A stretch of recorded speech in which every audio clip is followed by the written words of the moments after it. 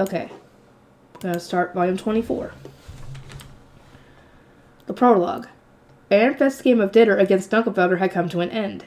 There had been some unexpected developments, such as an interruption by the Sovereign Knight's order, and the royal family's decision to question all the involved parties, but the match had ultimately ended with Ehrenfest's victory. Rosemine would not be married in Dunkelfelder.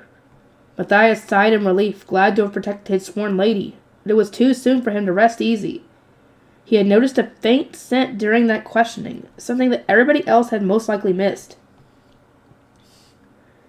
"Can I ask you all to come with me to a meeting room?" Matthias said. "I wish to discuss today's events." He had gone around the dining hall to gather together Lorenz, Lenore, and Judith, as well as Brunhilde, who had also participated in the dinner match.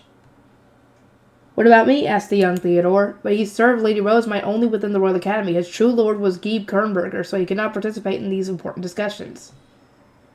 However, Matthias was hesitant to be so direct.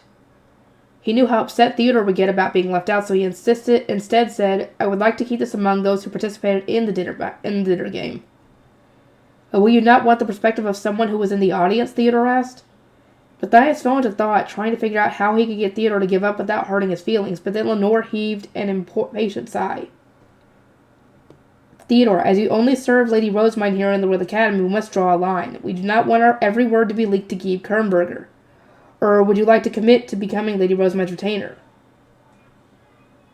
Theodore had a lot of potential as a knight, and while with Rosemine already having a shortage of guards, her retainers were eager for him to join them formally. But after a moment spent in thought, Theodore refused the offer. "My goal is to become a knight of Kernberger," he said. After dinner, Rosemine's 5 retainers who had participated in the game of Ditter gathered in her meeting room. Matthias confirmed that the door was shut tightly behind them before turning to Brunhilde. "How is Lady Rosemine?" Brunhilde was an apprentice attendant and could access Rosemine's room on the girls' floor. Matthias could still remember how ghastly pale Rosemine had looked while she was being carried away. He wanted some kind of update on her situation, like whether she was feeling better or whether she had at least awakened. "She is not doing very well," Brunhilde replied. "Her illness resulted partly from her drinking too many rejuvenation potions, so the means of recovery is not an option here. All we can do is wait for her to awaken. In truth, she developed a fever while we were eating. It seems she is struggling even to breathe." At the moment, Riarda was off eating her own dinner, while Lazleda and Grisha were placing a cold washcloth on Lady Rosemine's forehead and wiping away her sweat. Brunhilde grew increasingly pale as she continued, "If only I had not fainted during the match, I could have stopped Lady Rosemine from consuming too many potions." "How many did she consume?" "She only consumed, as far as I know, she only drank 2. Is one her limit or something? Or how many did she drink that they didn't mention?"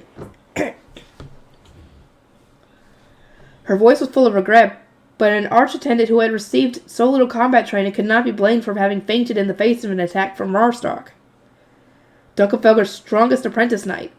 It was an understandable reaction. If anything, her priority had been to stay inside Lady Rosemine's shield, and she had not been... Or an understandable reaction, if anything. Her priority had been to stay inside Rosemine's shield, and she had not been trained to defend herself or avoid attacks. The apprentice attendants had only been expected to manage the rejuvenation potions and recognize the different types of offensive magic tools. "In that case," Judith said, "I'm to blame for failing as a guard knight. I allowed Lord Lestalot to get into the shield and was unable to protect Lady Rosemine. If I had not taken out my weapon, then I wouldn't have been knocked out of the shield. How would you have defended Rosemine without the weapon out, though?"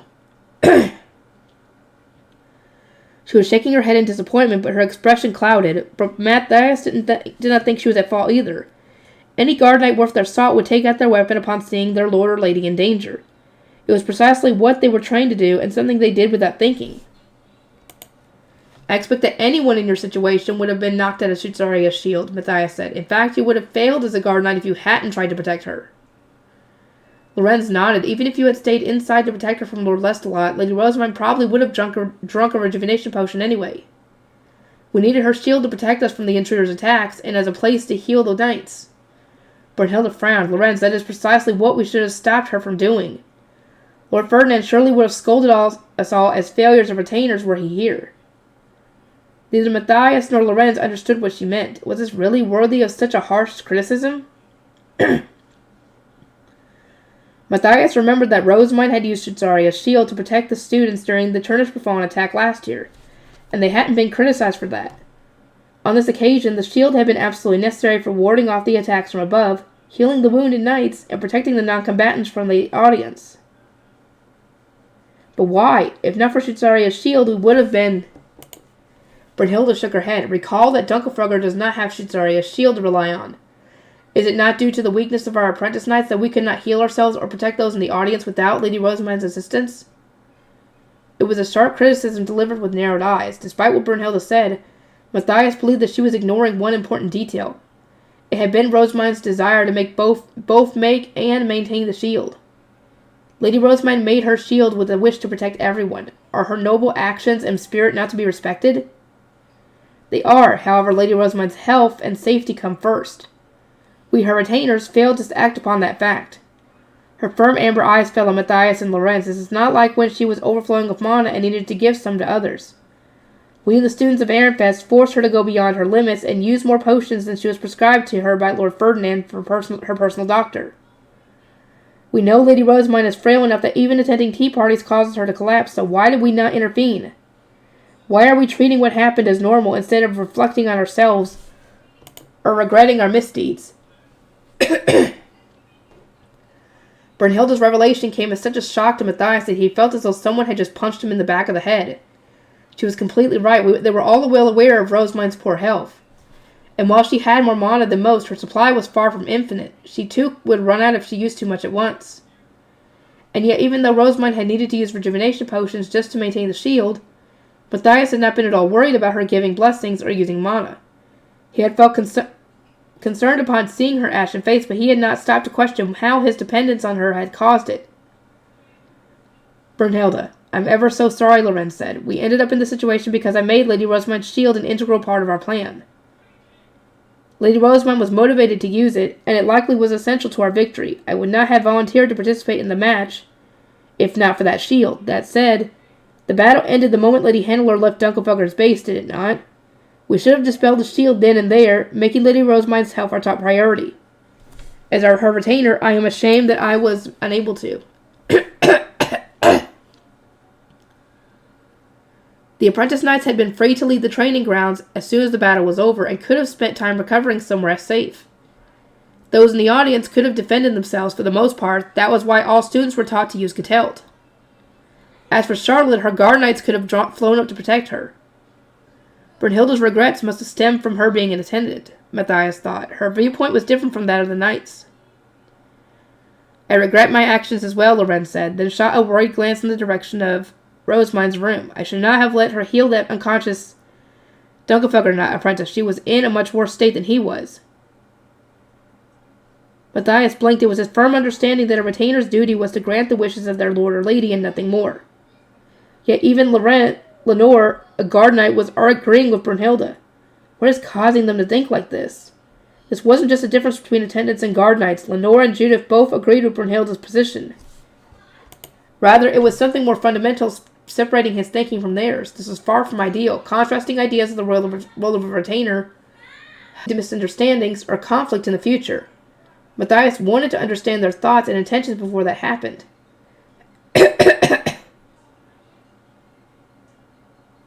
So you say, he interjected, his voice cracking out of anxiety. But Lady Rosamund wished to heal the knight, and he was certainly wounded enough to need it. Is it not the duty of a retainer to grant the wishes of the lord or lady? That is not always the case, Brunhilde replied flatly. Lenore looked contemplative for a moment, then muttered, I suppose the two of you should know this now that you are name-sworn. She looked at Matthias and Lorenz. What I am about to tell you was told to me by Cornelius, as it happened before we all entered Lady Rosamund's service. 4 years ago, Lady Rosamund's retainers worked only to grant her wishes with no other thoughts in mind. Rosamund had gone off from her high beast to save Charlotte, who had been kidnapped by Viscount Joisenstock. Her guard knights had separated from her to be as ordered, determined to grant her every wish, and during that brief moment, Rosamund herself had been kidnapped. Lenore continued, her guard knights put her wants above all else, and the consequence was their lady spending 2 years in a bereave. No matter how much gratitude they received from Charlotte, her retainers, or the archducal couple, the guard's charge remained in a coma. As time passed, her presence in the minds of the people grew increasingly thin, and she became more and more forgotten.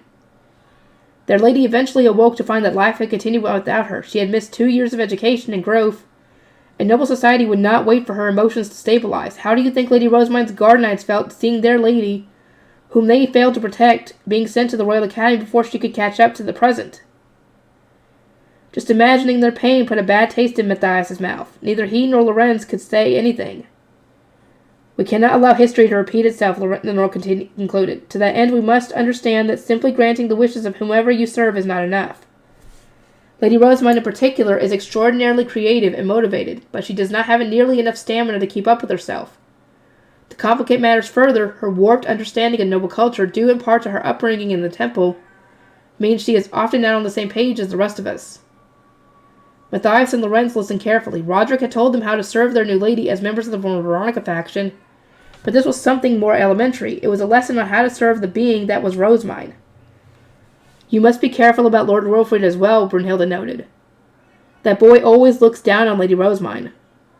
From there she launched into an anger-filled rant. It seemed that Wolfrid was guilty of quite a few infuriating offenses that only retainers would notice.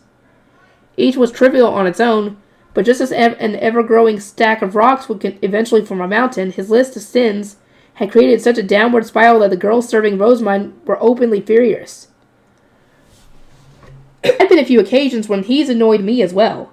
Brunhilde continued, my opinion of him improved slightly when he accepted this game of Ditter, but from the halfway point of the match, through the discussion with royalty, he only seemed to care about Lady Hannelore this, Lady Hannelore that.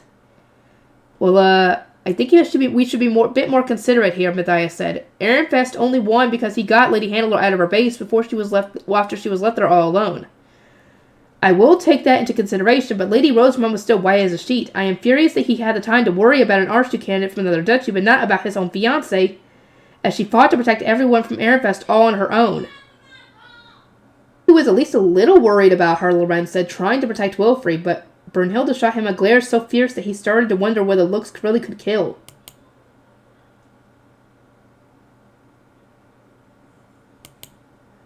Lenora gave Brunhilde a consoling pat on the back while looking between Lorenz and Matthias.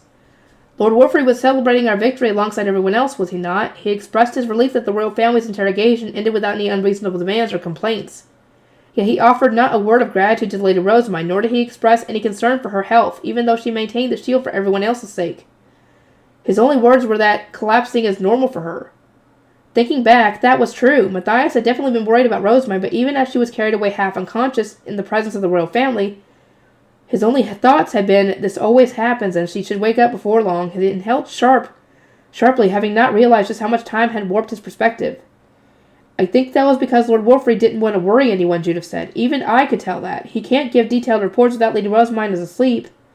And even so, Brunhilde said, interrupting her, a full year has passed since their engagement. Lady Rosamine is always working herself to death for Ehrenfest, but not once has he even deigned to prepare a get-well present for her. I am so frustrated with him. This is normal, he says. How can it be when this is her first time collapsing from using too many rejuvenation potions during a game of Ditter? He should know better, shouldn't he? Brunhilde was getting heated again, her eyes blazing with anger. It was clear how deeply she cared about her lady. Plus, if even Brunhilde, someone who usually disguised her true feelings so well, was this openly furious, one could only imagine how Hartman would react. I don't even want to think about it. Oh God, yeah. Yeah, if you explained all this to him, he probably would have gone full, pulled a Ferdinand on us and scared Wolfrid to death. Matthias quickly elected to push Hartman from his mind and instead proposed improvements for their relationship with Wolfrid. In that case, we could prompt Lord Wolfrid to visit her by suggesting as much to his attendants. A kind gesture should not need to be coerced. It is pointless unless it comes from the heart, Lenore sounded, sounding no less angry than Brunhilde. That said, while Brunhilde is rather mad about it, I am not too concerned about whether he visits her. Boys are not allowed on the third floor of the dormitory, and in a political marriage, it is best not to show your partner any weakness to begin with. At this sudden declaration, Matthias saw Lorenz twitch in fear. My issue, she continued, is that Lord Wolfrid seems to bemoan the interruption of our dinner game and view it as having somehow soiled our victory. Dunkelfelder put aside all excuses and sentimentality to acknowledge their defeat, yet that boy still sought a rematch in the presence of the royal family, saying he was unsatisfied with the resolution. It was absolutely unfathomable. Lenore's anger was so extreme that her usually indigo eyes had started to... she's starting to lose control of her mana! She's starting to do the crushing! In response to her rant, Matthias gave a small nod of agreement. Wilfrid always went on about not wanting to protest the decisions of others, and how those at the bottom of the rankings should obey those at the top. So why, Matthias wondered, had he decided to throw all that out the window at the worst possible moment? Lenore sighed. The boy is a blithering fool. That I already knew, but I thought he would at least have the intelligence to recognize our enemy's strength after we had just faced them in battle. Does he genuinely wish to protect Lady Rosemine? He should be using any means necessary to succeed and thanking the gods for every victory. To prioritize anything else is appalling, is it not? It was Lorenz who offered a response. I mean, as a guard knight, I have to agree that our half-baked victory was kind of, Lorenz, you fool! Don't talk back to them! No, stop! Oh, God. But alas, Matthias' internal screams did not reach his unfortunate friend. Lorenz was unable to even finish his thought before Lenore interrupted him with a calm smile. Lorenz, it appears you are not fit to be a guard knight. I shall consult Lord Bonifacius and have him increase the intensity of your training together. What? Lorenz blinked, not understanding her intentions. Lenore looked to Judith and said, Judith, state the way of the guard knight. Prioritize the safety of your lord or lady above all else, no matter what, came her sharp, crisp declaration. Use any means necessary to protect them. And she was far from being insincere. After she had spread her cape to protect Lady Rosemine from Rorstark, it was clear she had believed and practiced those words without compromise. Lorenz, chant those words to yourself, day in and day out, Lenore said. Chant them until every fiber of your being knows that protecting Lady Rosemine is far from more important than the nature of one's victory. You may have given your name, but if you cannot protect your lady without being ordered to, then you will be of no use as a guard knight. She was wearing a smile, but her words were gravely serious and scathing enough to burn one's ears. Lorenz was already shrinking back from Lenore's fury. I apologize. I did not understand what it means to be a guard knight, he said. However, Lord Wilfrid is not Lady Rosemine's guard knight, so he may not be her guard knight, but he is her fiancé, and their engagement is entirely for his sake. He cannot become the next Ob without Lady Rosemine by his side, and it is hard to say how much authority he will wield as an Archduke candidate of the disgraced former Veronica faction now that the purge has been carried out. Do you understand that, I wonder? I wonder myself, Brunhilde agreed. It is precisely because their marriage is political that Lord Wilfrid must be especially careful about how he acts. It would have been so easy for him to gain some favor with Lady Rosemine by gifting her a single book on her sickbed or even writing her a letter. Through his engagement to Rosemine, Wilfrid now had the grounds to make the nobles of the Liesgang faction his allies, thereby allowing him to become the next Ob. Those were the rumors, at least. Matthias couldn't remember hearing anything of the sort from within the former Veronica faction. He instinctively spoke with having noticed that their factions had contrasting interpretations of events. Is that how it looks to the Liesgangs? In our faction, it was said that Lord Wilfrid is becoming the next Ob to maintain balance now that the Lady Veronica faction has been weakened more than intended. He was merely hoping to show that there were misunderstandings to be corrected, but his efforts earned him disappointed sighs from Lenore and Brunhilde. My, how embarrassingly naive. If the nobles of the former Veronica faction truly believe that, then Lord Wilfrid will never improve his attitude. His attitude, Matthias echoed. Even during the royal family's inquiry, Lord Wilfrid obeyed the advice given to him by Oswald and stifled our opinions, forcing Ehrenfest to comply meekly with everyone else's desires, Lenore said. And this was far from the first time, wasn't it? Brunhilde nodded in agreement. He only listens to his retainers. Not once has he ever considered or even asked for our opinion. Is it really so unreasonable that we wanted him to speak with us, or with Lady Rosamund before he responds to people? Matthias swallowed hard. During the inquiry, Lenore had suggested that Ehrenfest take advantage of Dunkelfelger's request and participate in the questioning of the intruders. Matthias had been in full agreement, but Wilfrid had chosen to obey Oswald and say as little as possible to those ranked above him. I also remember being taken aback by what Lord Wilfrid said, though it was far from for another reason than those two. But those thoughts had been pushed from his mind until now. After all, what he had noticed after the incident the girls were referring to had been far more important. He was racking his brain trying to remember what it was when Judith got between him and Lenore. Brunhilde, Lenore, please calm down, she said. You're making Matthias and Lorenz really uncomfortable. They may have given their names, but they're still from the former Veronica faction. It must be hard for them to endure people criticizing Lord Wilfrid so openly, right? She was looking at the two boys expectantly, but Lorenz merely grimaced. Judith, don't make things worse for us. Matthias gave a half smile. He consoled Judith, who hadn't quite managed to read the room, and then said, My silence wasn't out of discomfort. I was just remembered something else about the inquiry that stood out to me. Oh, something else? Brunhilde asked, blinking in surprise. Back when Lord Lustelot stated his intention to petition the king, Lord Wilfrid argued that the matter was not worth such serious action. Members of the Sovereign Knights Order had mobilized without an order from the king. As a guard knight, Matthias thought it was important to find out what had inspired their rash insubordination. Yet Wilfrid had outright rejected the idea. He was going to be Ehrenfest's next Archduke. Was he not worried that a similar incident might arise from within his own knight's order? It had felt like he was literally incapable of picturing such a serious danger. Also, did anyone else smell something sweet in the air, Matthias asked? At last he had broached the primary reason for gathering everyone in the first place. At once everybody fell into thought, drawn in by his serious expression. Lorenz was the first to look up. You're not talking about the Rinsham the girls use, right, Matthias? Whose smell caught your interest? Lorenz, come on, I wouldn't bring up such a topic at a time like this. Matthias couldn't tell whether Lorenz was joking or being serious, so he just silenced him and turned to the others. He made eye contact with Brunhilde next, but she shook her head. I did not notice anything in particular. Even if something had caught my attention at the time, I would not have remembered it unless they were especially strong. All of a sudden, Lorenz's head shot up. Matthias, don't tell me. Eleanor's head shot up. Matthias caught her gaze and nodded. It is highly likely that Trug was used on the Knight's Order. Come again? As I went to say farewell to Prince Anastasius, I noticed a sweet, familiar scent in the air. I traced it as best I could and found that it was coming from the knights tied up on the ground. At the time, I struggled to place it, but after returning to the dormitory and seeing the fireplace, Lady Georgine's smile suddenly arose in my mind. From there, Matthias had immediately connected the dots, but it seemed that nobody else had noticed. The thought sent a chill down his spine. Brunhilde and Judith were both wearing stiff expressions as well. Through the purge, it came to our attention that Trug is a dangerous plant, Lenore said. However, none of us are familiar with the scent or the like. You were the only one who could have noticed, Matthias. Judith nodded. The incense could have been burning right in front of me, and I still wouldn't have known that it was Trug. It really is dangerous. The fireplace being lit during that summer party was a cause for alarm, but during this season, burning Trug would be simple, wouldn't it? Lenore asked. Matthias nodded. At this time of year, a person could easily burn Trug without anyone suspecting a thing. I know very little about it myself, Lenore said. I can only hope the Sovereign Knight nobles investigating these 3 knights will notice.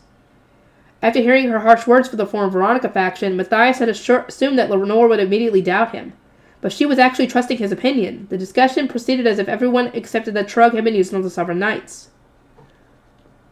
I should note that I'm not entirely sure of my assertion, Matthias clarified. I might be mistaken. Really, he hoped that he was. The very thought of Trug having been used on the Sovereign Knights Order was nightmarish. However, Lenore was far more pragmatic. In the past, Lady Georgine used Trug as part of a scheme to harm Lady Rosemine. This time, it was used to interrupt a game of dinner during which Lady Rosemine's engagement was on the line. It would not be unreasonable to assume that there is something connecting two mutual opponents of Our Lady.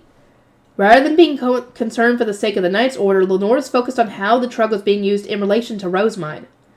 Matthias realized then that her perspective was completely different from his own. Maybe such an extreme sensitivity to danger was needed to be a guard knight? You were right not to mention the Trug then and there, Matthias. Dunkelfelger or the royal family might have begun to suspect that Ehrenfest was responsible. We cannot take action without Our Lady, so for now let us wait for her to awaken and recover. Matthias nodded. Lenore, Lady Rosemine's head guard knight in the Royal Academy, was fully focused on granting Her Lady's wishes, but her approach was entirely her own. Awakening and reports. Upon opening my eyes, the first person I saw was Riarda looking at me with an incredibly relieved expression. "Milady, how are you feeling?" she asked. "Sit up. If you want something to eat, I shall have food prepared at once." I drank some of the water she offered me, then lay back down. My head was still fuzzy from my fever, and I didn't have an appetite. "I truly am relieved," she continued. "It was trying on my heart knowing that I could only wait for you to awaken. This time we were unable to even aid you with rejuvenation potions. My fever had apparently skyrocketed while I was unconscious, sending my helpless attendants into a nervous panic. But even then, there was traces around my bed that they had done whatever they could to cool me down." "Riarda, I apologize for worrying you," I said. "Next time, no matter what happens, please do not drink more potions than you have been prescribed." I tried to nod in response, but I wasn't sure whether I actually managed to. A pleasant feeling like cold water spread through my body, and my eyes slowly drooped shut again. The next time I awoke, someone was holding my hand. I supposed that it was probably Riarda. My whole body was still too heavy for me to move right away, so I set up for turning my head. As I did, I realized that it wasn't Riarda holding my head, but Brunhilde. She was kneeling by my bedside, looking down at me with pain and regret clear on her face. It was rare to see her express her emotions so openly, since she was a very proper noble. I blinked as best I could and said, "I'm fine," hoping to see the same look of relief that Rayarda had given me. But her expression remained unchanged. Instead, she screwed her eyes tightly shut and began to apologize. "Lady Rosamund, I am truly sorry. This is my fault. Had I not fainted during our dinner game, this would not have happened. I am a failure of an attendant for not having stopped you from drinking in excess of rejuvenation potions. I certainly hadn't expected Brunhilde to feel this responsible for my rejuvenation potion antics. At the time, my only focus had been winning the game at all costs. It took all of my energy, but I managed to turn my head to meet Brunhilde's gaze. "No, this is not your fault," I said to her. "I was the one who determined that the potions were necessary." "Perhaps, but it was my duty to prioritize your health above all else and stop you. I lost consciousness at a crucial moment and failed to carry out my duty as an attendant. By that logic, it was my fault for having asked Brunhilde to participate in our dinner game in the first place. She had a considerable amount of mana, but she had never been trained for combat. I will say it as many times as it takes. This is not your fault, Brunhilde. I drank them simply because I did not wish to lose. Because if she lost, she would have been forced to marry into Dunkelfogger. So yeah, couldn't afford to lose." Brunhilde tried to protest, still unconvinced, but Lazeletta pulled the bed curtain aside before she could. "Brunhilde, do leave it at that," she said, as she came to join us. "I understand your feelings of regret, but you're going to tire Lady Rosamund out when she has only now awoken, whatever." That was enough to snap Brunhilde back to reality. She let go of my hand and stood, shutting off her emotions once again. There was likely still a storm of regret raging in her heart, but she didn't allow it to show. After helping me drink some water, she used washing to clean the sweat off my body. "Brunhilde, you are an excellent attendant," I said. "I do not consider you a failure at all. Rather, I am more concerned about my own failures that put a black mark on your work record." "A black mark? Not at all. This is simply a personal regret of mine. That said, please do avoid drinking too many potions going forward." I promised at once. The last thing I wanted was for my retainers to look so haggard with worry as Brunhilde did now, but that thought crossed my mind, my consciousness faded again. Even after my mind cleared, I was made to stay in bed until my fever disappeared completely. That much was the standard routine, but I could tell that I really had worried everyone. They were a lot more active than usual. I accepted their warnings and care without being selfish about wanting to read books. One day, Lazeletta brought me a stuffed shoemeal. It had navy fur, golden eyes, and a face stone on its stomach. "What do you think, Lady Rosamund?" she asked. She ended up quite adorable in my honest opinion. "She's wonderful, Lazeletta. It was a stuffed toy and sound recording magic tool that Raymond had designed, which I intended to fill with messages for Ferdinand. Personally, I wanted the toy to be a red panda like Leslie, but I ended up caving to Lazeletta's overwhelming love of shoemeals. I'd entrusted her with making it since I didn't have any time to spare, but I'd never expected her to finish it so quickly. I hugged the stuffed shoemeal while laying on my side. It was the perfect size and just soft enough for hugging. The face was cute as well, and I could feel all the love that Lazeletta had poured into it. This must be the sound recording face stone, I said, touching the face stone on the navy plush's stomach. I registered my mana with it, then immediately got to work recording some messages. "Ferdinand, are you resting properly? Do be reasonable with your workload. No matter how busy you are, you won't have the strength to work if you don't eat. And don't just rely on potions, you need food as well." Once I was done, I checked to see whether the shoemeal repeated my messages properly. It did. Amazing! This will definitely ensure that Ferdinand maintained a healthy lifestyle, even in Ahrensbach. Oh, who am I kidding? He'll never use this. You're probably right about that one. He probably won't. He'll probably just get annoyed at it and toss it in the corner. No, actually, I think he would keep it. He just probably wouldn't use it. He'd probably just, set it on his desk or something. Back in the temple, whenever his attendants or I spoke to him, he had almost always said, "Cease interrupting me." Ferdinand would just throw this in a box, never to be seen again, I mused aloud, staring down at the shoemeal. Maybe I should gift it to Justice instead so he can bring it out when necessary. Actually, give it to Eckert. He would do that. They both would, actually, so never mind. As I continued to ponder, Feline came in with several letters. "Lady Rose, my letters from Ehrenfest and Lady Letizia of Ahrensbach have arrived. It would be best to read them before the Interduchy tournament." Lazeletta and Brunhilde stepped back, allowing her to approach my bedside. Feline smiled as she handed me the letters. As an apprentice scholar, it was her duty to have checked the contents before giving them to me. This letter appears to be the one of the task that Lord Ferdinand set for Lady Letizia.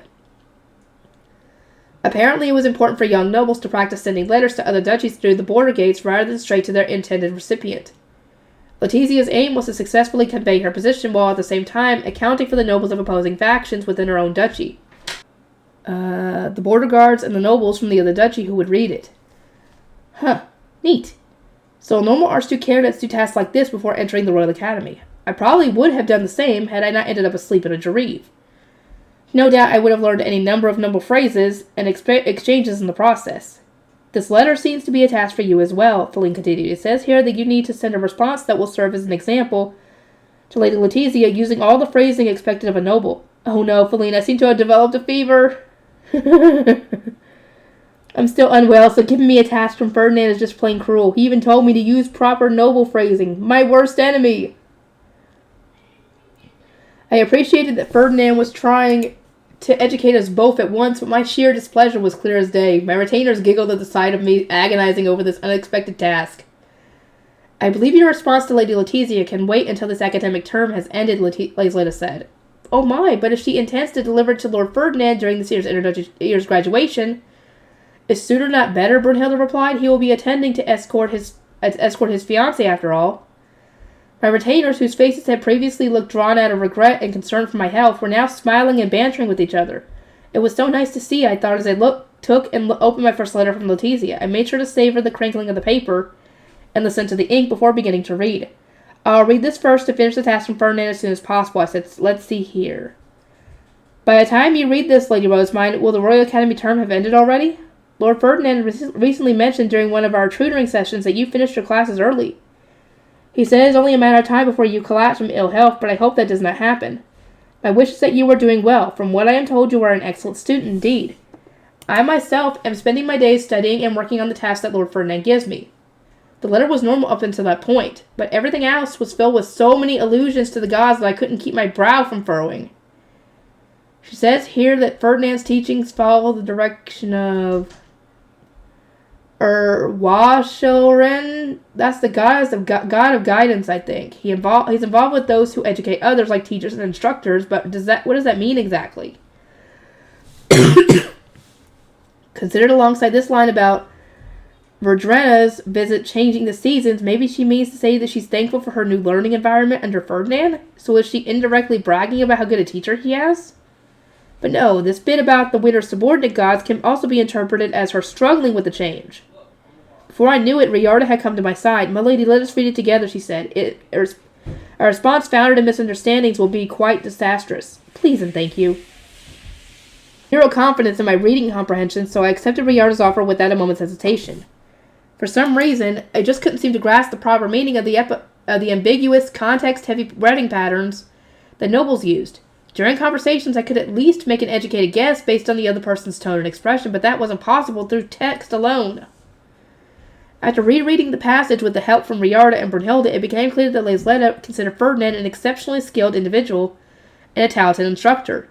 She thought it was very impressive for having been able to keep up with his teachings, but she was troubled that he expected her to meet the same standards. The one thing consoling her amid the intense education was my sweets. She included her thanks for them. Oh no, this is a letter about how Ferdinand is way too demanding. Letizia was practically begging to know how I'd survived Ferdinand piling me with one back-breaking task after another and giving me his nerve-wracking, harsh glare. I had nothing but sympathy for her. I know how you feel. Oh, how I know Ferdinand always gives work by the truckload, and every task is hard. I can put my all into the ones that involved reading, but everything else was such a pain. I just wanted to toss them all aside. Helping out Letizia felt like the right thing to do, after all. I had promised to get Ferdinand a talking to if he started being too strict. Brunhilde summoned Laisletta, I said. Upon her arrival, I asked her to make another stuffed shoe mill. According to this letter, I continued, Lady Letizia is struggling to endure the intensity of Ferdinand's training. We need to give her a few words to stop him. I started thinking about what message to record on the shoe mill. Do not be too harsh when speaking would do, or perhaps I would like some praise when I do well. Maybe, I hope you will praise me for working hard today. Surely any of those would make Ferdinand realize he was being too demanding. Before I replied to Lady Letizia, can I go into my hidden room and read my letter from Ferdinand, I asked. My retainers had softened up and seemed more lively again, so as I tried to climb out of bed. Instantly, Riarda put on a forceful smile. My lady, you should wait until your fever has gone completely. Laisletta nodded. We would have you prioritize your health for now, Lady Rosemine. Your male retainers cannot visit you here and have been worried this entire time. In the end, it wasn't until 3 days after our game of bride-taking dinner that I wasn't able to get out of bed. Are you truly well, I was asked? You can rest more if you would like. My fever has gone down, and I am eager to eat normal food. Furthermore, while you all seem intent on hiding it, there are important reports for me to listen to regarding the dinner game and the royal family, are there not? I went to the dining hall and ate with everyone to show that I was healthy again, then went with my retainers to a meeting room to receive their reports. Wilfrid, Charlotte, and their retainers followed. Ehrenfest proclaimed the match to be null and void due to the sudden interruption, but Dunkelfelger refused, arguing that the judge did not issue a ceasefire. Wilfrid explained. They say the match ended the moment Lady Handler left their base for the safety of your shield. I hate that, though. It makes it seem like I tricked her. His arms were crossed in an obvious show of displeasure, but I didn't share his feelings at all. If those from Dunkelfelger believe they lost, then all the better. Ehrenfest will not be able to endure a rematch. However, I do agree that our victory was not entirely sound. I suggest we drop all this about Lady Handler marrying into Ehrenfest and get them to agree to stop fighting our engagement in return. Wilfrid appeared to brighten in an instant. Right, that would be fitting. Lord Lustelot said all that stuff about dinner being divine and that they would honor our agreement no matter what. But the Ops can negotiate the terms during the inter-duchy tournament. Negotiating with a dinner-obsessed duchy like Dunkelfelger sounded annoying if nothing else. But since we had won our game against them, everything would probably turn out alright. Also, Wilfrid continued, Prince Anastasius gave us a few choice words about not letting this kind of thing happen again. He said that the next time it does, the royal family will take you for themselves. Basically, he feels I'm not capable of protecting you. Excuse me? Wilfrid was slumping his shoulders, looking dejected, but I didn't have a clue why the royal family were involving themselves in the first place. I looked around for an explanation and eventually locked eyes with Charlotte. Sister, we received a report from the sovereignty while you were asleep. As it turns out, Prince Hildebrand mentioned our dinner game to the Sovereign Knights Order. Hildebrand had apparently revealed that Dunkelfelger was trying to steal the Saint of Ehrenfest, even though my engagement had already been approved by the king. Anastasius had admonished him for this, and maintaining that the royal family was in no position to interfere. My engagement had received the king's permission, but it wasn't the result of a royal decree. In other words, it was a matter to be decided between Obs. So did Prince Hildebrand order them to interfere, I asked? Perhaps my conversation with Hannelore in the Underground Archive had been the catalyst for all this madness. No, Charlotte replied. The Sovereign Knights Order admonished him when he spoke to them and made no attempt to involve themselves. His retainers and several of the Royal Academy professors confirmed this. Furthermore, Prince Hildebrand had never even met the knights who intruded on our game. He was too presumably to blame for them having learned about it, though, so he received a scolding from Prince Anastasius nonetheless. That only confirmed my suspicions. In other words, Lady Hannelore and I are partially to blame as well for discussing the game near him. It was scary how even the smallest exchange or attempt to carry out justice would cause such a huge incident. I sighed. The more time passes, the less I want anything to do with the royal family. Why would they try to take me in? I'm just a troublemaker causing the problems. It didn't make sense, especially when Anastasius lectured me so much whenever I went to his villa. The king was there for the Royal Academy's dedication ritual, remember, Charlotte said? If they think Ehrenfest is prepared to send you to another duchy, then they would rather take you for themselves. But it wasn't easy for the royal family to intervene, no matter how much they wanted me to join them. Direct interference, like sending the Sovereign Knights Order to keep Dunkelfelger from winning my hand in marriage, was out of the question and would only make them appear untrustworthy. On top of that, they had already sent Ferdinand to Arensbach by royal decree. Reducing the size of Ehrenfest's archducal family any further would risk impacting our foundation. With these factors in mind, the royal family was holding back on claiming me, at least for now. They made it very clear that they won't get any more chances, Wilfrid said, still dour. If we cause another fuss like this in the Royal Academy, they will take you. He wasn't the only one feeling depressed about having failed to protect me. My retainers were the same. I had already woken to them expressing their regret at how things had turned out, and bemoaning all the things they could have done better. Let us simply be glad they have spared us this time and resolve not to cause a fuss again, I said. Most importantly, what happened to the knights and students who interrupted our game? Wilfrid straightened his back and put on a serious face. As they believed they were carrying out the will of the Zent, the students are going unquestioned. Professor Roffin really broke his back for them. The Sovereign Knights who riled them up and joined the attack will receive a harsh punishment from the king himself, since they falsely used his name. He thought of them as loyal vassals before, so his wrath and disappointment are extreme, apparently. It seems odd to me that such loyal knights would suddenly start acting of their own accord, I said, and it was then that Matthias raised a hand as seeking my permission to speak. I granted it. Matthias prefaced that he didn't have any concrete evidence to prove what he was about to reveal, and then said it is possible that Trug was used on them. Wait, do you mean that stuff? As I recall, the trug was a plant that could be used to disturb memories and create hallucinations. It was the same thing the Georgine faction had used during their meetings. I noticed a sweet scent coming from the restrained knights when I approached Prince Anastasius to say my farewells. At the time, I couldn't quite pinpoint why the smell seemed familiar, but it came back to me when I turned to the dormitory and saw the fireplace. There is a chance I am mistaken, though, as I did not smell it carefully. But you must be fairly confident to have decided to tell me, I said. Matthias was always conservative. He wouldn't have spoken unless he had given the situation a lot of thought and come to a conclusion that he believed in. We would have a better idea if we could observe their memories. Indeed, if their memories were distorted, then it was likely that the 3 knights had been manipulated by someone else. Would the royal family be able to work out during their questioning, or was this something we should tell them? Is trug common in the Royal Academy and the Sovereignty, I asked. Not at all, replied one of Charlotte's apprentice scholars, all of whom were taking on an apothecary class. If it were, then everyone would recognize it as a dangerous substance. I expect it is a specialty plant unique to one duchy. That made sense. The royal family and sovereign knights wouldn't necessarily know about every single specialty plant from every single duchy. We should ask Ob Ehrenfest for his permission before we inform the royal family that trug might have been used, I said. A feeling of unease stirred in my chest. Was it really a coincidence that we were encountering trug again, and so soon after the previous incident? Maybe one of Georgine's connections was in a position that allowed them to manipulate the knights of the Sovereign Knights Order? If so, then perhaps Georgine will find it much easier to return to Ehrenfest than any of us expected. I reached up and touched the rainbow face stones dangling from my hair stick, and my heart started to beat faster. Alright, part 2. Preparing for the Interduchy tournament. The very thought of Georgine being connected to someone in the sovereignty filled me with unease. But Lenore gave me a smile. Lady Rosamond, I can understand your nervousness, she said, but this is a matter for the Ob to deal with. Your focus should be the upcoming Interduchy tournament, should it not? It crept much closer while you were bedridden.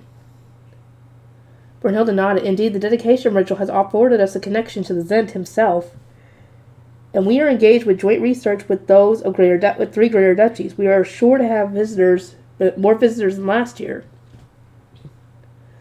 which means our preparations are going to be even more arduous. They're right, Wilfred added. Let's leave the trug incident to Father and focus on getting ready for the Interduchy tournament. How's the research with Arensbach going? They were all making an excellent point. I needed to focus on what was right in front of me. To that end, I did my best to change my mindset. Our joint research with Arensbach will resume once I read the letter that arrived, and Riarda permits me to leave the dormitory, I said. For the most part, Arensbach is going to be presenting our findings, so there won't actually be much for me to do. Included alongside my letter from Letizia was one from Ferdinand regarding our joint research. I wanted to go to my hidden room and read the parts written in visible ink as soon as possible, but I still couldn't risk getting too excited as I was being made to wait until my health was back to normal. Speaking of which, how is our joint research with Joanko going, I asked. Wilfred provided an answer. We're settled on what we're going to present. First is how to improve the quality and attributes of Ehrenfest's Fey paper, and second is how we've been using it. Also, Charlotte interjected, when it comes to using Fey paper as magic tools and the like, we have decided that each duchy will present its own discoveries. This agreement with Joanko sounded very similar to our agreement with Dunkelfelder. An understandable outcome, since Wilfried had participated in our meeting with the latter before leading talks with the former. Presenting our own findings was advisable because it had prevented the high-ranking duchies from taking all the credit for themselves. It's good that we managed to avoid Joanko publishing everything themselves, I said. So, what ideas did we actually come up with? I don't remember receiving any reports. My first instinct was to look to Marianne, to whom I had suggested, and self-playing instruments, but she quickly averted her gaze. Joanko started working on instruments that played themselves, she confessed. We tried researching them ourselves, but we could not make anywhere near as much progress. In other words, Joanko had ended up stealing the idea. Marianne and Ignaz both slumped their shoulders as they revealed that all of our research was inferior to that of our collaborator. Well, I mean, it's Joanko. What do you expect? Ignaz continued, you granted us such a valuable opportunity to collaborate with the Greater Duchy, Lady Rosamond, yet our results were subpar. We apologize. Sister, please do not rebuke them too much, Charlotte said, coming to their defense. This is their first time doing research with the Greater Duchy, and they did their best. It is simply the case that Jawanko did better. Rebuke them, I shook my head. The thought did not even cross my mind. My only aim had been to increase the quality of our Fey paper and the value of paper made in Ehrenfest. As long as we had something to present, I didn't see an issue. Still, I said, it would be a shame if we had no notable discoveries to draw attention to ourselves. Let us focus on making books that automatically return to their shelves, improve the quality of non-Zeb paper as much as you can. All we need to do is create moving books. We already have the magic circles needed to complete the process from there. Combining non-Zeb paper with the magic books that Raymond had developed would surely be enough to produce movable versions of the light-thin books made in Ehrenfest, if not also the thicker ones used in other duchies. Creating a demonstration of the books returning to their shelves would surely turn a lot of heads during the interduchy tournament. Moving on, I continued, if we assume that Jawanko is intent on making its self-playing instruments out of the best paper available, then perhaps we can make ours more accessible. Our magic tools should require so little mana that even commoners will be able to use them. Even commoners could get their hands on low-quality face stones thanks to the face stone stores in the lower city, and if we could produce something similar to a music box, then it would even be possible to have music playing in places like the Italian restaurant, which was generally too high class for wandering minstrels who came and went like the wind. Perhaps we could have visiting customers buy face stones and select their own songs like a jukebox. That way, the Italian restaurant would be able to provide music without needing to open its pockets. We could technically make music boxes without relying on magic, but, well, I think Johann would die if I ordered one now. Johann was currently spending more than half of each year in other provinces teaching craftspeople how to make printing presses and metal letter types. Maybe I would ask him to make a music box when his workload started to relax, but spreading the printing industry was still a lot more important than my eyes. We could combine sheet music with face stones that even commoners are able to use, I mused. In an ideal world, one low-quality face stone would play one or two songs. I was casually listing off one idea after another like I did with speaking with Raymond or Zach, but Wolfrey quickly raised a hand to stop me. Rosemine, this is too much for them, he said. You're being too abrupt. On closer inspection, Marianne and Ignaz were looking a little queasy. Well, I was an entire year below them. All these ideas had come to me with relative ease. So 2 fourth-year apprentice art scholars were sure to breeze through their new assignment. At least that was my assumption. I instinctively turned to my own apprentice scholars. This is straightforward enough, right? You can minimize the mana cost by using a simple magic circle alongside some supplementary circles. And we already know that sound will play if you run a face stone across sheet music. Roderick and Feline had been making notes on their diptychs, but they both fell into thought when they met my gaze. As you said, Raymond has already designed the magic circles, right? Roderick asked. In that case, although the task ahead may seem complicated due to the involvement of commoners, it would actually be rather easy to realize. Perhaps we could write the sheet music with better quality ink to make the face stones efficient, Feline added. Both she and Roderick had to observe Raymond and me in Herschel's laboratory, so they were positively brimming with suggestions. Marianne and Ignaz exchanged anxious looks when they saw how easily my apprentice scholars were coming up with the solutions. But they ultimately faced me and said, we can do this. If they were successful and our joint research with Jawanko wouldn't appear entirely one-sided, I was looking forward to seeing their results. Sister, how was our joint research with Dunkelfelger progressing? Charlotte asked. It seems that your scholars made progress while you were asleep. Feline and Mariella stepped forward, whereupon Feline announced, we have finished organizing the results of Dunkelfelger's part of the research. All that remains is Ehrenfest ritual. We intend to include the thoughts and impressions of those who attended the ceremony, thoughts and impressions that you so graciously gathered for us.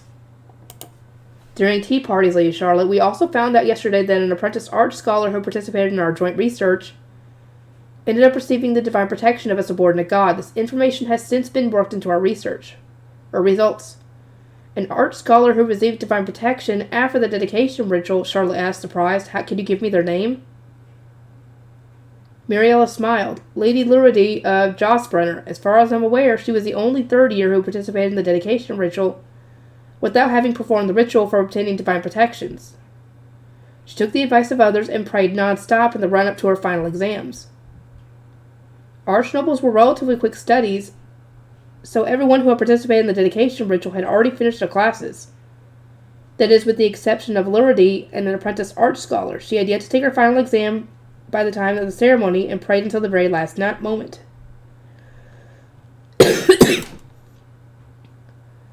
Lady Lurvady seems to have taken inspiration from the Drwonkel students as she made a charm and prayed to it sincerely. Her focus was Blondfa, the goddess of sprouts. That is quite a rare goddess to pray to, I said. Lady Lurvady is a scholar, so I would have assumed she would pray to Mestanora, the goddess of wisdom, as those from Drwonkel do. Blondfa, the goddess of sprouts, appeared extremely often in Elvira's love stories, but she seemed to admire the dedicated charm to. Muriela smiled again, this time appearing especially amused. She prayed from the bottom of her heart to encounter more wondrous love stories. She prayed for more stories, not for her own romance to blossom. I suddenly felt some kinship with this Lurvady. Like me, she must have been a failure at life who valued books more than reality. Perhaps she prayed faithfully or obsessively for her own desires, I pondered, or maybe because she's an archnoble she was able to pour a lot of mana into her charm. She might even have an affinity for water. In any case, Lady Lurvady obtained the divine protection of Blondfa, the goddess of sprouts, in no time at all. I consider these results wonderful. Lurvady was proof that even archnobles of other duchies could obtain divine protections by offering their mana and praying diligently. We would need to find out more from her and add the details to our findings. Muriela nodded. Those who knew Lurvady apparently wished she would have obtained divine protection from other gods, but the individual herself seems very satisfied with the outcome. She even joyously stated that she wished to thank you in person, Lady Rosamine. I was getting the impression that Lurvady was probably a bit weird in the head, but all bookworms were good people by default. She was bound to be lovely and sweet. We had only spoken briefly during our tea party together, so I didn't remember her face, but I did remember the book she had allowed me to borrow. It was a love story written in ancient language that featured even more gods than Elvira's own tales of romance. It had been extremely difficult to comprehend since the actual events had been indistinguishable from the metaphors. Lurvady must love romance stories to the very core. She would get along well with Muriela. No sooner had that thought crossed my mind than I quickly corrected myself. They were presumably close friends already. That was why Muriela had been the only one privy to hear her new divine protection. Lady Rosamine, may we lend Lady Lurvady the new volume of Royal Academy love stories to thank her for aiding our research, Muriela asked, her voice quavering a little. Now that I thought about it, Lurvady hadn't received the latest installment of Royal Academy love stories during our most recent tea party together. We had needed to prioritize Archduke candidates of top-ranking duchies while she was only an art scholar of a middle-ranking duchy. She was presumably dying to get her hands on her copy. I understood the allure of a new volume all too well, and how exciting it was to read one with your friends and share your thoughts with them. That kind of thing had been so common back on Earth, so it was weird to think that it was rare here. I could already imagine Muriela and Lurvady pressed shoulder to shoulder as they read the new cut release together, sharing the occasional giggle. A warm, fuzzy feeling soon spread through my chest as the one person who had brought those books into the world to begin with, nothing made me happier. We are going to be asking Lurvady to help us while her duchy is busy preparing for the inter-duchy tournament, I said. Of course, you may lend her the new volume. I am sure she will find Blondfa's divine protection while she reads it. Once our discussion about our joint research projects reached its natural conclusion, we decided to have Wilfred write a letter of questions regarding Trug. I then returned to my room. Feline, please bring me my letter from Ferdinand. I can't believe he's making me do annoying homework like writing a response in noble parlance when I'm already busy preparing for the inter-duchy tournament. I put down my cheeks a little, but it wasn't every day that I received a letter from Ferdinand, so I was still excited to read it. Feline had read me the part written in normal ink while I was unwell and unable to go to my hidden room, so I already knew what that half said. He had instructed us on how to use graphs for our research projects, repeated the instructions he had given Raymond, and detailed his plans for the inter-duchy tournament until the graduation ceremony. His intention was to spend the night of the tournament in Ehrenfest's tea party room. Riardo, we have permission from the Ob to use our tea party room, right? I asked while Feline was off retrieving the letter. Ferdinand was going to be staying with Justice Eckert and one of his Ehrensbach retainers. The letter was inspected at Ehrenfest, and the Ob gave its permission then, she replied. Lord Sylvester would have rather given them a room in the dormitory, but that will not do when Lord Ferdinand is bringing an Ehrensbach retainer. We are busy preparing benches for them instead. Ferdinand was caught in an awkward position. He lived in Ahrensbach, but as he was not yet married, he was still technically an Ehrenfest citizen. Thus, Detlinde had instructed him to stay in the Ehrenfest dormitory. Though that wasn't the real reason. The truth is, Detlinde heard about Mother's Royal Academy love stories and was enraptured by the thought of her escort arriving at her dormitory on the morning of the graduation ceremony to sweep her away.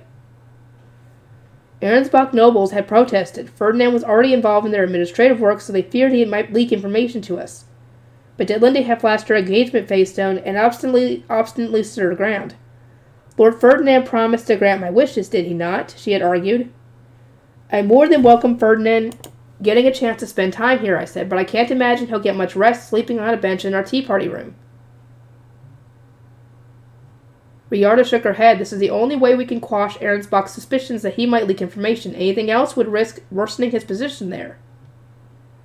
Indeed, our tea party room was the only place where his Ahrensbach retainer could accompany him. If these plans had fallen through, though, then Ferdinand would have had to spend the night in Herschel's laboratory, an outcome he had written he was glad to have avoided. Yeah, they obviously would have stayed up all night discussing research. Ferdinand might even have forgotten about the graduation ceremony entirely. Is there anything they need other than benches, I asked. I wanted to make things as comfortable for Ferdinand as possible. As I considered our options, Riarda gave a wry smile. They will need separating screens and boxes for their luggage. But you can leave such preparations to their attendants. More importantly, milady, when you write your response to Lord Ferdinand, do not forget to mention that he should bring the time-stopping box. We will get the castle chefs to bring him food to take back to Ahrensbach. I noticed that she seemed more motivated than usual, perhaps because this was a rare opportunity for her to see her son Justice. She was going to be carrying out these preparations alongside the other adult attendants accompanying our students, since the rest of us were busy getting ready for the introductory tournament. Lady Rosemont, here's the letter you requested, Feline said, open on her return. Feline, everyone, prepare for our research presentation, I said. I'll be spending some time in my hidden room. Understood. I will do my best to learn our graphs. According to Ferdinand, one use of graphs was going to be as revolutionary as I expected. Or our use of graphs. He even predicted that we would receive many questions about them. Of course, it was down to the appropriate scholars giving the presentation to provide any answers. As an Archduke candidate, I needed to prioritize socializing instead. For that reason, Ferdinand had made one thing particularly clear. I do not mind you using these graphs. However, venture no further than what your apprentice scholars can fully understand. Apparently, it was possible that our graphs might receive more attention than our actual research. Though I doubt that, since the royal family participated in our ritual. With that in mind, I took the letter into my hidden room and reread the section on the front, despite Feline having told me what it said once already. Ferdinand had written a lot about our joint research with Ahrensbach. It had taken quite a while, but the report we had given to Farlam had finally reached him. But he's more focused on what we discovered about Schwartz and Weiss than on our actual research. He was evidently starved for research, but there wasn't much I could say in response to his errant questions. I was leaving all the Schwartz and Weiss stuff to Herscher. I made a mental note to go to her laboratory once Riarda permitted me to leave the dormitory from there. I would find out exactly what Ferdinand wanted to know. I turned my attention to the part of the letter written in shining ink. You guided the royal family to the underground archive, I assume, and you did not enter yourself, correct? Oh dear. That was a royal decree. Couldn't go against a royal order. Couldn't get against that. Furthermore, how is your joint research with Dunkelfelger and Jawanko going? Your letters stopped arriving all of a sudden. Do not tell me something happened that you dare not report. Uh-oh. I could already imagine Ferdinand tapping a finger against his temple. Oh no. Now that I thought about it, I had stopped sending letters around the time I guided the royal family to the archive. What had started as something so small was escalating by the day, and now I found myself unsure of what to write at all. Though I was also not writing to him because I didn't want him to get yelled at. Should I send an honest response now and face his fury at the introductory tournament? Or wait until the introductory tournament to explain and face his fury then? Wow, talk about an illusion of choice. Both paths lead to exactly the same outcome. I guess I'll start by writing what's most likely to earn his praise. My aim was to focus my letter on all the things that would warrant his praise. Then, at the introductory tournament, I would explain the events not sure to earn me a scolding. It was the only way to avoid him complaining from the very start of our reunion to the end. For the non-shining portion of the letter, I stuck to harmless events that were already widely known, that we had donated mana to the royal family during the Royal Academy's dedication ritual, that I now knew how to use 2 staffs at once, that I had worked my hardest during our dinner match against Dunkelfelger, and so on. I also noted what I want him to bring on the day of the introductory tournament, as Riarda had suggested. That should do it, I eventually said. None of this will get me yelled at, right? Yeah, I think I'm safe. Yeah, I don't think you're safe. My response to Letizia was a simple, formal letter, meaning it would go through all the proper channels in Ehrenfest, but my response to Ferdinand needed to be delivered speedily, though. Through Raymond, since it had to do with the upcoming introductory tournament. Actually, this is good timing. After all, I was already planning to go to the Herschel Laboratory tomorrow. There, I would meet with Raymond to discuss our upcoming research publication and retrieve the book containing research on Schwartz and Weiss. Not many days left. I have to hurry. Raymond's research and Herschel's warning. We sent our list of Trug-related questions to Ehrenfest that same evening and received a response the very next morning. Evidently, this was a matter of great importance. Wilfred, what does it say? I asked. A corresponding with the royal family is a job of an op. Stop sticking your nose where it doesn't belong. Any letters you send will also go through plenty of checks, so you might end up leaking some sensitive information to the very person who used the Trug. It also says, I can't entrust this matter to you, Law, when I don't know how much of our duchy's internals you'll reveal into the world. That was fair enough. Trug was already familiar to some of the adult scholars in Ehrenfest, and it was likely that sovereign scholars of the same generation would know even more about it.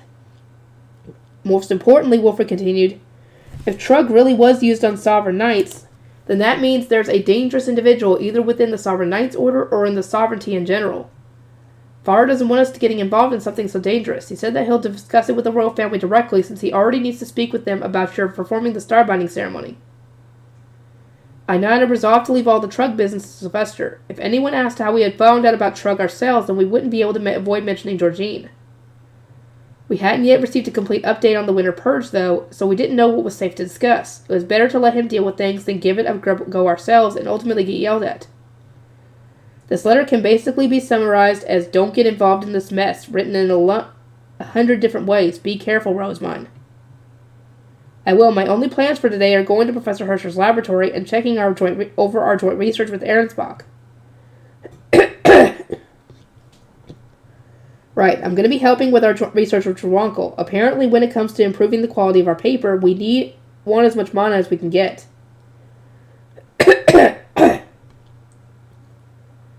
And so I went to the Herscher laboratory with my letter for Ferdinand in hand. Lisletta, Grisha, Theodore, and Lorenz were accompanying me. Everyone else was swamped with work preparing for the introductory tournament.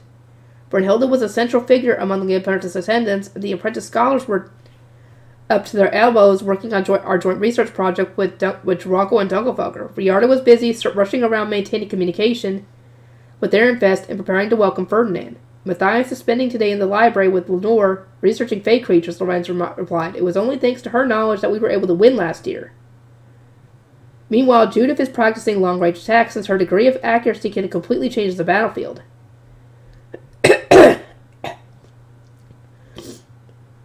Theodore nodded in response, a proud smile playing on his lips. Everyone was working hard, so I needed to do my best too. Is Professor Herscher here? Lisletta asked, announcing our arrival. Raymond came out to welcome us, frantically rubbing down his messy black hair. He probably wasn't going out much now that the introductory tournament was right around the corner. My sincerest apologies, but I must ask you to wait a moment, he said. We are in the process of cleaning up. The entire time his eyes were locked on the cart behind me. He reminded me of an animal at feeding time. Raymond shut the door again, at which point Lisletta giggled. We sent them ordinances last night and this morning reminding them of your visit, but I see they are still not ready. Not surprising, they had probably prioritized their research last night and only hastily started cleaning upon receiving the second ordinance this morning.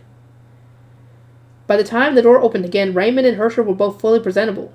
I stepped into the laboratory and promptly asked Raymond for an update. Raymond, I received your letter from Ferdinand. How is your research going? I was permitted to present our tools for recording sound and for the library if possible. I would also like you to create something else for me. On top of the magic tool that's shown at a specified time, he had used the research on Schwartz and Weiss to design a magic tool that would search for books and documents. This new tool was a lot more mana efficient than the two shoe mills, so it could neither move nor speak.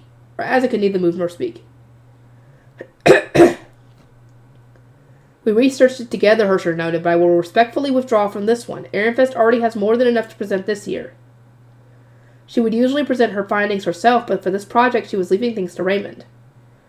Hersher continued, this is valuable research but a bit bland. There are not many libraries in the first place, so a magic tool designed for them will garner very little attention, especially compared to your research on obtaining divine protections or the new paper magic tool that Ehrenfest is making. A tool that can search for books and documents will only really appeal to researchers considering how few documents most people have and how easy they are to manage. Still, I was glad we were making it. In short, I said, I need to make more libraries. I shall immediately begin. The flow of time will remedy that for you. Making the prototype is far more important. More important? So mean. Hersher had interrupted me before I could tell everyone my grand scheme to fill the world with libraries. I slumped my shoulders and turned to Raymond. Raymond, as part of our research with the Trawanko, Ehrenfest is currently in the process of making books that return to their shelves. Would you allow us to use the magic circle you amended for me before? I don't believe you need my permission to use Ehrenfest's paper and your own magic circles, Raymond replied. I could tell from the look on his face and his blue eyes that he was genuinely confused. So I made sure to explain his work had given us something that nobody else had access to. We intend to make it clear that you improved the magic circle for us, I said. You need to market yourself, Raymond, otherwise you will struggle to find a good patron and will ultimately fail as a researcher. For a poor men noble on bad terms with his family, Raymond sure seemed unattracted to his own skills and creations, or unattached to them. If I were Benno, I would absolutely unleash some thunder on him about now. Don't just give away everything for free, you idiot. As I understand it, Ferdinand procured some more enormous wealth in the Royal Academy by selling his technologies and magic tools he created, I said. Take care not to sell yourself short, Raymond. I will. Lady Rosemine, Hersher interjected. That's enough about money. One can always sell their research when they need to cover the cost of more research. That is what Ferdinand and I do. Now, there is not much time before the introductory tournament. Let us focus on that. I thought Hersher was pretty amazing for having research sitting around that she could just sell whenever she needed money. It bothered me a little that she was probably sitting on a gold mine and doing nothing about it. But it wasn't my place to intrude any more than I already had. Raymond, how will you report your findings to Professor Farlam? Hersher asked. She has already seen the prototype, so there shouldn't be much more to say. That said, she was quite a handful when I saw her final confirmation the other day. Farlam had apparently argued that our research wasn't joint in the slightest, since Raymond had come up with the idea and his mentor Ferdinand was reviewing them. She had said that I wasn't providing enough to warrant Ehrenfest's involvement and suggested that I be credited as a helper and nothing else. Of course, Raymond had fought back and argued that he wouldn't have been able to make the prototype without me. In the end, he had managed to resolve the matter by very subtly threatening to consult Lord Ferdinand and Lady Detlinde. It is very convenient that Lady Detlinde continually provides her support since our research reflects on her fiancé. After our family tea party, Detlinde had even given Farlam a stern talking to. Your failure to manage reports on his dormitory supervisor has brought shame to none other than the future op Ahrensbach, she had said. Perhaps that was what had finally spurred Farlam to deliver my report to Ferdinand? As I mulled over the situation, something suddenly occurred to me. I must ask, Raymond, what do the students of the Ahrensbach dormitory actually think of Professor Farlam? Does everyone just accept her tyranny? Well, she only becomes so demanding in a response to things that involves you or Ehrenfest. She blames you for putting her little sister through a nightmarish experience when she was punished, alongside her husband, Count Bindewald, who was deliberately lured into a trap. Lady Georgine has since been trying to atone for your duchy's crimes by assisting Professor Farlam however she can. Count Bindewald is that toad-looking man who went on a rampage in the temple, right? Anyone related to him is no good in my eyes. I guess Farlam and I will never be friends after all. Now that I understood why Farlam was so antagonistic to me, I realized it was best for me to just keep my distance from her. These circumstances has also put her on excellent terms with students who dislike Ehrenfest. Raymond continued, like the students who weren't allowed to participate in the dedication ritual after they failed to pass through your shield.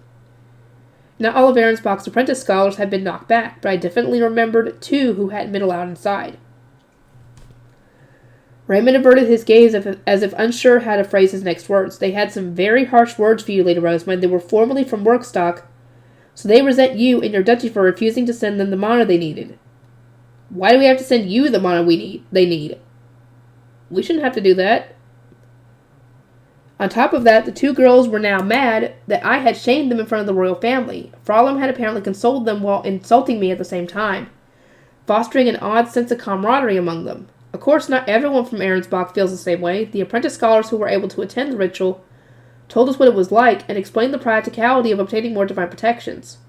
Lord Ferdinand is now seen as having tremendous value due to his former position as a high priest and his familiarity with divine rituals. I see. I am glad to have been of at least some use to him. I turned to Lasletta, feeling a little pleased with myself, and signaled for her to approach. She smoothly stepped forward and presented Raymond with the letter. Please deliver this letter to Lord Ferdinand, if you would, I said. It describes what he will need to bring for the introductory tournament, so the sooner he receives it, the better. Raymond accepted the letter and said, Understood. I will return to the dormitory while you are brewing. I was relieved to hear that, but Hersher was blinking at me in surprise. Ferdinand is going to be here for the introductory tournament, not just to escort his fiancée during her graduation ceremony, she asked. As far as I was aware, Arensbach has no Archduke candidates who could take over in his absence. How long is he going to be here? Indeed, Detlinde and Letizia were Arensbach's only Archduke candidates, although Ferdinand was trusted to do administrative work. He was still considered a resident of Ehrenfest. It made no sense that he was able to attend, especially when Arensbach's sick Ab and first wife, Georgine, were also due to participate. Oh, I can't wait to see what will happen with that, considering Alb's Arensbach is dead. How is that going to be explained away? Or are they just going to tell everybody then that he died? I'm assuming they're going to do that. I was pondering the question when Raymond spoke up. As a student of Arensbach, he was best suited to answer. There are several archnobles in Arensbach who were once members of our archducal family before being reduced to a lower status. They will take over during the introductory tournament and such. Although matters of diplomacy must be carried not out by an archducal family member, this is not the case for matters contained within the duchy. And to my knowledge, the foundational magic will not dry out after only a day or two of not having been supplied with mana. Am I correct? I nodded. It is true that foundational magics can go a day or two without new mana, but in Ehrenfest we always have at least one person stay home to supply mana in case of an emergency. I suppose that is one dissimilarity between our two duchies. I'm already way behind when it comes to understanding noble culture, and every duchy has its own unique subculture. Man, this is hard. Raymond soon returned to his dormitory while I got to work brewing. This time I was producing the magic tool that he had researched with Hersher. My initial thought had been, why aren't they making this themselves? But Hersher had quickly won me over with a few simple words. I shall give you the tool after our presentation at the introductory tournament. It is meant to be used in libraries, so I personally have no use for it. Now I was devoted to making it perfect. My library is going to have its very own search system. I started putting the ingredients that Hersher prepared for me in the brewing pot and stirred them all together. We chatted all the while, but we only really had one common interest, Ferdinand. And so, I said, Lady Ditlinde asked Ferdinand to greet her on the morning of her graduation ceremony like a scene out of Royal Academy love stories. That is why he cannot stay in the Arensbach dormitory and must instead sleep in Ehrenfest's tea party room.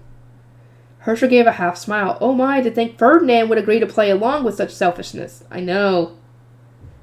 I sighed and noted that it was important for Ferdinand to stay in Ditlinde's good graces, but at the same time, Hersher said that he must truly wish to return to Ehrenfest. What? I replied. He could have secured himself a place in the Arensbach dormitory simply by feeding Lady Ditlinde a clever line or two, or relaxed here in my laboratory while doing research and the like. The fact that he had instead chosen to endure a night on a bench in a tea party room meant that he dearly wishes to return to Ehrenfest. Hersher knew Ferdinand a lot better than I did, and upon hearing her words I was struck with a strange feeling, something like being both happy and sad at the same time. Perhaps for a twisted person like Ferdinand, all these times he had written about wanting to do research had actually been his way of saying, I want to go home.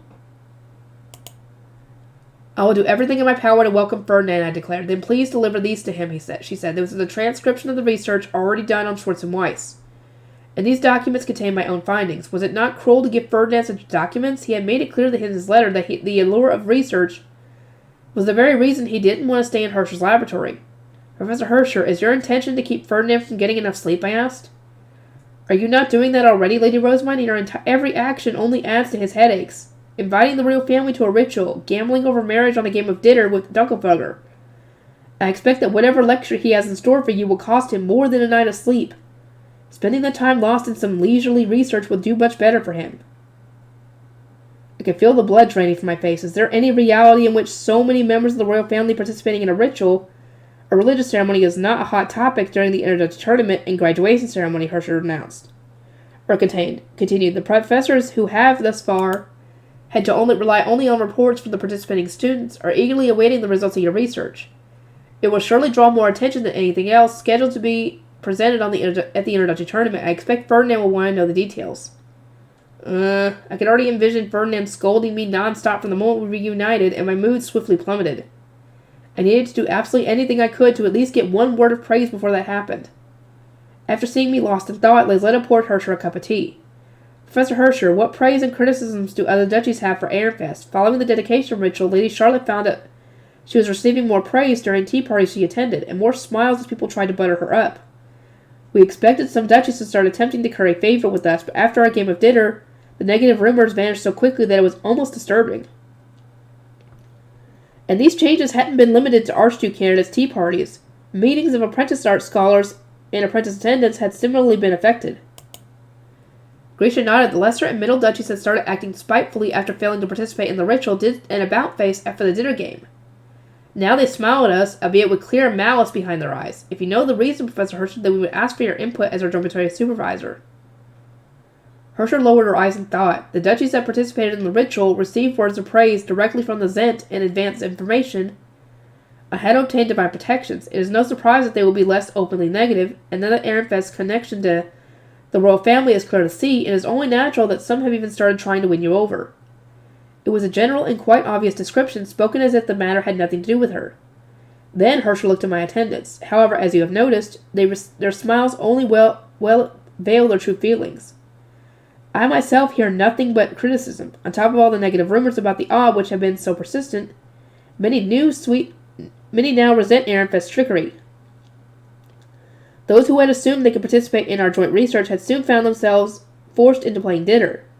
Then, after enduring the process and suffering heavy losses, those with malice had been refused entry by my shield. And in front of the royal family, they had subsequently heeded the call of the Sovereign Knight's order in an attempt to save face, only to learn that the knights that had been manipulated and weren't acting on the king's command. Everyone sees Ehrenfest and Dunkelfelder as being at the center of all this, and both duchies have earned much ire as a result. However, it seems to me that Ehrenfest is the weaker of the two, is bearing the brunt of their indignation.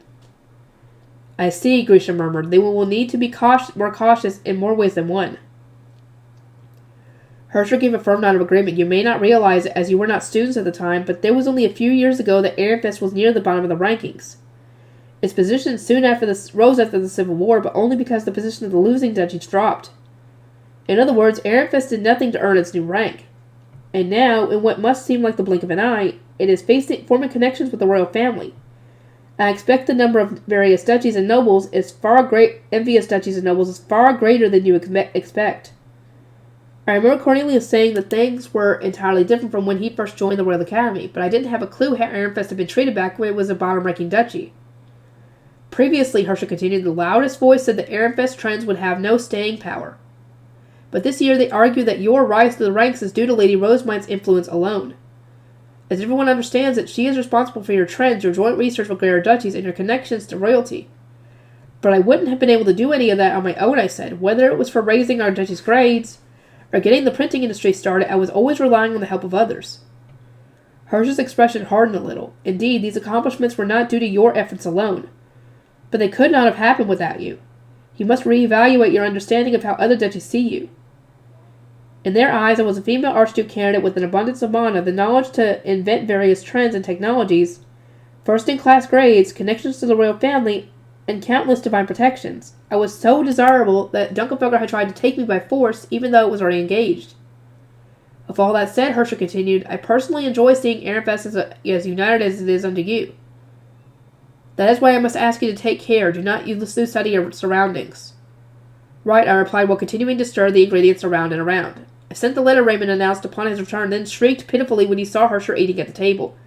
Fret not, she said, I have set aside your share. At once his worries seemed to disappear. He sat down and started to eat as well. Lazetta, who had been acting as their server, began pouring Raymond some tea. Lord Raymond, she said, if you do not mind, I am very curious to know whether you intend to present the sound recording tool in its current shape. If so, do you not think it would be more adorable to combine it with a stuffed shoe mill? I recalled the shoe mill that Lazetta had made. It certainly was cuter than the tool on its own, and would draw a lot more attention. That reminds me. There was also the stuffed shoe mail she was making for Lady Letizia. At the moment, Ahrensbach is receiving almost all the credit for this research, is it not? Lazetta explained. Professor Farlam is named as the person in charge, you as the inventor, and Lord Ferdinand is the person who granted his approval. But if you have the magic tool take the form of a stuffed shoe mail, it will be clear to all that Lady Rosemary participated as well. Do you not agree that the very idea sounds like something that only she would come up with? Nobody in this laboratory would have considered it, at least. And shoe mails are very adorable. Herscher gave a curt nod, indicating that she had been at least partially listening to Lazetta's passionate speech. It is true that neither Raymond, nor Ferdinand, nor I would have thought of that, and it would be an effective countermeasure to Farlam. We intended to make it clear that Lady Rosemary had crafted the magic tool. So yes, do as you please, as long as it does not trouble us. Having secured Herscher's disinterested approval, Lazetta next looked at Raymond. The hopeful smile that spread across her face as she brewed his tea was intense, to say the least. And as Raymond was relying on her to bring him his food, he obviously wasn't going to refuse her idea. I don't mind either, he said, but will the stuffed animal be ready before the introductory tournament? It's already near complete, she replied, radiating enthusiasm. We shall bring it to you on the day of the tournament with our desired messages already recorded. By presenting both standard magic tools and stuffed shoe mails, I am confident that this creation of ours will appeal to men and women alike. Lazetta was framing this as an opportunity to emphasize my involvement in our research at Ahrensbach, but I had a sneaking suspicion that she cared more about showing a cute shoe mail to the world. Once I was back in my room, Lazetta finished the stuffed shoe mail in a heartbeat. The original plan had been for me to record some voice lines for Letizia, so my motto was already registered with the sound recording magic tool. We just needed to decide what I was going to say. What should I record? I mused aloud, hugging the white shoe mail to my chest. Naturally, as this was to be presented during the introductory tournament, stern words from Ferdinand are out of the question. Making such an obvious blunder would be like asking him to pinch my cheeks. Lady Rosemary, Muriel exclaimed. That magic tool is already so adorable, but would it not be even more wonderful if we filled it with words of love, spoken softly by a man? Oh, no! Oh, no. Her green eyes were wavering as if the very idea was bringing her to tears. To be frank, the words of love that were used in noble society meant nothing to me personally. Maybe they would be enough to make any of the girls swoon? At the very least, including them would make it obvious that Raymond hadn't done everything himself. That might work, I said, but whose voice shall we use? Lady Rosemary, I shall carefully select the most romantic lines that Royal Academy Love Stories has to offer, Muriel announced. Leaving that task to her was definitely the best move. There was no way for me to know which obscure religious metaphors were the most lovely and wonderful. We moved to the common room, whereupon Muriela started picking out lines one after another. I couldn't help but notice that she was working a lot faster than usual. Matthias, Lorenz, I said, would either of one of you be willing to speak words of love into this shoe mail for us? They were the most likely candidates since Theodore's and Roderick's voices were still too high-pitched. At times like this, I actually wish that Hartman were here. He would have repeated the phrases for us without the slightest hesitation or an ounce of embarrassment. He would have. He would have definitely done it. Upon hearing my request, Matthias let out a yelp and froze in place. Lorenz, in contrast, casually said, sure. Lorenz it is, then. Hold on, Lorenz, Matthias. Are you seriously going to say words of love in a place like this? He pointed at all the people in the common room, trembling so much it was almost sad. Dude, are you that embarrassed? Lorenz responded with a confused shrug. I mean, I'm not saying them to my crush, so how is it any different from reading the book aloud? Seems to me like you're just overreacting. But you just can't throw them around so casually. You have to save them for someone who counts, and they have to mean something every time you say them.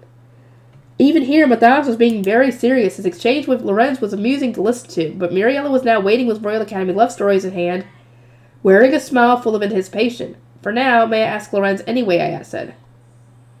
I apologize for being a pitiful retainer, unable to grant the wishes of my lady, Matthias uttered, unable to mask his regret as he took a step back. It really was something to feel so bad about, but he looked genuinely depressed. Matthias, you only need to worry about doing what you're good at, I assured him. Everyone has their own strengths and weaknesses. Yes, my lady.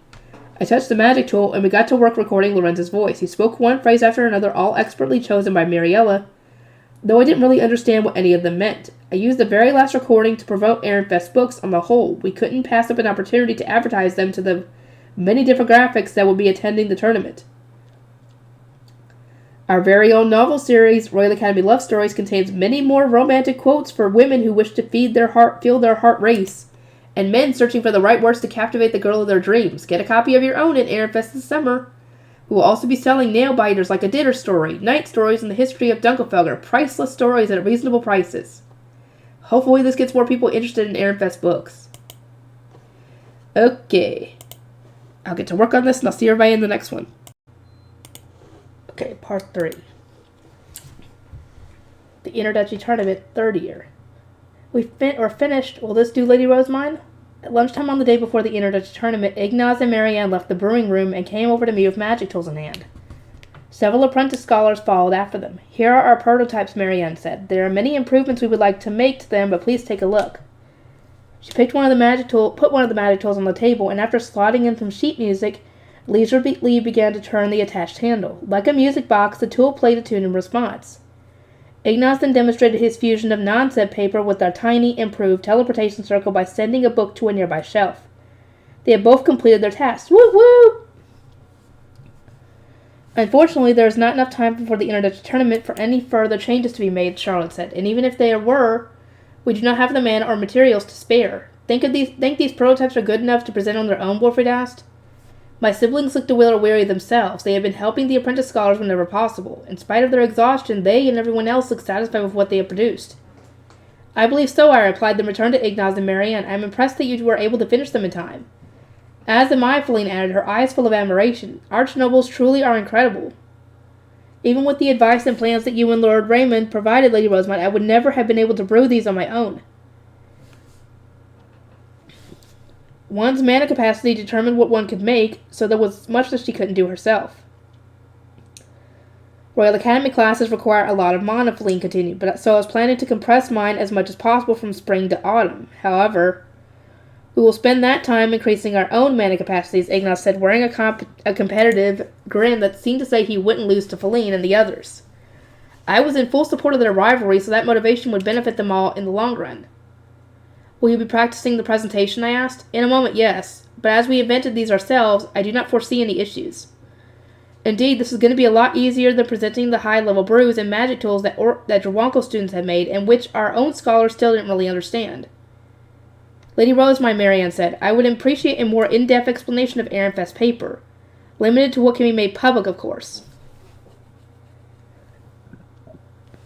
I agreed, and we spent the afternoon completing the final preparations for our joint research with Jawanko.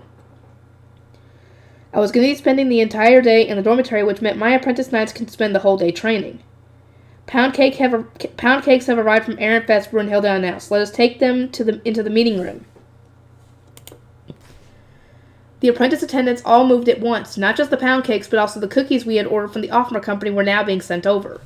For the Introductory Tournament, we had decided to provide baked goods that could be prepared in advance. We were expecting more visitors than the dormitory chefs could provide for, however, which is why we had requested help from the castle and the Offmer Company. The castle and temple kitchens should be fairly busy right about now, I commented. We had asked the castle chefs to prepare meals for Ferdinand as well, but they had told us they were too busy with winter socializing and the Introductory Tournament. Thus we had passed the request on to his old chefs, still serving us in the high priest's chambers. They would surely be able to make food to his tastes. Seeing everyone so active filled me with the excitement one felt when a festival was fast approaching. Lady Rosemine, copies of the second volume of the story of Fernestine have arrived with the sweets, Lisletta said, bringing over a box of new books. You promised to share one with Lady Hannelore, did you not? Shall we inform her by ordinance? Muriella gave a gleeful exclamation, her green eyes still sparkling as she marveled at the box. I couldn't give this duty to any of my apprentice scholars, though. I needed them to focus on preparing for tomorrow. I will deliver them, I said. Muriella, I am afraid you will need to wait until after the Introductory Tournament to read this new volume. I have not yet read it myself, you know. And you will also need to wait until after the Introductory Tournament, Milady, Riarda stressed. I can only nod in response, accepting my harsh fate. Muriella returned to her work with a quiet remark that she wished to read the new volume as soon as possible, and at that moment I felt as though our hearts were one. It wasn't long after I informed Hannelore of the new Fernestine volume having arrived that we received her response. I am looking forward to it, delivered in the most charmingly eager voice. It was the morning of the Introductory Tournament, and a sweet scent carried through the Ehrenfest dormitory. The chefs had started making sweets immediately after preparing the dishes that kept well, such as sandwiches and soup. Everyone finished their breakfast sooner than usual, then started on their duties for the interduchy tournament. The apprentice attendants directed servants while bringing one box of sweets after another out of the meeting room, being used for storage. The apprentice knights who would be playing dinner focused on their training exercises, and those who were too young instead guarded our archduke candidates. "All right, let's go," Wilfrid ordered the apprentice scholars. He and Charlotte were helping them set out the platform for their presentations. I asked to go with them, but my request was immediately deemed too unsafe, since only the younger apprentice knights were accompanying me today. "We can't predict what the lesser and middle duchies that invaded our dinner game might do," Wilfrid explained. "I've asked Mother and Father to bring more of the knights ordered as guards this year. Stay in this dormitory until they arrive." "Understood," I replied. He was evidently taking things very seriously, so I couldn't just insist on following them anyway. "I wish you well with your preparations." And so I merely stood and watched as Wilfrid and Charlotte left with the apprentice scholars. I knew it had to be this way for safety's sake, but I couldn't help feeling left out. There were still some people going in and out of the dormitory for one reason or another, but I was now almost entirely alone in the common room. I gazed around at its vast emptiness, at which point Riarda placed a reassuring hand on my shoulder. "Perhaps you could go check the tea party room and what milady preparations have now been made for Lord Ferdinand and the others to sleep there." "I think I will." Together we made our way to the door closest to the stairway leading to the kitchen, the entrance to the tea party room. Riarda unlocked the door with a clunk and then opened it for me. The tea party rooms were quite large, as one could infer from the fact we had invited representation from every single duchy to ours when I was a first year. I stepped inside to find that a series of screens now divided the interior into what were essentially 3 individual rooms. "The room farthest from the entrance is for Lord Ferdinand and contains that special bench for him to sleep on," Riarda said. "We had it sent over from Ehrenfest per your request, milady. It was the mattress bench ordered from Zack. Sending it all the way from Ehrenfest had apparently been troublesome and resulted in many complaints, but it was guaranteed to be a lot more comfortable than just sticking cushions on a flat board with some sheets pulled over it." I made sure it had a proper mattress, then nodded in satisfaction. "I see this box contains the comforter," I said. "Justice will understand what to do once everything has been explained to him. There are also many checks to be done, as there is going to be an Ahrensbach retainer present." As well as the box containing the comforter was its chest for storing one's luggage and a magic tool that would provide light. "These are not quite bed curtains," Riarda said, indicating the screens, "but I expect they will make it easier for Lord Ferdinand to sleep." There was a chair for the attendant who would be serving as night watchman, so the furthest away space was purely for sleeping. The middle room contained a table and chairs. The person overseeing the preparations for the tea party room had probably assumed that everyone would eat together here. After the introductory tournament, the Ob will eat with the students and praise their efforts, Riarda explained. "You and my boy Wilfrid are to come here and treat Lord Ferdinand in the meantime. Lord Sylvester will join us once everyone has eaten." My heart soared at the thought of eating dinner with Ferdinand, but then I realized he would probably spend the entire meal lecturing me. To avoid that worst-case scenario, I would need to do exactly as Eckert had taught me and continually bring up research. "Riarda," I said, "I would like to offer Ferdinand the documents that Herscher gave me. Please prepare some ink and paper as well." "It is already done, milady." In classic Riarda fashion, she was already one step ahead. That research could easily become our main topic of conversation for the night, and with Ferdinand so starved for new knowledge, I didn't see how it could go wrong. It could go wrong because the Ahrensbach noble could probably see it, or attendant could probably see it and give it to someone else, or tell someone else about it. I think this should make this area closest to the door a resting spot for retainers, I said. Like in the room we were giving for Ferdinand, there was a box containing a comforter and a chest for one's luggage, but it was fairly barren otherwise. At the very least, it wasn't good enough for someone visiting from another duchy. Riarda shook her head. We need not put so much thought into where the retainers sleep. Justice is a wanderer, and who would even sleep outside without complaint. Eckert is used to harsh accommodations as a knight, and the Ahrensbach retainer will presumably be too on edge to sleep at all. No one from another duchy would so willingly let their guard down in a room that anyone from Ehrenfest can enter. Indeed, for Ferdinand and the others from Ehrenfest, this was like a comfortable return to their homeland. The same cannot be said for someone from Ahrensbach. Riarda continued, As there are going to be people from other duchies arriving after breakfast to welcome the graduating students, we have decided to hide the fact that anyone spent the night here. Just as Ferdinand was having to fetch Detlinde, members of other duchies were going to be coming to us to pick up Ehrenfest students. As soon as Ferdinand and the others finished eating breakfast, our tea party room would need to be prepared to accommodate guests. I see you have all thought this out. Thank you, Riarda. Tell the other attendants they have my thanks as well. Yes, milady. Having confirmed that all the necessary preparations were complete, I returned to the common room. Good day, Lady Rosemine. Little by little, the guardians of our graduating students began to arrive.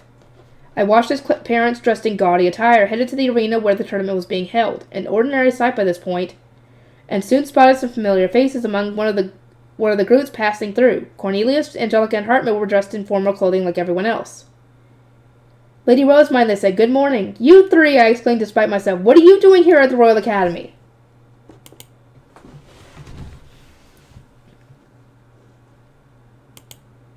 I came to see my fiancé perform, Hartman replied. I also need to properly inform her family of the change in my situation and earn their pardon. It was very likely that his new position as high priest would result in his engagement with Clarissa being cancelled. It was my fault, really. But as I was reflecting on that, Hartman smiled. You need not worry, he said. I expect that the Zen's participation in your dedication ritual and the newfound efficacy of religious ceremonies will prevent them from lodging any meaningful protests. Even if they do, I am certain that Clarissa will come to Ehrenfest alone if need be. We will need to discuss what to do in such an event. Indeed we will, I replied with a giggle. Remembering Clarissa's enthusiasm and intensity, she certainly did seem like someone who would charge into Ehrenfest all on her own. So some preparations were in order. Are you here for your fiancé as well, Cornelius? I asked, shooting him a teasing look. Did you come to see Lenore perform? If so, then it was surely fine for me to treat him as not as a guard knight but as my brother. We are here to protect you, but we were told to be discreet about it and to have reasonable excuses for attending. But personally, I'm here to see both you and Lenore. In other words, I was justified in treating him as my brother. That was nice to know. I would need to explain in excruciating detail just how hard Lenore had been working for this year. What about you, Angelica? I asked. Hartman and Cornelius both have fiancés, but you don't have a partner in the Royal Academy, do you? I came to see whether Traga has grown strong enough to receive my hand in marriage. If not, I will marry Lord Boniface. Oh no, it's so stupid. I know it's common in this world, but it's still stupid to me.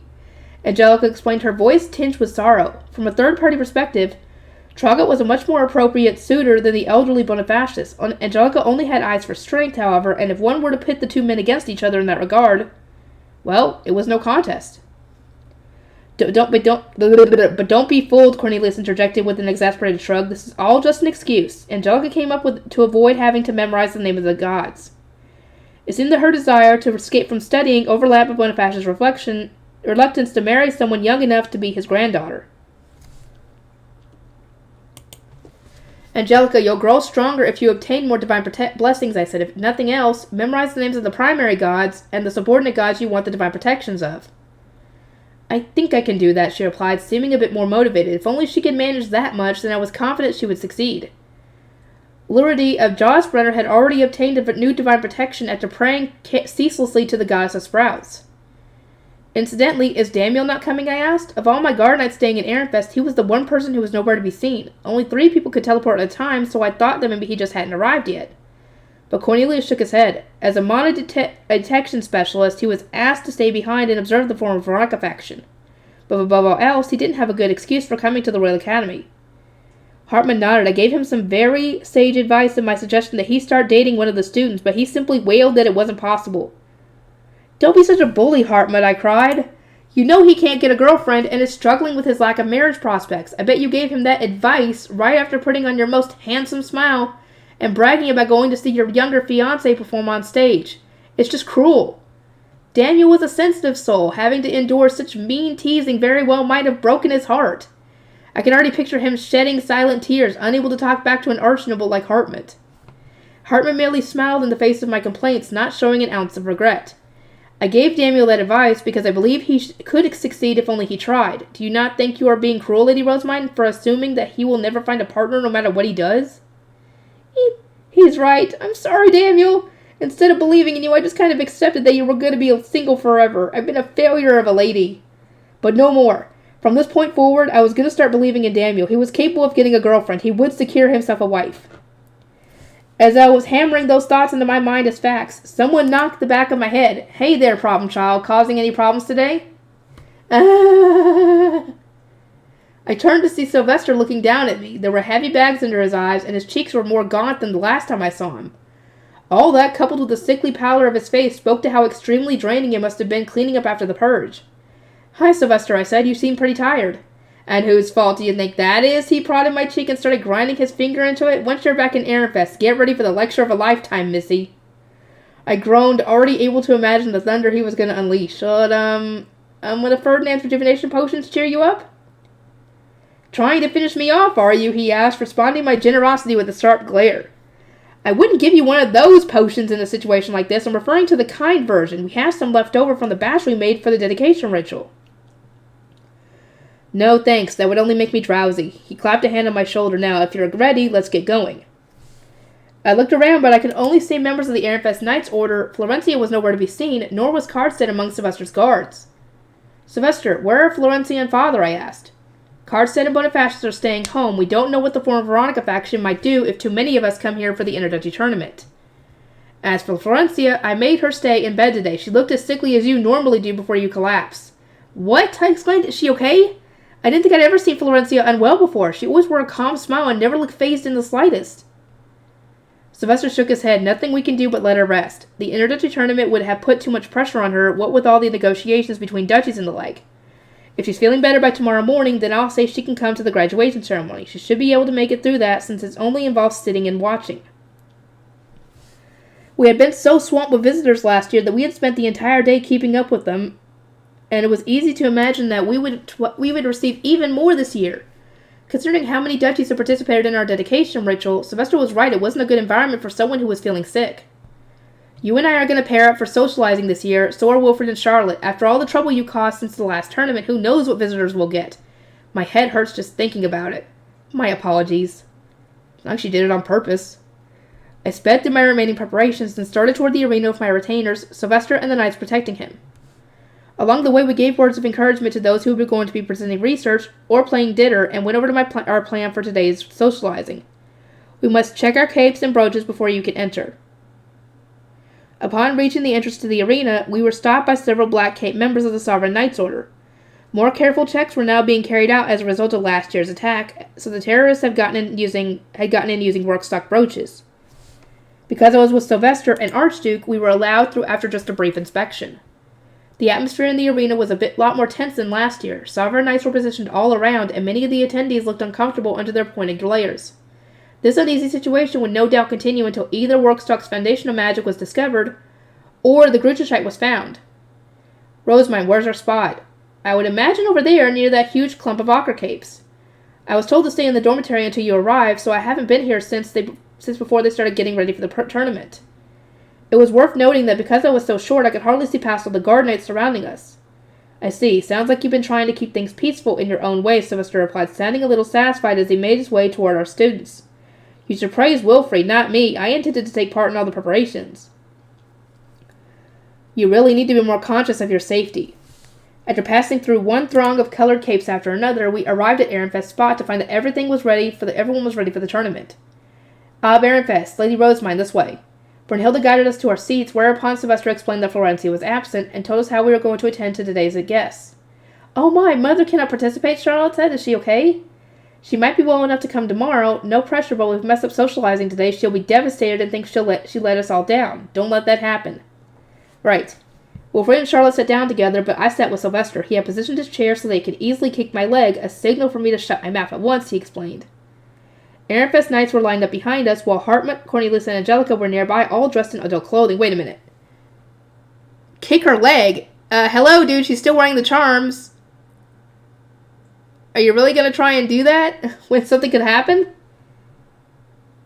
Our first visitors are going to be from Dunkelfelger, I guarantee it, Cornelius said, his expression guarded. They keep looking over at us. I can tell they're pretty much champing at the bit. Dunkelfelger was on the opposite side of the arena from us, so its spot was easy to observe. I enhanced my eyesight and saw that indeed Dunkelfelger was standing right on the duchy line with an eager-looking band of knights. Uh-oh. Handler was desperately trying to pull him back by his cape. Good luck with that.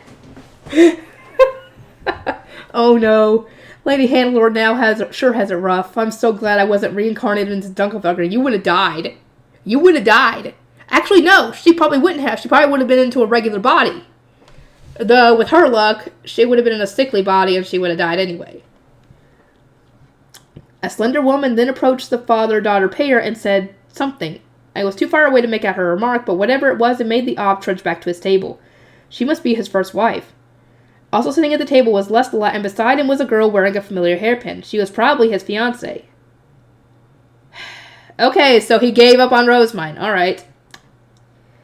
Is that Lord Ferdinand over there? Hartmut suddenly asked. I can see Ehrenfest's capes among the Ahrensbach ones. I turned my attention to Ahrensbach's spot, which was right beside Dunkelfelger's. Just as Hartmut had said, there were 3 dark yellow capes among the light violet ones. Ferdinand, Justice, and Eckert. I watched them closely, trying not to lean over the table in my excitement. I could see Raymond holding the stuffed shoe meal for his presentation, and desperately trying to explain something to Ferdinand, who was rubbing his temples. Oh, God. Justice is finding this funny. Oh, Ferdinand's gonna have something to say about this. Justice had Ferdinand, who was rubbing his temples. Justice had a hand over his mouth as he tried to stifle his laughter. Evidently, our magic tool idea was being very well received. I wanted to go over and give Raymond some support, but Ahrensbach's spot was too far away. Ferdinand isn't coming this way, I murmured. I expect he'll come along when the others from Ahrensbach greet us, Sylvester replied. He's already involved in their administration, and they need to further publicize his engagement this year. That greeting would be a good opportunity to hand over Heischit's cape, I thought. I saw the box Riarda had at the ready and smiled. Dinner shall now begin, Raffen announced. The called duchy will come forward.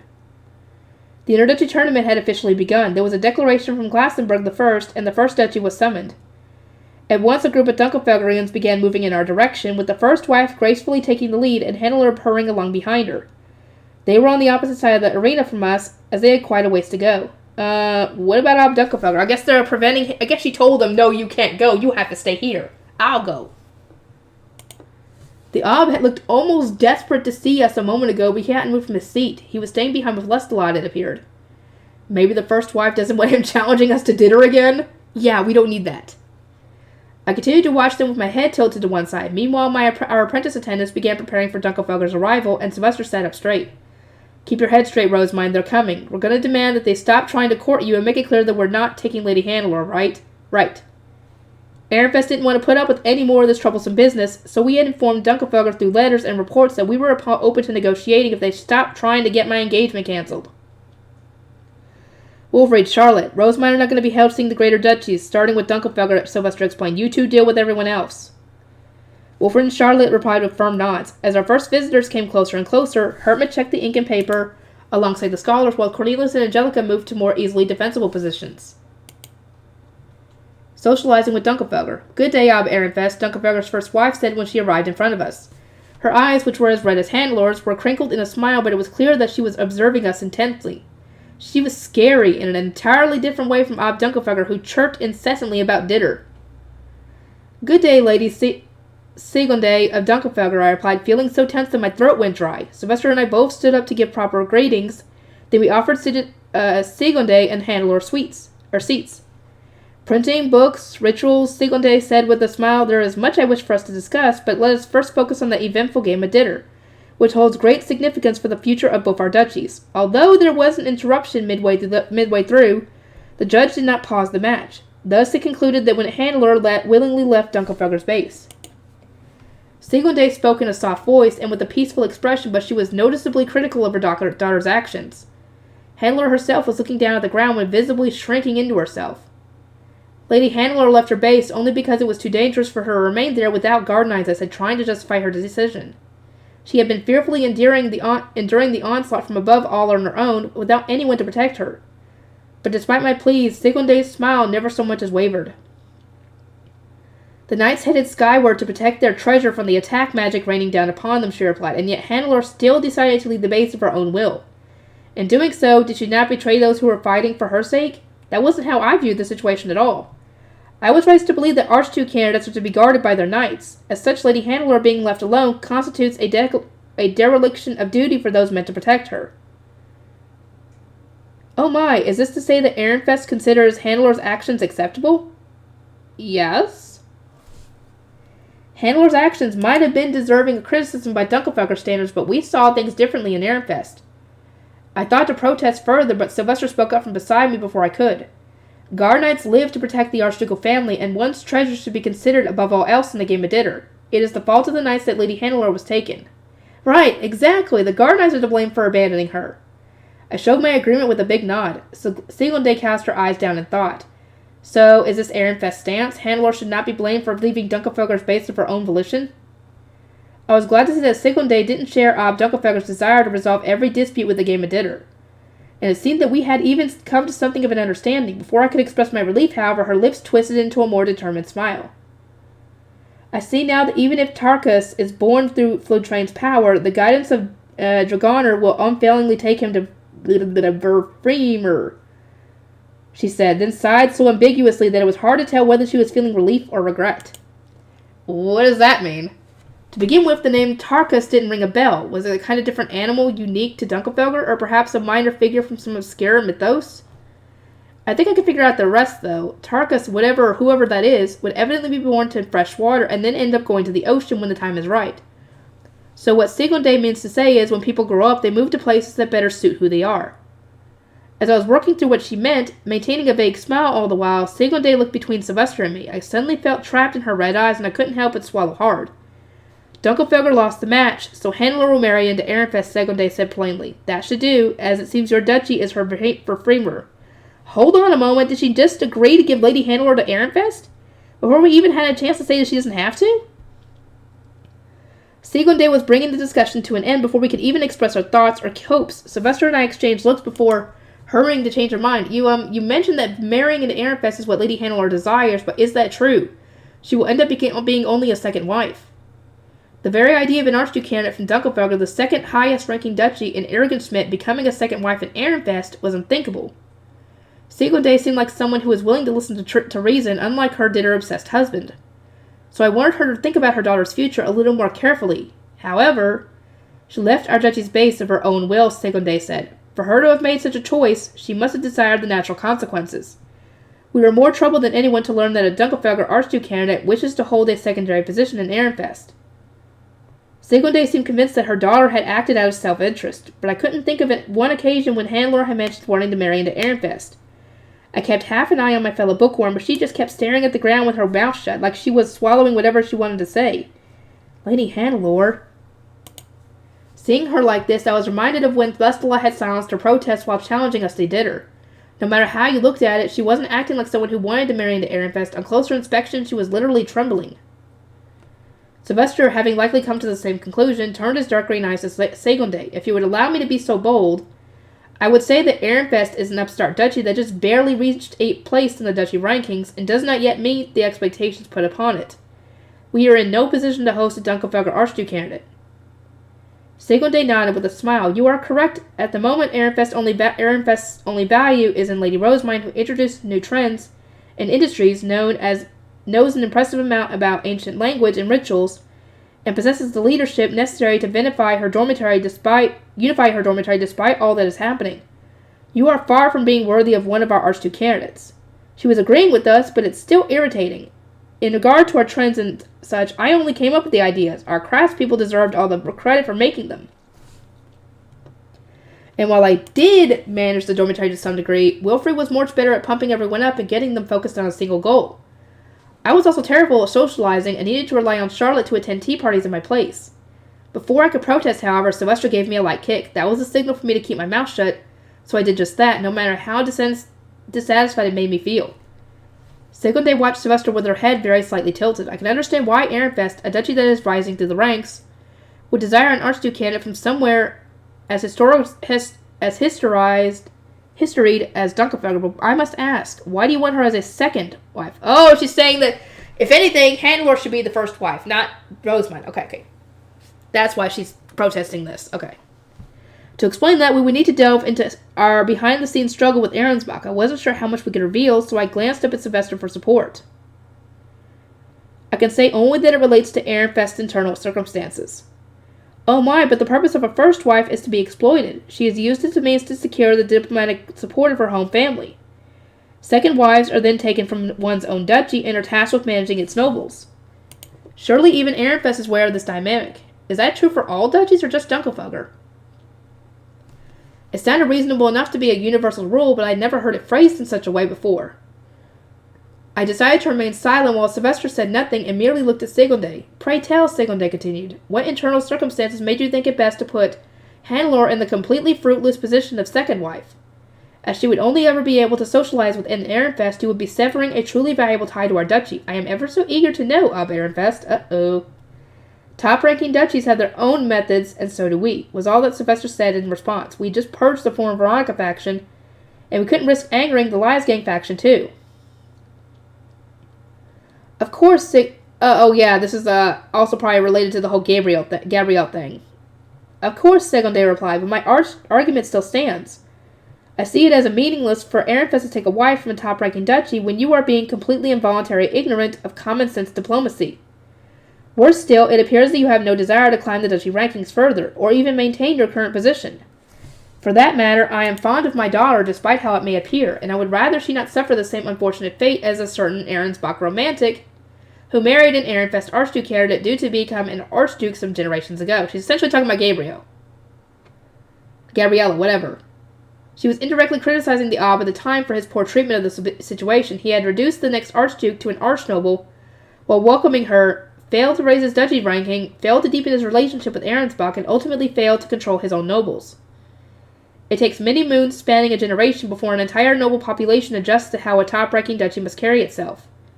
Decades have passed since Ehrenfest welcomed that Ahrensbach Archduke candidate. How has it changed since then? Segonde expressed no sympathy for Ehrenfest having been turned upside down by Gabriel of Ahrensbach. On the one hand, this helped me to understand how greater duchies viewed things, but on the other, it just irritated me further. Over the past few years, Ehrenfest has shot up to the rankings thanks to the windfall that Lady Rosamund provided, Segonde said. However, it seems to me that your duchy has not changed in the least. From there, she obliquely and eloquently voiced the same criticisms we'd already received from Lestalot. Sylvester listened carefully while wearing the same expression I was used to seeing from Wilfried. The indirect phrasing and plethora of euphemisms meant I only understood about half of what was being said, but I was still getting increasingly upset. Is listening quietly how nobles are supposed to socialize? So what will your next move be, Ob Ehrenfest? Segonde said. It must be clear to you by now that Lady Rosamund is too large a soul to be contained within Ehrenfest for much longer. Despite my frustration, I continued to listen in silence, mostly because Sylvester was kicking my leg every time it looked as though I might speak up. Still, I didn't want someone else deciding whether I was too large a soul for Ehrenfest. Gudul chose to protect Mestinora by letting her go and entrusting her to Shitzaria, Segonde went on. It will be best for Lady Rosamund and for everyone she knows if she is moved to a land where she can operate to her heart's content. She was speaking in a kind voice and with an affable expression, but she was effectively telling Sylvester to give me up already. My heart was full of nothing but bitterness. Sylvester muttered, "This is so stupid," and then glanced my way. Is it all this Dunkelfelder volunteering us to play the part of Shitzaria? Yes, for she will serve as a shield to protect Mestinora and Ehrenfest the duchy handler is marrying into.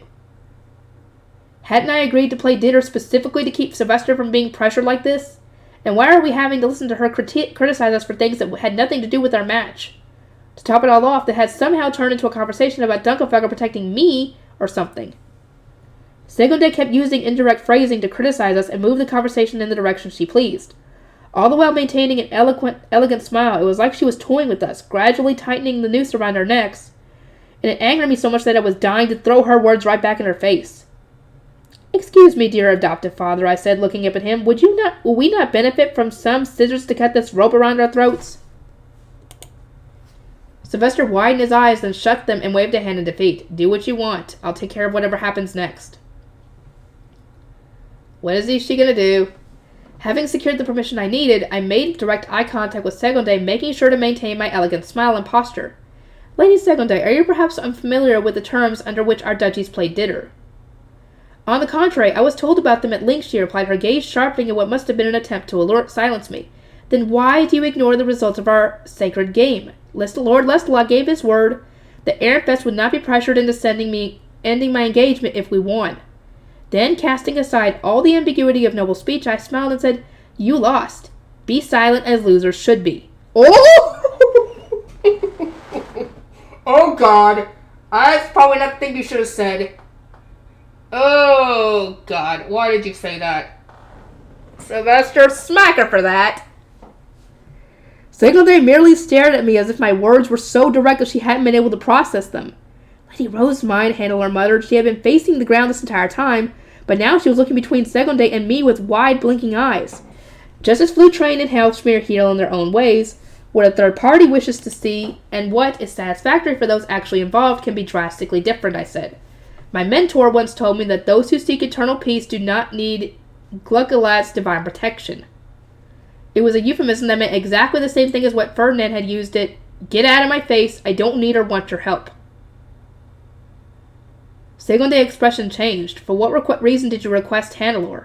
To prevent a bothersome game of Ditter from being forced upon us. My intention was to have our elves discuss the matter instead, so I did not think Lord Lestelot would have the authority to gamble Lady Hannelore's future. But he took the decision into his own hands anyway. You were already aware of all this, I expect.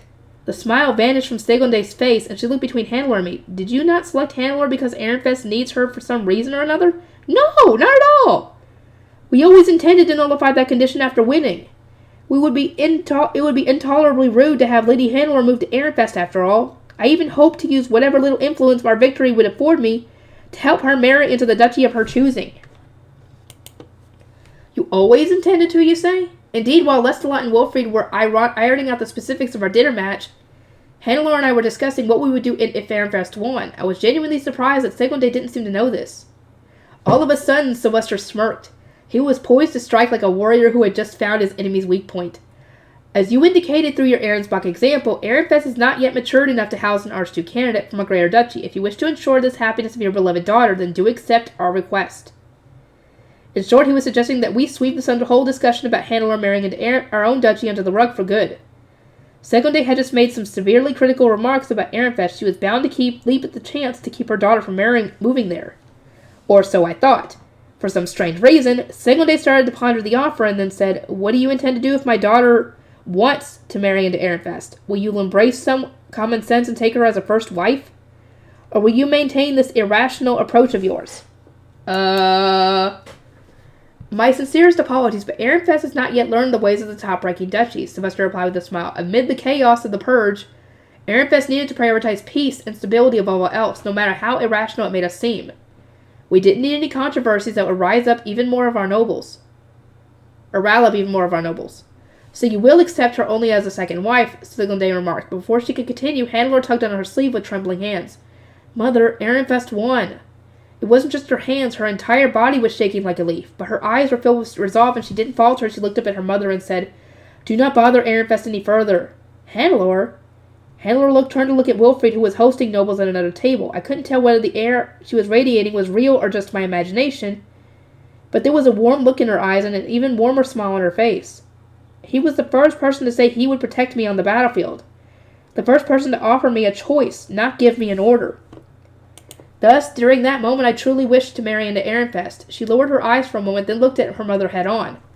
The tenderness was gone from her expression, replaced with the determination of someone facing down a challenge.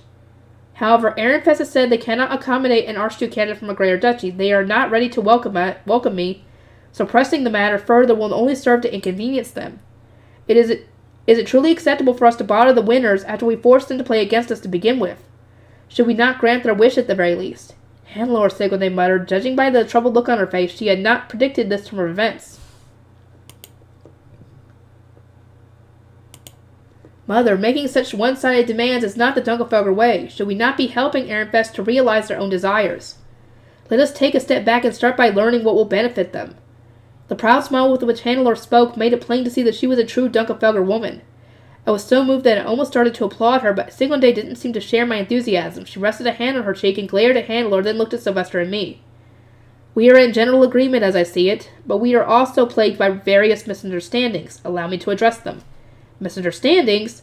What? Like Ehrenfest not having the same kind of common sense as a greater duchy?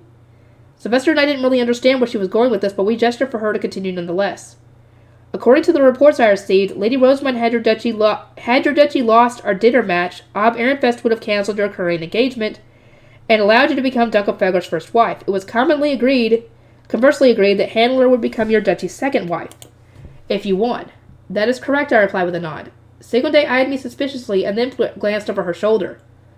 A scholarly man who had been standing behind her stepped forward, placed a sheet of paper on the table between us, and then returned to his position.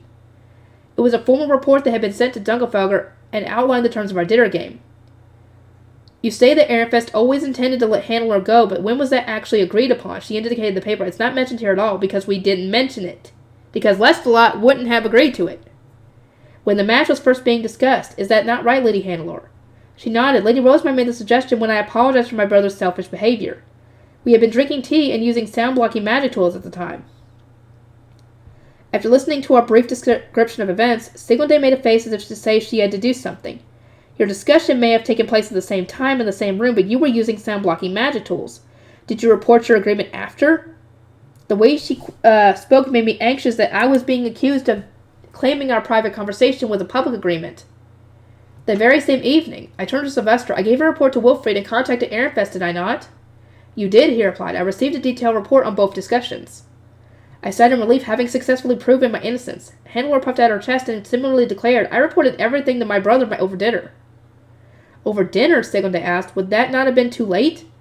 Why did you not speak with Lestalot immediately? Introducing new information after the contract has been signed and the conditions finalized is counterproductive. Pardon? The contract, I asked? Wilfrid had acknowledged my report about nullifying Hannelore's marriage into Ehrenfest, and Hannelore had been nodding along in agreement, so I had assumed that everyone was on the same page. But these things hadn't been discussed at the same time and place. Hannelore had reported my intentions to Lestalot, but since he had already ironed out the details and signed a contract with Wilfrid, they hadn't been formally processed. Again, Siglinde indicated the paper between us. Contracts are an integral part of bride-taking dinner. They ensure that any agreements made cannot be changed after the match. Wait, this is a contract, not a report, I asked? A closer look revealed that Wilfrid had indeed signed it. Apparently this was important for executing a budget, too. Sylvester likewise peered down at the document and frowned. I was aware that terms were discussed, but I never received word of a contract being reported or signed. Wilfrid neglected to inform me as well, I said, looking in his direction with my brow furrowed. I doubted he would have failed to mention something so important. Perhaps he did not realize this is a contract, Hannelore muttered. They are used often in Dunkelfelder and are necessary in the Royal Academy for budgetary reasons. But if even Lady Rosemine and Ob Ehrenfest were unaware... Sylvester and I turned to one another and nodded. We both had assumed the page was some kind of application for them formed for playing dinner, not a contract. If Lestalot hadn't made it clear what was being signed, then it was possible that Wilfrid had mistaken it for a budget document. It appears that we did not explain ourselves well enough, Siglinde said with a slight grimace, then pointed to the conditions of our dinner game.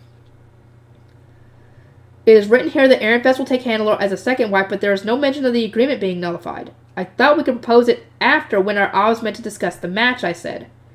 Would such an arbitrary change not have been defeated the purpose of making an agreement in the first place? True. I hadn't known about the contract, but that didn't change the fact that I intended to challenge the terms of our agreement, the very thing I was criticizing Dunkelfelder for doing. I slumped my shoulders, disappointed in myself, as Siglinde landed another blow. Furthermore, Lady Rosemine, you said that Dunkelfelder agreed to stop interfering with their engagement in the event that Ehrenfest won, correct? No such condition is listed here. What? I asked, blinking in surprise, but is the challenge not meant to give up on the object of their affection after losing a game of bride-taking dinner? Lord Lestalot explained as much to me. I was told that Ehrenfest prioritized taking Hannelore as a second wife. She is listed as your desired prize, but there is no mention of us accepting your current engagement. In a normal game of bride-taking dinner, the consequences of the challenger losing was already decided. They would give up on pursuing the woman they were trying to steal. But after I had expressed my dissatisfaction with that condition and demanded that we be able to take Lady Hannelore as a second wife, Lestalot had determined that there was no need to stop pressuring me and reported as much to Dunkelfelder. This is the first time I'm hearing of that condition being removed, I muttered. Sylvester heaved a long, exhausted sigh before prodding me in the side of the head. It isn't so unusual for new conditions to override old ones. You might have known that if there hadn't been two discussions happening at the same time. In the future, don't slack on getting everyone on the same page. This contract made Dunkelfelder believe that we cared more about taking Lady Hannelore as a second wife than putting a stop to their pressure, which caused them to make other misassumptions about what would appeal to us. It was true in both the world of nobles and the world of merchants that written agreements held more weight than mere verbal ones. And that was precisely why Dunkelfelder had assumed our decision based on the terms of our contract. That their assumptions had been off base was entirely our own fault. I feel terrible. Just thinking about what I said to Siglinde a moment ago made me wish the earth would swallow me up. She was the first wife of Dunkelfelder, yet I'd been so incredibly rude to her. I genuinely wished I could wipe her memory of our conversation. Please, allow me to apologize from the bottom of my heart, I said. I should not have been so rude or tried to make demands that we are not part of our contract. It seems we misunderstood the nature of the agreement, Sylvester added. I apologize for having failed to confirm all the relevant details. No, Siglinde replied. There's no need for that. Ehrenfest is unfamiliar with bride-taking dinner, so we should have done more to explain and oversee the process ourselves. The blame lies primarily with us, therefore we are the ones who must apologize. In the end, she apologized for Lestalot having tried to cancel my engagement, which already had the king's approval, for Handler having failed to rein in the Dunkelfelder men, who were always prone to losing their heads over dinner, and for not having explained the customs exclusive to her duchy. Handler, you will need to reflect on this as well, Steglinde continued. I am pleased that you did not forget to apologize to Lady Rosemine, even when you were feeling so down about your future being wagered, but you must never let the men out of your sight when dinner is involved. Lestalot always goes to great heights to secure a dominant position, and the knights become easily excitable. It was your job to keep them under control, and to ensure that Ehrenfest understood what they were getting into. Carve all this into your mind if you would treasure your friendships. A smile crept onto her face. After all this, I should think you have a better understanding of what it means to be a Dunkelfelder woman. Handler's expression froze in a smile. For a moment, I thought she was gonna put herself down, but then she nodded and said, I will take most care going forward. Steglinde returned her attention to Sylvester and me. Now, Ehrenfest, would you care to explain what you wanted from this game of dinner? If you do not wish to take Hannelore as a second wife, then we can resolve this here and now. She glanced over at Dunkelfelder's spot in the arena. Preferably before my husband tries to interfere and claim that the result of dinner cannot be overturned. Sylvester sat up straight. Our primary wish is for Dunkelfelder to cease its attempts to secure Rosemine through marriage.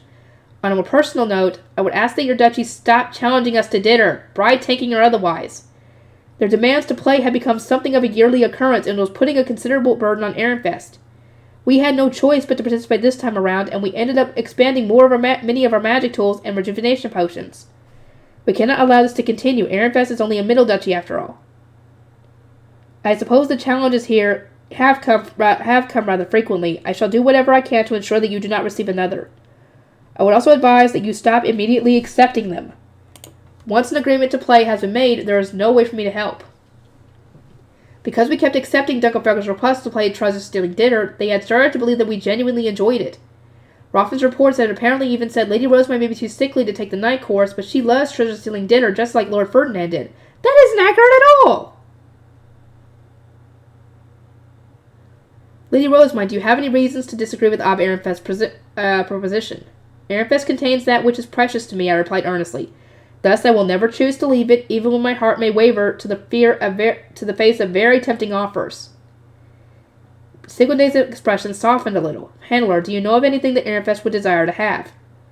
Mother, we have spent years bothering Ehrenfest with our one-sided request to play dinner, have we not? We will still need to make up for that if you wish to maintain a positive relationship between our two duchies. Consider this an apology not to Lady Rosemine, but specifically all to Ehrenfest. Handler thought for a moment, then clapped her hands together. What if we have Lestalot provide them with some art? It seemed to me that both Lady Rosemine and Lord Wilfrid wanted his illustrations for a dinner story, but he did not like the idea of someone else altering his work. So it has remained in our possession. We could contribute to Ehrenfest's printing by offering them these illustrations to do as they wish. She observed Seglinde's reaction as she spoke, her red eyes sparkling with pride. It made sense that she was so lively considering her previous mentions, and nobody ever asked for her opinion or heeded her advice. But will that really please Ehrenfest? I looked from Seglinde's dubious expression to Handler's hopeful smile, then immediately responded with a firm nod. It will. Lady Handler has just put forward a wonderful suggestion that will dramatically increase sales of our books. Isn't that right, Ab Ehrenfest? I was as ecstatic as Handler, but Sylvester just rubbed his forehead. Don't be stupid, he murmured to me. There's got to be something more than that. At least ask for Dunkelfelder's protection or something. Ah, yes, Seglinde said, suddenly wearing a more calculating smile.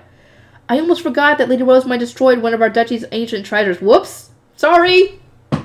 I didn't do that on purpose. In the blink of an eye, Sylvester agreed that Lestalot's art would suffice. Yes! Yes, either that or pay for that shield. Who knows how much that would cost. We greatly appreciate having Lord Lestalot's illustrations, but can we really use them without his permission, I asked. Seglinde nodded. I would say this is an excellent opportunity for him to learn how it feels to have a matter related to you be decided without your involvement. In fact, after he gambled Hannelor's hand in marriage without her approval, I do not believe it is enough. I shall give you one of his paintings as well. She gave her a fine giggle. There's a place in the dormitory that he put a tremendous amount of effort into, and I believe it will do nicely. Ah, the anger in her smile really reminds me of Ferdinand. Good luck, Lord Lestalot. The conversation about dinner had come to an end, and from there we moved on to discussing the printing industry. Various questions were asked about how many copies of the history book and a dinner story we intended to prepare, how we were going to sell them, and so on. I provided answers to them all. We would like to print our own books one day, Siglinde said. To that end, if you are willing to sell it to us, we are interested in buying the magic tool you used in Airfest. I'm afraid we can't do that, I replied. After all, printing presses weren't magic tools to begin with. I expected as much. Leslie informed me in his reports that you were keeping the technology a secret to prevent it from spreading. I imagine you intend to maintain private ownership while developing the industry internally. It was standard practice for duchies in our position to sell their technology to the sovereignty or a greater duchy so they could spread from the top down. As such, Siglinde was curious to know why Airfest was keeping its knowledge to itself. She punctuated her question with a brief remark that our duchy's actions could not be understood using common sense, which was potentially my fault. We have decided to accept manuscripts from other duchies and print them within Airfest for the time being. Only once it's become a familiar part of our culture will we start spreading it beyond our borders. At the moment, Airfest nobles were still getting used to all the ins and outs of printing. Only once they understood copyright laws and the cash flow of the industry would we start expanding to other duchies.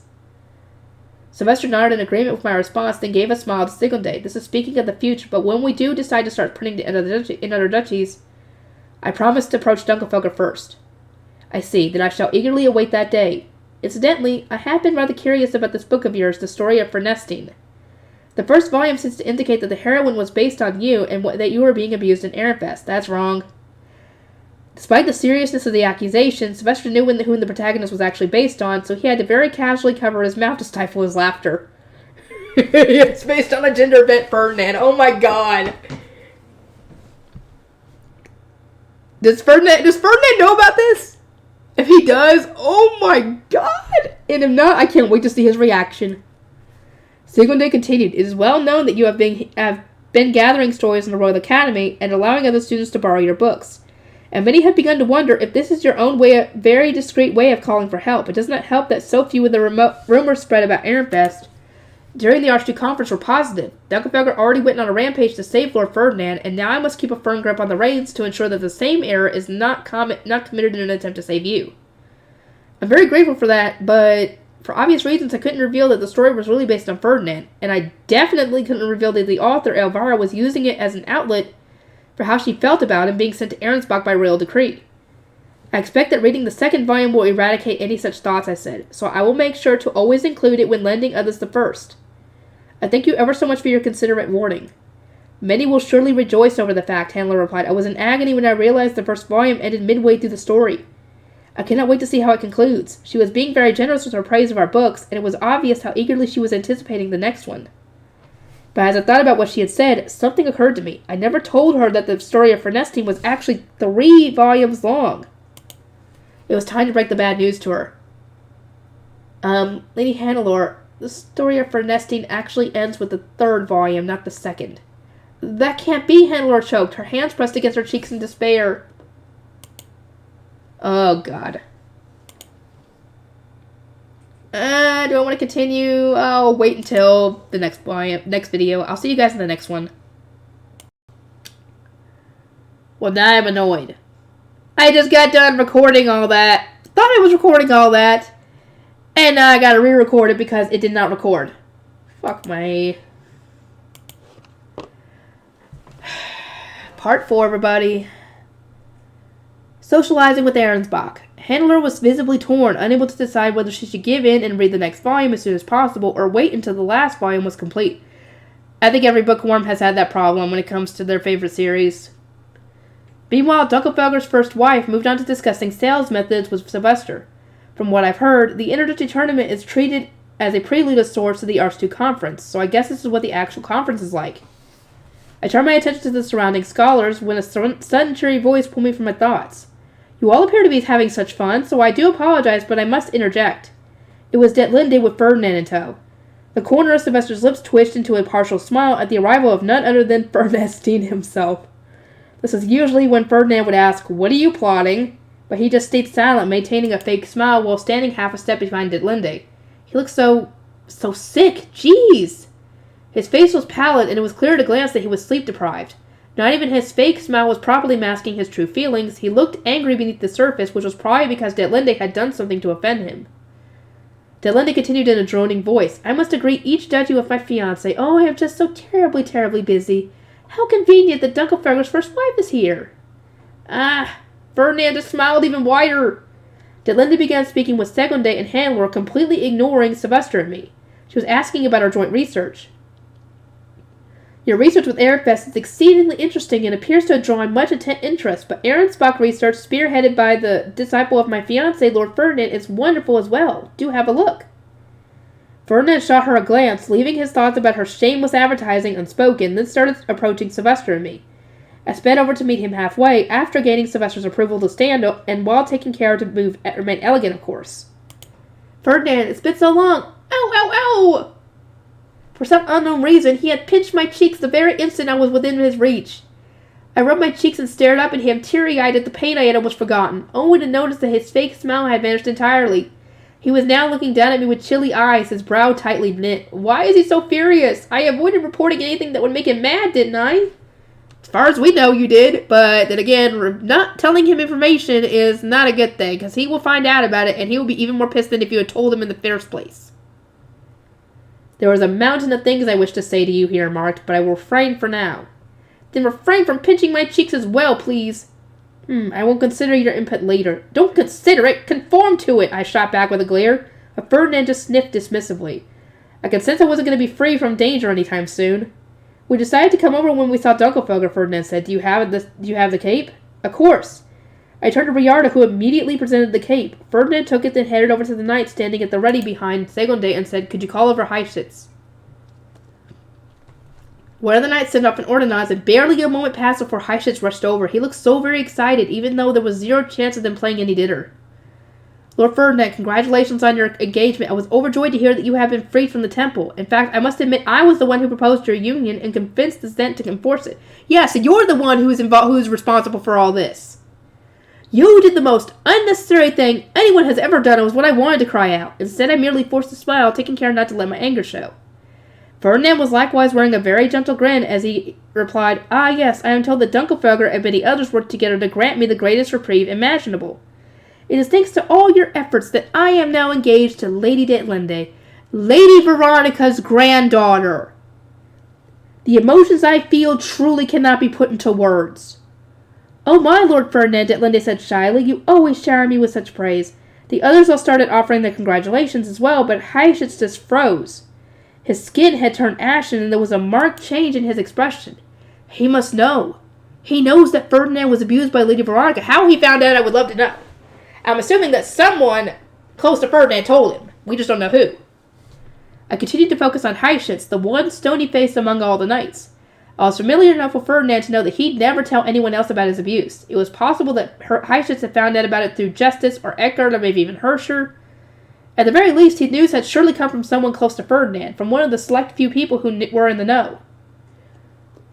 So yeah, he now knows essentially that because of the idiocy that he just did, the one he considers a close friend is now being married off to someone who looks like his tormentor. Yeah. As my duty is now to support Lady Detlinde and Ahrensbach, I am no longer in a position to play dinner with you, Ferdinand said. Thus, I shall return this. I cannot wait forever. This is... Heischitz looked from Ferdinand, who was wearing a bright smile, to the blue cape that was being so deliberately pushed into his hands. He was in a daze. It must have occurred to him why Ferdinand was going out of his way to return the cape now, when he hadn't upon entering the temple. Isn't this great? One of the knights said to Heischitz, clapping him on the back. I know how much that cape means to you. Your wife's going to be over the moon, another said, grinning. Little did they know, Heischitz had turned ghastly pale. Ferdinand smiled at his friend, whose face had gone stiff, who had finally reacquired the cape that was stolen from you all those years ago. I would expect a little more delight, Heischitz. His last words sounded so cold they almost came out as an order, like, be as ecstatic as you were over my engagement. Heischitz cast his eyes down, squeezing the cape in his fist, then put on a tremulous smile. I never thought I would regain this cape in such a way. My wife will truly be overjoyed. He finally understood that, though he meant well, he had put his friend in the worst situation possible. Ferdinand had even demanded that he act jovially without allowing him an opportunity to apologize. Before the two could exchange another word, someone got between them. Oh my, and why did Lord Ferdinand have a cape so precious to that man? Detlinde asked. She was looking up at Heischitz, her eyes sparkling with wonder, entirely oblivious to the tension in the air. The surrounding knights battled to explain until eventually... And so, ever since their days at the Royal Academy, Hyacinth has been battling to retrieve his cape. My, Detlinde exclaimed, how cruel, taking a cape embroidered by one's bride-to-be. I did not think Lord Ferdinand was capable of such coldness.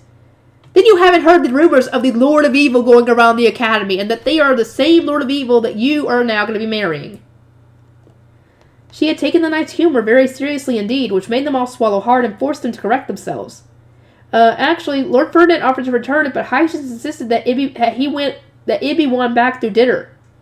To the knights, Hyacinth's situation was probably a regular source of amusement, but most of the people couldn't empathize with the idea of gambling a precious gift from one's partner on a game of dinner.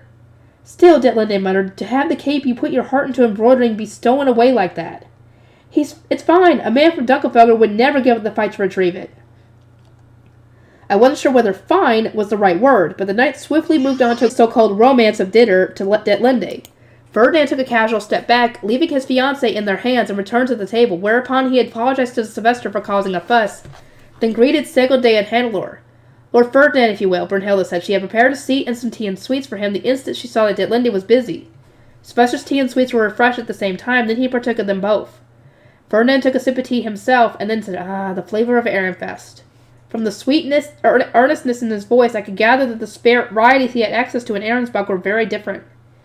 We had also prepared some of the tea leaf pound cake that Ferdinand enjoyed so much, but he immediately handed it down to his retainers. Justice Eckert, you have also got a long time without the flavors of your home. Here. He must have wanted them all to get the rest they could while they were in Ehrenfest space and could relax. We thank you, they both replied as they accepted the plates and retreated a step. Ferdinand sipped from his cup again, his guard knight from Ahrensbach still at attention behind him, then looked at Segonde. Moments ago, I observed Ehrenfest and Dunkelfelder's joint research, and I must say, I am surprised that such an old ceremony remains in your duchy to this day. I consider it wonderful that the research has resulted in students obtaining more divine protections. I could only blink in surprise, but, Lord Ferdinand, Professor Roffin was teaching when you were a student. Did you really not know about Dunkelfelder's ritual? Ferdinand replied with a simple, I did not, at which point Hannelore stepped in to explain. I only learned this over the course of our research, but Professor Roffin did not begin teaching the ritual until another professor of the Knight's course retired and he was put in charge. It is like a dance known by all those of the current generation in every duchy, Ferdinand said. The adult knights visiting are saying they wish to learn it, as it might help with Fabi's hunting as well. Perhaps this will further strengthen Dunkelfelder's influence. Sylvester nodded. Ehrenfest would similarly like to learn it before next year's Lord of Winter hunt. Our knights had apparently tried it out after we informed them about it, but they hadn't managed to get the blessings. It made sense that there would need more time. Most of the knights serving as our primary firepower had needed to start by learning how to actually do this dance. Even in the Ehrenfest dormitory, the success rate of the ritual is only 80-some%, Segonde explained. The adults of our duchy have largely succeeded with it, and we expect that the outcome has to do with the amount of mana offered during the ritual.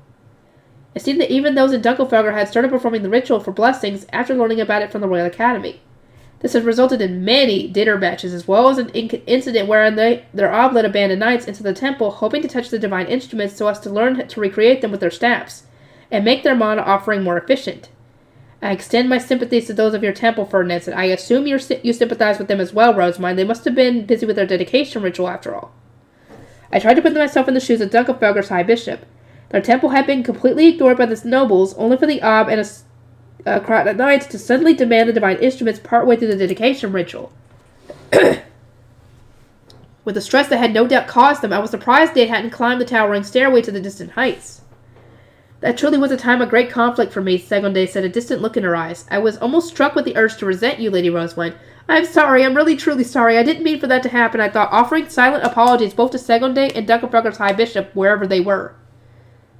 Ferdinand shot me a glare. And what did Rosamund do to earn that ire, might I ask? My mind went blank, but Hannelore swiftly came to my defense. Lady Rosamund did nothing wrong. It was simply a case of our duchy losing control. I was so moved that I wanted to hug her, but my relief was painfully short-lived. In fact, it is thanks to Lady Rosamund's accomplishments that Dunkelfelder learned to obtain such blessings in the first place. She mimicked our ritual, which was but a shadow of its intended form at the time, and offered mana with Lady Shaft's spear, causing a pillar of light to shoot up into the air. The resultant blessings were so powerful that we immediately began striving to return the ritual to its true state. No, Lady Hannelore, stop! I can't take the look Ferdinand is giving me. It's terrifying. Oh? Ferdinand replied, curious. Rosemary did not include such details in her letters. I see now that she played a significant part in all this. That's right, the dedication ritual she performed was wondrous as well. Even the Zent was overjoyed after participating. Please, I'm already dead. I had gone out of my way to write only innocuous details about the dedication ritual, so I really didn't want her giving Ferdinand more reasons to be mad at me for dinner. Ferdinand, I cried, you have to greet every single duchy here today, correct? You must be so busy. It would be a shame to keep you here any longer, so please.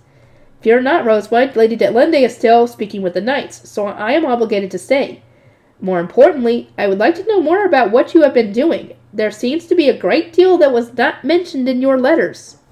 I could tell from the look in his eyes that he knew how much I was hiding from him, and the blood drained from my face as he sought more information from Sylvester and Hannelore.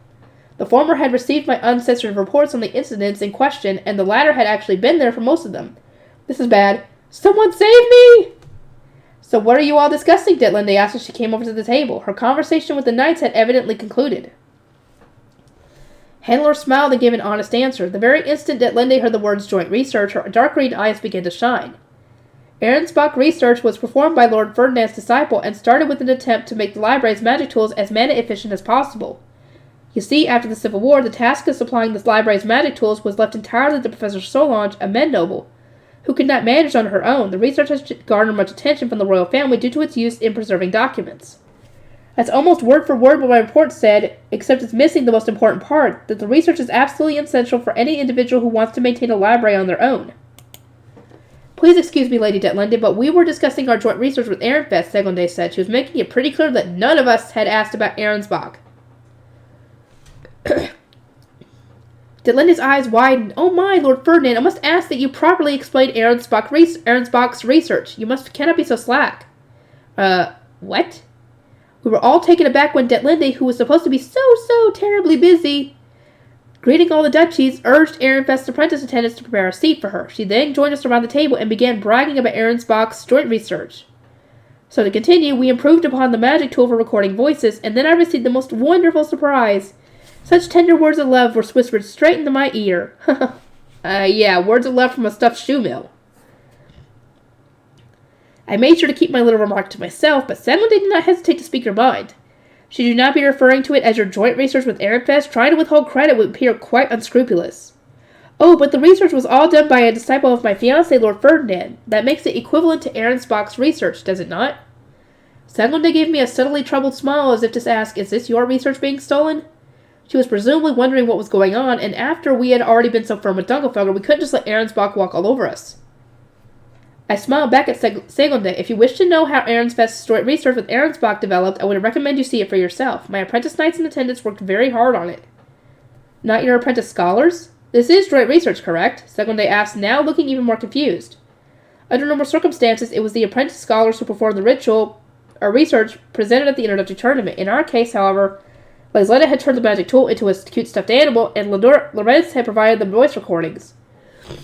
Ugh, my nose was starting to get stuffed up, and I could feel it rising. Cute shoe mills are the symbol of Ehrenfest, I said. Ah, that reminds me, Detlinde called out, clapping her hands together. There is something I wish to ask of Lord Ferdinand. Ferdinand had stopped paying attention to Detlinde at some point during her insufferable bragging, and was instead asking various questions of Sylvester and Hannelore. After his fiancée called out to him, however, he had no choice but to turn back to us and say yes, with a smile. As I requested previously, I desire that shoe mill for my own, Detlinde announced. Both you and Raymond said it belonged to Lady Rosemine, no? Yes? Then use this opportunity to have her give it to me. You will grant my wish, yes, little untied little brat? All eyes fell on Detlinde. She wanted the love-whispering shoe mill, and after having been refused once already by Raymond and Ferdinand, she had decided to try again. That is the prototype that Ehrenfest prepared, correct? Segonde asked dubiously. I gave a firm nod to clear up any misunderstandings, then looked at Detlinde. My sincerest apologies, but the shoe mill is already spoken for. I was planning to give it to Letizia after the demonstration, so I didn't want anyone asking for it. Then I will negotiate with whomever is due to receive it, Detlinde said. I'm willing to back down. Tell me, who might this person be? Lady Detlinde, Hannelore said, her voice quavering a little. Could you not simply have your attendants make you one of your own?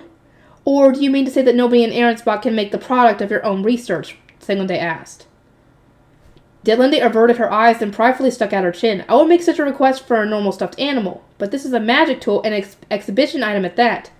Lady Rosemont took the rights and schematics from Raymond before I, Arensbach's next ob, could even react. Although it may be joint research, it was highly troubling for her to have done such a thing without a word of consultation. I did not take them from Raymond, I protested. Holding my tongue would have made her twisted interpretation of events the truth. I paid him in full, and through the proper channels. Plus, the person responsible for the research is free to decide what they do with it. They do not need the permission of any ob, let alone a future ob. Detlinde was looking very displeased. Ferdinand, upon seeing everyone's reaction, adopted an especially sweet smile. Lady Detlinde, if that toy has already been promised to someone, then asking for it will only trouble everyone. It was a rather courteous way of telling her to read the room and stop being so selfish, but Detlinde, completely oblivious to his intentions, shot him a dissatisfied glare. Lord Ferdinand, I am saying that I desire this shoe mill.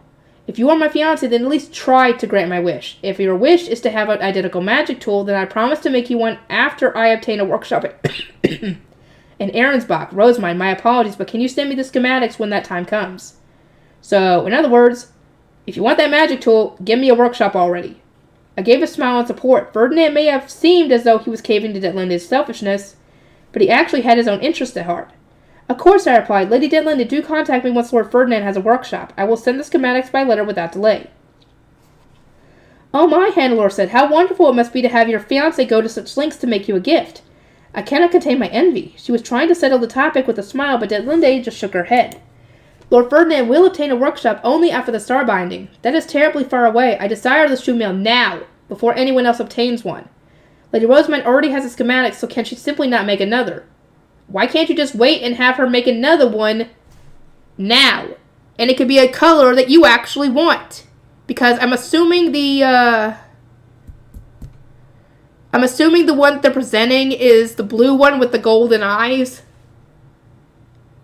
So why don't you ask Detlinde what her preferred color is and have Laisletta make one for you with that color? Hello? It's not that hard. Hello?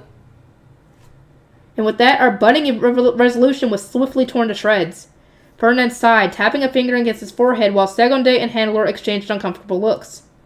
Lady Detlinde, do you always make such demands of Ehrenfest? Segonde asked. But of course, I am the next ob of Arensbach, you know. No, you're not. Segonde placed a hand on her forehead. Ferdinand raised an eyebrow, and Sylvester shrugged. Meanwhile, Laisletta crouched down behind me and whispered quietly enough that only I could hear her. Lady Rosemont, might I suggest offering the rabbit exhibit shoe mill to Lady Detlinde? I will simply make another. Laisletta, it hurts to see Lord Ferdinand so troubled, does it not? I nodded. Making another shoe mill wasn't something I could do myself, but with Laisletta so generously offering her assistance, giving it to Detlinde and saving Ferdinand the headache was the best approach. You may have it once the introductory tournament is complete, I said. As you say, we can simply make another. Oh, why can't you make another and give the other one to her and you keep the original? Oh my, Detlinde replied, raising her voice in delight. How splendid. Apologies, Rosemine, Ferdinand added. I shook my head. This is nothing for you to worry about, Lord Ferdinand. My attendant is skilled with her hands and is willing to create a new one. However, Ferdinand pulled a face, but I didn't think there was anything else I could do. I was racking my brain trying to make sure there was nothing I'd overlooked when Hannelore gave me a smile. I have yet to see the shoe mill myself, but perhaps it will become a new Ehrenfest trend. Yep. She was trying to ease the tension in the air. Certainly, Segonde said with a nod, also smiling, and one cannot speak of Ehrenfest trends without thinking of hair ornaments. Will you be wearing one, Lady Detlinde? I saw the ornament that Lestat ordered this morning. It was truly wonderful. I actually was wondering something. Lestat was trying to get Rosemine for his first wife. That we know. And if he had succeeded, she would have been his first wife. But who was the girl we saw sitting beside Lord Lestat, or they saw sitting beside him when they went to go, to their seats? Would that have been his second wife? Let me know. Naturally, Lord Ferdinand has gifted me some. I intend to show them to everyone during tomorrow's graduation ceremony, so please look forward to it. Wearing them today would have ruined the surprise. I don't think it should be a surprise to begin with. I shall be attending the graduation ceremony in clothes fit for a future ob, Detlinde continued, puffing out her chest with pride, but before she could say anything else, an ordonnance arrived. There were so many of us here that it was impossible to tell who it was for at first glance, so we all presented our arms, until it landed on mine. Lady Rosemine, came Farlam's loud, shrieking voice, so piercing that it made me want to cover my ears. What is the meaning of this Ehrenfest plot? There was no mention of your exhibit containing such an unacceptable new message. You intentionally deceived Arensbach, didn't you? The Ordnance repeated Fräulein's rant twice more, but I didn't have a clue what she was referring to. Did you slack on some report? Ferdinand asked. No, I'm quite sure I gave her every relevant detail. I wonder what happened. Lady Rosemine, Lesletta said, may I have your permission to speak? I granted it, and she looked over at Ehrensbach's spot. There was just an assumption, but perhaps they were referring to the final message we recorded? As the shoe mill was brought for the exhibition just this morning, Professor Fräulein might not have listened all the way through to the end. And what was his final message? Ferdinand asked. Raymond explained the tool to me this morning, and I was simply exasperated to hear that it has been filled with such strange messages. After hearing that the shoe mill was full of romantic phrases that contained 10 messages in total, Ferdinand had apparently decided not to waste his mana on listening to them all. Each phrase was handpicked from Royal Academy love stories, I explained, so I decided to make the final message an advertisement for the book and for Ehrenfest books in general. An advertisement? I repeated the message as I remembered it, and immediately Detlinda's eyebrows shot up. For such an advertisement to come from Ehrensbach's exhibition, if you will excuse me, I must take my leave. There are still many duchies for us to greet. Let us go, Lord Ferdinand. She hurried away in a daze. I was wondering why Ehrensbach hadn't checked all the messages to begin with when Ferdinand stood up and chuckled. So an advertisement for Ehrensbach's books played while Ehrensbach was so openly and consistently bragging about the tool being their own research. Good grief, Rosemine, you truly are unpredictable. He placed a hand on my head and before turning to leave said, very good. You got it very good! Yay! You did good, Rosemine, despite all the craziness you caused. Socializing with royalty. The advertisement I recorded on an absent-minded whim had earned me such extreme words of praise from Ferdinand by complete accident. Very good, he said. I took a moment to savor my elation, recalling the subtle smile that Ferdinand had given and the feeling of his hand on my head. You seem very pleased, Lady Rosemine, Hannelore said. She was resting a hand on her cheek and giving me a very strange look. I received none other than a very good from Ferdinand. This is the highest praise possible, which I have received previously only after having everyone in the dormitory pass their written lessons on the first day, or after finishing all of my classes as quickly as possible without letting any of my grades drop. I was sure that after his move to Ehrensbach I would only ever receive his praise by letter, so this truly was a pleasant surprise. I expected to hear a heartwarming "I am ever so pleased for you" in response, but both Segonde and Hannelore's expressions stiffened. Is something the matter? I asked. No, I am just taken aback by the exceeding harshness of his education, Segonde said with a troubled smile, having struggled to even get the words out. Personally, I wasn't taken aback at all. Frequent exposure had made me well accustomed to what Ferdinand was like. Still, it seemed that his teaching methods weren't very good, but rather very harsh. Oh wait, are they thinking I was abused again? His education may come across as harsh, but it really is nothing once you get used to it, I said. By the end of our time together, before he moved to Ehrensbach, he was even giving me new books each time I completed a task he gave me. In truth, Ferdinand is a very kind person. He's a bit harsh, but not scary. But as I tried to prank Ferdinand in the best light possible, Sylvester cackled and waved me away. These books were always related to the next task he intended to give you. You're just about the only person who's been able to keep up with him, Rosemine. What? He used to give me a book after I completed a hands-on task and told me to finish it by the next day, or else I'd receive an extra task to do. I always thought they were rewards, but they were this extra tasks all along? I widened my eyes in shock at this revelation, and it was then that I noticed a group of black capes heading in our direction. Anastasis was leading them, but Eglantine was nowhere to be seen. She probably had work to complete as a professor, which was kind of sad. Oh my, Segonde said, I see the royal family is coming. We have concluded our greetings, so if you will excuse us. She and Hannelore stood up to make way for our new guest, but Anastasis raised a hand to stop them before they could take their leave. Hold, he said, I also have words for the first wife of Dunkelfelger. Left with no other choice, Segonde and Hannelore both sat back down at the circular table, after which Anastasius joined us. He had Sylvester to his right and Segonde to his left, while I had Sylvester to my left and Hannelore to my right. Rosemine, our apologies, but can you make that shield of wind? Anastasius asked. We will also be using a sound-blocking magic tool on the immediate area. Everyone stand down. Gaz attended to prepare the magic tool while I formed Shitsureya's shield. Nobody was forced out, which meant that there was no need to worry about anyone harboring any malice or having any bad intentions. But Anastasius still instructed the attendants and guard knights to leave once the tea and sweets had been prepared. The guard knights as well, I confirmed? Yes, I expect you can all imagine why. He surely wanted to discuss the sovereign knights who had interfered in our recent dinner game. We had all given proper reports, so Segonde and Sylvester understood this as well. They assented, and their retainers stood down. Once we were all alone, Segonde was the first to speak. You are showing quite a lot of caution. What do you wish to discuss? Anastasius looked from Seconde to Sylvester. First, I intend to air my grievances about Rosemine and Handler to you two, their guardians. I have warned them countless times, but I see no improvement. It was only through great restraint that I was able to wait until the Interduchy tournament, and did not summon you to the Royal Academy sooner. I saw you all gathered after finishing my discussion with Klassenberg, and came at once to seize this perfect opportunity. So, this is basically a parent-teacher conference for two problem children. Oh, that reminds me. There was a summons like this after the Transfer Fawn incident. Ferdinand came as my guardian back then instead of Sylvester. How nostalgic. That had only been last year, but so much had happened since that it felt like ancient history. A wistful smile crept into my face, but then I noticed that Sylvester, Sigonde, and Hannelore were all watching Anastasius with very serious expressions. I was reacting to our situation in entirely the wrong way, so I quickly tried to look more somber. As I expect you all know, Anastasius continued, Ehrenfest and Dunkelfelger have been causing far too many problems. Although parents are meant to encourage the younger generation's growth by not interfering in matters of the Royal Academy, I must ask, can you really do nothing about this? Rosemine, Handler, major problems have occurred every single year since you became students, and each seems greater and more severe than the last. He explained that before Handler and I joined the Academy, there hadn't been any conflict between Ehrenfest and Dunkelfelger, and there certainly hadn't been any large-scale battles involving the cooperation of numerous duchies. Ehrenfest also hadn't shot up the rankings out of the blue, so it hadn't been on such bad terms with the lesser and middle duchies. Prince Anastasius, may I ask something, I said. What is it, he replied, though his gray eyes were very blatantly telling me not to interrupt. Your mention of a newly developed conflict between Ehrenfest and Dunkelfelger. Are you referring to our dinner game? What else? I don't agree that either of us should take the blame for this. Rosemine, don't argue with royalty, Sylvester cut in without a moment's hesitation, looking well and truly freaked out, but I just shook my head. Ehrenfest, whether we are in the presence of the royal family or a greater duchy, we must state our position if we wish to be understood.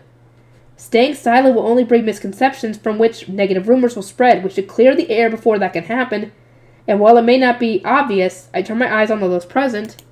I am being considerate of the people I am speaking with. It certainly doesn't seem like it, Sylvester pretty much yelped. You're sitting before Dunkelfelger and a member of the royal family. Correct. Prince Anastasius of all people should understand the importance of clear communication. After all, it was his reluctance to express his feelings directly that kept Lady Eglantine from truly understanding his heart. And as for Lady Sigonde, I think our previous conversation outlined the importance of exchanging information ahead of time. Sylvester's and my bases may have been quite different, but I obviously wouldn't be this frank with just anyone. I was taking care only to speak so frankly to those whom I expected would understand. Of course, there was always a chance I was operating on false principles. Rosemine, even if you have a firm basis for your argument, you should take a moment to consider our duty's position in Jurgensmith, Sylvester warned. Prince Anastasius has excluded our retainer specifically because he wants our honest opinion. No? I gestured to the sound-blocking magic tool and Shizaria's shield. If we were expected to know our places and sit in silence, then he would not have made these preparations. Anastasius grimaced as if trying to endure an immense headache, then gave Sylvester a look of pure sympathy. Ehrenfest, I understand what you must be feeling all too well. However, Rosemine is correct that I wish to hear your honest opinion. So, Rosemine, why should we not blame you or Hannelore for the conflict between our duchies?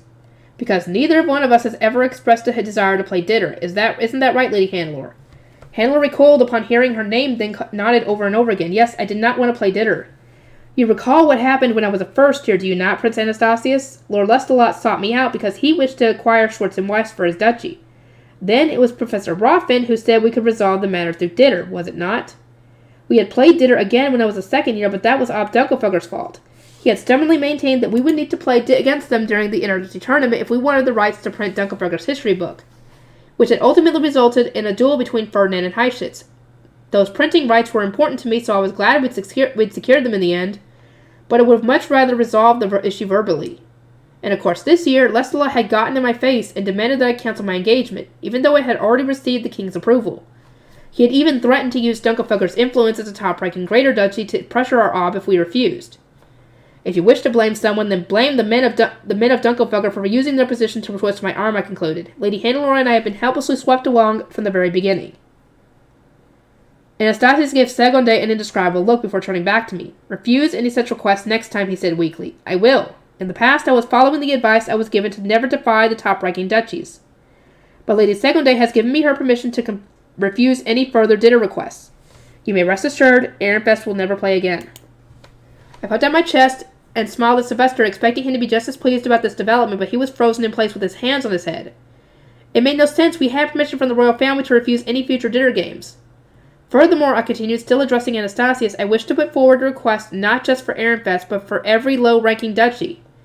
Please be more considerate before you allow the training grounds to be used for dinner. If you grant a request without looking into why the match is being held, then some may find themselves unable to refuse. It would be more beneficial for you to consult both duchies before the game rather than just arbitrating and censoring both parties after the fact. Dunkelfelder would prepare the location, over-enthusiastic as they were, while Rolfen would gladly receive permission from the royal family as the highest authority in the Knights Course. At no point in this process did the will of the lower-ranked duchy come up. Anastasius looked at Sylvester. Ehrenfest, is Rosemine correct? Would such consultations really help the lower-ranking duchies? They would. Even if the royal family were to ask for our opinion, the political influence of a top-ranking duchy might prevent us from voicing our true thoughts. We might end up having to accept the challenge either way, but an opportunity to speak with the royal family would make us feel protected, like our opinions are actively being considered. Then I will consider it, Anastasius replied with a nod. Hopefully this will reduce the number of people forced to play against their wishes. Moving on, I am sorry about the Sovereign Knights who interrupted your dinner game. They may have been trying to secure Rosemine for the Zent, but they were not acting on any official orders. Hildebrand did mention wanting to save you from Dunkelfelder's incessant proposals, and we believe the Knights might have mistaken his musings for a royal decree. But that is no excuse. They acted of their own accord and even involved middle and lower-ranking duchies, so they must be punished severely. He sighed. Still, I can't fathom what drove them to such acts so suddenly. Apparently, the three main culprits were central figures in the Sovereign Knights Order. The king had trusted them more than any of the other knights, so news of their crimes had shocked him most of all. I exchanged a look with Sylvester, realizing this was the perfect opportunity for us to broach a very important subject. Prince Anastasius, do you know of a plant called Trug? I asked. Rosemine! Sylvester's eyes flitted between Segonde and Handler. We can discuss that later. I shook my head. This is our only opportunity, as the Sovereign Knights Order can no longer be trusted. Who else can we turn to but Dunkelfelder in the event of another major countrywide incident? Their obsession with dinner may be troublesome, but their strength is unmistakable, and they would allow no other duchies to surpass them. Dunkelfelder had sprung into action during last year's attack, and they now knew how to further advance their strength with blessings. Revealing our suspicions to them here was sure to work in our favor, especially when it was Segonde who would need to clean up after the men and prepare for the future, not the dinner-obsessed Ob. Ehrenfest can take over from here, I said. I admit I am still not very knowledgeable about Trug. I wasn't sure how much we could reveal about our duchy situation, so I made a reasonable excuse to leave the rest of Sylvester. I am unfamiliar with this Trug. Is it known in Dunkelfelder? Anastasius asked. Segonde shook her head. At the very least, its existence is news to me. Can you tell us more about it, Ehrenfest? Sylvester stopped clutching his stomach, now conscious that both Segonde and Anastasius were looking at him, and met their gaze with eyes full of resolve. Trug is a very dangerous type of plant. Its leaves can be dried and burned, and the resulting smoke causes hallucinations, obscured memories, and feelings of intoxication. The only telltale sign that Trug has been used is the sweet aroma it gives off when burned. And that is exactly what one of our apprentice knights noticed on the culprits when he approached you to say his farewells, Prince Anastasius. We have good reason to believe that a central figure in the sovereignty is using the plant to their own ends. Anastasius and Segonde both received this news with wide eyes. Ehrenfest, we need an even more detailed explanation, Anastasius demanded, but Sylvester slowly shook his head. We know very little about it ourselves. It was brought to our attention after it was used within Ehrenfest's borders, during a secret meeting of traders connected to another duchy, and we witnessed its side effects after trying to read the memories of those we captured. The apprentice knights who detected the scent was initially called to this secret meeting alongside his parents, but he promptly left due to being underage. His recollection of the fireplace being lit, a strange occurrence as it was summer at the time, and the cloying smell in the air, coupled with the conflicted memories of the traders, led a scholar to conclude that Trug might have been used. The scholar in question was over 50. He had been taught about Trug by his herbology professor, who would then retire a short while after, before the scholar even graduated. Sylvester continued. The professor acknowledged that his students were unlikely to ever encounter the plant, but he still taught them about it as a precautionary measure. Our scholar does not know where it comes from, but he was told that it does not grow in Ehrenfest. That is the extent of our knowledge. If you wish to know more, then you will need to ask an older scholar who took more advanced herbology courses, or search through the sovereignty's vast collection of documents. I see, Anastasius replied, then looked at Sylvester with firm eyes. Ehrenfest, you say these traders were connected to another duchy. Tell me, which one? At this juncture, it is crucial that we know. Tensions rose, and several uneasy seconds passed before Sylvester gave his answer. They were connected to my older sister Georgine, who exercises power as the first wife of Ahrensbach. A heavy silence weighed down on us all until Sylvester spoke again. Prince Anastasia says everything I can say. The prince sighed and said, I appreciate your cooperation. At this point, Ehrenfest's contributions are bordering on the innumerable. From there, he explained that several critically important magic tools were now operable again, thanks to the mana obtained from the recent dedication ritual. The royal family had managed to replenish many locations, and over the past few days, the Zend had actually been able to rest for the first time in forever. Father is grateful that Ehrenfest cares so greatly about protecting its rituals, and Rosemine herself. Anastasius noted, if you so wish, your duchy will receive an even higher position in the duchy rankings next year. Tell me, Ehrenfest, what are your thoughts on that? Anastasius' gray eyes were narrowed in a strict, scrutinizing stare. He was clearly trying to determine whether Sylvester would respond in a manner befitting a proper archduke. Sylvester returned the prince's gaze, his dark green eyes were exuding resolve as he said, I would ask that Ehrenfest move no higher than its current position. Just as Dunkelberger and the royal family have pointed out before, Ehrenfest does not have enough nobles who can act as members of a top-ranking duchy. There would only be Ferdinand, who deals with top-ranking duchies while maintaining his distance, as well as Rosemine, whom he educated, and her retainers. An even higher position in the rankings would result in even more dealings with top-ranking duchies, but Ehrenfest was having too much trouble keeping its internal affairs in order to start dedicating manpower to diplomacy. Instead, Sylvester continued to ask that you view Ehrenfest's contributions thus far as making up for the fact we were unable to provide the Zend our aid during the Civil War. That is not a bad suggestion. I will remember your words and pass them on to the Zend. And so a deal was struck. We will forego an even higher position in the rankings, and in return, Ehrenfest will start being treated equally to the duchies that had won the Civil War. Now, on to another note, Anastasia said. This isn't a request from the royal family as a whole. A wish for Hannelore and Rosemine to visit the Royal Academy's library every day throughout the Archduke Conference. The royal family would need to go to the library themselves during that period, and they wanted our help as key holders. I do not mind, I replied, but would it not be best to have sovereign arch scholars take over as key holders? That was our original intention, but now that we see no reason to suspect either of you of planning a rebellion or other such malicious intentions, we have concluded that the duty is best left in your hands. You will not have any other responsibilities during the Archduke Conference after all. So will you accept our request? It was possible that members of the Sovereign Knights Order were being manipulated with Trug. Who was to say that the same fate wouldn't befall any arch scholars they entrusted the keys to? I confidently agreed to offer my assistance. Hannelore thought for a moment before nodding as well. There are rituals I wish to investigate further, and while I do not share Lady Rosemine's familiarity with ancient languages, I will gladly do whatever I can to be of use to the royal family. Anastasius looked to our guardians next. Sylvester and Segonde expressed their agreement as well. Prince Anastasius, I'm going to be allowed to inside the archive, correct? I asked eagerly. Nothing was more important to me. After a careful glance at Sylvester, the prince nodded and said, Of course, during the Archduke Conference, I will not be the one having to separate you from your books. That burden will instead fall to your guardian. I took in a sharp breath. He was very clearly referring to the time I'd refused to leave the archive, and as my retainers weren't able to go inside, my antics had inconvenienced not just one but two princes. Sylvester paled at Anastasia's remark. I am told that my foolish daughter troubled you and your elder brother with her book obsession, he said to the prince. I apologize profusely for our actions. We will take as much care as we can, but losing one of our eternal five who supports the supreme gods has dealt Ehrenfest a devastating blow. We pray day and night for the wisdom to calm Abigliv's rampage following the loss of Geduld. Okay, when I was reading this before, I kind of figured that he was talking about, when referencing Abigliv, they essentially lost Ferdinand, and thus they lost one of their internal five. And now they lost Ferdinand, essentially, who was the one who was holding the reins on Rosemine, which means that they don't have anybody to hold her back from her rampages, a.k.a. Abigliv, because they lost Geduld, a.k.a. Ferdinand. So, yeah. I see, Anastasia said, shooting me a bitter look. It was Ferdinand who held the reins of this gremlin. Excuse me? What was that supposed to mean? I rested a hand on my cheek. Anastasius and Sylvester had reached some sort of understanding, using euphemisms that had gone completely over my head. In any case, Anastasia said, I understand the situation you find yourselves in. Unfortunately, your only option is to struggle through it. The scholars I sent to Ahrensbach reported that your Geduld, that's what I thought, has become quite a valuable asset there. Ahrensbach scholars are rejoicing that their duchy is finally on the verge of recovery. I would not want to remove Ferdinand now and risk Ahrensbach collapsing. Apparently, Jürgen Smith's only open country gate was in Ahrensbach's ocean, and the absence of the Gruschheit meant that the others had to remain shut. The one open gate couldn't be closed either, which meant that Ahrensbach was having to manage all international affairs. Is there some kind of problem with the other country, I asked? There was a pause before Anastasia said, We fear that a conflict may arise with Lonzanov. That reminded me, Ferdinand had mentioned in one of his letters that a princess of Adalgisa was coming though that may not have much to do with any of you.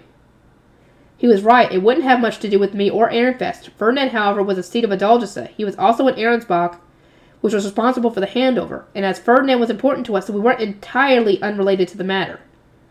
I would disagree, I said. Ferdinand is in Ehrensbach, so if something is going on, I must ask that you please tell us. I will save him no matter what. But in response to my declaration, Anastasius and Sylvester shouted in perfect unison, "You're getting involved would absolutely make things worse." Let's see how this goes. I want to continue, especially since I had a couple interruptions. Socializing with other duchies. That is everything I wish to discuss, Anastasius said, standing up. He instructed me to dispel Shitsaria's shield, then moved outside the range of the sound-blocking magic tool, and instructed his retainers to retrieve it. Our own retainers mobilized at once. Ehrenfest's attendants attempted to refresh the prince's tea, but he refused and turned to Sylvester. This meeting has been more fruitful than I expected. You have my thanks. I must now return, but first. Ehrenfest, according to the sovereign temple, letting knights climb the shrine during the religious ceremony is an unthinkable act of blasphemy. They ask that you have blue priests and shrine maidens do the accompanying instead. There should not be a problem for Ehrenfest where even Archduke candidates wear blue robes. In other words, we could bring whoever we wanted as long as they were wearing blue robes. Ha ha ha ha ha! Anastasius was subtly telling us to have our guard knights don the clothes of blue priests and shrine maidens so they could accompany us. I'm pretty sure my guard knights would be willing to do that. Yeah, they would. I climbed down from my chair and finally dispelled Shitsaria's shield. Anastasius confirmed that his retainers had retrieved the magic tool, then finished saying his farewells and departed with the flourish of his cape. We must be taking our leave as well, Segonde said. We have taken advantage of your hospitality for long enough. The throng of blue capes soon disappeared, only to be replaced by a group of Klassenberg red capes. Ob Ehrenfest, do you have a moment? Of course, Ob Klassenberg. Sylvester and Ob Klassenberg exchanged the usual pleasantries, then I performed the customary first-time greeting. I am Rosemine Ob Klassenberg. May I pray for a blessing in appreciation of the serendipitous meeting ordained by the harsh judgment of Everglade, the god of life. You may. I should note, while you were speaking with Dunkelfelger and Prince Anastasius, I was observing with great interest, might I add, the joint research that Ehrenfest has done this year. I am amazed that one duchy could have a hand in such a diverse range of projects. Tea and sweets were prepared for the Ob, while he went on to describe the reports he had received from the apprentice scholars involved in our research. They all said they had experienced a true ritual for the very first time, that their prayers became one, their mana was drawn out, and then from it was born a radiant beam of divine light. The very sight moved them to the core, apparently. The participants also seemed more appreciative of the archducal families supplying their duchy's foundational magic, and the royal families supporting Jürgen Schmidt. Clarissa had said something similar when reporting on Dunkelfelger's reactions, but she was always so prone to exaggeration that I'd only taken her half seriously. I really was oblivious. It didn't help that our own art scholars looked more exhausted than interested at the time. Perhaps their apparent lack of wonderment was because they had already heard about Wilfrid and Charlotte circling the province for spring prayer and the dedication ritual? Or maybe it was because they had already seen me give blessings while playing the Harpspiel, struggling with the blessing leak during the dedication whirl, rejuvenating the gathering spot, and carrying out the dinner ritual. Most of our art scholars who had participated and said only that the experience had made them more sympathetic to my previous incidents. I'm probably to blame for Ehrenfest students becoming so accustomed to blessings in such a weird way. Will the ritual also be performed next year? Ob Klassenberg asked. There are many knights in attendance who have come forward saying that they wish to experience it as well. I shook my head. This year's ritual was performed as part of our joint research with Dunkelfelger. Few duchies could afford to offer up so much precious mana annually. I am told the participants received particularly effective rejuvenation potions. As some were fired again, an arrangement could surely be made. Especially considering how much it helps the royal family. That'd probably be a good idea. We have prepared rejuvenation potions because so many of our participants had needed to play dinner, and because their efforts had greatly benefited our research, but I wasn't going to make that a yearly occurrence either. Just how much reading time had preparing for the ritual cost me, and why would I sacrifice even more when we had nothing to gain? I already had my guardians and the royal family telling me not to do anything unnecessary. I imagine the royal family would be overjoyed to have a duchy offer them mana from their own temple. Encouraging everyone to reevaluate their opinion of the temple was one of my main goals, you know. I would appreciate your understanding in this matter, Ob Klassenberg. In other words, if you want me to do the ritual, do it in your own duchy's temple or something. Ob Klassenberg must have understood my message loud and clear, because he raised an eyebrow and shot Sylvester a look, likely trying to get him to talk some sense into his daughter. Sylvester cleared his throat and adopted what was ultimately quite a twitchy smile. The ritual in question was joint research, that is, a student activity. So I am in no position to interfere. Furthermore, the farthest hall is under the management of the Sovereign Temple. Performing the ritual once for research was reasonable enough, but performing it annually in the Royal Academy may deepen the schism that exists between the royal family and the Sovereign Temple. Is that not something Classenburg would wish to avoid? Especially now that Lady Eglantine has been married into the royal family. He was taking advantage of the fact that parents generally weren't allowed to speak on Royal Academy business, and the relationship between the Sovereign Temple and the royal family to dodge the request. Sensing that we weren't going to budge on the Met issue, Classenburg decided to move on, albeit with a rather disappointed expression. According to the merchants we sent on business this year, Ehrenfest has many rare products indeed. The new books popular in the Royal Academy are being made in the distant lands of Gives, but the city still offers much in the way of novel inventions. He was referring specifically to our water pumps and comfortable carriages, which the merchants had apparently come across. They hadn't spread very far during the first year, so they might have been easy to miss, but they had gotten quite popular during their second. The merchants had been amazed by how much things could change in a single year. In particular, the pumps that draw water from wells seems revolutionary, the Ob continued. Many requests were made for us to bring them to Classenburg. Sylvester turned to a scholar behind him, at which point Hartman took a step forward. He had started attending every single one of my meetings with the lower city merchants, so he was especially well equipped to advise on the subject. Unfortunately, we are not yet in a position to mass-produce the pumps, Hartman informed Sylvester. They require exceptional precise parts that few smiths are capable of making. My sincerest apologies, but it may be some time before we are prepared to spell them. Mass-producing our water pumps wasn't an option when Johann was the only smith who could make the required parts. Plus, above all else, we cared more about spreading them throughout Ehrenfest's lower city than spreading them to other duchies. If we wanted them in the south of the city, then we couldn't start selling them yet. Sylvester nodded and then repeated the answer to Ob Classenburg. Ob Classenburg murmured. This precision problem of which you speak may be too complex a task for Ehrenfest craftspeople. Perhaps ours will stand a better chance. A scholar behind the Ob then added, could you perhaps sell us the schematics for the pump as you sold the recipe for your pound cake? Sylvester crossed his arms and thought, it might be a bad idea. Hartman looked at me and said, that might be difficult. The schematics are overseen by the Smithing Guild to ensure that Lady Rosemine's personal smith receives a royalty payment each time they are used. We could sell them to Classenburg's Smithing Guild, but only if they are willing to operate in the same way. He smiled at Ob Classenburg and the scholars accompanying him. And who can say whether a greater duchy would be willing to keep an eye on its commoners? Hartman, you sound like the merchants who say they can't trust Classenburg because they always act selfishly, though you are not wrong. In any case, we will need to discuss whether the arrangements can be made, Sylvester said. Let us discuss the details during the Archduke conference. Thus ended our conversation with Classenburg. Next came Terwonkel, then Hauschlitz, then Glessenmeyer. The Obs approached us one after another and requested that we have more slots available for business. In response, we methodically repeated the same answer. It would be too much of a struggle for Ehrenfest this year. After what felt like an eternity, fourth bell rang. It was lunchtime. We were going to make our way back to the dormitory, but I was so exhausted that I asked Sylvester whether I could travel the short distance in my panda bus. So tired, I groaned upon our arrival. Sure was rough speaking with our one top-ranking duchy after another, Sylvester said in agreement. Well, I'm glad you and Hartman were there. Sylvester and his scholars knew plenty about the printing industry and the books being sold, but they didn't know too much about the water pumps, carriages, and so on, which they had only glimpsed in the lower city. I thanked Hartman for having offered us his expertise. I am glad to have been useful to you, Lady Rosamine, but should the Ob scholars not have been able to provide such information? It has been over a year since you gifted these inventions to the Ob, so why do they know so little about them? Because I recently distanced my scholar who was entrusted with that role, Sylvester replied curtly, telling us that the scholar in question had gotten wrapped up in the purge. Right. I can't always rely on you, which means I'll need to go back to the lower city to check out these inventions for myself, huh? There's no other way for me to learn about them now that Ferdinand is gone. Ferdinand had often sent Sylvester whatever intelligence he gathered from Mere Justice. Now that he was gone, however, Sylvester would need to set up some other means to learn about the lower city. Rather than going all the way to the lower city, why not send some scholars in your place, I asked. We could even have one of my retainers supervise them. That would ensure they do not act unjustly. Besides, should preparing Groschel to house our next batch of visiting merchants not come first? That shouldn't be a problem as long as we have your mana. Guess that means we can get more merchant slots. I'm afraid not. First of all, we need to wait a year to see whether Groschel's lower city can maintain its cleanliness.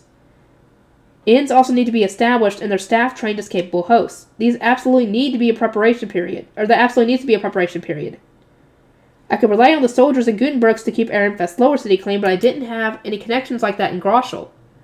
We would need to entrust everything to the Geeb, but as I recalled, he was the kind of person who would order around commoners without paying no mind to their thoughts and feelings. I wanted to believe that he had improved since then, but we still needed to be careful. If the op started being too hasty with his demands, it would be the commoners who suffered. We would rely on Groschel's scholars as we relied on the Merchants Guild and the planting company, Sylvester said. Your demand that Groschel prepare to host merchants from the duchies at once would be so different from the king demanding that you get Ehrenfest's castle ready to host every other ob at a moment's notice, I said. Wouldn't you call that unreasonable and ask for more time to prepare? Sylvester fell silent along with his retainers. It remains true that Ehrenfest needs to change as most soon as it can. Let us give Groschel enough time that these changes can be adequately made. Thus it was decided that we would speak with Groschel about preparing his lower city to welcome merchants in the next feasible opportunity. From there, Sylvester began lecturing Wilfrid about contracts. He stressed that Wilfrid should always have his scholars check whatever forms he intended to sign, so that he wouldn't fall victim to such trickery again.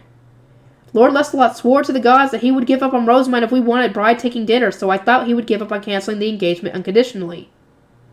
Wilfrid said, I did as well, I added, but a verbal agreement between children in the Royal Academy obviously wouldn't carry as much weight as a signed contract. Caution was essential. I'll make sure to double-check the conditions before signing any contracts in the future, Wilfrid said, but why are we discussing this now? The thing I signed wasn't a contract. I didn't think so either, but apparently it was an essential contract for playing bride-taking dinner. Although it had appeared to be a normal report, listing the conditions and participants of our match, the inclusion of signatures had turned it into an official contract. In other words, Lestalot had duped him. But no matter how clearly Sylvester and I tried to explain that fact, Wilfrid merely exchanged looks with his retainers, then shook his head. That can't be right. The document was just some budgetary formality for the Dunkelfelder dormitory. It only carries weight within their duchy.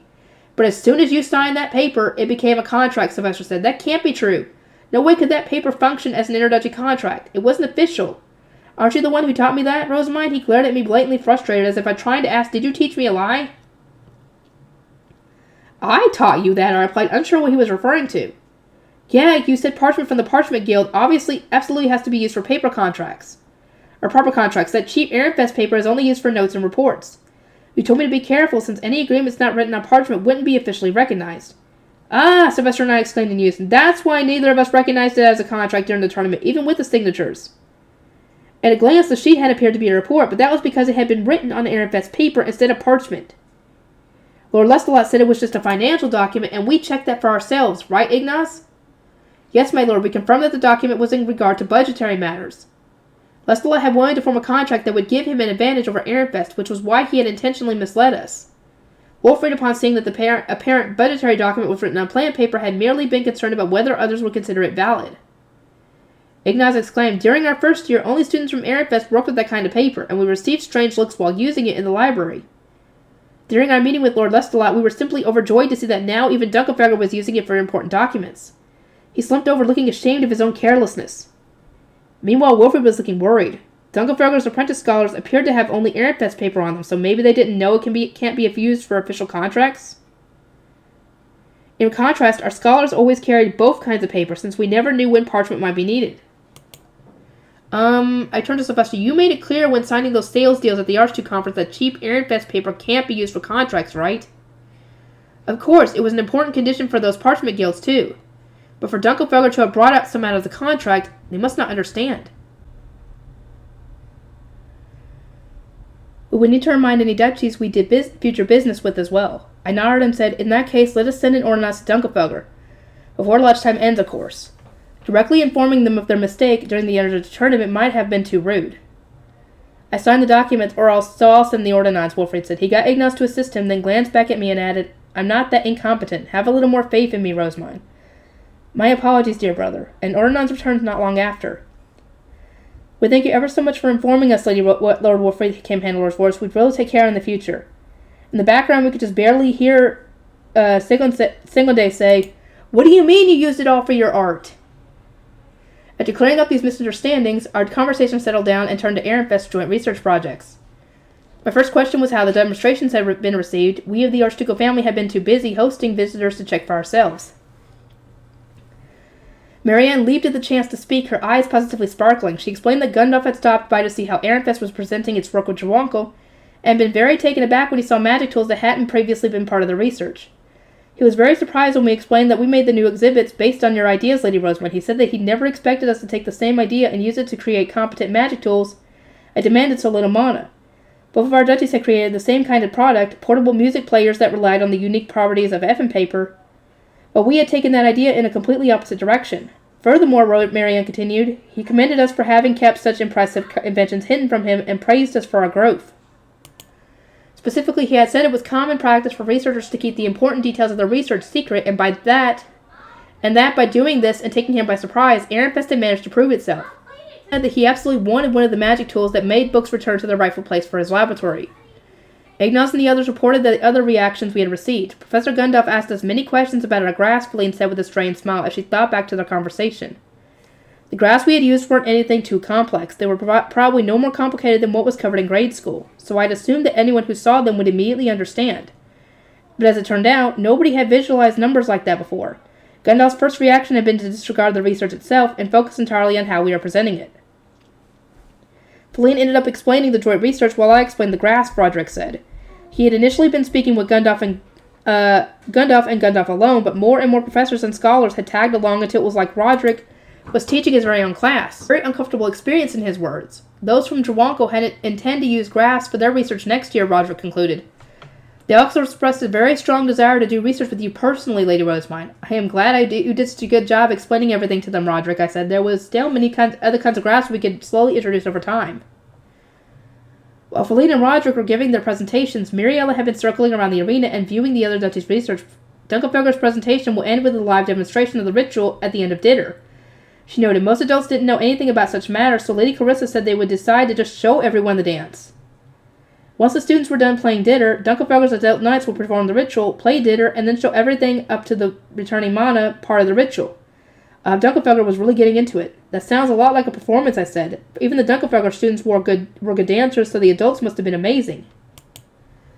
Oh, that reminds me. I spoke briefly with Lady Luridy of Jawspreader. She wished to thank you for her divine protection, Lady Rosemont, so she deemed it unfortunate that you were busy socializing.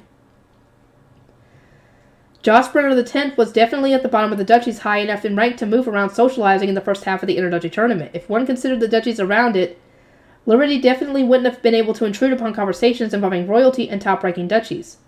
This is partially my fault for telling her, but she listened to every single message recorded on her TrueMail and was enraptured by its words of love. By the time she reached the advertisement at the end, she was yearning to read the new book. It might have been entirely thanks to Luridy that Ahrensbach had ended up advertising her book. I remember that Ferdinand stamped of complete approval and muttered, "Very good, Lady Luridy." However, we are not doing business with Jawspreader, so Lady Luridy could not buy the book, Muriella continued. She was so despondent that I suggested she write her own stories. Perhaps this will result in more books being brought into the world. Luridy had absolutely loved the idea. I smiled and said, "Well done, Muriella." Getting more people to start writing stories was very important. Luridy was an apprentice art scholar, so probably she would end up following in Elvira's footsteps. As I finished my lunch, I couldn't help but feel that I was witnessing the birth of a new author. I want to continue so much, but I can't. I'll see you on the next one. Okay. Part 5. Socializing with Friend Beltag. Lady Rosemont, might we ask for another blessing this year? Lenore asked, stepping forward as representative of the apprentice knights playing dinner this afternoon. There is a chance that Professor Fraulein will obstruct us again this year. At once I recalled our previous struggle against the Hundertalung. The apprentice knights all looked uneasy, but I shook my head at them and said, "You came in 6th during training, even without my blessings, no? You have the strength to succeed, and depending on me will only stifle your growth." In other words, I had no intention of blessing them again. "Understood," Lenore replied, backing down at once. She had asked only to be sure, but Cornelius lacked that context. "Why aren't you blessing them this year?" he asked, blinking at me. "Dunkelfelger will be using their blessings, so should we not use ours? Your decision here will have a significant impact on how we perform. We do not want Ehrenfest to rely on me forever. Those from Dunkelfelger have learned to obtain blessings themselves by cooperating with one another. Not to mention we've agreed to keep Ehrenfest from rising any further up the duchy rankings, so I chose to keep that to myself, though. It was something we had discussed in private within Anastasia's sound-blocking field, and the news probably would have impacted everyone's morale. Dunkelfelger's adults are going to perform a demonstration of the ritual after the last dinner game, are they not? Every duchy will be able to learn from their example then. They will need to cooperate to earn their own blessings, so I must ask that Ehrenfest strive toward the same. Otherwise, our apprentice knights will end up being the only ones who do not obtain divine protections, despite this being our research to begin with. The king had promised that those who wished to repeat the ritual for obtaining divine protections could do so after the graduation ceremony, and we could do the ritual again once we returned to Ehrenfest. However, these retakes would be meaningless if the knights didn't pray enough and offer up a lot of mana. The amount of mana offered is the key to success, I said. Learn to obtain blessings on your own. Understood, the apprentice knights declared in unison. Seeing that, Angelica muttered, Lady Rosemine, will I also become stronger by doing this ritual? The idea of everyone becoming more capable by learning to obtain their own blessings had evidently caught her interest. Obtaining blessings will make you stronger for that particular moment, I explained. Dunkelfelger's ritual grants blessings from multiple gods at once, so it's especially potent. And on top of that, if you perform it sincerely on a regular basis, it will become easier for you to obtain divine protections. You still need to memorize the names of the gods, though, Angelica. Memorize? Angelica must have really hated the studying she did in the temple because her expression turned pensive. Can Stenlook do it for me, she sighed, stroking the face on her hip. As always, Stenlook's sheath only looked big enough for a dagger. Few who saw it would expect him to be a longsword. If you obtain many divine protections, then you will be able to use your mana more efficiently, and Stenlook will grow more, I said. As you are a mana blade user, this opportunity could grant you more strength than it would most others, but well... What? It makes me use less mana, Angelica asked, looking at me like nobody had ever told her that before. Apparently, even while redoing her studies, it had never occurred to her that memorizing the names of the gods was to her own benefit. Daniel explained this to you before, Angelica, Cornelius exclaimed. Perhaps. Either way, I will start taking my efforts to memorize the names of the gods seriously. You better. I'm glad to see you're finally motivated, I said. If you had found this drive a bit earlier, Daniel wouldn't have suffered even half as much, Cornelius added, clearly sympathizing with his fellow retainer. Trying to teach Angelica when she wasn't interested was said to be tortuous. It was soon time for the introductory tournaments to recommence, so we made our way back to the arena. En route, Cornelius continued to tell me how much Daniel was struggling, now with Hartman chiming in as well. During the morning section of the tournament, the top-ranking duchies would mobilize to greet duchies they were on good terms with or wished to grow closer to. Ehrenfest hadn't mobilized at all in that time, and if we wasted the afternoon as well, we wouldn't be able to visit anyone. Should we not start greeting others, I asked Sylvester, looking around the duchies preparing for afternoon mobilization. He glared at me. You think we should go around greeting others at the same time as the bottom-ranking duchies? Even when we've been told to start acting like a top-ranking duchy? Do you expect us to go back to the top-ranking duchies we've already spoken to and reopen business discussions? I frantically shook my head. The last thing I wanted to do was reignite these business discussions. My intention had only been to peek at the other duchies' research and see what their socializing was like. Take a break and watch some dinner, he said. Now that you've met the king, you can't skip out on the sword award ceremony. But the bottom-ranking duchies are going to be greeting us, right? Will I even have time to rest? A repeat of this morning would hardly be revitalizing. Based on last year, I'd like to think you would at least have some, but it depends on how much of an impact your joint research had. We were only crediting the participants as helpers, but I was told our research had broken new ground in both its scale and the fact that it had afforded the people the chance to have their name listed next to royalty. It had been very impactful as a result. Duchies like that had needed to send apprentice scholars instead of archduke candidates were even acting like the scholars had received an otherwise unattainable honor. We also need to consider that the duchies, knocked away by Shutsaria's shield, probably hate and resent you, Sylvester continued, his voice quieter than before. Naturally, I don't expect anything to happen here, especially with all the guards around, but you never know. He looked around at the nearby sovereign guards. Anyone who caused a fuss when the Knight's Order was already so on edge about an attack would surely face a much harsher punishment than Emmerdink had last year. The Sovereign Knight's Order really is tense. Even the king himself would view them as incompetent if the introductory tournament is interrupted 2 years in a row. Dinner shall now recommence, Rolfin announced. The second half will be a tad more elaborate than the first. Everyone please enjoy. In short, the professors were going to be using more niche enemies for this round, having been inspired by Ehrenfest's battle against the Hunter Taelung last year.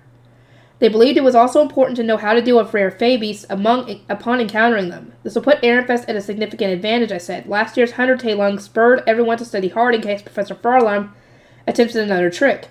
Perhaps the other duchies prepared as well, fearing the same fate, Cornelius said. I paused for a moment to consider his words. It was possible that Dunkelfelger had made such preparations, but to my knowledge, they had focused entirely on increasing the efficiency of their pillar-forming ritual. Arensbach came a call. They would be playing the first game of the second half, and Hersher was in charge of summoning their Fey-Beast. I was very curious to see what she would produce. May I go watch? I asked Sylvester. He paused for a beat and then said, Sure, I'll call you back if we get any important visitors, so go spectate with your apprentice guard knights. As instructed, I went with my retainers to the audience stands. Just like last year, Villarda prepared something for me to stand on, and the moment I climbed up onto it, I realized that my line of sight was higher than before.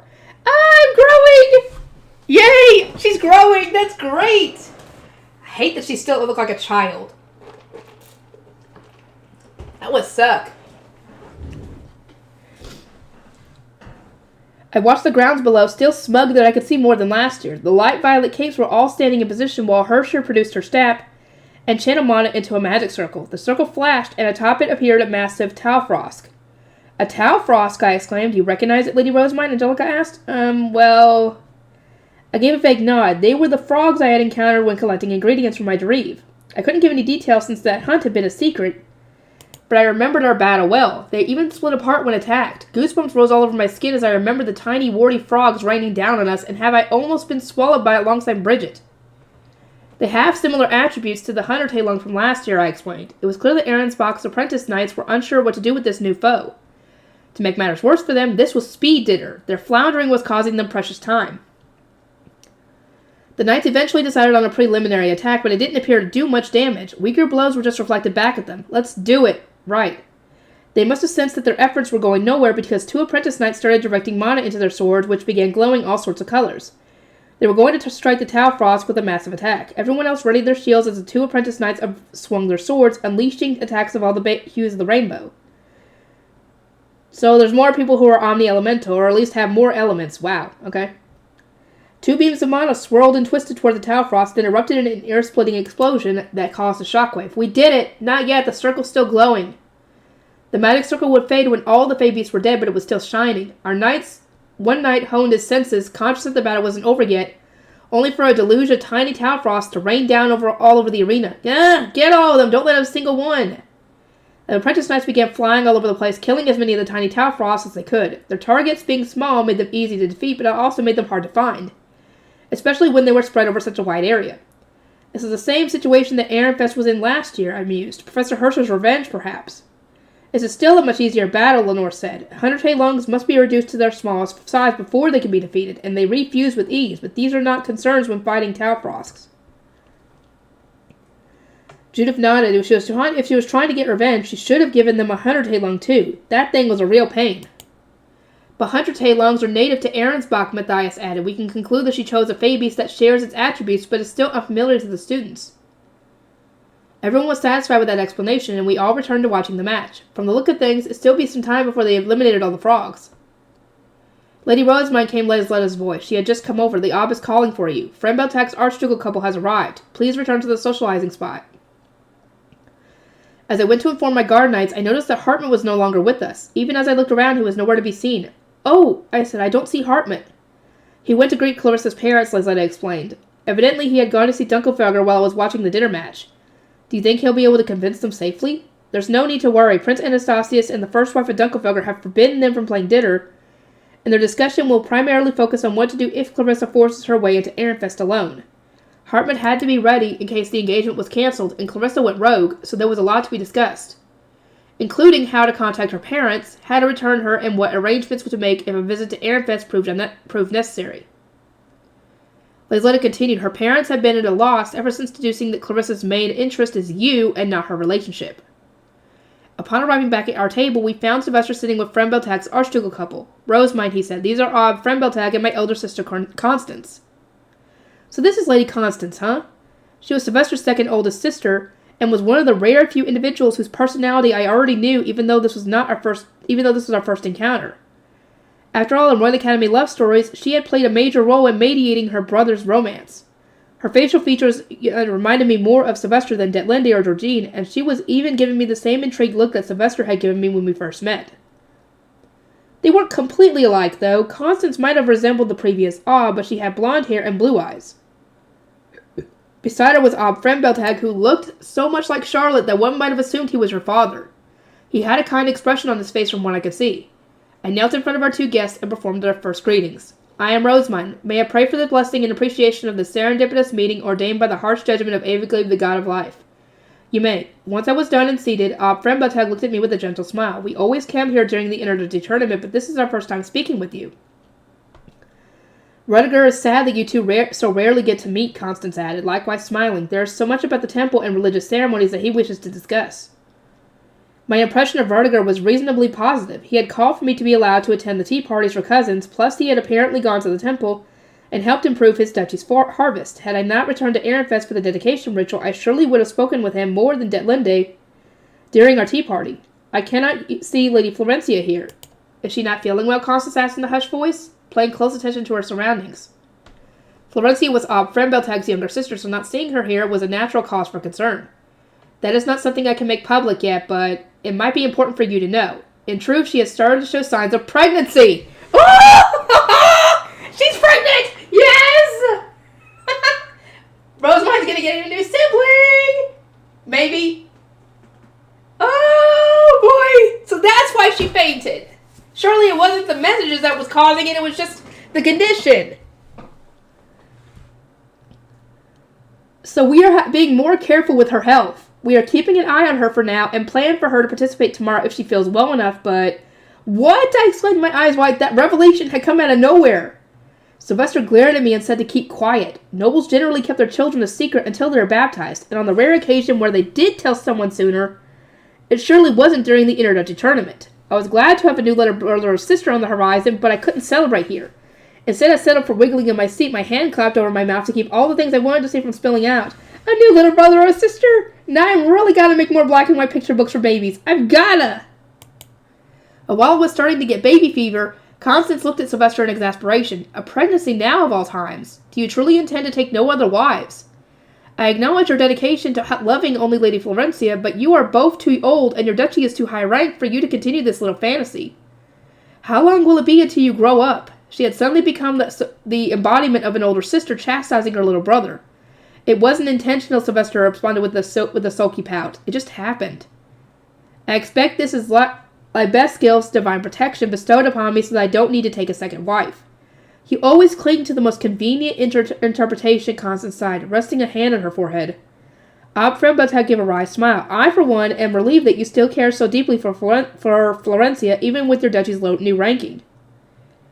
His little sister's position was precarious enough already, so he had feared that her treatment would worsen, or that there would be drama with the second or third wife, as Ehrenfest pulled further ahead of Frembeltag in the duchy rankings.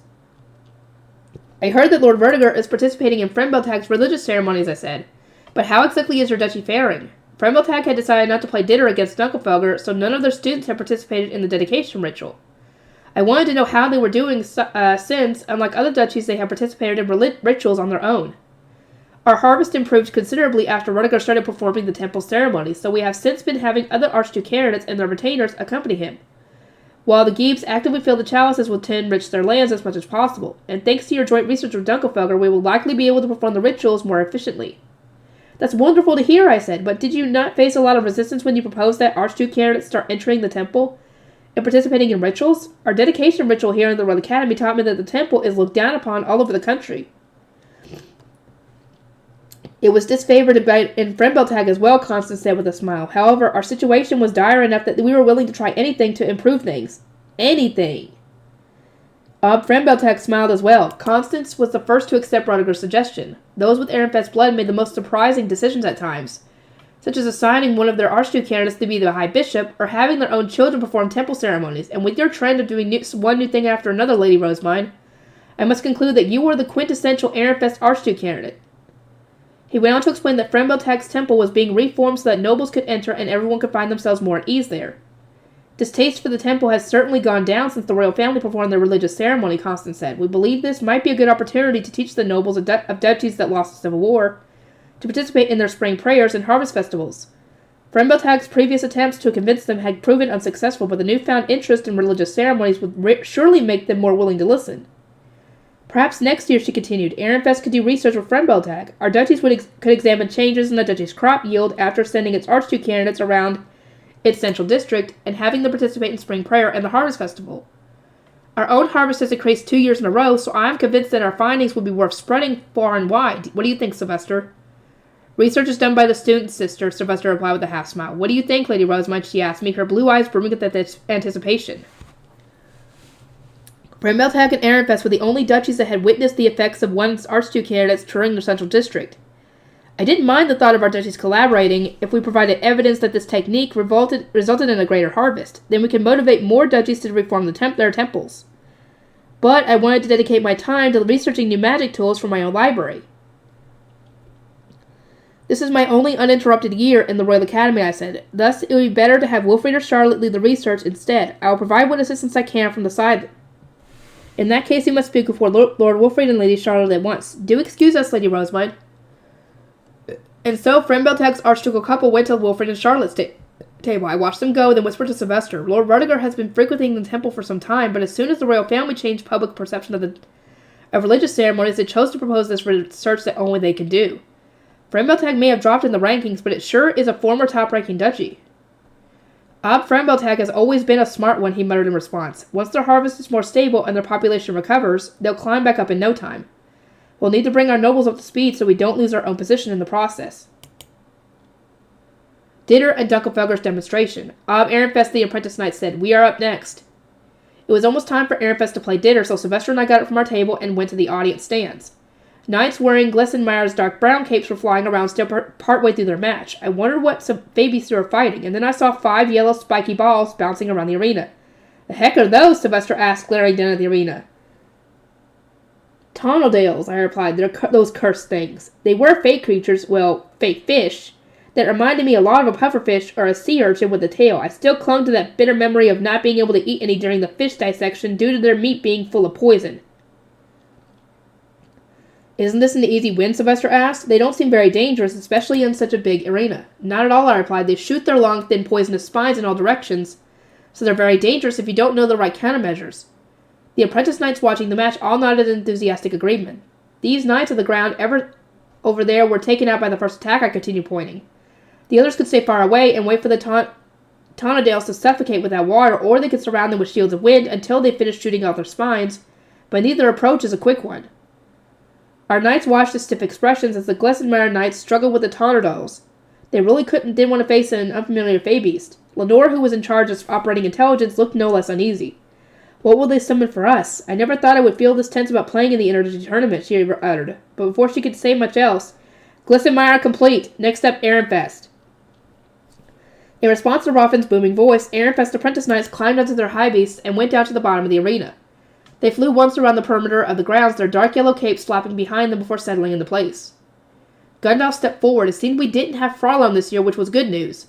Given the screeching ordonnance that she had sent over earlier, I was sure she would have given us the worst fey beast she could imagine. I see we do not have Professor Fraulein this year, I said. That is quite a relief. Wilfrid shook his head. Nah, Professor Gundalf's the scary one. He knows about all sorts of fey beasts.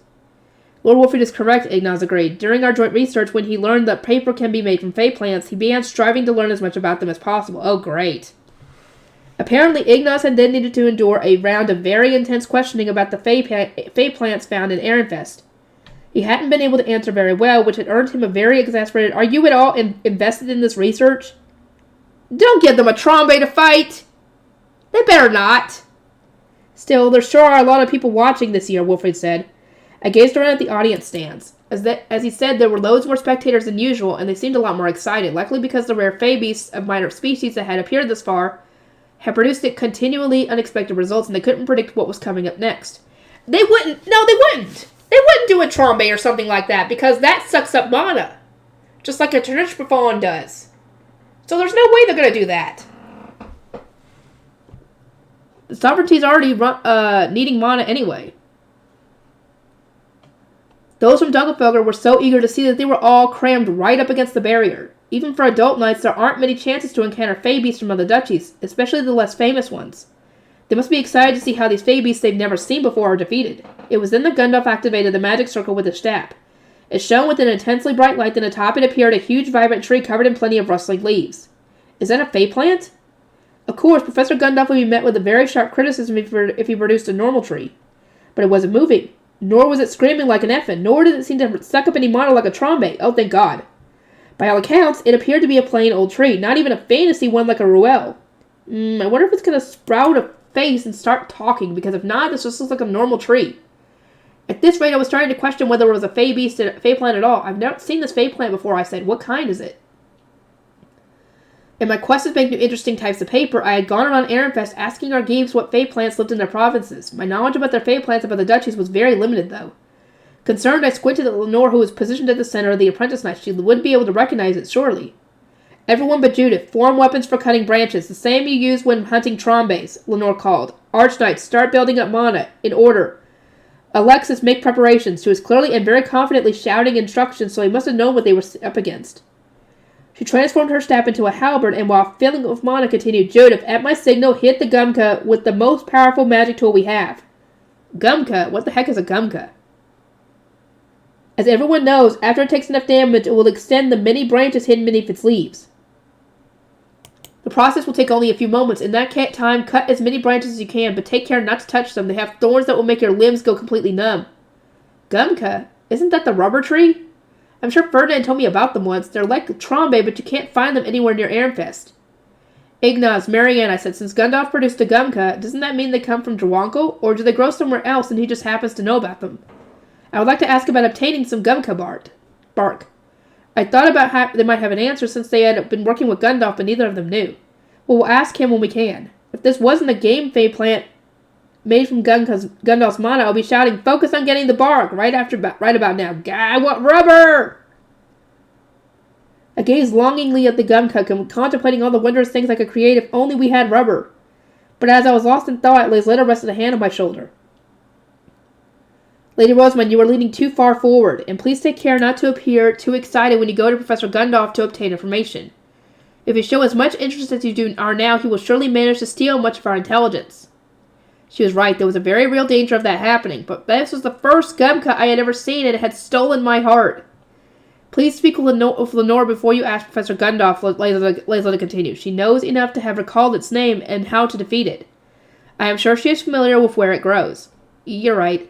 I had only thought of asking Gundalf since he had made the gumka, but Lenore surely knew where it grew as well. There was hope. Don't get your hopes up too much, though, Cornelius warned. If we learn it's a rare fey plant that can only be found in some other duchy, then you will need to give up on obtaining it. We would need to send a platoon to gather the resources you want, which is entirely unreasonable. You would not want a group of knights from another duchy coming into Ehrenfest, would you? I envisioned Dunkelfelger's knights coming into our duchy to harvest some plant or another, and swiftly agreed. That wasn't something I ever wanted to happen. Perhaps we could trade for the resources then, I suggested, but Cornelius immediately shook his head. I cannot approve of that. I expect you would accept even the most unfavorable conditions to obtain what you desire. My other retainers all agreed. In their words, trading with other duchies was a lot more serious than matters contained within Ehrenfest. I mean, when it comes to getting what I want, I think anything should go. As everyone continued to chide me, I returned to watching the match with a bit of resigned expression. The apprentice knights had already surrounded the gumka and were wielding the same halberd I had seen them use when hunting trombes. They were cautiously keeping their distance since they didn't know how far its branches would reach. The apprentice archknights were still channeling mana into their weapons, which were shining even more brightly than before. Can anyone do that attack, I asked? Yes, it only requires you to collect mana into your weapon and then unleash it. So anyone can manage it with a bit of practice. That said, the power of the attack changes dramatically based on your mana quantity and number of elements. So there is little point in a lay knight or a mid knight using it, unless the mid knight has about as much mana as an archknight, I guess. Since you were channeling basically all of your mana into a single attack, it was best to only use it when you knew you could take out the enemy in one blow, or when you had people who could cover you while you chugged rejuvenation potions. Our knights had at their disposal the potions left over from the dedication ritual, so they would probably be fine. Judith, aim for the leaves that are the most overgrown, Lenore ordered. Archknights, do you see where the trunk changes color near the top? At my command, attack that part in order. Understood. Once everyone was prepared, Lenore swung down her arm and cried, Judith! Yeah! From her sling, Judith shot one of the magic tools left over from our game of dinner against Dunkelfelger. It disappeared into the rustling leaves and caused a tremendous explosion. The gumka shook as if surprised, and a bunch of thin branches shot out from beneath its leaves. There were probably 30 or 40 of them in total, each with the sharp thorns that Lenore had described at the tip. The knights atop their high beasts swung their halberds around, chopping away at thin branches one after another. This only lasted a few seconds, however, as the branches then retreated back into the central mass of leaves, whereupon they started wiggling like tentacles and trying to grab the nearest apprentice knights. Out of nowhere, the tree had started to look a lot like a jellyfish. And the fact that touching its stingers makes you go numb only reinforces the comparison. So Gumka equals tree jellyfish. Very dangerous. I won't forget that. The branches can't be cut when they're retracted, Lenore shouted. Fall back. I'll attack next. Once the apprentice knights had retreated, she swung her halberd with a fierce war cry, launching an iridescent bow of mana straight toward the different colored parts of the Gumka's trunk.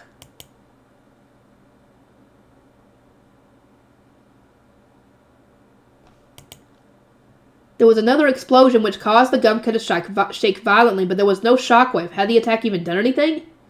I was watching it wide-eyed at a loss, with the thin branches shot back out. Go! Not letting even a moment go to waste, everyone began swinging their halberds again, trying to sever the remaining branches. Lenore shouted, Natalie, start building up mana, and then carefully watch the knights while downing rejuvenation potions. It seemed they were going to continue using all-out attacks, but were they actually working? I couldn't help feeling worried, but Lenore wasn't hesitating in the slightest with her instructions. Alexis! Yeah! It's time Alexis attacked with his mana. There was a really bright light, but again, no shockwave.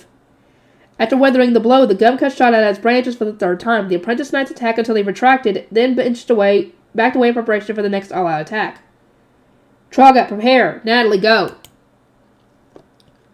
As instructed, Tragat started building up his mana while Natalie shot out hers. Seeing all these attacks back to back helped me see how true it was that one's mana quantity and elements impacted their strength. Although every attack was a variety of colors, they weren't all the same colors, and they struck the Gumka with varying degrees of power. That should be the most of the dangerous branches dealt with, Angelica muttered as the Gumka responded to Natalie's attacks. There aren't as many coming out now. She looked somewhat antsy, probably because she wanted to join the fight. Judith, use our secret weapon to get rid of the leaves, Lenore shouted. Everyone, keep your distance. Matthias, prepare your mana. Understood. I had expected Traga to unleash an attack next, but no. Judith took a fist-sized magic tool out from the pouch of her waist and used her sling to propel it toward the Gumka. It shot up into the leaves with such ease that it looked as though it had been sucked inside, and then erupted into an explosion louder than any of the mana attacks. The crown of the Gumkas burst into flames all at once. What was that? Cornelius cried. They're using magic tools and speed data, Angelica explained. And they weren't the only ones who were so surprised. A stir ran through the entire audience. It reminded me of something Matthias had said, that not many duchies use magic tools for speed dinner. That was a magic tool Hartman made for our dinner match with Dunkelfelger, I explained. It would have been a waste not to use it, so we decided to incorporate it into our inter-duchy tournament strategy. I see it was even more powerful than expected. You were willing to use that against another duchy, Cornelius asked? Talk about merciless. It was our ultimate secret weapon to be used only if we were on the brink of defeat. The Gumka's bushy foliage was burnt away entirely, but that was about it. Although the upper part of the trunk was engulfed in flames, it didn't look all that damaged, and the thinner part was the same as before. Just how strong are Gumkas? As I stared on in shock, the very top of the trunk, located a little bit above the lighter color part, began to shine faintly. At the same time, some of the remaining branches began to sway. It was trying to make more of the tentacles we had seen before. We'll take it down before they finish growing. Tragat, Matthias, attack from above. Everyone prepare your shields. Understood. Matthias and Tragat sped upward in perfect unison, keeping an eye on each other all the while. Their weapons, which were shining a variety of colors, painted a beautiful arc in the sky above them. They both descended on the Gumka while swinging their halberds, their combined efforts assaulting it with twice as much mana as much of the previous attacks. Rainbow-like light pierced the Fey plant like a bolt of lightning before rupturing into another cacophonous explosion, except this one was almost immediately drowned out by an even louder crackling as the Gumka's trunk was torn to shreds. Moments later, the Gumka vanished, as did the light of the magic circle that it had come from. The same couldn't be said for the shockwaves, though. Our apprentice knights were still desperately taking cover behind their shields while Roffin made his announcement. Ehrenfest finished. Well done, Sylvester said to the apprentices when they returned from their game. That was great dinner. As it turned out, Ehrenfest's apprentices had made a pretty big impression during their dinner match. While the apprentice knight of other duchies had fumbled and wasted time in the face of the lower-known Fey beasts, ours had attacked confidently and without delay. I never thought someone could be so well read in the Fey creatures of other duchies, Lenore. Your praise honors me, but I was not the only one who recognized the Gumka. The apprentice knights all studied as well, so they would know exactly what to do and could pass along the most important details. She turned to look at them and overflung of pride. I likely stood out because I was in a position of leadership, but we would have claimed victory no matter who was taking the lead. Plus, our knowledge of Fey creatures will not be lost next year when I graduate, not the year after that. Lenore had compiled her fate creature research into documents that were now stored in the common room's bookcase, meaning her knowledge could be readily shared with future students as well. She could rest easy knowing that her hard work would benefit Ehrenfest forevermore. As the Ob, I must say that your efforts fill me with pride, Sylvester said. With a nod of agreement, a higher-up of the Knight's Order who was here in Karstad's place stepped forward. Your knowledge was not all that you displayed either. Everyone followed their orders to perfection, and your coordination was superb. I was particularly impressed by the speed and precision in which the Lay and Men Knights dispatched the branches lured out by the Archknights. You all fought well enough that I expect you could all join a Trombe hut immediately upon coming of age. It is clear to me how much you have all grown stronger. Continue as you are. Sir. The apprentice knights exchanged proud, accomplished smiles, having been praised even by the Knight's Order. They had worked together and gotten top scores. Everyone, feel free to watch the other duchies play while guarding Charlotte and Rosamund, Sylvester said. Wilfrid, come with me. As I watched them go off to socialize with other duchies, I couldn't help but wonder whether I should have gone with them. Oh, sister, Charlotte giggled, you do not need to be so concerned. This is to help Wilfrid adjust to socializing, and presumably to deal with those who wish to propose to me. She then took my hand and guided me back to the audience stands. We were surrounded by our retainers and apprentice knights, so there was no chance of anyone approaching us. Charlotte smiled from where she was standing beside me and gazed down at the lower portion of the arena. As so many top-ranking duchies have graciously pointed out, Ehrenfest's rise to the duchy rankings is still entirely because of your accomplishments. Our current position cannot be considered stable until we have resolved our internal situation, and my future partner cannot be decided until our nobles have either succeeded or failed in reforming their perspectives. Other duchies still weren't sure whether to accept Ehrenfest as a top-ranking duchy or expect our position to nosedive in the years to come. As a result, the number of men trying to propose to Charlotte was exceedingly large. The pool was just too broad to begin with. It will require a pretty considerable turnabout in opinion, but I would like everyone to accept us as worthy of being a top-ranking duchy before I graduate, Charlotte said. That will make deciding on my partner much easier. It was best for both partners if she married into a duchy that Ehrenfest could wrangle to some degree, but we weren't yet sure who could end up in our league. You know, Charlotte, never before have I considered Ehrenfest as being in particularly dire straits. Because we stayed neutral throughout the Civil War, we did not need to undergo any major changes, unlike the duchies that were defeated. However, I expect this purge to force a significant change one way or the other. The purge of the former Veronica faction, and the punishments being doled out to many of its remaining members, had surely plunged Ehrenfest into a state of chaos.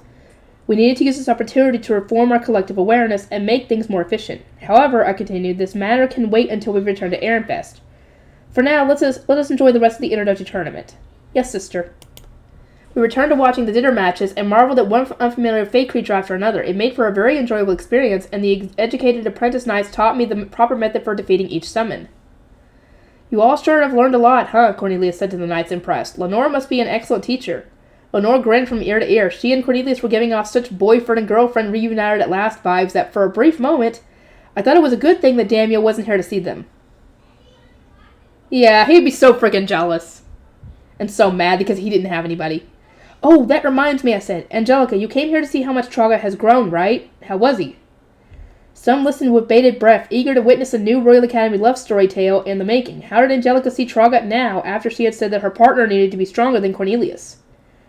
Angelica placed a hand on her cheek and smiled. He was an excellent reminder for me to appreciate just how strong Lord Bonifacius really is. Alas, it seemed that things would not develop as everyone hoped. Thus concludes the last game of Data, Roffin said. We would now like to demonstrate a ritual performed by Dunkelfelger's knights.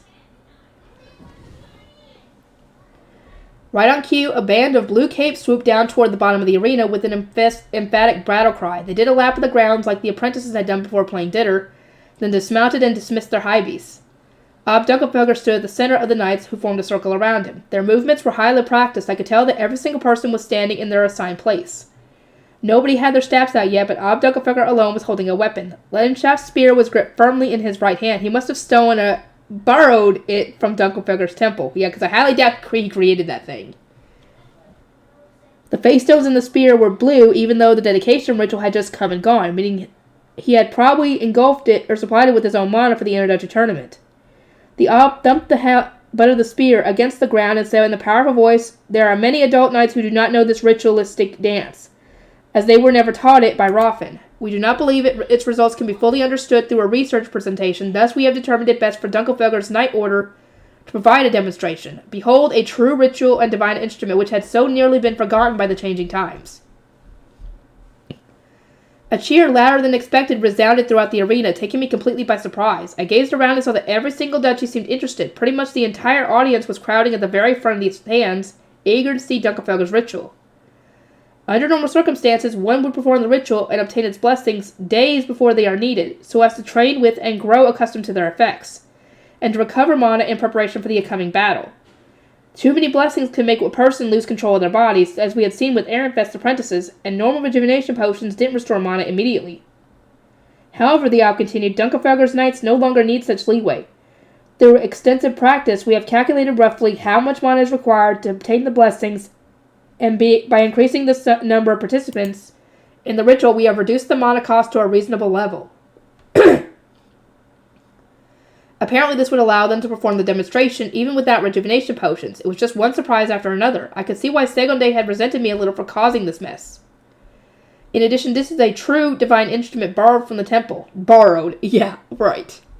Leidenschaft's spear, Dunkelfelger declared, grasping the instrument firmly in both hands. He then began filling it with mana, at which point the entire spear, not just the head, turned blue and began to crackle with electric light. What in the world is going on? You can do that with a divine instrument from the temple? The nobles basically never went to the temple, nor did they have any other opportunities to see the divine instruments up close. So there were some loud cries of surprise when Leidenschaft's spear practically sprang to life. Grant power to those of us going into battle, Dunkelfelger roared, his spear glowing an even brighter blue. At the same time, the knights all shouted Lawns and turned their staffs into spears.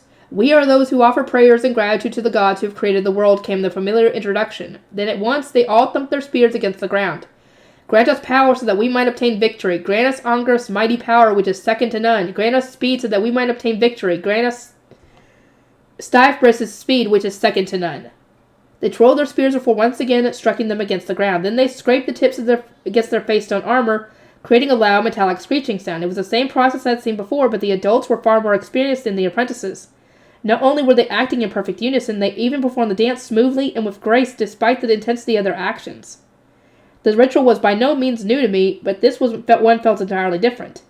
Fight, Dunkelfelder declared, raising Leidenschaft's spear high above his head. The surrounding knights let out cheers as they did the same with their own weapons. And a pillar of blue light shot up into the sky. Some of the blessing then rained down on them, while a portion flew somewhere elsewhere. Where is it going? Seriously, where is it going?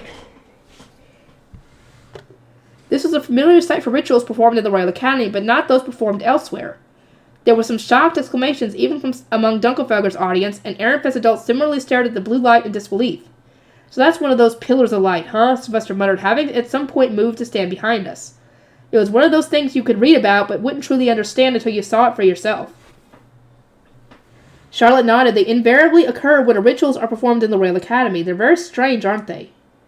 Even among the students, not many had seen this light before. Outside of Ehrenfest and Dunkelfelger had only been witnessed by the Archduke candidates and Archnoble apprentices who had participated in the dedication ritual, and those who lived in dormitories relatively close to Dunkelfelger's, I supposed. I see. If Rosamund has been causing stuff like this to happen left and right, it's no surprise that people keep going on about her being a saint, or the avatar of a goddess or whatever. Huh, there goes the title right there. Title of this act. Roffin then created a fey creature which Dunkelfelger's knights swiftly attacked. Their speed, power, and resilience in controlling so many blessings put them in an infinitely higher level than the students, like the earth compared to the sky. To wrap up the demonstration, Hannelore stepped forward and performed the ceremony for offering their victory to the gods, wherein the blessings were returned. She turned her staff into her staff and spun it through the air in a gentle circle. The crashing of waves could be heard as mana rose from the knights and simmered up into the sky. Thus concludes our ritual, which has been passed down through Dunkelfelger's history, Dunkelfelger declared, the drained spear in hand, his voice resounding throughout the arena. The audience erupted in cheers of awe and excitement. Oh, here we go, the award ceremony. The award ceremony will be performed next, Roffin announced. Students descend to the grounds after fifth bell rings. He was instructing the audience with a voice-amplifying tool, so even the bustling crowds still excited about Dunkelfelger's ritual were able to hear him. We should clean up in the meantime, I said. Just like last year, the short gap between the end of dinner and fifth bell was used for a quick cleanup. The apprentice scholars put away the important magic tools and such they had taken out for their presentations, while the apprentice attendants put away the teacups and sweets they had been put out for guests. While everyone else was working busily, I sat down and got some rest. I had been on my feet the entire time I was watching dinner, so my legs were aching. But I'm not feeling sick or lightheaded, so yeah, I really am healthy now. Come fifth bell, everyone stopped cleaning and started making their way to the grounds for the award ceremony. Seeing everyone descend on their high beasts was breathtaking. The sky was filled with capes of every color. Wolfried, Charlotte, I'll entrust you with guiding everyone, I said. If every duchy student's population descended at once, the sky would get too crowded, which sometimes caused struggles and small fights to break out. My siblings had taken charge last year, so having them do it again felt like the best way to avoid trouble. Sure, Wolfried replied. You can stay sitting with Father. You'll need all the rest you can get before Uncle lectures you again later. Yeah. I'd rather you say he's going to praise me. The compliments come first, you know. Or so I wanted to believe. But he had tried to pinch my cheeks the second we had reunited. If even Wilfrid thought I was guaranteed a lecture, I probably needed to come up with some kind of countermeasures. How about the moment he tries to scold me, I'll stick a spoonful of consomme in his mouth. No, he would stop you from doing that. Or maybe I could start a rebellion using the shoe bill to drown him out and return fire. Yeah, that should work. I would love to see that. As I was ironing out the details of my battle plan, Sylvester poked my cheek. He looked a little nostalgic as he said, No need to strain yourself, Rosemine. As long as you get the king's praise while you're up on the stage, Ferdinand won't be able to lecture you. Use it as your shield. Besides, this is the 3rd year you've come first in class, but because of us, it's only your first award ceremony. I thought back to what Ferdinand had told me about his Royal Academy days. Coming first in class had granted him a rare, precious opportunity to get praise from his father. You go too far sometimes, Sylvester continued, but you're still working as hard as you can. I'm sure he'll be nice to you, at least on this one occasion. He hasn't read your reports to Ehrenfest, so he shouldn't know the details of all the things you've done. The lecture can wait until you're back home. His reasoning hurt a little. Well, I did mention quite a lot in my letters to him. Am I still going to be okay? You only wrote what was safe for Aaron's box inspection, right? Pretty sure you're fine. Unless you willingly said more than you needed to? I didn't respond. No way could I admit that I'd more or less signed my own death warrant in shining ink. My silence must have spoken volumes, though, because...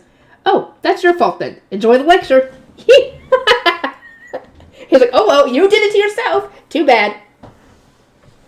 Anyway, you should get going. When the king praises you, just say, this is a great honor. Don't be rude, and please don't say anything incriminating. Understood? After warning me over and over again, Sylvester finally saw me off. I descended to the grounds by high beast with retainers all around me. It was nice that I could tell whether I needed to go just by the mass of colored capes. Upon landing my panda bus, I lined up with the rest of Ehrenfest. Wilfred and Charlotte had descended first, and the others must have gathered soon after. They were all chatting about how they hoped we could get plenty of honor students this year. Eventually, the royal family arrived, surrounded by a platoon of black cape knights who were carefully eyeing their surroundings. Yeah, we don't need this again.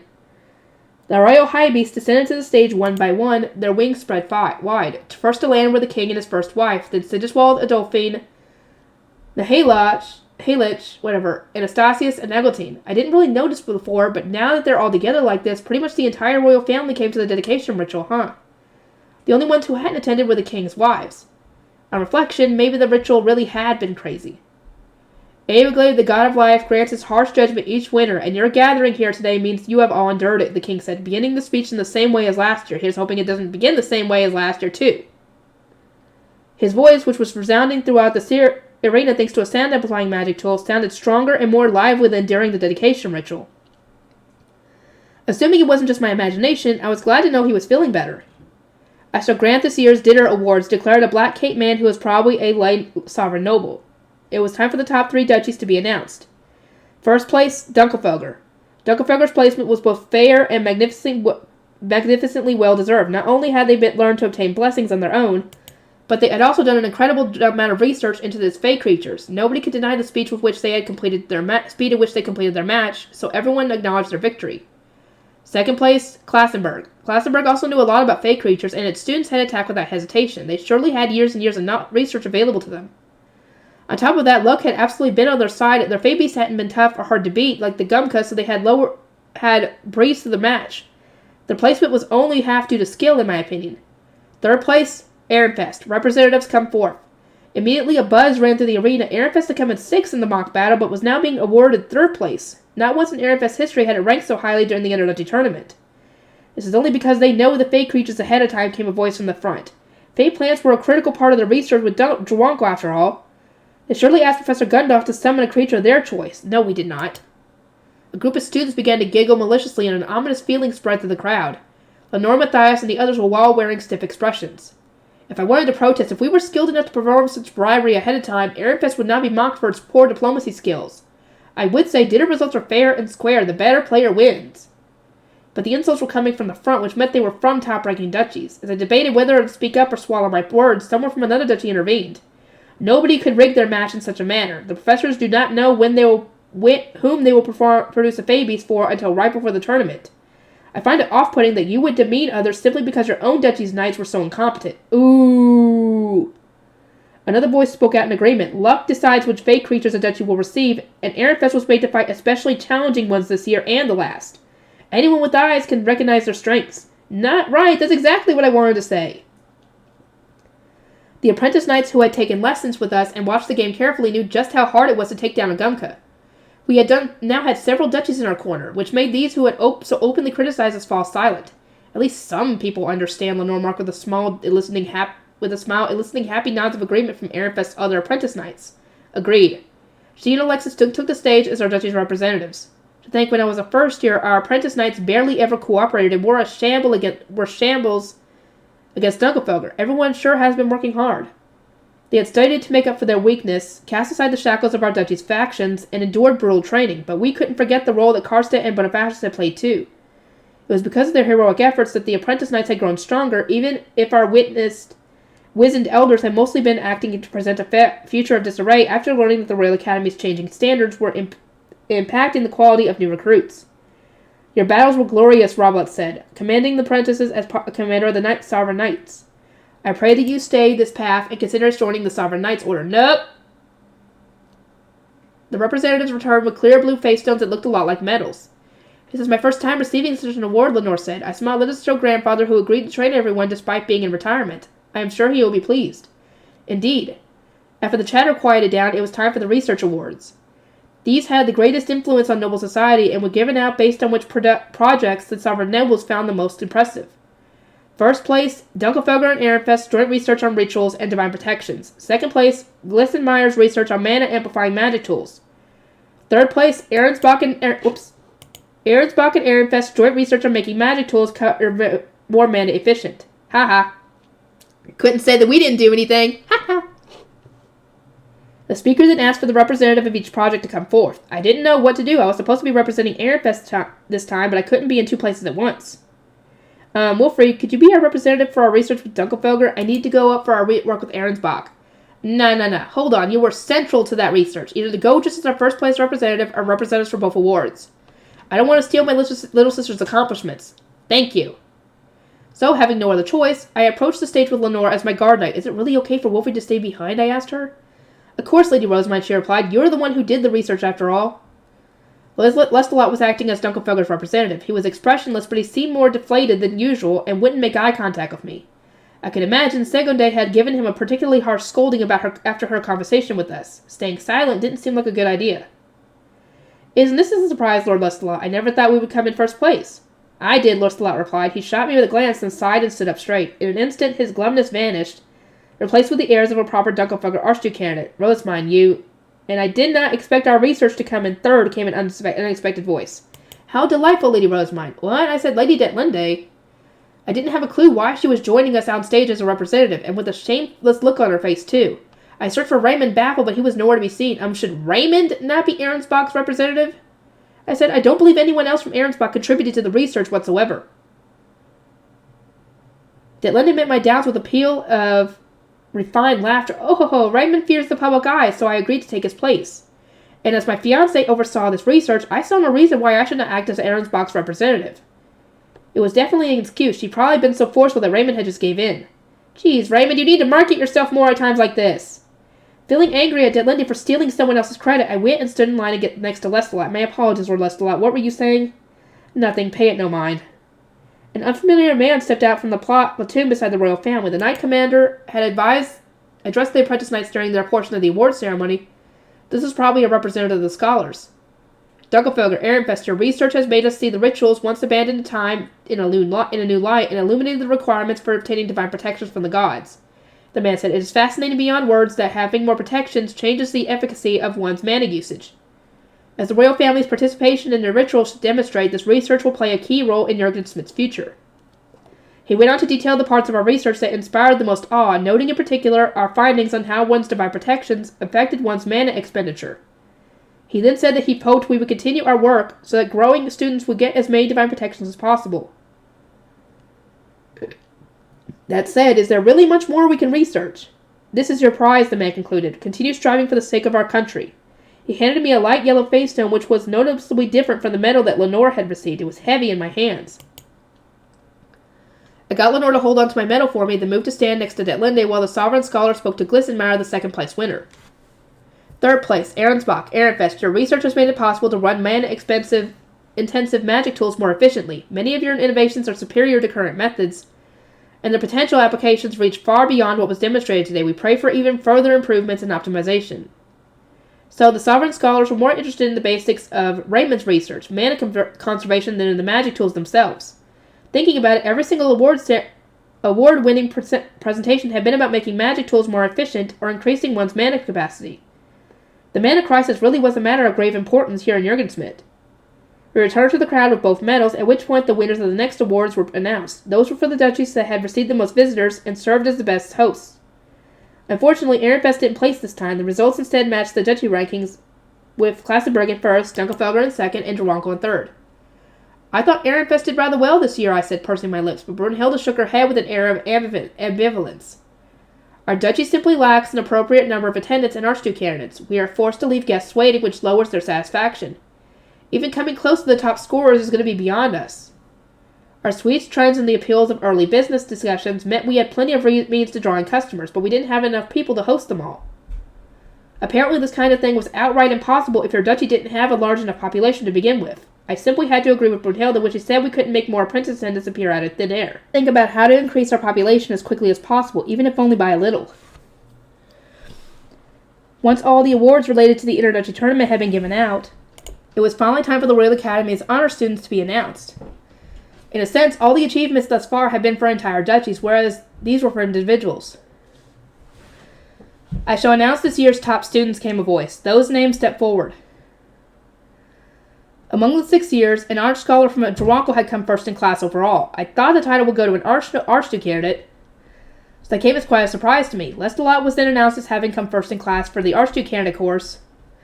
Another surprise, considering how obsessed he had been with illustrating a dinner story. Lord Lestalot's grades are so high that he had beat all the other archduke candidates in his year. That's news to me. Had he focused on studying instead of obsessing over art, I thought he might have come first in class overall. I didn't dwell on that thought for much longer, however, as Lenore and Alexis were named as honor students. Well done, Alexis, Wolfried said. Congratulations, Lenore, I added. It is all thanks to you, Lady Rosemine, Lenore replied. She then headed toward the stage with Alexis while everyone praised them. Next were the 5th years. The first-in-class student was announced first, then the honor students were listed in order of the duchy rankings. Ehrenfest the 8th, Brunhilde, Natalie, and Matthias. Brunhilde, Matthias, congratulations, you two.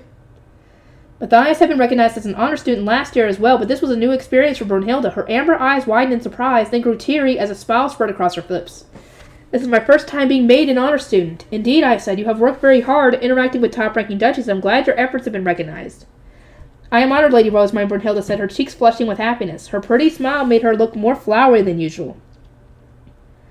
An honor student, Matthias uttered. In stark contrast to Brunhilde, he didn't look very pleased at all. Maybe he had set his heart on something higher?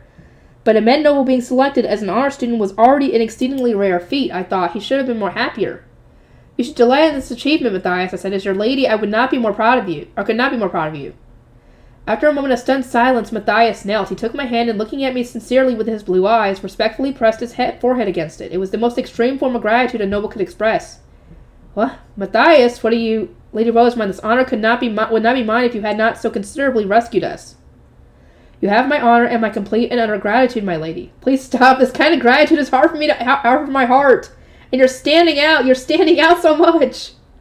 I understand. So go and join the others, I said, frantically pulling my hand away. Everyone is waiting. By the time Brunhilde, Matthias, and Natalie made it on stage, the 4th years were already being called. Lorenz and Ignaz were recognized as honor students, too. Not you too! Lady Rosemine, I would like to kneel and offer my utmost gratitude as well, Lorenz said. Teasingly, would you permit me? I glared at him. If you save your gratitude for where there are fewer people around, I'll make sure you get an extra helping of meat on your plate come dinner time. I understood he replied, holding back laughter as he took the stage with Ignaz, who had received some congratulations from Wolfried. Next, the third year who placed first in class overall, said the announcer, Rosemine, the Archduke candidate of Ehrenfest. I also placed first in class for the Archduke candidate in scholar courses. Some were in awe of hearing my name over and over, while others groaned as if to say, again? Shortly after, the honor students were announced, and Wilfried of Ehrenfest was among them. Oh, congratulations, Lady Rosemine, Feline exclaimed. At last, your first award ceremony. Go forth and accept your honors. She and Lazetta were a lot more excited about my achievements than I was. Rosemine, your hand, Wilfried said. He then started escorting me to the stage while my retainer saw me off, smiling. I could tell from all the whispers that we were drawing a lot of attention. So that's the Ehrenfest girl, huh? The Archduke candidate who invited the royal family to a dedication ritual. She missed the past 2 award ceremony because of something or other, right? Wait, am I drawing attention for the wrong reasons? From what I could tell, people were whispering about everything except my being first in class. Their hushed voices sent a shiver down my spine, and I started to wish that I had skipped out on this one, too. Straighten your back, Wilfried said quietly, coming to a stop alongside the other honor students. You'll be alone from this point on. With my hand now free, I started to climb the stage, making sure to move as gracefully as I could. After reaching the top, I gazed around and saw that I was drawing as much attention from the guardians up in the stands as I was from the students in the audience. The weight of having so many eyes on me was intense, but I stood up straight and tried to maintain my nicest smile. This is nerve-wracking. I really should have sat this one out. I was already drained, but when I reached the row of royals, Eglantine gave me the most spectacular smile. I suddenly felt renewed, and it was with that newfound vigor that I knelt in front of the king. Oh boy, this is going to be interesting. Yeah, this is her first time to actually getting praise from the king besides the dedication ritual. And that was her first time meeting the king. The king looked down at me in turn. His face seemed much healthier than before, and there was more color to his cheeks. There was kindness in his eyes, and the tone in which he spoke was especially peaceful. Rosemine, Archduke candidate of Ehrenfest, you have obtained extraordinarily high grades for 3 consecutive years, and this year you participated in joint research with Dunkelfelder, Derwanko, and Ahrensbach. Your hard work and contributions to Jürgen Smith's future are worth immense praise. Maybe it was because everyone always scolded me for causing trouble or doing things I shouldn't, but having the king himself praise me and say I was making meaningful contributions to the country made me feel so warm inside. And it was clear that he was speaking from the heart rather than just being polite. I'm helpful. Everything I've done has been helpful. It is my honor to have aided, the Zenti, I replied. Great applause filled the arena. After securing the king's permission, I stood up and turned to the audience. Not just the students, but also the adults in the stands were clapping for me. Among them, I could see Sylvester the Knights and the parents. The opposite end of the arena, standing amongst Ahrensbach's Valakesha, spotted faint traces of ochre. I squinted my eyes in an attempt to get a better look and saw Ferdinand, Eckert, and Justice all clapping as well. Sylvester and Ferdinand are happy for me too. Oh, here's hoping that, this will lessen your lecture a little bit. There were so many people here praising my results in the Royal Academy. In truth, it was something I'd never experienced before. My anxiety was quickly replaced with absolute joy. Uh-oh. And as my heart warmed, I was overcome with a feeling like everything in the world was good. I thought for a second she was going to do a blessing. Right, I'll work hard next year too. The award ceremony had restored my hope and feelings of optimism. Oh, come on. Really? I gotta wait till next time? Oh well. I'll see you guys in the next one. Part 5, or Part 6, everybody, not Part 5. We already done Part 5. Dinner with Ferdinand.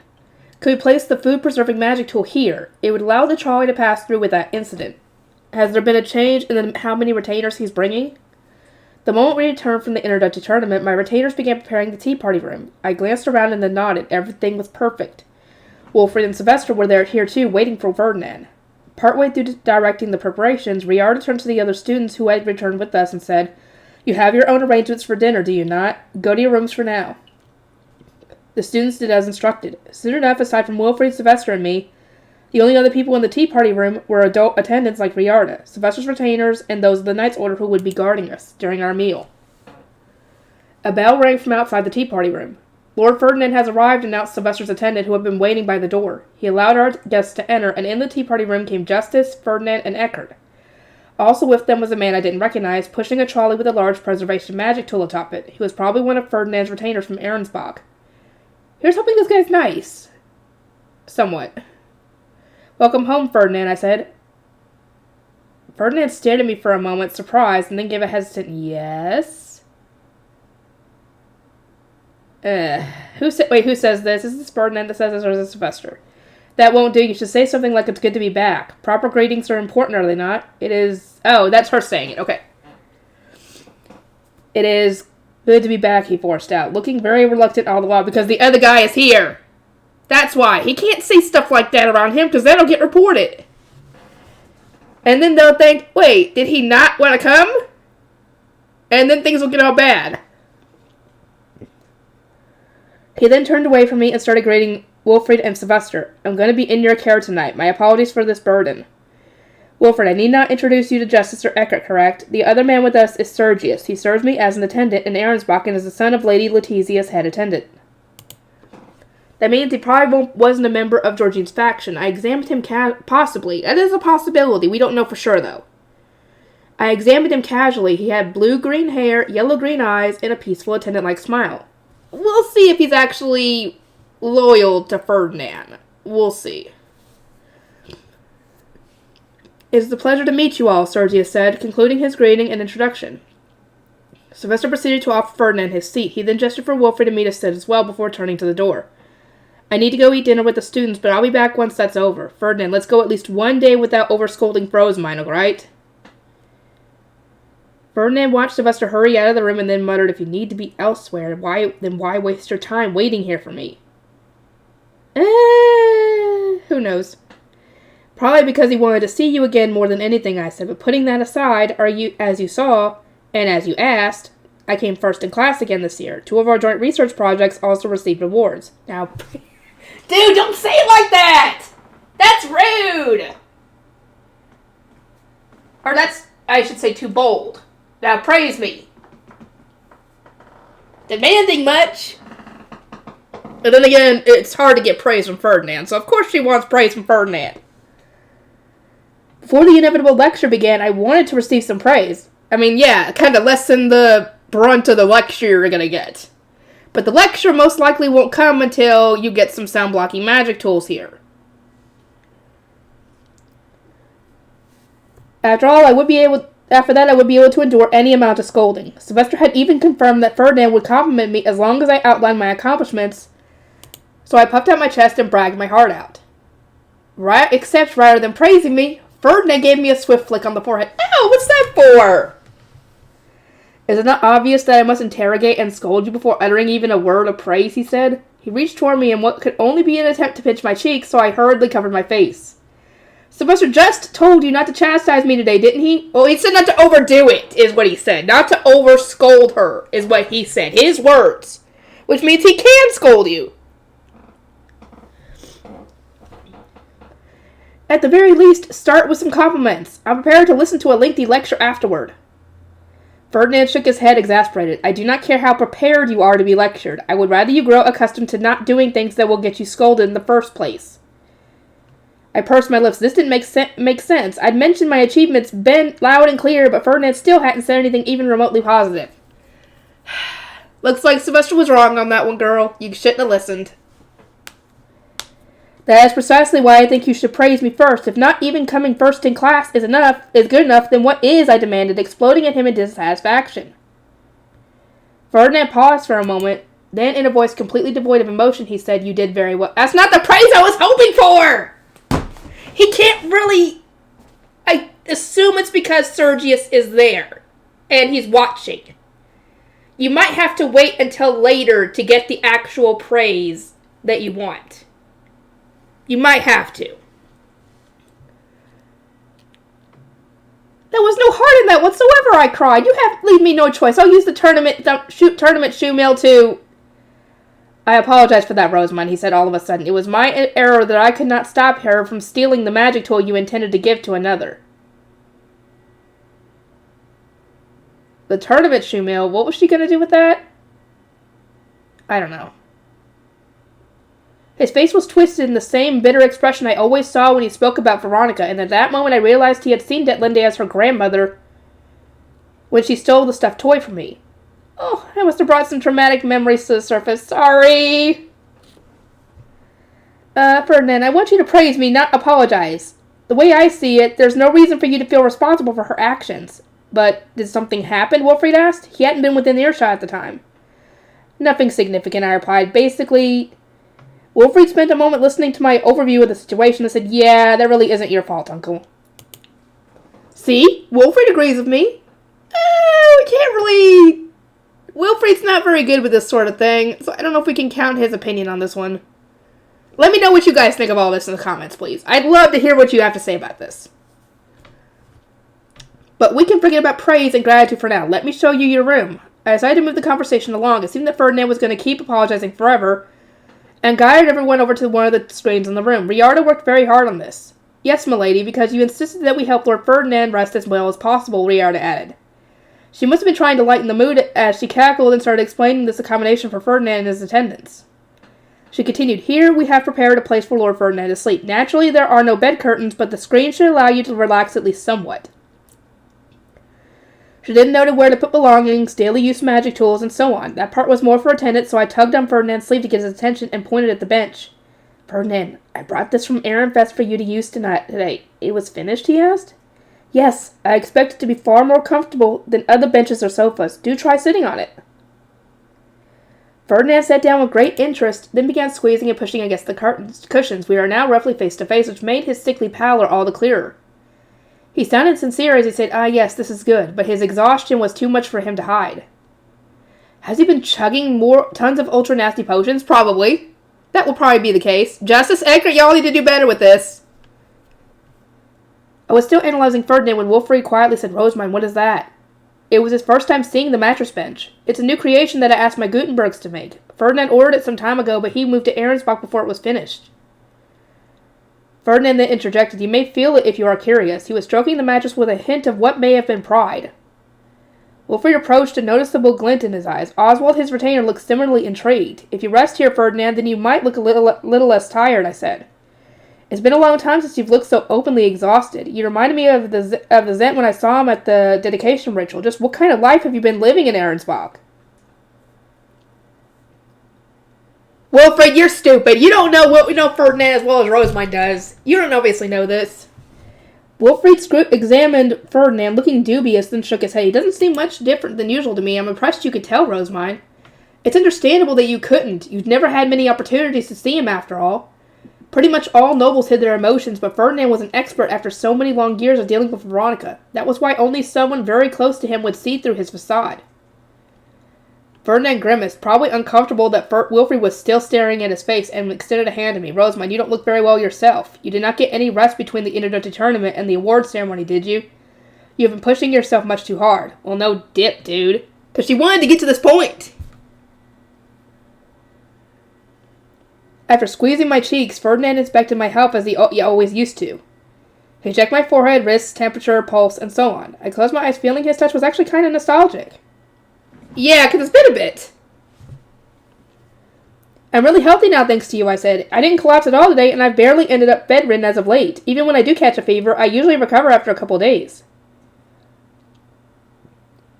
Even so, your temperature seems a bit high. Have you not had any potions since returning from the introductory tournament? As you are now, you will surely feel the repercussions tomorrow. His chilly hand on my nape actually felt pretty nice, so he was right. I was probably coming down with a bit of a fever. I drank one made with kindness, so I think I'm fine, but... Good then. After performing his last few checks, Ferdinand removed his hands. Exercise regularly to increase your strength. You are still relying on support magic tools, no? Girl, are you still relying on those? Come on! I will do my best, I replied, but when I finally opened my eyes, the first thing I saw was Wolfried staring at me.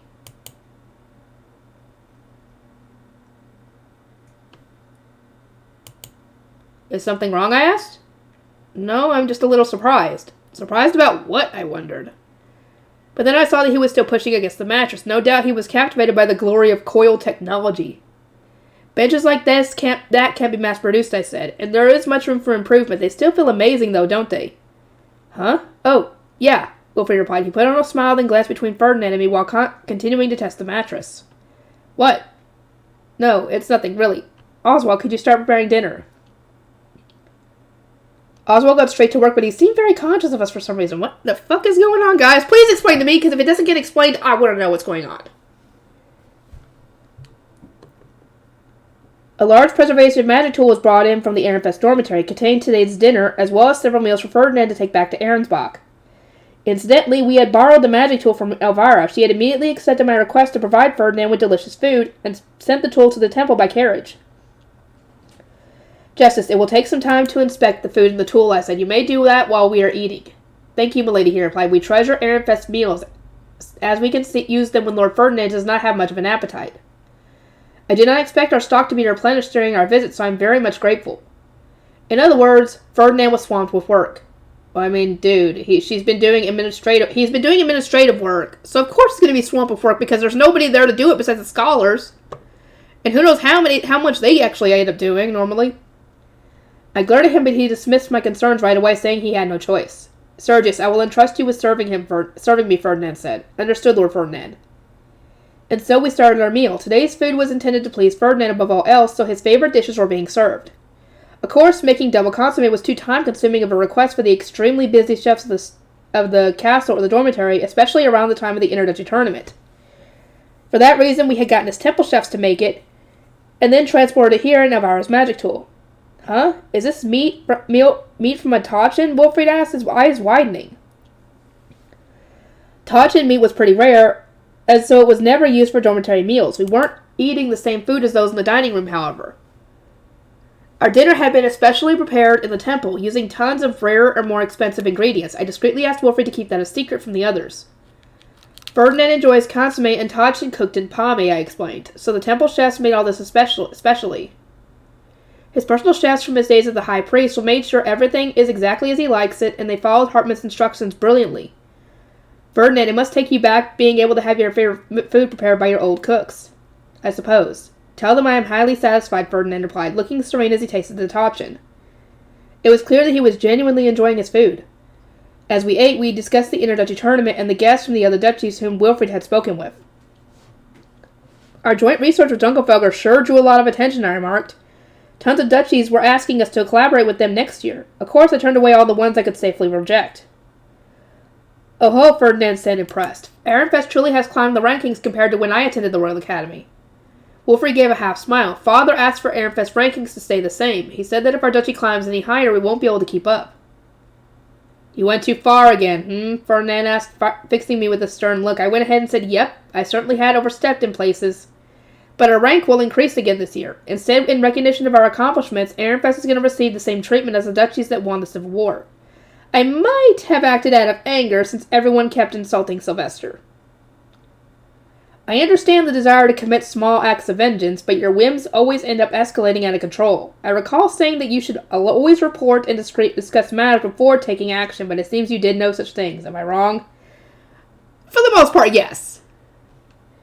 I could only hang my head. This lecture was probably a good opportunity for Ferdinand to blow off more steam, so I didn't want to stop him, but I wish that it could have waited until after dinner. Uncle, even after you told Rosamund not to get involved with the royal family, she interacted with them again and again, Wilfried said. You really need to scold her. Oh, now you're the one getting scolded now. Ferdinand glared at him. You should have done a much better job of containing her. She does not learn unless she is scolded while in the act or appropriately set on the right path. Furthermore, Sylvester just told me not to lecture her too much. Come again? I was genuinely shocked to hear Ferdinand say that, especially when he looked completely serious. Have you really been listening to Sylvester's advice? I mean, not once have you praised me so far, and what was all that chiding about? Those were simple warnings, Ferdinand replied with a very nice smile. If my intention were to scold you, I would not be acting so kind. Right now, I could easily scold both you and Wilfried until the last light of this world fades away. Ooh! Instead, I am containing myself as much as possible, or would you rather I give you a taste of real scolding? Uh-oh. That's not real scolding. Uh-oh. Wilfried and I desperately shook our heads. If this was his idea of containing himself, I didn't even want to think about him going all out. By the time we finished eating and started drinking tea, justice had taken place with Sergius, having apparently finished going through the food and the magic tool. Our retainers were similarly returning from dinner. In their place, Riarda, Oswald, and those of the Knight's Order stepped down to eat. All that aside, how was this year's winter hunt? Ferdinand asked. Did it end without incident? Well, it ended, I said, aware that he was actually referring to the purge. We are here in the Royal Academy, so we do not know the details. You may wish to ask Sylvester about it later.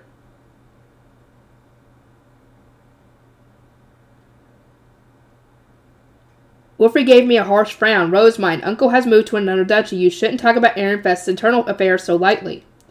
Perhaps not, but Ferdinand had gone to Ahrensbach to obtain intelligence about Georgine and protect Ehrenfest from a distance. He would be in trouble if we didn't share at least some of our own intelligence with him in turn. Wilfried, Ferdinand is... Stop, Rosamund, Ferdinand said. He looked at the attendant side of the screen where Sergius currently was. Yeah, you need to have a sound blocking magic tool in order to be able to do that.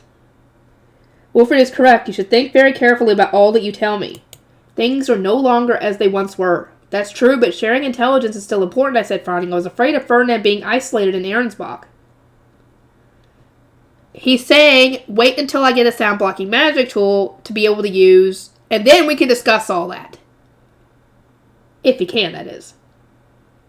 He shrugged. I will speak to Sylvester about Ehrenfest. As for you, well, let us discuss that shoemill stuffed animal. To whom did you intend to gift it? I will need to compensate you. As I said, there's no need for you to apologize. Lady Rosemine, Lazetta said, stopping me in my tracks. She asked for permission to speak, then whispered, may I suggest accepting his apology? Lord Ferdinand will feel more relieved to have compensated you, which may be what you wished for in the first place. I didn't want to go along with this since Lindy was the one to blame, but if complying would make Ferdinand feel better, so be it. But what kind of compensation can he give? I asked. Perhaps he can make a new stuffed animal for you, Lazetta said. That would certainly do. He could even fill it with messages of his own. Would you not appreciate that? Before I even had a chance to respond, she spread out a cloth. There was a teleportation circle on it, from which appeared a pot and a steady stream of ingredients. Nice! As it turned out, she had placed the connecting circle to the brewing room and prepared everything well in advance. Nice! Good job, Lazetta!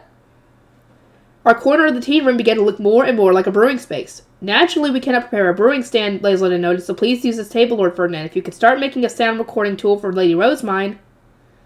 Ferdinand, who had been watching the teleportation circle in a daze, smirked upon hearing the request. Making a new one would certainly be ideal compensation. I cannot talk. I do not have much time, though. Rosemine, can I rely on your assistance? My experience is yours, I replied. You can count on me. Ferdinand wasted no time before picking up the ingredients we needed. His face, which had been so sullen and exhausted a moment ago, was now livelier than ever. The whole compensation thing was merely a front. He was simply excited to be brewing again. I turned to Lazetta and gave her a big smile. Ferdinand then turned to Wilfried and the apprentice scholars. You will assist us too. Our apprentice scholars should be capable of preparing for a brewing session.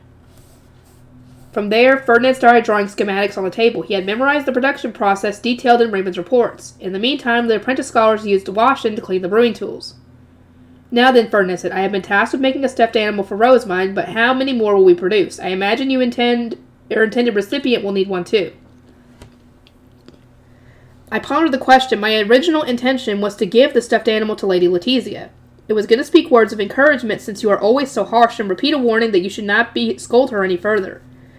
Right, that really does sound important, Wilfred added, a distant look in his eyes as he helped the scholars wash the brewing tools. You're demanding beyond measure, Uncle. I remember thinking as much when you were teaching Rosemine to me. You have high standards and a merciless attitude. He does, but it comes from a good place. As it turned out, Wilfred had been given an excellent stream of tasks during my 2-year slumber. I'm glad you agree, I said. For anyone studying under Ferdinand to survive, praise is absolutely necessary. I went on to list all the phrases I was planning to add to the magic tool. Ferdinand maintained a grimace the entire time while Justice chuckled and said, Her letter, I assume. Evidently, he knew what Letizia had written. It may be wise to register the new magic tool with Sergius's mana, assuming he is close with Lady Letizia's head attendant, I said. Lady Letizia has left her family to be adopted, has she not? If possible, I would like her parents and Joaquil to record the messages. I am sure their voices will encourage her more than anything else. I see, Ferdinand muttered. In that case, you will want 4 stuffed animals in total. 1 with her parents' voices, 1 with your voice, the one that I owe you, and 1 to keep in reserve. Apprentices measured the ingredients accordingly. They nodded and got straight to work. Once the ingredients had been measured, Ferdinand and I cut them into many manageable pieces and separated the elements within them, among other things. They prepare ingredients so much faster than I do. Yeah, and we never needed to be this precise for a brew before. Considering the quality of the ingredients, this is so far beyond what we're used to. Hartman had done a good job of keeping up when being taught to make rejuvenation potions, but Feline and Roderick weren't being much help at all. The same went for Ignaz and the other apprentice scholars. They were all merely watching in shock, probably because it was the first time seeing Ferdinand brew. Hold on, are we making them all at once? Indeed, I said, brewing in bulk is quite common and much quicker than brewing over a longer period. It also helps us to ensure that our ingredients are all uniform quality. I gave Ferdinand some of the ingredients he had entrusted me with. Finished. Justice smiled at Ignaz's group while also handing Ferdinand some ingredients. It all comes down to experience. You just haven't done enough brewing in your lives. Also, keep in mind that I have a lot more experience than most other students since I need to make my own rejuvenation potions, I added. Those potions, coupled with all that Jarif business, meant that I was better accustomed to brewing than the apprentice scholars in my year. Not to mention, I started out being taught by Ferdinand. His teachings were logical and efficient, sure, but his demands and expectations had been entirely unreasonable. Ferdinand uses a far more efficient brewing style than what we're taught in class, I continued. Even just watching him should be a very enriching experience. I must have convinced them, as they all started paying very close attention. Meanwhile, Ferdinand morphed his staff, then immediately used a time-saving magic tool. I'm still not good enough to use those off the bat. Ingredients were usually added at certain times and in a particular sequence, so observing any changes in your brew was crucial. The problem with using a time-saving magic tool was that these changes would happen in an instant. One moment you'd be watching the pot, waiting for the right cue, the next you would have missed it completely. This drastically increased the chance of you messing up your brew, which is why I only used time-saving circles once the ingredients had all been added and the only thing left to do was stir. I've still got a long way to go if I want to catch up to Ferdinand. Oh yeah, you do. You have a long way to go. Once all the ingredients were in the concoction and we only needed to stir, Ferdinand told Justice to add another time-saving magic tool. The apprentice scholars clamored in shock, but Justice merely said understood and started carrying out his order, drawing the circle atop the brewing pot. Using a time-saving magic circle at this stage of the brewing process caused your mind to be sucked in all at once, instead of being drawn out slowly, which made things a lot harder to control. This was my first time seeing it stacked on top of another time-saving circle, and so I was excited to see what would change, but then Ferdinand glanced at me. Rosemont, draw one of your own when Justice is done. We're triple stacking it, I asked, dumbstruck. Is that even safe? As I said, we do not have much time. Do you consider me incompetent? No! She was just shocked. Ferdinand never fought a battle he couldn't win, so I trusted that he'd pull this off without issue. But that didn't stop me from being surprised. I wasn't alone either. The apprentice scholars were just as thoroughly stunned. In fact, the only one of us who looked completely unfazed was Wilfried. He had grown accustomed to seeing Ferdinand pull insane brewing maneuvers back when he tutored us for the Archduke candidate course. There, Justice said, moving over. All yours, milady. We traded places with the apprentice scholar still watching in a daze, then I started drawing a time-saving magic circle with my staff. Ferdinand was watching the brewing pot like a hawk, and for good reason. As soon as my magic circle was complete, he would need to pour mana into it and the other two circles. Of course, Ferdinand didn't miss a beat. He tightened his grip on the stirring stick the instant my circle was done. The triple layering meant he needed to expand a ton of mana in an extremely short period, but the defiant smile on his face as he watched the pot made it clear that he welcomed the challenge. Dude, you need to get some rest. You need to drink a rejuvenation potion or something. Done. After one bell, Ferdinand announced the completion of his fourth brew, 3 more than any normal person would have managed under the same time constraints. He had a very pleased look on his face as he removed the completed sound recording magic tool from the pot. It was good to see him so satisfied. Attendants clean up, Ferdinand said. We cannot simply leave these brewing tools here. Laisletta started putting the washed and cleaned implements into a teleportation circle. The other circle was in the brewing room, she said. Would someone go to receive the items on that end? The apprentice scholars who had been watching the attendants in a daze, they came back to their senses when they heard Laisletta's request. Some left for the brewing room while the others said, well, allow us to put away the implements. Understood, Laisletta replied. I entrust the rest to you. Right away, the apprentice scholars started putting the brewing implements and leftover ingredients on the teleportation circle. Each time the circle flashed, the items atop it disappeared. It was pretty fun to watch. Ferdinand examined the scholars for a moment, then took a seat at the clear table and exhaled slowly. Sergius poured him some tea, having finished eating dinner while we were brewing. Wilfred and I also sat down at the table, whereupon we had our attendants pour us some tea. I never would have thought it possible to make 4 magic tools all in one bell, I said, looking at the sound recorders on the table. Then I turned to Ferdinand and smiled. Now, with the tools made, I will need to charge you 4 times from the use of my schematics. I did not use your schematics, he retorted. I already have them memorized. But I purchased them, and Raymond needs funding to continue his work as a researcher. I didn't have a personal interest in the money. The magic tools were what mattered to me. But I needed Raymond to understand the wonders of getting paid for his research. Spreading the concept of intellectual property was equally as important, but when I explained the idea in my attended introduction of royalties to Ferdinand, he shook his head. Your thoughts are always incomprehensible. Thus, then he instructed Justice to pay me. You say it's incomprehensible, but you do it anyway.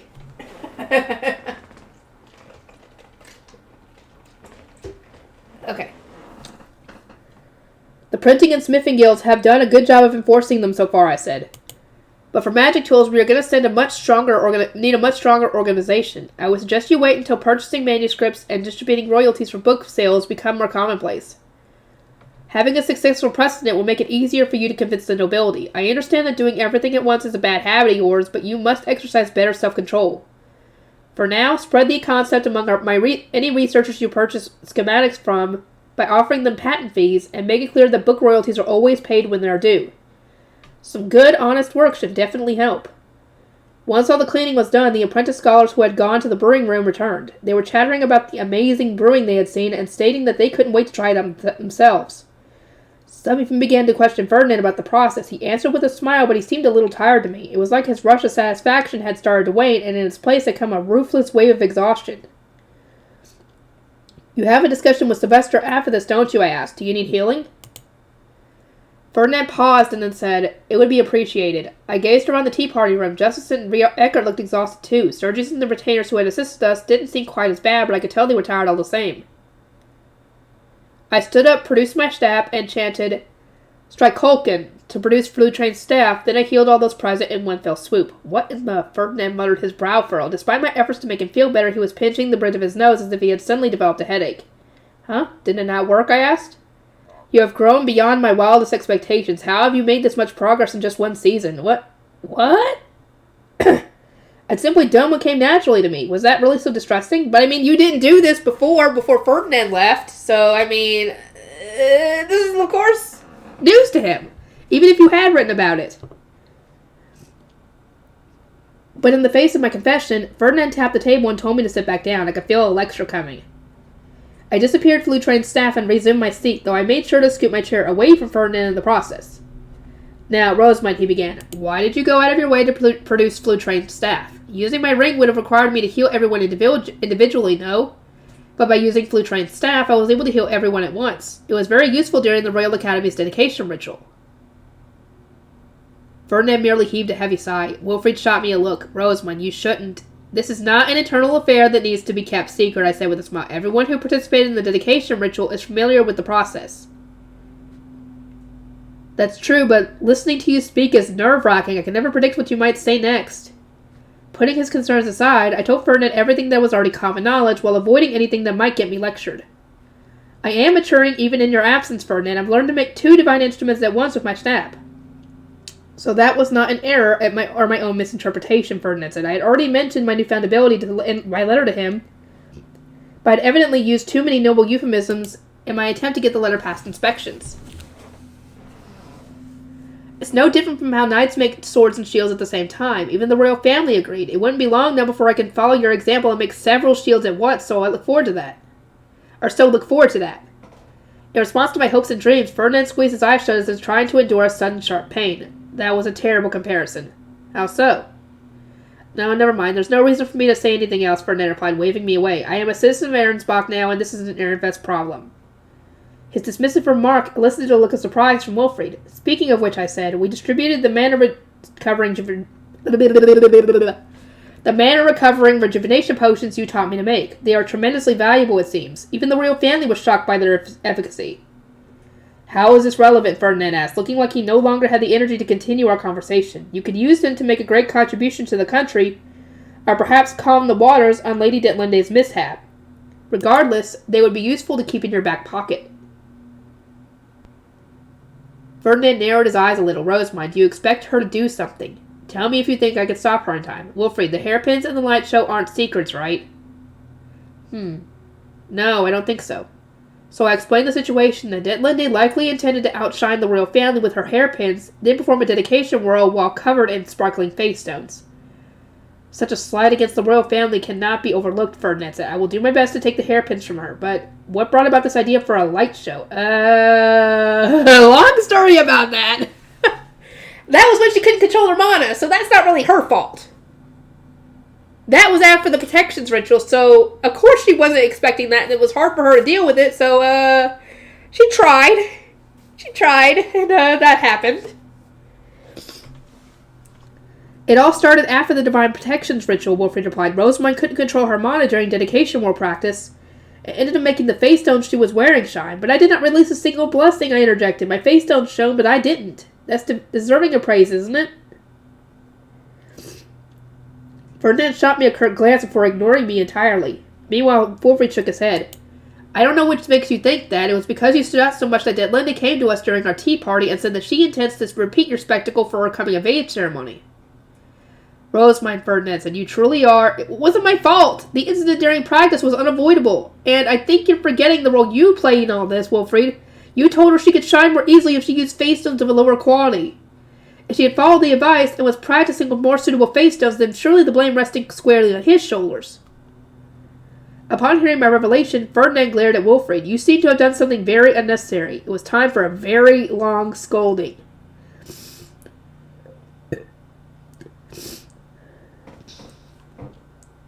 Lady Rosemine, Brunhilde whispered, while tapping me on the shoulder. Seventh bell is about to ring. If you intend to entrust Lord Sergius with your magic tool for Lady Letizia, might I suggest doing so soon? I am concerned that it may have already been forgotten. This also seemed like a good opportunity to stop Ferdinand from lecturing Wilfried, so I tugged on his sleeve and said, if we give Sergius one of the magic tools we made, would he be able to fill it with messages of praise from Lady Letizia's family? I wasn't able to ask Sergius directly because he wasn't my retainer. To answer my question, Ferdinand had to stop lecturing Wilfried. Well, Sergius, do you have a means of making contact with Lady Letizia's parents? I do, he replied. I was raised in Juanco. He had moved to Arensbach with his parents when Letizia was adopted, but he still had many associates in his home duchy. Then we can register this magic tool with Sergius's mana, I said. May I include some encouraging words of my own? Of course, Sergius replied. His yellow-green eyes creased in a kind smile. I am sure that Lady Letizia will appreciate your heartfelt concern.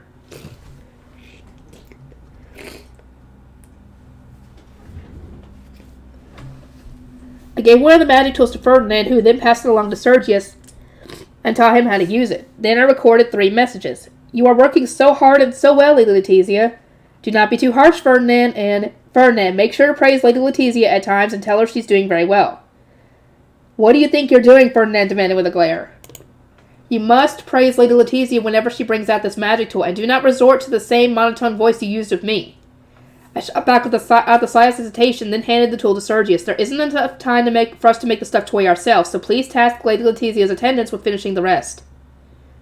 Sergius, could you send an ordinance to Juanco by chance? Ferdinand asked. It would be ideal if we could do the recording tomorrow. Understood. If you'll excuse me for a moment, Sergius said, then disappeared behind the screen for attendants. Ferdinand looked at the 3 remaining magic tools and grimaced. So, when am I expected to record for you? Words of praise, of course. I would then have the tool put inside a red panda plush, I thought, but before I could even get carried away with my excitement, Laisletta made a very harsh observation. Lord Ferdinand, if I may, while I agree that few words of praise are warranted, I believe Lady Rosamund would benefit from the same kind of messages she gave you. There should be instructions for her to stop reading and to rest more, Brunhilde added, nodding along, and my retainers weren't the only ones. Wilfried chimed in that the tool should include some reproofs as well. I certainly would not mind including a scolding or two, Ferdinand said. Hold on, I interjected. I said I wanted praise. Irrelevant. Now, on a more important note, what messages do you intend to leave me? Lady Rosamund prepared this as a gift for you. Laisletta replied, acting on my behalf, taking out a... Oh, it's the white shoe mill I think that she was doing for the thing, right? Or is Ditlinda getting the white shoe mill, or is she getting one of the blue shoe mills? Because I know that she was supposed to get... They made a dark blue shoe mill. And a white one. I just don't know which one was going where. Let me know, please. And setting it in front of me. She must have gone to my chambers to retrieve it. The care and consideration my attendant showed me was almost painful at times. No, Laisletta, I intended to give this to Justice. Ferdinand would just stick it in a box, never to see the light of day again. I picked the shoe mill up off the table and pressed it into Justice's hands. Use this when Ferdinand is too absorbed in his work to listen to reason. Should we see what messages you recorded for him? No, I cried, feeling the blood strafe from my face. Later, Justice, check later. Uh-oh, this is getting his interest now. He's like, what am I supposed to be listening to this for later? I want to hear it now. Ferdinand scoffed, we will do no such thing. The last thing we want is a repeat of that incident during today's demonstrations. Ferdinand, look, that box over there is full of research documents about Schwartz and Weiss. How about we start looking through them? Sounds good, right? I can imagine the panic in her voice. That can come later. Justice, the recordings. Uh-oh, I told you! At once, Justice obeyed the order from his lord. My messages to Ferdinand started playing one after another. Ferdinand, are you getting enough rest? Don't work yourself too hard. No matter how busy things get, remember that you need to eat. Don't try to get all of your energy from potions. Have proper food, too. If you run out of Aaron-Fest meals, send word right away. That was as far as we got before Ferdinand pinched my cheek. Ow, it hurts! Justice, that is enough, Ferdinand said. I get the idea, so you can hand me the tool now. He reached toward Justice with a very pretty and very fake smile on his face, but I doubt he intended to steal that shoe mill away for good. No, Justice, don't! If you're gonna give it to him, I'd rather you just give it back instead. What's all this fuss about? Sylvester asked, exasperated as he entered the room with his guards and other retainers. Their sudden arrival made the tea party room feel so much smaller. Sylvester, I cried, I made a magic tool for Justice to use, but Ferdinand's trying to steal it away. Is this it here? What did you record for him? Sylvester, oh, here he wants to know! He wants to know! Is he going to listen to all the messages, or are you just listening to some of them? Sylvester snatched the plush away from Justice and touched his face down. Then, after listening to the messages, he burst into laughter and tossed it back to Justice. Keep this with you.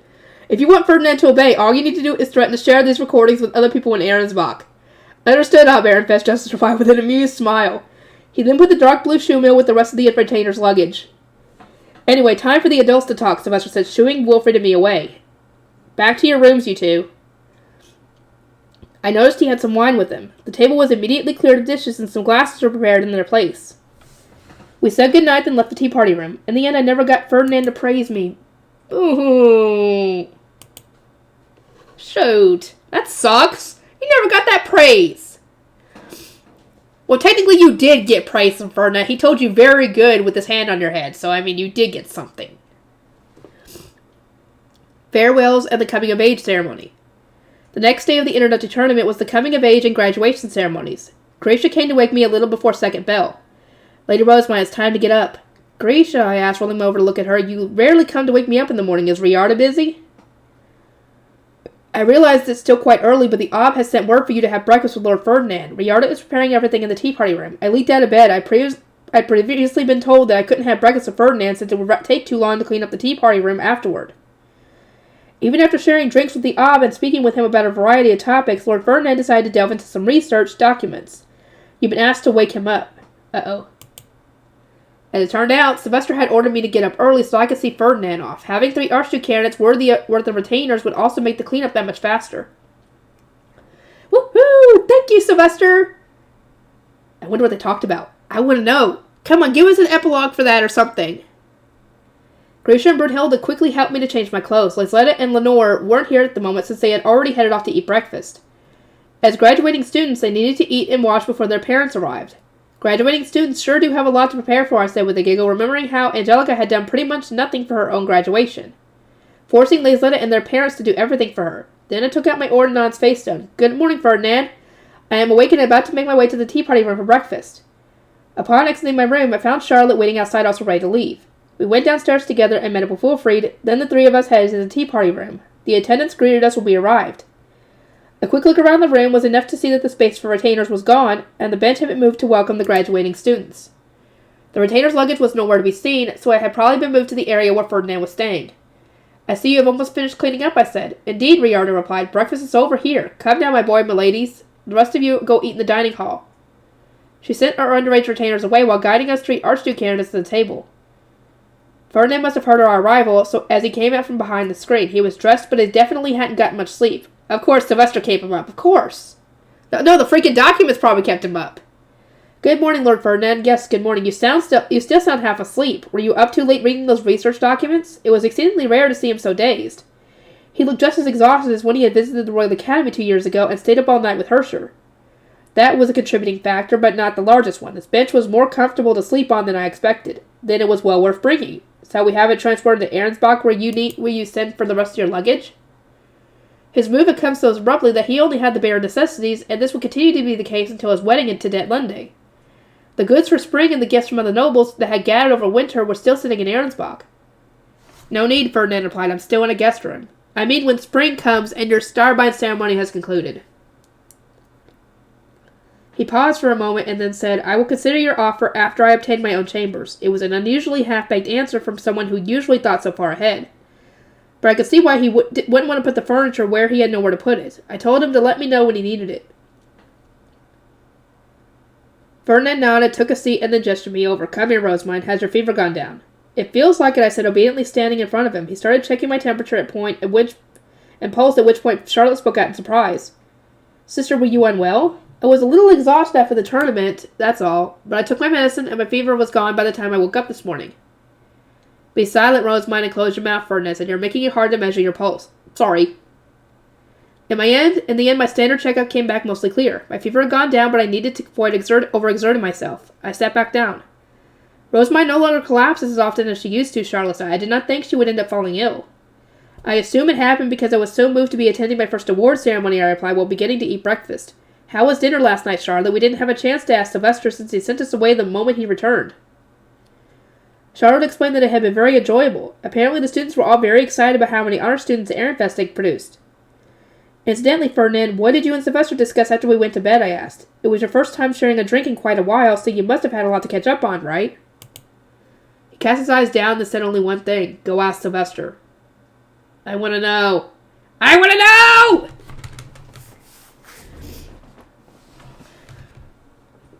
After breakfast, our plates and such were cleared away, and Justice placed 3 things on the table, a bag and 2 sound recording magic tools.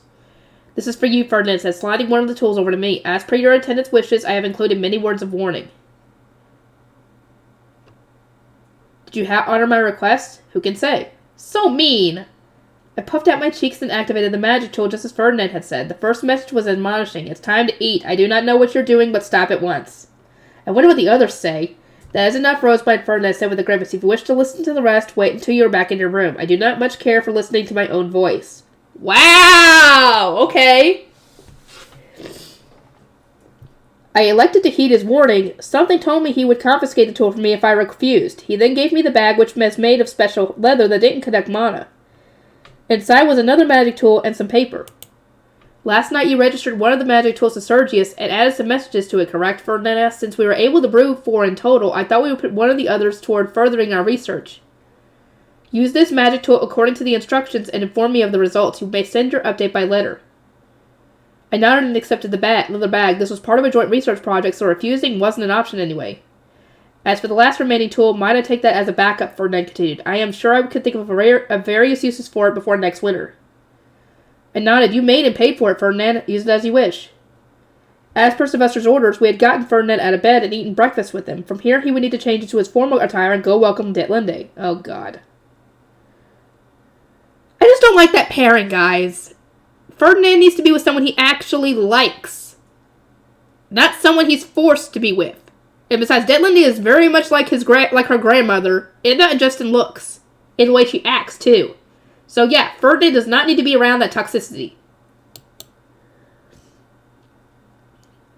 We had completed our duties and there was nothing else for us to do here, so it was time to return to the common room. Rosemine, Riarda, Sylvester informed me that you both put a lot of effort into preparing this room for me, Ferdinand said. Because of you, I spent last night in great comfort. You have my utmost gratitude. For him to be expressing his thanks like this, he really must have been comfortable. All of the thought Riarda and I put into laying out the room had been recognized, and considering that I hadn't received any compliments last night, that made me doubly delighted. At the same time, however, my happiness was marred by sorrow. Ferdinand and I were going to have to say our farewells and separate once again. Oh my God! At times like this, a simple thank you will suffice, I said, having being snarky in an attempt to push my sadness from my thoughts. I expected Ferdinand to respond with his usual sardonic smirk. Yeah. Dang it, I hate having a stuffed up nose while I record. It's annoying. It makes my voice sound weird. But instead, he gave me a kind smile, which I seldom ever saw from him. And it wasn't a fake smile either. Thank you, Rosemine, Riarda.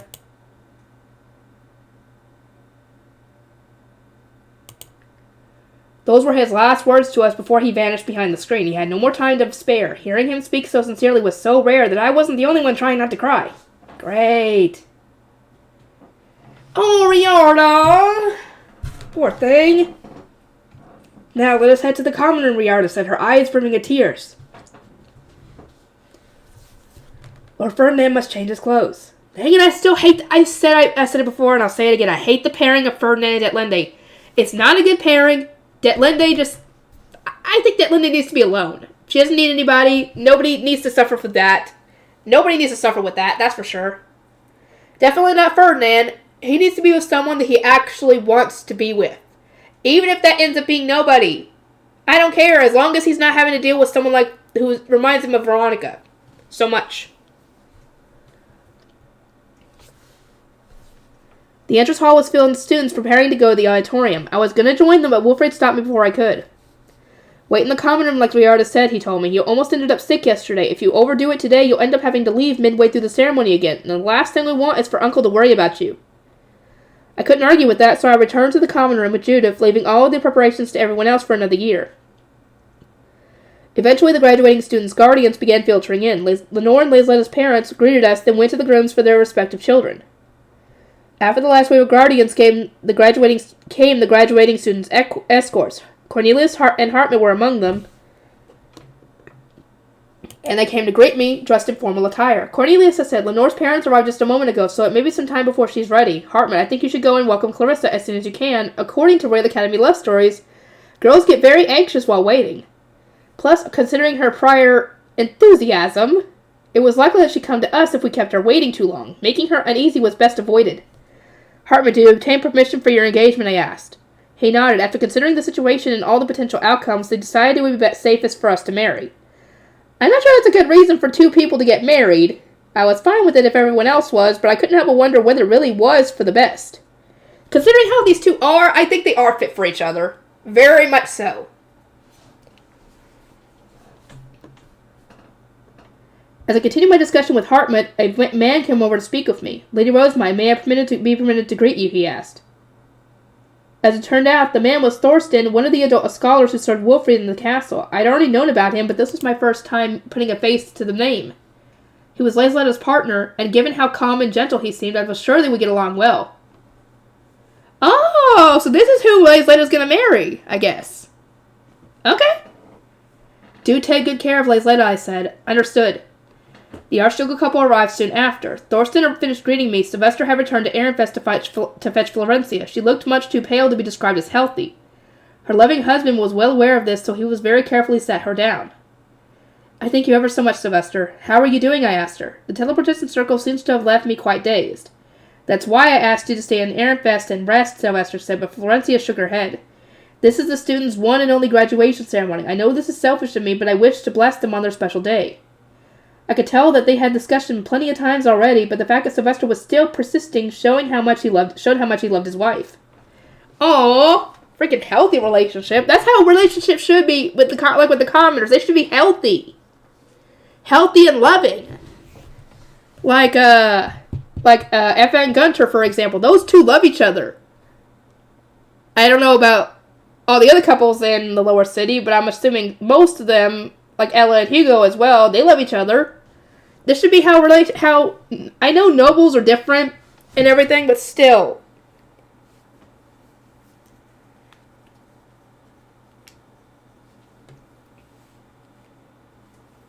This is why they need to set up the engagements and everything ahead of time so they can give the kids time to get to know one another and be comfortable around each other instead of forcing it on them at the last second.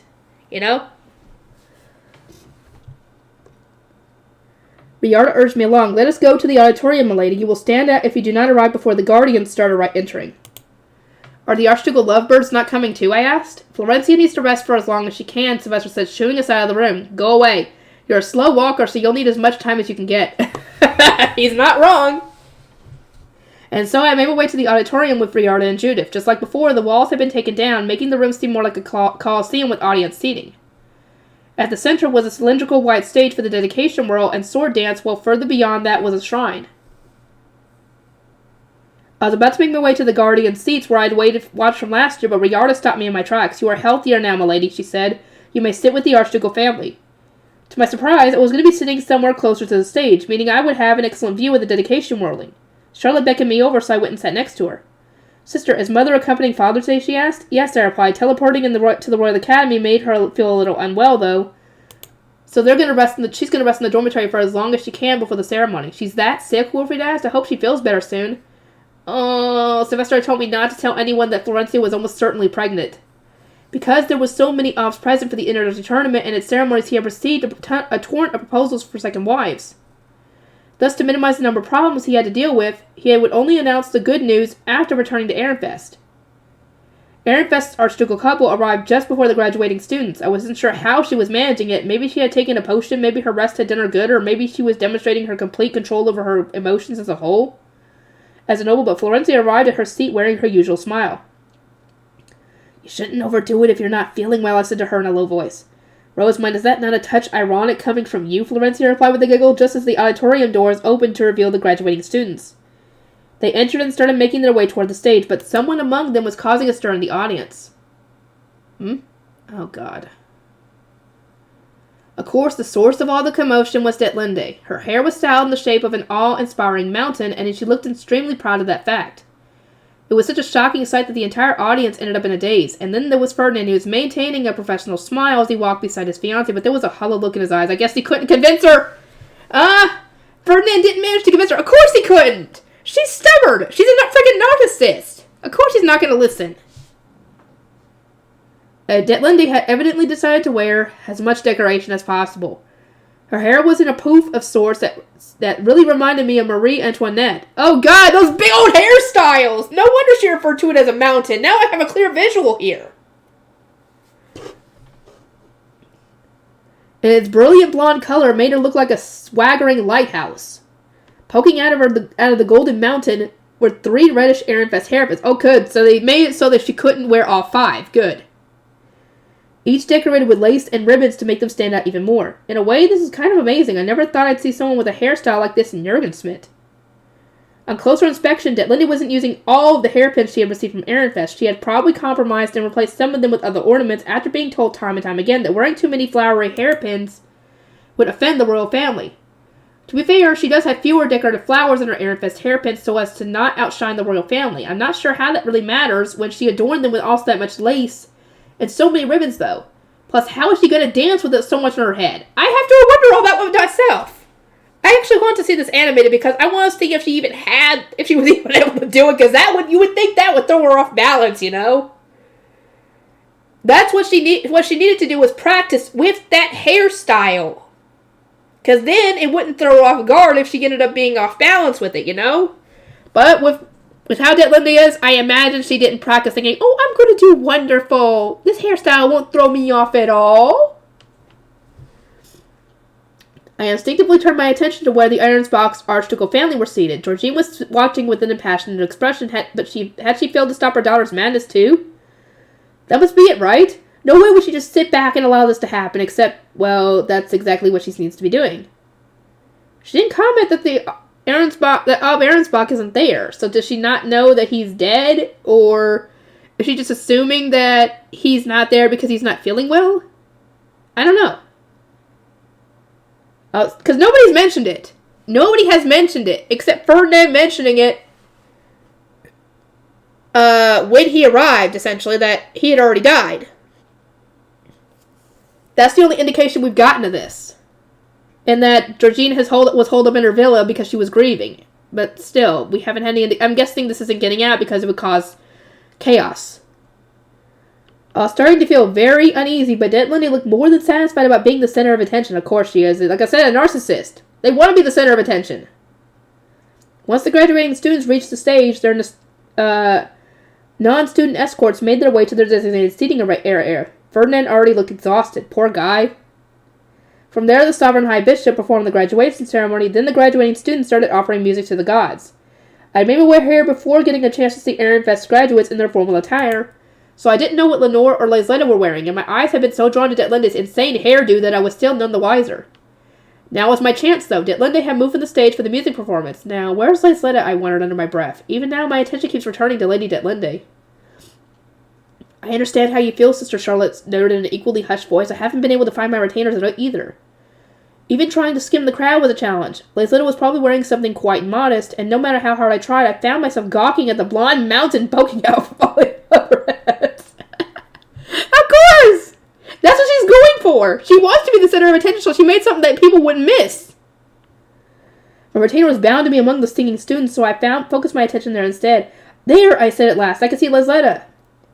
She was wearing a light cream outfit and a hairpin of the same color. Laisletta tended to be more reserved and generally seemed to stay a little bit behind everyone else, which might have explained why she didn't always stand out despite being so beautiful, but today she looked extra pretty. According to Miriella, she's quite popular with the boys of other duchies. Well, that was Laisletta found. I sighed in relief as the music performance ended, at which point those involved descended from and then encircled the stage. Knights dressed in blue took their place, ready to perform sword dances. There were 20 of them in total, all considered the best of the best, and Lenore was among them. I spotted her at once since there were fewer female knights in the group. Sitting in Lenore's violet hair was red and white flowers, a clear sign that she was born in the winter. The knights readied their staffs, made blades, and the music started right on cue. Each dancer moved perfectly in time with the rhythm, their movements a combination of powerful slashes and more feminine swings. Lenore in particular seemed so fluid and graceful that she managed to exude an air of tenderness despite the dangerous sword in her hand. They're awesome! They're awesome! Well, Detlinde can't be in attention at this one. Lenore really is so dazzling, I said. Yeah, her dance isn't bad, but she doesn't beat Alexis, Wolfred added, wearing a proud smile as he complimented his retainer. We debated whose performance was better, and soon enough the sword dance came to an end.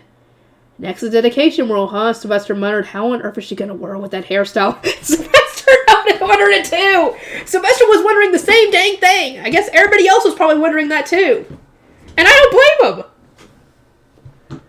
At the moment, I think he spoke for everyone present. Yes! Yes! We all watched with bated breath as Detlinde climbed onto the stage, dressed in a gaudy, whirling outfit. Of course. Hold on. I want to continue! Detlinde's dedication whirl. Basking in all the attention from the audience, Detlinde, draped in the robes of the goddess of light, scooted toward Lestalot, who was dressed as the god of darkness. He looked at her with a grimace, having been burdened with the duty of escorting her on stage for the dedication whirl. Will you even be able to whirl while dressed so ornately? Lestalot asked, daring to broach the question that was on everyone's lips.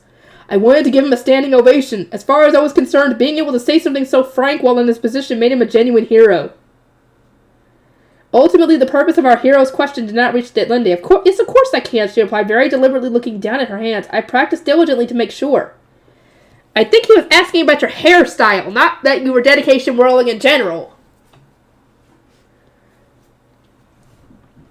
I think Lord Lestalot was asking about your hair ornaments, so where are you looking? Is there something on your wrists? Face stones, maybe? Probably. Indeed, it seemed that her ridiculous hairdo wasn't her only extravagance. She was wearing enough face stones to ensure heads would turn. I was openly shocked by how thoroughly she had prepared for today. How had she managed to get it all past Ferdinand of all people? You have to ask Ferdinand that yourself.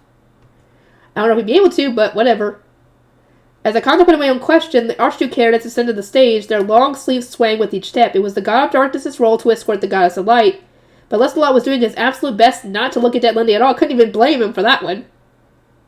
He wasn't even staring straight ahead. His head was tilted slightly away from her. You're making the same face that Ferdinand was a moment ago. Do your best, Lord Lestalot. I'm cheering for him! Come on, dude! You can do this even with that stupid hairdo in your way.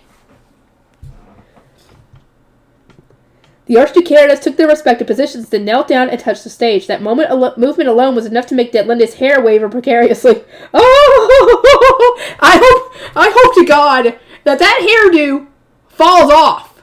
Or not falls off, I hope it comes crumbling down, essentially, and gets attention in the wrong way. Please! Make that happen! Please! I want to see it! I want to see the expression on her face. Oh! I would feel bad for her attendants, though, because they would have been the ones to do the hairdo, but still.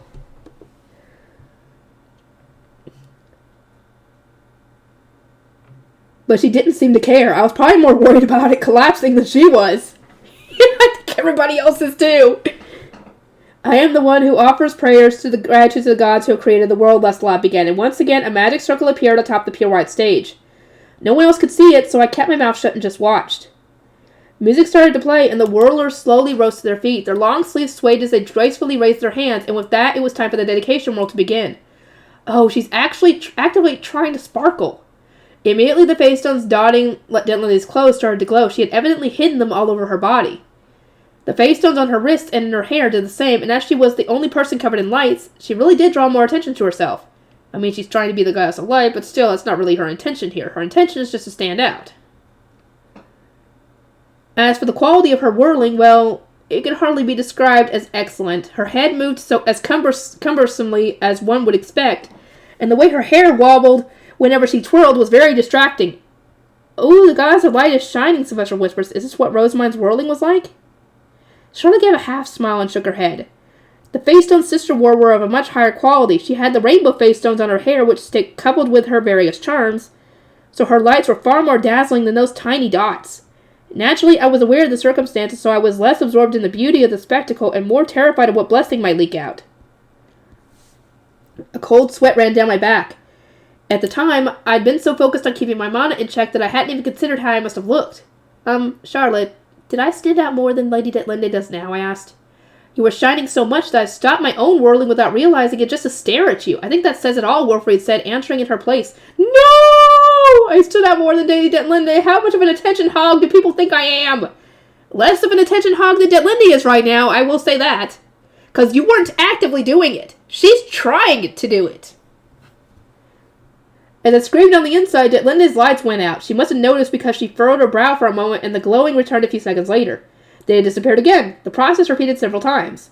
No matter where I tried to focus, my eyes were inevitably drawn back to the flickering lights. Initially, I thought she was doing it on purpose to get even more attention, but on closer inspection, I noticed her grimace slightly each time her face stones lost their glow. This clearly wasn't what she wanted. Why is she making them flash? Wait, is that mana? I could see the faintly colored mana simmering around her, an obvious sign that she was expending far too much, and getting sucked into the magic circle. Was everyone seeing this, or was it only visible to those who could see the magic circle? Instinctively I turned to Ferdinand. The fake smile had disappeared from his face, and he was watching the stage with a very serious frown. Is it my imagination, or has Lady Detlinde begun to leak mana? Florencia murmured. Charlotte shook her head. I can see it too. I thought it was an illusion at first, but does it not seem to be steadily growing thicker? So I wasn't the only one who could see the simmering mana. Everyone else must have noticed too, because a stir ran through the audience, and some began to question just how much mana she was releasing. Rosemine, is that healthy? Sylvester asked. All that mana coming out of her, I mean. You should know, Rosemine, Wilfred added. In the past, you ended up looking like that all the time. Despite their expectations, I didn't have a clue. It was true that my mana sometimes leaked out when I was trying to hold it back or when I got too emotional, but I never deliberately channeled it into face stones positioned all over my clothes. Never before have I used my mana to make face stones all over my body shine, so I cannot speak to Lady Detlinde's precise condition. However, I can say that expending that much mana puts one's body under immense pressure, so much so that I always ended up bedridden for days, even with potions. I was trying to be completely serious, but Sylvester just gave me a look of exasperation. That doesn't tell us anything. You end up bedridden just trying to go outside. Hey, that's not nice! Then I don't know. I thought back to all the students exhausted from the dedication ritual and the Hollensdale women who fell unconscious after the ritual for summoning spring forcibly sucked out their mana. Considering all that, my evaluation seemed pretty accurate, but I don't know the details. Still, I said, Lady Detlinde is an Archduke candidate set to become the next Ob. She is presumably used to offering her mana, so this might not even register as an inconvenience. She should be fine.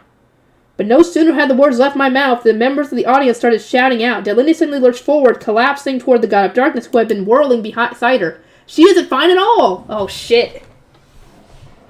My breath caught in my throat as I watched the stage. It felt like everything was happening in slow motion, and at that moment, one of the red flowers securing Detlinde's hair fell out. Shit! Told you it would happen, sooner or later. What the... shouted an audience member. I wasn't sure of the reason for what happened next. It was possible that Lestalot had been too focused on his whirling to notice. Or maybe he had still been trying to avoid looking at Detlinde. Probably. Perhaps his outstretched hand had simply obscured his view, putting her in a blind spot. At any rate, the outcome was the same. Lestalot, a trained Dunkelfelger Archduke candidate, was late in noticing the girl falling toward him. What? He exclaimed with wide eyes as his spinning body collided with something hard. He had slammed straight into Detlinde, causing her to lose her already shaky footing and tumble backward. This time she was heading straight for the Archduke candidate, playing the Goddess of Wind. Move! Detlinde's remaining hair ornaments fell out, causing her already insecure hairdo to finally come apart. Yes! Yes! That's what I wanted! I wanted that to happen! That should show you not to make such a gigantic hairdo. Those went out of style for a reason! Audience members crawled out, trying to warn the girl dancing as the Goddess of Wind, but their cries didn't reach her in time. While her sleeves dangled from her outstretched arm, she was knocked straight onto her rear. Ouch! The moment Detlinde landed face down on the stage, the magic circle began to shine, but only for a brief moment before it returned to normal.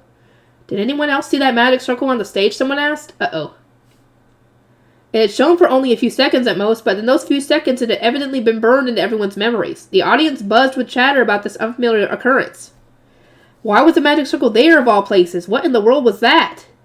As the voices became more numerous, I saw Ferdinand put a hand on his forehead. Our eyes met, and after a contemplative look, he suddenly pressed a finger against his lips. So basically, don't say anything.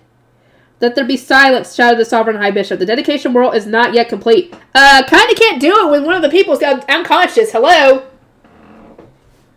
Religious ceremonies cannot be interrupted, echoed the Sovereign High Priest, trying likewise to reclaim the attention of the noisy audience and the students now staring at the stage in bewilderment. Unfortunately for them, Detlinde was unconscious, and the girl performing as the goddess of wind was crushed beneath her. There was no way for the dance to continue. Lady Detlinde cannot be left in her current state, Ferdinand informed the Arensbach nobles. Let us go. He stood up and climbed the steps up onto the stage, at which point the nobles snapped back to reality and mobilized as well. You, Ferdinand continued, take Lady Detlinde away and get her attendants to remove her whirling outfit. The rest of you retrieve her hair ornaments.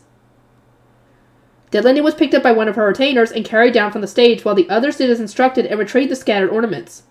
Ferdinand watched as his fiancée was taken off, then crouched down in front of the student playing the goddess of wind, who was still sitting on the ground, and sought her forgiveness. I sincerely apologize that Lady Detlinde's passing out caused you so much trouble. You must be in the pain from your fall even now. May I grant you healing? You may. Ferdinand gave the girl Hellschmier's healing, then while offering her his hand and pulling her to her feet. He confirmed that she was no longer in pain before swiftly descending the stage. But beneath the stage, Detlinde's attendants helped to remove her goddess of light robes. Ferdinand instructed for the clothes to be given to the sovereign temple, then left the auditorium. Georgine had asked him to tend to his unconscious fiancée. The dedication whirl shall now begin anew. The robes that Detlinde had worn were given to a priest of the Hyatt Sovereign Temple, who in turn handed them to a reserve archduke candidate. She rushed to put them on, then climbed onto the stage. The dedication whirl will recommence under the direction of the Sovereign High Bishop. I am one who offers prayer and gratitude to the gods who created the world, thus the lot began again. And so, with the crowd still no less feverish, the dedication whirl was performed again. This one ended without incident. Nobody started to glow, and the magic circle didn't shine, and the bell announcing it was lunchtime rang soon after. From start to finish, Lady Detlinde sure was full of surprises, Wolfried remarked. We had all seen her mountainous hairstyle, her glowing face stones, her sudden collapse, and the appearance of a mysterious magic circle. So it seems safe to say that she was the hottest topic of this year's graduation ceremony, even for probably not a few good reasons. Even in the Airfest dormitory, everyone was focused on her antics. I never knew that there was a magic circle there. Lenore exchanged a glance with Lazletta and then said, we graduating students were not able to see it. They had been under the stage at the time, so the others who had watched from the raised audience seats explained what they had seen. Rosamund, Charlotte, Wilfred said, didn't that circle remind you of the one from Haldensdale? It disappeared before anything happened, but still. Both suddenly came up from a white stage and needed some kind of conditions to be met before they activated. Charlotte and I nodded. They might not have shared the same sigils and patterns, but they had both risen from an otherwise pure white platform. Rosamund, did you recognize that magic circle? Sylvester asked, his eyes scrutinizing. Dedication whirls are religious events too, so it wouldn't surprise me. I shook my head and replied, I did not. Dedication whirls are not performed in Ehrenfest, so it may be unique to the Sovereign Temple. I see, Sylvester murmured. The dubious look on his face made it obvious that he still doubted me before anything else could be said about the matter, and ordinands arrived. We had almost finished our food, but it was still rare to receive such correspondence during lunchtime.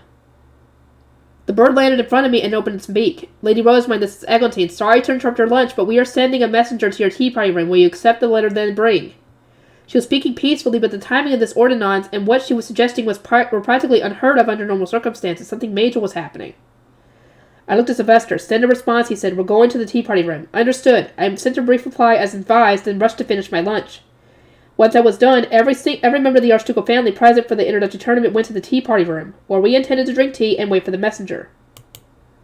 Retainer, stand down, Sylvester said. This is an urgent request from the royal family. We should clear the room ahead of time. Our retainers left, save for a few guard knights. Sylvester watched them go to turn to Florencia with a look of genuine concern. I don't expect this letter to be anything good. Shouldn't you return to your room and rest? She shook her head. Whether I am informed now or later does not matter. The shock will be the same. Thus, I shall stay here as Ehrenfest's first wife. Sylvester gave a resigned nod. What might this be about? I wondered aloud. The magic circle, obviously, Sylvester replied. That's the only urgent business I can think of that can't be settled via ordinance. I exhaled. In that case, we need to consult Ferdinand too. I couldn't say much on my own. The amounting tension in the room was interrupted by the chime of a small bell, and Anastasius' head attendant Oswin arrived as our messenger. He thanked us for having already cleared the room, then asked Sylvester for permission to use an area affecting sound blocker. I do not mind. Guard knights, step outside the range of the tool. Oswin activated the tool, then held out the letter. Lady Rosamund, this is from Prince Anastasius. I understand that this is exceptionally rude, but I have been instructed not to return without a reply. I opened the letter and read it. Anastasius sending his head attendant was enough for me to have guessed this was something major, but that didn't stop my head from spinning. As it turned out, during lunch, the Sovereign High Bishop and High Priest had revealed that the magic circle we had all seen was meant for selecting the next Zent. Oh no!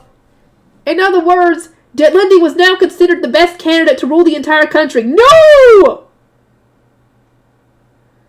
Wowee. Lady Detlinde ranked up from future Ob to future Zent. Oh god, no! Don't give her the dang... Don't give it to her. No!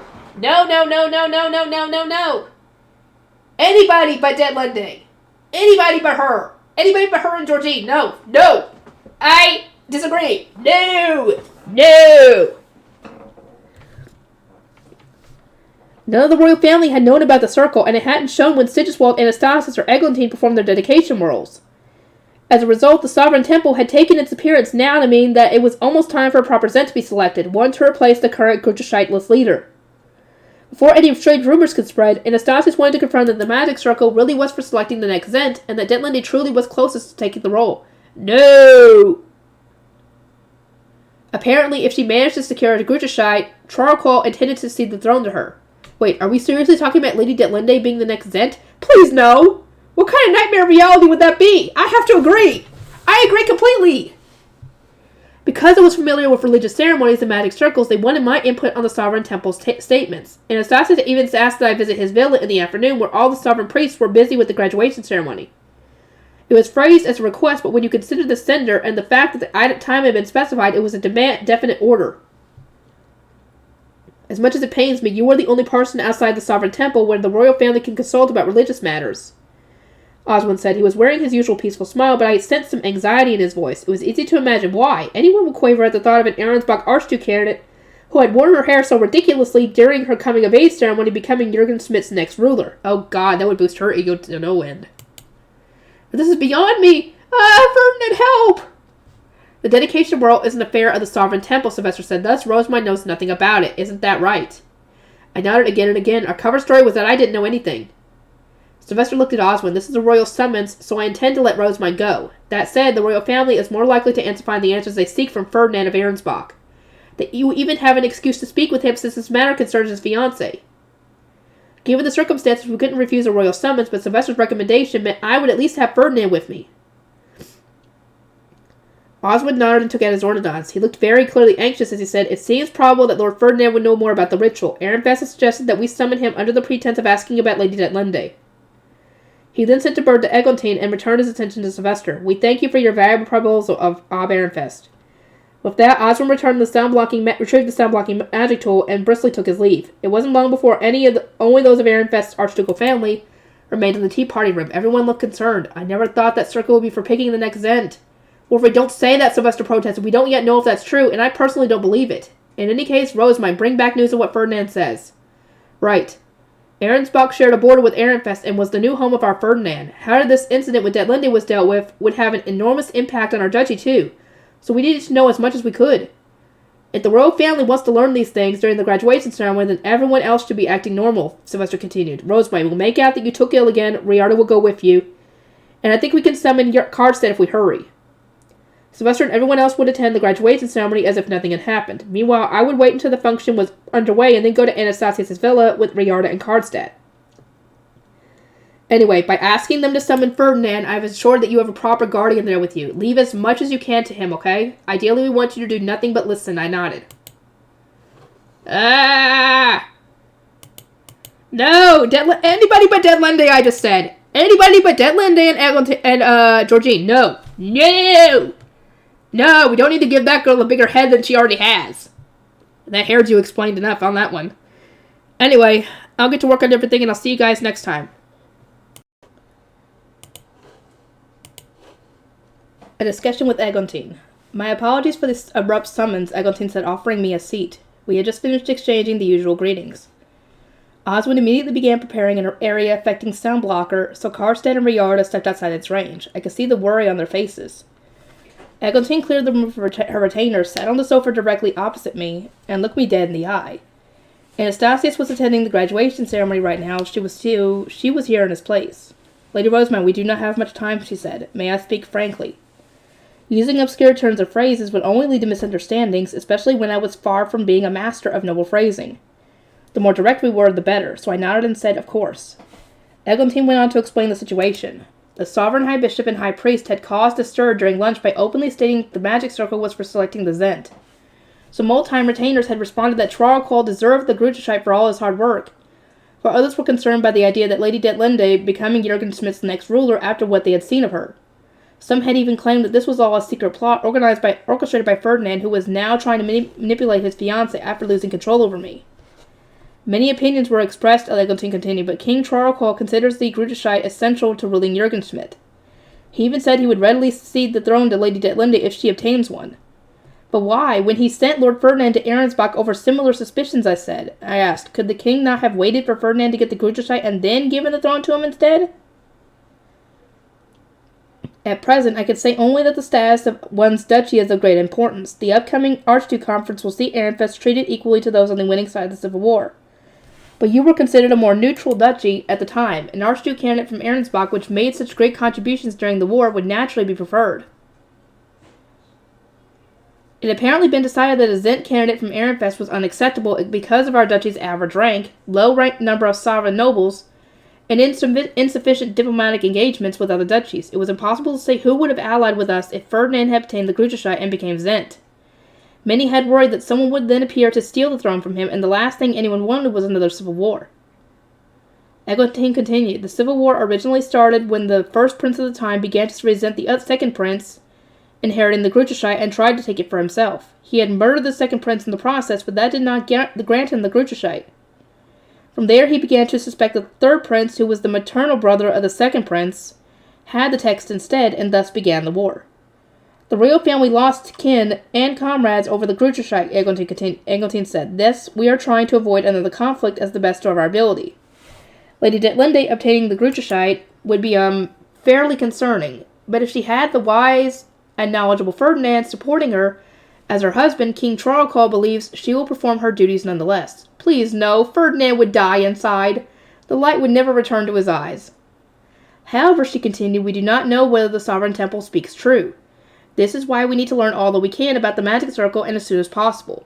Her orange eyes focused on me. Lady Rosamund, what do you think of their claims? I met her gaze, knowing that she wouldn't let even the smallest lie go unnoticed, and gave a noble smile. My apologies, Lady Eglantine. Our one whirls for their coming of age only at the Royal Academy. The custom is not followed in Ehrenfest. So you do not know, Eglantine asked, sighing. Having to keep a secret from her made my heart ache, but I could at least take solace in knowing that I wasn't outright lying to her. Sure, the Bible said, ye who wish to be Zent, but what did that really mean? One assumption was that the circle had something to do with the next ruler, but I didn't know that for sure. I hadn't even looked into it, thus I couldn't give a better answer. The underground storage room of the Royal Academy contains various documents regarding religious ceremonies, I said. Lord Ferdinand has read them, so he might be of more help to you. As if on cue, Osmond announced that Ferdinand had arrived from Arensbach. Eglantine paused our conversation and stepped outside the range of the sound-blocking magic tool to greet her new guest. Ferdinand alone entered the sound blocker's area of effect. Eckert and Justice waited with Karstedt and Riarda. Seeing them all together, I realized we had two parent-child reunions, Karstedt and Eckert, and Riarda and Justice. I'm sure they'll be stealthily exchanging information. Sylvester had given Karstedt a small folded piece of paper to hand over, and Riarda was getting something ready too. I watched them for a moment, then noticed that Ferdinand was looking down at me. His expression seemed to say, why are you here? Lord Ferdinand, might I ask you to sit next to Lady Rosamund? Eglantine asked. Certainly, if you'll excuse me. How was Lady Detlinde faring? Was she perhaps feeling unwell to begin with? She was fine prior to the ceremony. The dedication whirl drained her of mana, which caused her to pass out. That said, I ensured that she was fed a rejuvenation potion, so she is on the road to recovery. I apologize from the bottom of my heart that an Arensbach Archduke candidate disturbed such a critical portion of the dedication whirl. Her bizarre hairstyle, her sparkly whirling, her falling unconscious, her activation of an unknown magic circle. Ferdinand apologized for the sequence of bizarre and downright disturbing events. I did everything I could, he continued, but she did not listen. My own shortcomings are to blame. No, it's not your fault, Ferdinand. I mean, the girl's stubborn. She's not going to listen to you. Now she thinks she can get the spotlight. Ferdinand then took out and activated the sound recorder he had left with this morning. Immediately we heard him warning Detlinde not to wear 5 hairpins, since doing so would be seen as a slight against the royal family. Detlinde then replied that she would remove some, though she sounded very dissatisfied. I never thought she would replace the hairpins with other decorations, Ferdinand said. I see you've had a rough day, I remarked without thinking. Eglantine gave a similarly troubled smile. Lady Ditlinda's own decisions led to all this, so we will not hold you accountable. You may rest easy. Ferdinand visibly relaxed, but then his brow furrowed. I expected a harsh lecture when I received an urgent summons so soon after the incident. I suppose asking me about her well-being is an excuse, and you instead wish to speak with me about Rosemine. You are only half correct, she continued with an apologetic smile. During lunch, the Sovereign Temple revealed some information that has sparked chaos. We must now gather information of our own, and we have heard from both Ob Ehrenfest and Lady Rosemine that you are well informed about the ways of the temple. For some reason, Ferdinand glared at me. This time, he seemed to want to say, do not get me wrapped up in these things. I simply said, you know of these matters better than I. Is this not true? Ferdinand let out a defeated sigh and said, I shall ask what happened. Eglantine and I explained what we had already discussed. Then Eglantine asked Lord Ferdinand, are you familiar with the magic circle that appeared on the stage? He nodded slowly and said that he was, then fell silent. Eglantine must have realized that he didn't intend to say anything else because she continued her questioning. The Sovereign Temple claims its purpose is to select a Zent. To be frank, I am surprised that they know that. Those of the Sovereign Temple are scarcely able to read the Bible. As he said, last year's investigation had revealed that the Sovereign Temple could only read half of the Bible at most. I was pretty confident that they hadn't been able to see the magic circle at the start of the Bible, yet they managed to identify it when it flashed on the stage for just a couple of seconds. Impressive. Ehrenfest's temple contains boards, documents, and old transcriptions of the Bible for grey priests to use when preparing rituals, I said. Perhaps the Sovereign Temple has its own documents that do not require mana to be read? My mind raced as I tried to imagine what wonders awaited me in this unfamiliar bookroom. Ferdinand glared at me in a way that said, I do not disagree with your opinion, but keep silent. In accordance with his wishes, I swiftly buttoned it up. Eglantine gave a bemused smile and then frowned. Does that mean the Sovereign Temple is telling the truth about the magic circle? They are not entirely mistaken, but why are you asking both Rosemine and me these questions? Eglantine placed a hand on her cheek. Though it shames me to admit it, nobody in the royal family is familiar with religious ceremonies. Because of their strained relationship with the Sovereign Temple, they couldn't access the documents needed to fight back against its claims. Lady Rosemine's dedication ritual within the Royal Academy was evidence enough that she is a genuine High Bishop who performs true rituals. We thus hope to receive your advice at this concerning time. I expect she has already informed you that the underground archive beneath the Royal Academy's library contains documents of great importance to you and to the country's Archduke candidates. I struggle to see why the royal family does not already have the information it seeks, unless... He glared at me. Did she not inform you, despite her frequent encounters with members of the royal family? I vigorously shook my head and said, I told them. I went with the three princes and even helped them to translate the text into modern vernacular. Despite my warning that you should not enter the archive under any circumstances, yes, it was an order. In my desperation to prove my innocence, I revealed another of my sins. It was a royal decree, I sputtered. They didn't allow me to refuse. There really hadn't been anything I could do. Lady Rosemine is very talented when it comes to understanding old language, Eglantine chimed in. Her talents assisted us a great deal, so I must ask that you do not chastise her. Rosemine has eyes only for books, Ferdinand said plainly. It is impossible to predict how she might cause offense, and this becomes even more dangerous when we consider that the archive is only accessible to the royal family and select Archduke candidates. Our only option is to forbid her entry to begin with. There was nothing I could say in protest. During my visit with the princes, I had given Sigiswald half-baked answers and ended up needing Anastasius to drag me out. Yeah. Be that as it may, what else could I do, I asked. Neither Prince Sigiswald nor Prince Anastasius is knowledgeable about ancient language. Lady Hannelore and I are scheduled to help them again during the coming spring's Archduke Conference. Ferdinand grimaced. They wish for you to interpret? Then the information they seek will remain buried for a very long time. What do you mean, I asked. You always start at the top left of whatever bookcase you are presented with, correct? That is how you approach the bookroom in the temple, Karstad's estate, and the castle, as well as my own bookshelves. I seem to recall the documents about the magic circle in question being near the bottom, so it would take many moons for you to reach it. It's a habit of mine. Starting from one end to the best is the best way I make sure I don't miss anything. I didn't realize he'd noticed, though. Wow, he does pay attention. In any case, Ferdinand continued, I must emphasize that the archive is replete with knowledge essential for the next Zent. If you do not already know about the rituals and ceremonies of the temple, that is where you should start. Learning to read ancient language will also be in your best interest. The royal family does not have the time to invest in such an endeavor, Eglantine said. I recalled what a state the king had been in before, back when he had looked as haggard as Ferdinand, and the devotion with which he offered mana. It really was hard for him to imagine him having the time to study. Ferdinand shook his head. Rosemine's interpretation skills were developed within a mere season or two while she was memorizing the prayers necessary for rituals and devoting herself to reading the Bible, all while striving to save the children of an orphanage. I understand that the royal family has much on its plate already, but if you study with the same dedication she did, then you will surely learn what you seek. Eglantine gave me a strange look. I could vaguely recall, or remember spending most of my days as an apprentice blue shrine maiden staring at boards trying to memorize prayers. All those years ago, I'd complained about the names of the gods being way too confusing and hard to remember. Ferdinand continued, on this occasion, because you truly are short on time, I will provide the answers you desire, but if you do not learn to read the relevant documents on your own, you will never know how information might be being twisted. I sincerely believe that understanding such language is an essential skill for a Zent. The Grutushite granted by Messinora, the goddess of wisdom, is likely even older than the Bibles held by the high bishops. Eglantine looked up with a start. It hadn't really crossed my mind before, but he was right. The Bible and its instructions for becoming king were sure to be more modern than the Grutushite. The Magic Circle does identify Zent candidates, Ferdinand said. However, it would not be at all correct to say that Lady Detlinde making the circle appear means she is closest to being the next Zent. It was an explanation for Eglantine, but I was listening closely too. The only thing I knew about the circle was that it rose from the Bible when I opened it. Which means that you are a Zent candidate.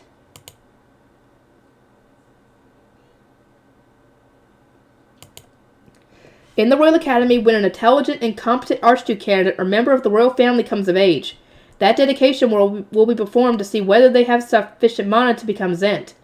The circle would appear when one prayed and offered their mana to the gods while whirling. For those with all elements and enough mana, a pillar of light would appear. He continued, only those who could make this light appear were allowed to continue to the next stage of the selection process. Lady Detlinde could not even activate the magic circle, meaning she cannot be considered a candidate. But neither Prince Anastasius nor I was able to activate the circle, Eglantine said concerned. If nobody in the royal family had managed it, then maybe the Sovereign Temple was right in saying that Detlinde was better suited to becoming the next Zent than any of them. Above all else, one must offer prayers and mana while whirling. The magic circle only appeared for Lady Detlinde because she was expelling mana to make the face stones on her clothes shine. Thus, it was pure coincidence. I would even advise that the royal family experiment with this for themselves. You are fortunate that Ehrenfest and Dunkelfelger's joint research publicized the means by which to increase one's elements. Perhaps you could perform religious ceremonies and mana offerings, repeat the ritual for obtaining divine protections, and then activate the magic circle yourselves. Offer mana during a dedication whirl, As you are both experts when it comes to rituals, we ask for your assistance? Eglantine's gaze landed on me. Lady Rosamund gives blessings even when she's just practicing her whirl, does she not? Ferdinand shot down Eglantine without hesitation. We do not wish to be viewed with even greater suspicion. Rosamund would surely form the magic circle more easily than Lady Detlinde, considering her mana quantity and the frequency with which she prays, but that alone does not decide the next Zent. She would only be a candidate. The truly important part is what follows. What follows? Eglantine quietly repeated. Ferdinand did not answer her question. Instead, he moved on to discussing the potential repercussions of getting me involved. Even if Rosamund were to be chosen to rule Jurgensmith, the royal family should know better than anyone else that Ehrenfest is not equipped to support a Zent. Furthermore, if this experimentation with dedication whirling is done en masse, there is a chance that new Zent candidates will appear one after another from every single duchy.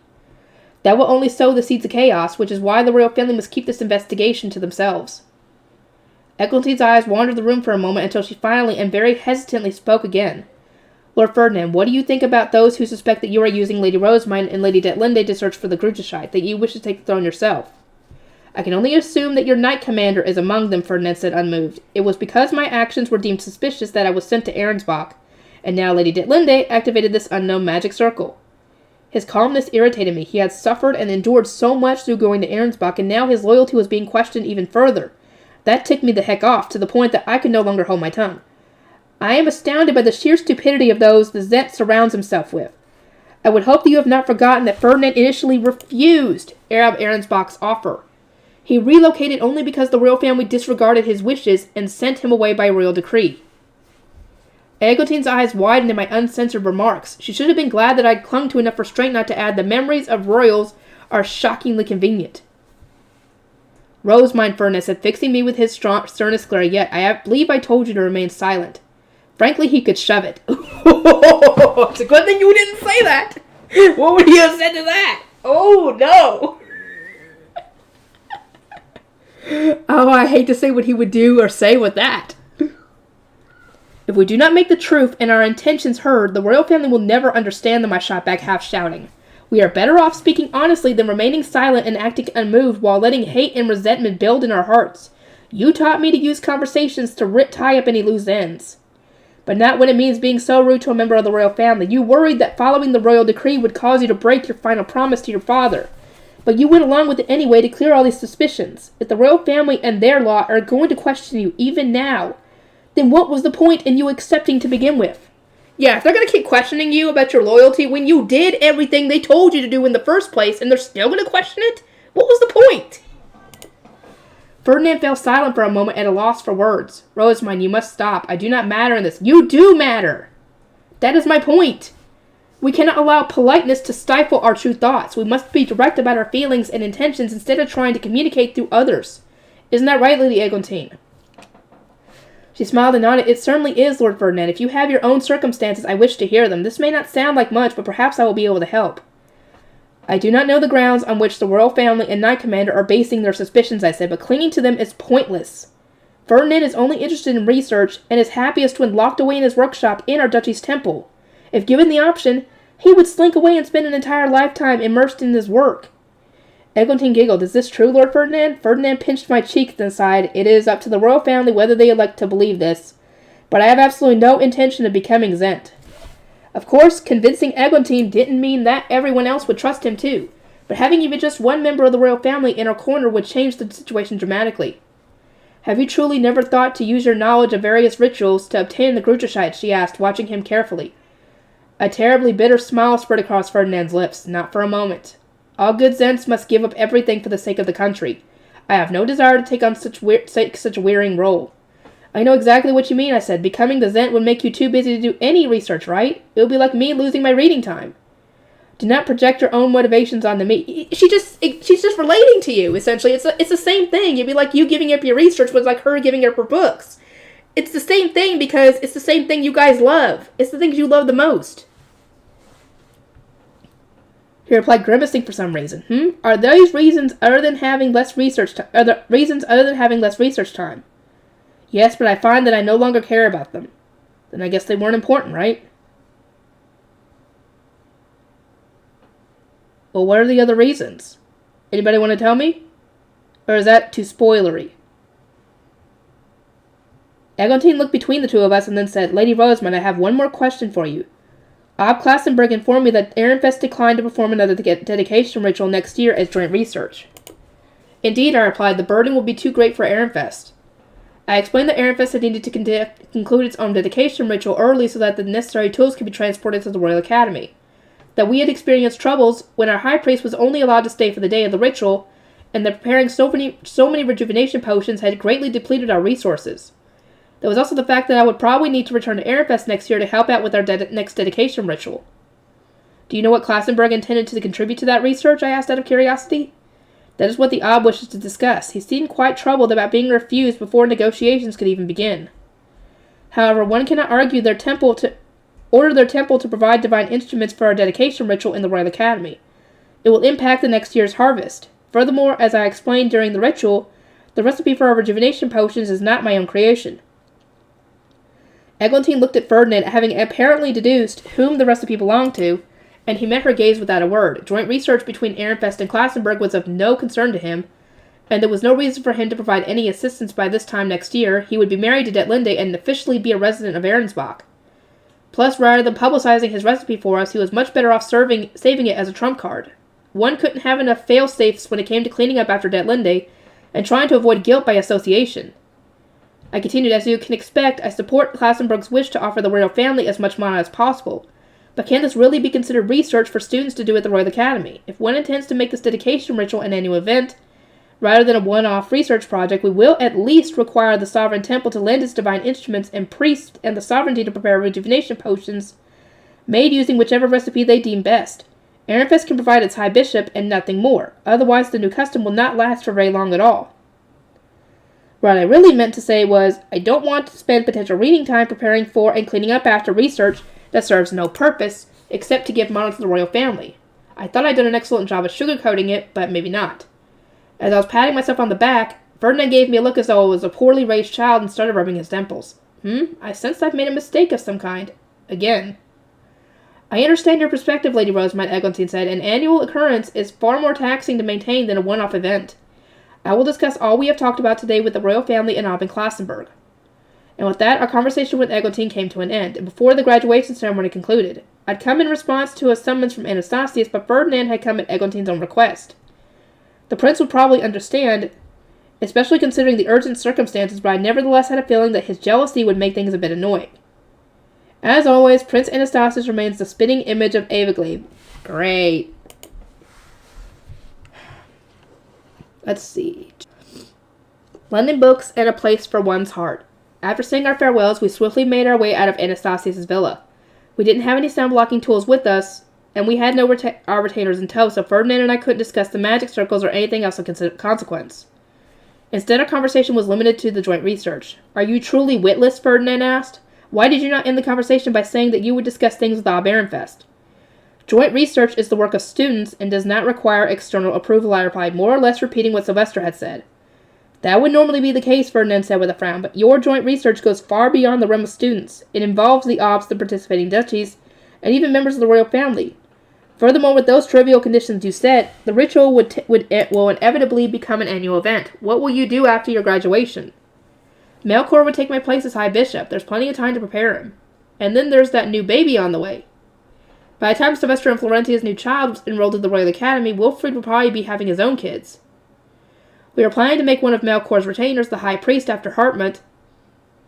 So even if the ritual did become a yearly occurrence, we would be equipped to repeat it ad infinitum. Though wait, if Wilfrid has children, won't I be the one bearing them? Do here? Hello, did you not think of that? I wonder how that'll feel. Good question. I hadn't experienced love, marriage, pregnancy, or childbirth as Zorano, so I couldn't even begin to imagine them. You might want to talk to Florencia on some of that. Oh, boy. It wasn't far from Anastasia's villa to the Arenfest dormitory, so our exchange was ultimately a brief one. Well then, Ferdinand, do be conscious of your health as you work, I said. You do not need to repeat yourself. Besides, if anyone needs to be more cautious here, it is you. Do not let your guard down now that you have become healthier. Right. Well, I suppose we'll see each other during the spring Starbind ceremony. Who can say, Ferdinand replied, not giving a clear answer. He paused for a moment in thought, then muttered, it is more than likely that the Sovereign Temple will do something troublesome. I always pray from the bottom of my heart for you not to get involved in such matters, but no words can bind you, I have found. I may not look it, but I am doing my best to avoid trouble. It wasn't like I was diving into problems by choice. I would merely blink and then find myself caught in a storm. Ferdinand didn't understand, though. He just looked down at me with cold eyes and said, avoid trouble. It is hard to see your actions as far as anything but charging headlong into it. The gap between subjectivity and objectivity certainly is vast, as solemnly remarked. Indeed, you would do well to lean more toward the latter. Riarda had opened the door for me, so I stepped through it and into the Arenfest dormitory. Meanwhile, Ferdinand continued down the corridor toward the door of Arensbach V. We were wearing capes of the same color, but going to separate places. It felt strange. Whew, finally done, Karstedt hummed, rolling his shoulders as soon as we were in the dormitory. Serving as a guard in the royal villa really tenses me up. I'm glad Lord Ferdinand was there. As it turned out, it was pretty tiring having to wait outside the sound-blocking magic tool and not know what was being discussed. I thank you ever so much for going out of your way to guard me, Father. How is Arenfest? He looked conflicted for a moment and then said, that should probably wait until we both get back. We made an agreement not to bring that business into the Royal Academy. Then he awkwardly patted me on the head. What's this for? You've come first in class 3 years in a row now, haven't you? Well done. I couldn't congratulate you while I was on guard duty, and now's my only real chance. Apparently he wouldn't be able to speak so openly once we were back in Arenfest. This might be the first time you've praised me like this, Father. You think so? Well, my own father is fairly excited this year. I need to be careful that he doesn't throw you around or crush you with a hug. I was glad that Bonifacius was so pleased for me, but we need to be on guard. Letting him get too excited would seriously endanger my life. I hope that we could at least hold hands and walk together like last year, but that might have been too big of an ask. While waiting for everyone to get back from the graduation ceremony, I sat down near the common room fireplace and started getting immersed in the second volume of the story of Fernestine. Oh, I can't wish you could have brought that up. Having this time to myself made me realize that I hadn't been given many opportunities to read as of late. I'd simply been too busy. Karstad was guarding me all the while. "Is Rosamine here?" Wolf recalled, rushing into the common room. There were other students with them, but none of the graduates. There were about to be something of a feast in their honor. "Is something the matter?" I asked. "Lady Hannelore has a book from Dunkelfelder and Lord Lustelot's illustrations. She asked to visit our tea party room before you return home, so she can give them to you. She also wants to borrow a new book, but when's a good time for that?" I'd now checked through all the new First Ernestine volumes, so that was probably safe to give. I really couldn't wait to get my hands on those forgotten divine tales that Dunkelfelder had preserved. The sooner the better, but I suppose tomorrow will be too soon? Let us make it 2 days from now. I'll send an ordinance of acknowledgement. Right, I'll leave that to you. I asked Brunhilde to make all the necessary arrangements at Dunkelfelder while I permitted Muriela to read the second volume of the story of Ernestine. Now that the introductory tournament and the graduation ceremony were complete, everyone was kicking back. Nobody was rushing around, and any sense of urgency had been replaced with a relaxing calm, as we all welcomed the end of another academic year. The abbess called for each Archduke candidate to fetch an attendant and gather in a meeting room, announced one of Sylvester's attendants. I chose to bring Riarda and then headed straight there. It appeared that the Knights' Order was keeping a close watch over the room, which explained why we hadn't been asked to bring any guards of our own. Florentia wasn't present since she was recovering in her room. After confirming that we were all present, Sylvester began. I could guess that he wanted to question me about my conversation with Eglantine. I'll start by summarizing the events of the graduation ceremony since Rosamine wasn't there to see it. The Sovereign High Bishop announced that the magic circle everyone saw during the dedication whirl is for selecting the next Zent. Naturally, this caused a massive fuss. Oh, great. Those of the Sovereign Temple had apparently been quite moved when they saw the magic circle appear. They had found out about it in their book room, but hadn't known where it could be found, or a ritual activated it. Despite the Sovereign High Bishop's enthusiasm, most of the attending nobles had strongly doubted his claims. After seeing how much Detlinde had embarrassed herself during the dedication whirl, it was hard to believe that she, of all people, was closest to becoming Jürgen Schmidt's next ruler. And it certainly didn't help that people trusted and valued the words of the temple so little to begin with. They said the time will soon come when Mestinora grants the proper Zent a copy of the Gruterscheit, Sylvester continued. Rosamine, what did Ferdinand say about the magic circle? He heaved an exasperated sigh. I can't imagine that girl becoming the next Zent either. I agree. He said that it really is for selecting the next Zent candidates. But because Detlinde couldn't properly activate it, she failed the selection process. She's not a Zent candidate.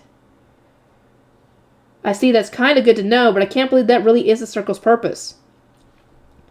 From there, I explained the rest of my discussion with Eglantine. I mentioned that Ferdinand's loyalty was once again being called into question, and recounted how he had scolded me for trying to clear his name. So the royal family accepted your argument, huh? Good to know.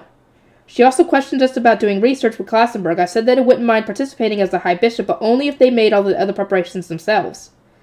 I then added that Eglantine had warned me to negotiate with Klassenberg properly, but Sylvester responded with a frown. I appreciate the warning. The next day, Sylvester rushed a fairly sick-looking Florencia back to Ehrenfest. I helpfully looked through the reports and manuscripts provided by us by students, and decided what we would pay for them, then spent the rest of my time reading. If you'll excuse us, we must now be going to repeat our rituals. Graduating students of duchies that have participated in the dedication ritual were being allowed another chance to obtain divine protections. To that end, they departed for the auditorium. Come the end of the repeat rituals, most of the students who obtained divine protections were apprentice knights who had been practicing to obtain regular blessings. It was a pretty expected outcome all in all. Lenore and Alexis obtained protections from Angriff, the god of war, and Styfbrest, the goddess of the gale. I similarly obtained the divine protections of Hellsmere, as later reported. Inspired by all the time she saw me heal others, she had gone around healing the training apprentice knights to obtain the divine protection she sought. Maybe that was why she was so popular with them? Okay, I know that's not the reason. She has a pretty face, attendants are always so nice, and considerate about the littlest things, and she's great at both sewing and embroidery. Her girl power is off the charts. I was sure there was a lot I could learn from her, but I wasn't going to surrender even a minute of my reading time. Books were obviously more important than being ladylike. Another day passed, and it came time for our scheduled meeting with Hannelore. I waited in our tea party room ready to give her the newest installment of the story of Ernestine, and it wasn't long before a bell chimed on the other side of the door. Hannelore had arrived right at the agreed-upon time. I thank you ever so much for making the time to meet with me, she said. I realize you must be busy with your preparations to return home, but I haven't been terribly concerned about what happens in the second volume of the story of Ernestine. I know the feeling well. I am likewise curious about the book you have brought. I am also glad to have this opportunity to speak with you, Lady Hannelore. As we greeted one another, her apprentice scholars came in bearing 2 thick Dunkelfelder books and quite an impressive pile of artwork. Oh, 2 volumes? You have lent me so many books, Lady Rosamine, and I hope this will serve as an apology for all the dinner business. Both are about religious stories. Mother gave her permission as well. Oh, what a nice woman Lady Siglinde is! Once the apprentice scholars finished their exchange, I gestured for Hannelore to sit. We were having tea and yogurt mousse tart, and I tried some of each to begin our tea party. These are my brother's illustrations, Hannelore said. Ehrenfest may do with them as they please. The apprentice scholars performed the handover, then I started going through the illustrations. There were so many that I couldn't pick which to use for a dinner story. It seemed best to have Wilfred or Roderick, the author, make the decision. These truly are wonderful, I said. As I continued to look at the illustrations, I noticed the focus change from Ditter to me. And not just on parchment, there were plenty drawn on plant paper, too. Thumbing through the pages made it look like I was spinning. Lestalot had essentially made a flipbook animation. Nice! I see this one is colored, I said, having caught glimpses of paint on a big rolled-up scroll. I opened it up to see another, grander piece depicting my dedication whirl. My arms were raised, my sleeves billowed, and my skirt ballooned with air. Adorning my hair as dark as the night sky were numerous face stones shining with lights of all different colors. This was unmistakably a painting of me, but at the same time it really wasn't. I almost wanted to ask who the heck it was supposed to be. My retainers looked with wide eyes and murmured among themselves. Lady Hannelore, this is an illustration of my whirling practice, correct? I asked haltingly. Is this how it looked to Lord Lestalot? I was hoping she would say he had only been fascinated by the shining face stones, and had used someone else as the model, but instead he found your unique dedication whirl so beautiful that he felt compelled to capture it as soon as he could. I was so focused on my own whirling that I missed your display, a fact that I regret even now. According to Hannelore, after I took my leave, everyone had erupted in conversation about how wonderfully intense my whirl had been to witness. She had naturally been drawn into their discussion. It really is a shame that my timing is so poor, she concluded. I see, was my half-hearted reply as I rolled the scroll back up. It really didn't seem like a painting of me, and the thought that Lestalot had created it made it feel a little embarrassed. Or shy, maybe. Something tells me I should seal this away. I'm not sure why, but it feels dangerous. Don't let Hartmut see that. He'll put that up in the he'll put that up in his office. Could it be that Lord Lestalot is fond of dedication whirling as a whole, I asked. Perhaps, Hannelore replied. He once painted Lady Eglintine's whirling, so I would not discount the possibility. That was a relief to hear. If a painting of me was this beautiful, then one of Eglantine must have been genuinely stunning. I would very much like to see that painting at some point, I said, and please tell Lord Lestalot that I'm ever so grateful he depicted me as beautifully. Or so beautifully. But of course. Speaking of dedication whirls, this year's certainly was dramatic. The goddess of light fell unconscious. As the guard of darkness, Lord Lestalot must have been very shocked. Oh, definitely. He also never expected that she would fall toward him in such a manner. It was customary in Jurgenschmidt for an adult woman to only let her hair down when in bed, which had made it a privilege exclusive to her husband and attendants. This had made things especially troubling for Lestalot. Not only had Detlinde's hairdo shamefully come undone in public, but she had then almost collapsed on him. He had wanted to help her, but he hadn't been sure whether it was even acceptable to touch her when she was in such a state, and her fiancé by royal decree was so close by. Did you recognize the magic circle that appeared? Hannelore asked. The sovereign high bishop said its purpose is to choose an extent. I'm told that more detailed documents about it can be found in the underground archive. Perhaps you could seek them out during the upcoming Archduke conference? The royal family is in great need of them, too. For obvious reasons, I elected not to mention that Ferdinand was my source, or that Eglantine had questioned me. Hannelore nodded. It seems it will be very busy indeed during the Archduke conference. Speaking of which, how are Lord Lestalot and the others of your duchy doing? I heard many criticize their surrender during the inter-duchy tournament. My brother was very disappointed to have so much of his art confiscated, and the knights have grown very quiet since Mother scolded them. Her lips curled into a half-smile. To be honest, life has been much easier for me as of late. She was probably exaggerating a little, but I was still glad to hear she was doing well. Hannelore continued, I look forward to reading the second volume of the story of Ernestine when I return home. The first book ended with her meeting the prince, and at last obtaining some happiness after years of abuse. I am so looking forward to seeing her thrive. Seeing her optimistic smile made my heart ache. I'm sorry, Lady Hannelore, in this version, when Ernestine's at her happiest, she gets torn from the prince and receives a royal decree ordering her to marry another man. Don't worry, though, the story will continue in a future volume. Not that I'll tell you any of this. I want you to experience it all for yourself. Yeah, spoils. I enjoyed Royal Academy love stories and cannot wait to see Ernestine's tale continue, Hannelore said. Speaking of which, Lady Rosemine, what kind of man do you see yourself falling for? I recall you once mentioned your appreciation of men with great minds who never give up, but I wish to know more. This is kind of nostalgic. I don't think I've had a conversation like this since my Arano days. My honest answer was that I didn't care one bit about romance, but saying that would be like asking to get booted from female society. During conversations like this, empathy and secret sharing were key. Lady Rosamund, you said that your parents chose Lord Wolfrid as your fiancé, did you not? Is there another man you consider more ideal or closer to your heart? Guess I'd need to lie, huh? Easy. Back on Earth, I made a completely imaginary crush just to make sure a friendship of mine went smoothly. During my Orano days, my fake love interest had always saved my skin whenever Shu's girlfriend assumed I was crushing on him. At a time like this, it was best to model your imaginary crush on someone your conversation partner didn't know. If you used a boy they were familiar with, there was a risk they might put two and two together and start spreading rumors, and if you created an entirely new person, you were bound to trip up sooner or later. Oh, and the most important part was to conclude with, though they barely even knew I exist. So, who shall my model be? It should probably be someone really obscure since my retainers are all within earshot. Anyone involved in the Royal Academy is automatically out, but excluding nobles really doesn't leave me with many options. I guess Sir Fran would work? Keep this our little secret, but although I am engaged to Wilfrid, there's someone I treasure much more, I whispered. Oh, God. This is going to be so freaking weird to read, considering it's not true, yet depending on who she picks, it might kind of be. We'll see. Handler's eyes widened. There is?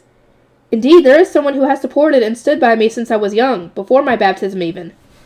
He always saved me whenever I grew depressed or found myself on the verge of giving up entirely. It has become much harder for us to see each other, but even so, the promise we made remains firm in my heart. Of course, keep this between us. Your retainers might put two and two together if they ever see Lutz, but whatever. Handler bobbed her head in a very enthusiastic nod. What kind of men do you like, Lady Handler? Me? Well, men who are the opposite of my brother. He, seldom of them ever listens to my opinion. She looked around sheepishly, then pressed a finger to her lips. But keep that a secret from him. Her retainers were all watching her with heartwarming expressions, but I understood exactly how she felt. And so, using my experience from my Orano days, I managed to engage in possibly the most important part of girl talk, sharing secrets. Our tea party ended a while later, and I came away with 2 new books in my possession. Wow, I handled today perfectly, didn't I? Not a single mistake. My socializing in the Royal Academy was complete, and with that, I returned to Ehrenfest. Epilogue! After the graduation ceremony concluded, students would leave the Royal Academy and return home. This was true for every duchy. Even in Ahrensbach, luggage was being carried to the dormitory's teleportation hall stack by stack. Lady Detlinde called Martina, an apprentice attendant. Everything is ready. Shall we go home? Lady Detlinde looked across the common room, her brow furrowed in a very clear show of dissatisfaction. I am a graduating student, you know. Much like Fatia, my intention is to stay here at the Royal Academy until the very last moment. Do recall that my ceremony was cut unfairly short. That was your fault, girl. After expending far too much mana during her dedication whirl, Detlinde had been rendered unconscious for 2 days, and the instant she awoke, she had started angrily ranting about Lady Rosamund's trickery. How was that her fault? Ruining her precious graduation ceremony, Martina recalled how she and the other retainers had all worked to cheer her up. By informing her of the Sovereign High Bishop's words, he said that you're closest to becoming the next Zent, they had cried, and naturally so. All kissing up to her. That aside, it was indeed a privilege for graduating students to remain in the dormitory until the very end of the academic year. But few wanted the ever-selfish Detlinde to stay. Her continued presence would compel the other graduating students to be overly considerate, and her retainers from lower years would not be able to return home. Furthermore, with the passing of the Archduke, there was much for her to do back in Ahrensbach. Above all else, nobody wanted her to cause any more trouble at the Royal Academy than she already had. Her troublemaking affects our grades as attendants, after all. Yep. Martina exchanged a look with her fellow retainers. They needed to think of a way to raise Detlinde's spirits. Soon enough, Fatia herself came forward. Fatia, whatever. I understand your desire to stay all too well, Lady Detlinde, but your presence here will make it harder for the first years to leave. If possible, we would ask you to go to Ahrensbach for your greetings. Martina nodded. If you are waiting for them, everyone will surely rush to return home. Detlinde gave a self-satisfied smile and started toward the teleportation hall. My, I suppose we cannot have the first years waiting forever in my honor. Yeah, y'all are kissing our butt. Very well then, Professor Farlam, do take care of matters in my absence. That's your last year, girl. You're not going to be coming back. Detlinde's head attendant hurried alongside her while the other retainers worked together to remove any and all potential distractions. That's our biggest job done, Martina said, heaving a relieved sigh. They had somehow convinced Detlinde to leave on schedule. Her adult retainers would be awaiting for her arrival on the other side of the teleporter, which meant that those still at the Royal Academy would get some much-needed rest, while their belongings were being packed. Martina continued, Fatia, you are the same age as Lady Detlinde, correct? Please spend these coming days at your leisure. You also have to speak with your fiancé, I imagine. And you are a 5th year, Fatia replied, which means you will get an entire year of peace here at the Royal Academy. I must express some envy. Yeah, I agree. So you say, but you were late to become her retainer and are due to marry into another duchy next spring. I would much prefer that. Ah, they don't like her. Martina had received an instruction from her father to join Lady Georgine's faction immediately after her baptism, so she had scarcely had any time to relax. On top of that, since she was favored by Detlinde, the next Ob, it would be hard for her to escape to another duchy through marriage. Furthermore, she continued, Father is already finding me a partner in Arensbach. He must consider it our duty as a branch of the Archducal family to support the Ob. Oh, of course, your father used to be in the Archducal family, correct? In Arensbach, as soon as the Ob changes, the other Archduke candidates are demoted to Archnobles, but that did not occur in Workstock. You would have been an Archduke candidate in another duchy. Truly a shame. Indeed, Martina had on many occasions tried to imagine being an Archducal family member with her own retainers, as opposed to an Archnoble required to serve another, but now she rejected that fantasy.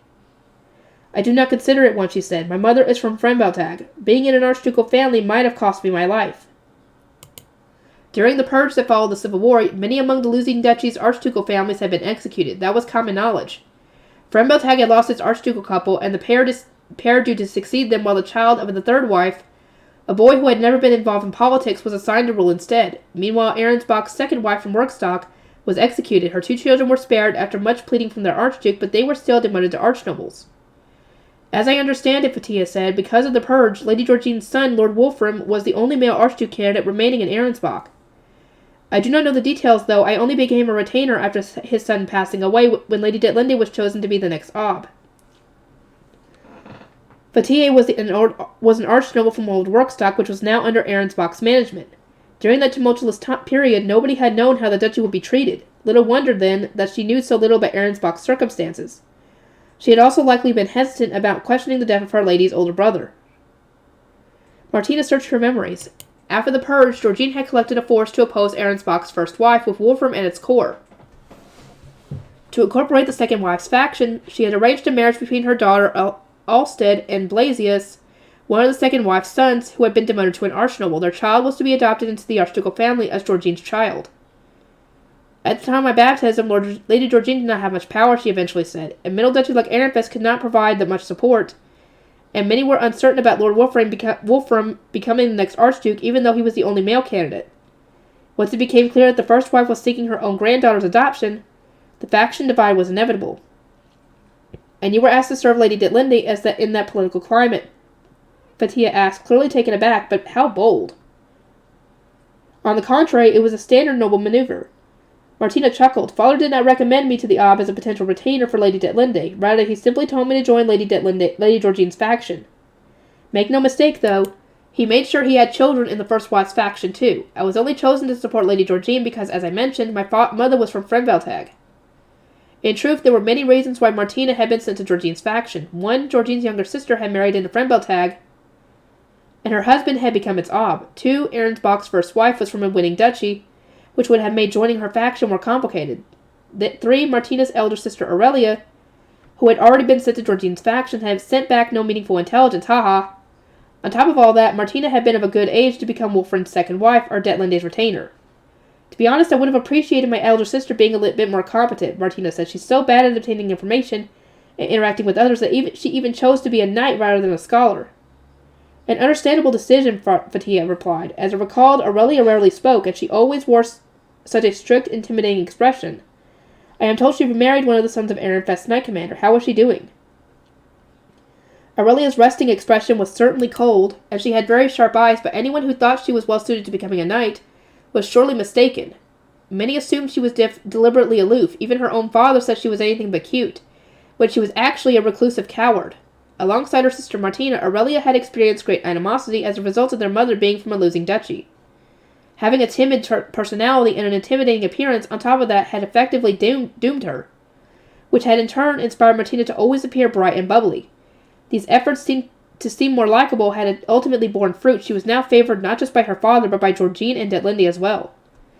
Lady Georgine incorporated the second wife's faction into her own, Martina continued, but just as everyone began to think Lord Wolfram will be the next Ob, he passed away in a sudden, unexpected accident. Naturally, all of Arensbach had descended into panic. Wolfram's death had meant that Detlinde was the only remaining Archduke candidate. Those who had already been married into the other duchies or had been demoted to archnobles could not return.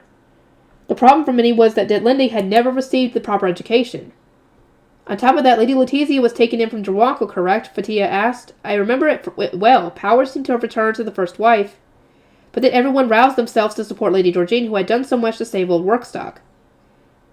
Around the time that Lady Letizia arrived in Arensbach, the first wife apparently abruptly took ill and succumbed to her poor health. Georgine had subsequently taken her place as first wife. Fatia continued, Lady Georgine really was considerate of old Workstock. She also worked tirelessly to ensure these two couples would not be torn apart by interduchy disputes. It was because I was so inspired to repay her that I decided to serve Lady Detlinde. I see, Martina replied with a thin smile. In Arensbach, most believed that Georgine had saved Aurelia and Bettina's marriages charitably and in the name of love. Yeah, right. Few realized that the two girls were actually spies sent to gather valuable information about Ehrenfest. Not that my sister has actually obtained any. Yeah, she doesn't want to. She wants to be with her love. She doesn't want to be like that. She doesn't want to betray him. Especially now that she's pregnant. She married into the family of Ehrenfest's Knight Commander, but even now that she is completely useless. Thank goodness for Lady Bettina. Ah ha ha ha. Too bad on that. I think she's dead. I think. In a problematic turn of events, Aurelia had not sent any intelligence back to Ehrenfest, nor had she formed connections with the nobles whom Georgine suggested. She simply kept to herself. Even when Martina had visited for Detlinde's engagement ceremony, she had refused a meeting. Although it was still uncertain whether that was by her own will or the wills of Ehrenfest Archduke and Knight Commander. Not even sending her letters produced any results. Aurelia would speak only of trivial matters such as how well she was being treated. Just what is she thinking? She's useless no matter where she goes. She's useless in being a spy because she doesn't want to be a spy. She wants to be happy, essentially. Martina was on such good terms with Detlinde that she had been ordered to stay by her side, as she found it hard to gather intelligence on other duchies of the Royal Academy. She had hoped that Aurelia would make up for this in Ehrenfest, but things were not yet going very well. So, Martina, why did you choose to serve Lady Detlinde? Fatia asked. Your father's orders, I suppose? Lady Georgine arranged it, not my father. Martina had joined Georgine's faction after her baptism as per her father's instructions and immediately began gathering intelligence and treating everyone with the utmost politeness. Georgine soon noticed this. I find girls who are honest and hard-working to be absolutely delightful, she had said. Become my attendant and act to serve like Detlinde. Even though my real intention was to become a scholar and serve either Lord Wolfram or Lady Georgine herself.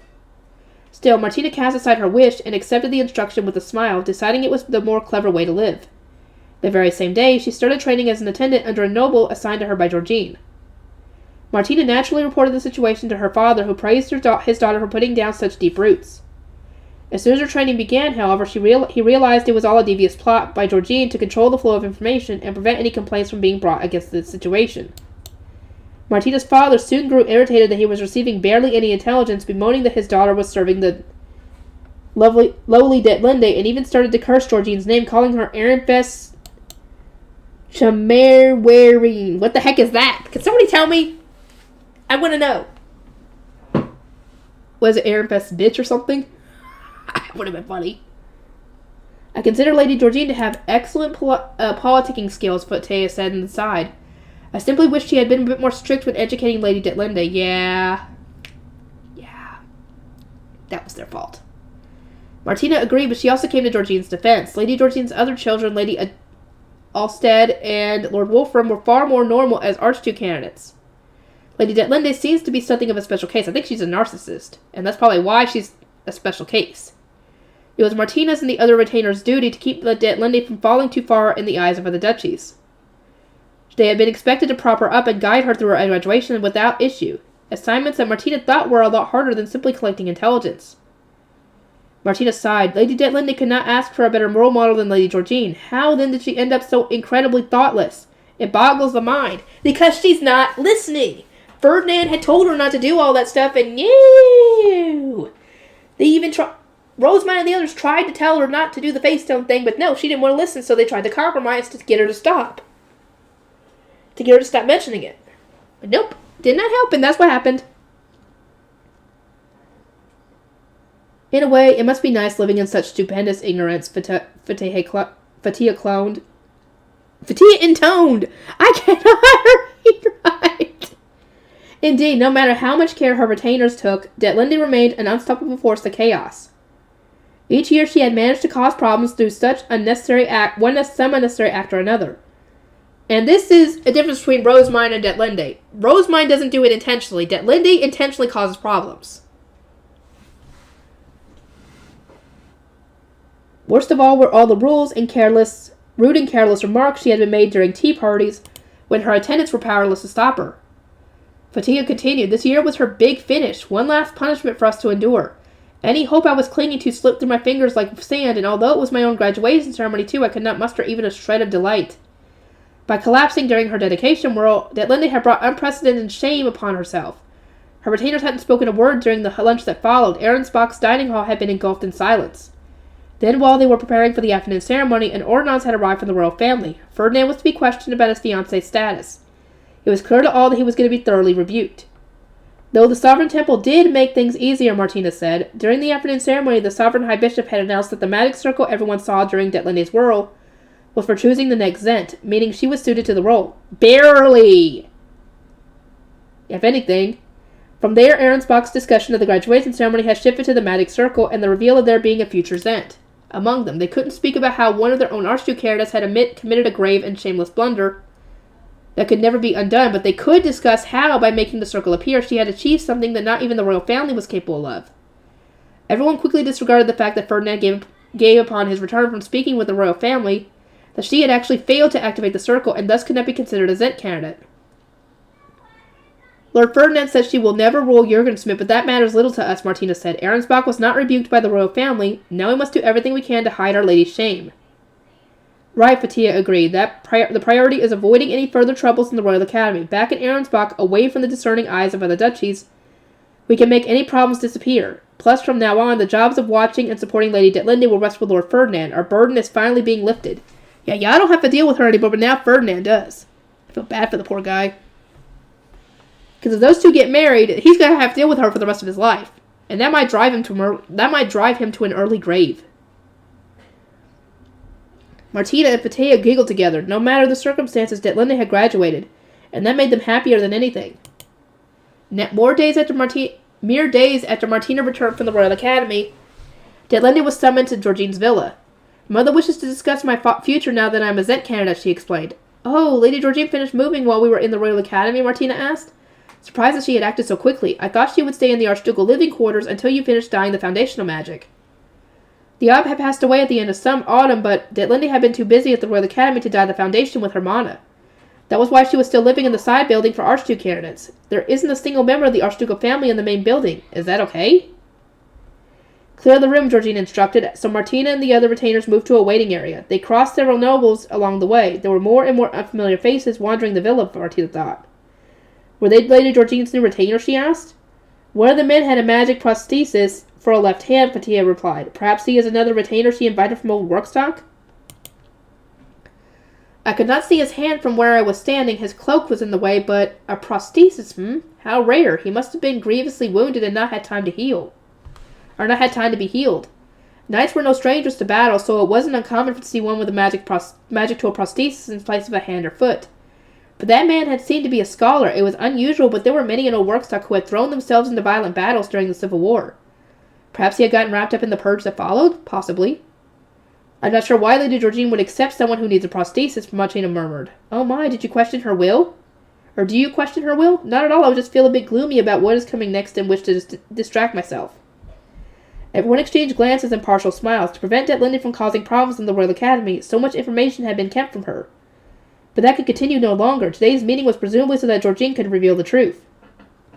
Martina could already imagine how upset Detlinde was going to be when she learned she was only a temporary Ob and that after her marriage to Ferdinand, a royal decree would force her to adopt Letizia. And when a noble was extremely frustrated, their attendants were often the easiest targets. Martina could not help but feel depressed about what was to come. Speaking of which, Fatia said, do you recall how overjoyed Lady Detlinde was about becoming the next Zent?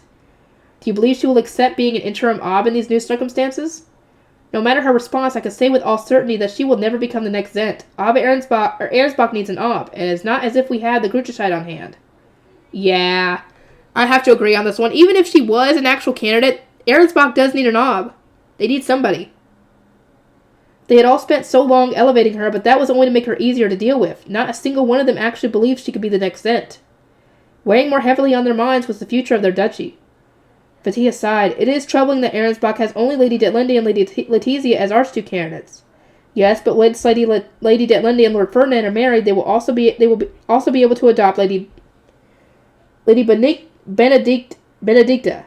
Martina said, recalling a discussion she had heard. That will give us one more. Benedicta had been born between Blasius, son of the previous second wife, and Alsted, Georgine's eldest daughter. She was currently an archnoble, but as the child of two former archduke candidates, she was sure to meet the random requirements to climb back up in status. The original plan was for Lady Georgine and Ob Arensbach to adopt Lady Benedicta and introduce her to the archducal family after her baptism as Ferdinand and Detlinde's daughter, but of course the Ob then passed away. We need more archduke candidates to stabilize our faction, and Lady Benedicta surely has the necessary mana capacity and upbringing. At the very least, she should be more reliable than Lord Ferdinand, born in Ehrenfest to an unknown mother, or Lady Detlinde, who is, well, Lady Detlinde. Georgine and the current Ob Ehrenfest were both descendants of Gabriel, meaning they had plenty of mana, but Ferdinand was a bottom-ranking candidate through and through. Yeah, y'all don't know what you're talking about. Neither Detlinde nor Martina could sense his mana, so he was at the lower end of the archnobles at best. No, y'all can't sense his mana because he has more than y'all. Martina and Fatia giggled again, but this time an adult retainer who had not gone to the Royal Academy spoke up. Oh my, she said, a curious hand on her cheek. We found Lord Ferdinand to be far more skilled than expected. The scholars were joviously vocal about how much of that backed-up administrative work he burned through, Martina asked. Still, Fatia added, being able to do paperwork is not the same as having an abundance of mana. Hopefully his marriage to Lady Detlinde happens soon so we have more people available to supply mana. The Geebs are all struggling. Their innocent conversation continued until the summoning bell chimed, at which point the retainers all leaped to their feet. Martina fearfully entered Georgine's room, expecting the very worst, but Detlinde actually looked content. Georgine was also wearing a faint smile, suggesting that their conversation had satisfied them both. Now then, mother, if you will excuse me. Indeed, see it done. Upon returning to her room, Detlinde immediately gathered her retainers. They could not act without knowing what had been discussed and what their lady intended to do next. So, Lady Detlinde, what did you speak about with Lady Georgine? Did you discuss the words of the Sovereign High Bishop? After sipping her tea, Detlinde grinned at everyone smugly. Her dark green eyes shone with pride, and with her chest puffed out, she declared, I will search for the Grudershite so that I may become the next Zent. You will all assist me. Did you receive Lady Georgine's permission? Martina asked despite herself, wide-eyed. The answer was obvious. Detlinde had come out of her meeting overflowing with confidence, but still, it was hard to believe that she actually intended to rule Jurgensmith. Oh, God. No, anything but her. Detlinde looked at her troubled retainers and nodded. Of course, Mother fully supports my resolve. She said that I may do my best to obtain what I desire. That while it may seem impossible at first glance, the tools at my disposal will allow me to succeed. It was hard to imagine Georgine saying something so irresponsible. Detlinde's aim to become the next Zent was worrying enough, but what about Arensbach's future? Martina and the other retainers exchanged doubtful glances, but if you become the next Zent, who will serve as Arensbach's next Ob? Someone asked. As it stands, you are the only Archduke candidate equipped to rule the duchy. Correct, she replied. That is why I will only spend a year searching for the Grudershite. If my efforts bear no fruit, I will accept becoming the next Ob. Okay. Because the death of an Ob was always announced during the Archduke Conference, it was sometimes the case that their replacement didn't have enough time to finish dyeing their duchy's foundational magic. Thankfully, Detlinde had been instructed not to mention the late Ob Arensbach's death under any circumstances. And with his exact time of death so unknown to other duchies, it would be easy to delay her assignment by a year without raising suspicion. Could it be that Lady Georgine set this time limit to ease Lady Detlinde into giving up? It was hard to imagine Detlinde finding in 1 year what had eluded the royal family for almost a decade. In other words, this was a bargain. They simply needed to play along with this search for a year. Then their lady would accept her job as an archduchess. Thinking about it like that helped to calm Martina down. Lady Georgine is so talented, she really knows how to keep Lady Detlinde under control. I don't know about that. Martina's relief was short-lived, however, as Detlinde placed a contemplative finger on her chin and gazed upward. In most cases, this was a sign that she was about to make a suggestion or give an order that would make everyone else's life much harder. Her retainers knew from this from experience and immediately tensed up. For the next year, my first priority is to get the public on my side. We shall make allies of all those who want a true Zent in power. And if we obtain the Grudershite, King Trarkol will have no choice but to seek the throne to me. He was planning on doing that. To the retainer's surprise, their lady was actually making sense. Martina could only assume she was regurgitating advice from her mother, which meant Georgine seriously intended for her daughter to become the next Zent. Arensbach is barely surviving this mana crisis, but rather than chastising Lady Detlinde, Lady Georgina is encouraging her. Because she probably knows that she's going to fail, is probably what it is. Or maybe she just wanted Detlinde out of the way searching for it when she could do whatever she wants. Probably. All of a sudden, Martina understood nothing of Georgina's intentions. A growing sense of unease began to take hold until she could no longer stay silent. Lady Detlinde, I understand that your focus is to become the next Zent, but what about channeling mana into Arensbach's foundation? I suggested that Mother serve as an interim ob. If my 1-year search proved unsuccessful, then I would die the foundation. She refused, however, as she does not wish to become the Archduchess. A shame. Yeah, she wants to become Ehrenfest Archduchess. She seemed disappointed, but it was only natural that Georgine would refuse. Maybe she was reluctant to doubt her own mother, but the truth was that not a single Arensbach noble would support someone from Ehrenfest becoming the ob, interim or otherwise, when there was still other evidence to explore. So, Detlinde continued, we have but one option. We shall supply the foundation from the Manor Replenishment Hall to avoid dying it completely. Letizia will aid us as well. You intend to have a child who has not even joined the Royal Academy help with mana replenishment. Yes? All eyes widened at the very thought. Surely it was too great a burden for someone so small. In Ehrenfest, Archduke candidates start performing mana replenishment right after being baptized. It helps them control their mana. They can manage it, so I'm sure she can too.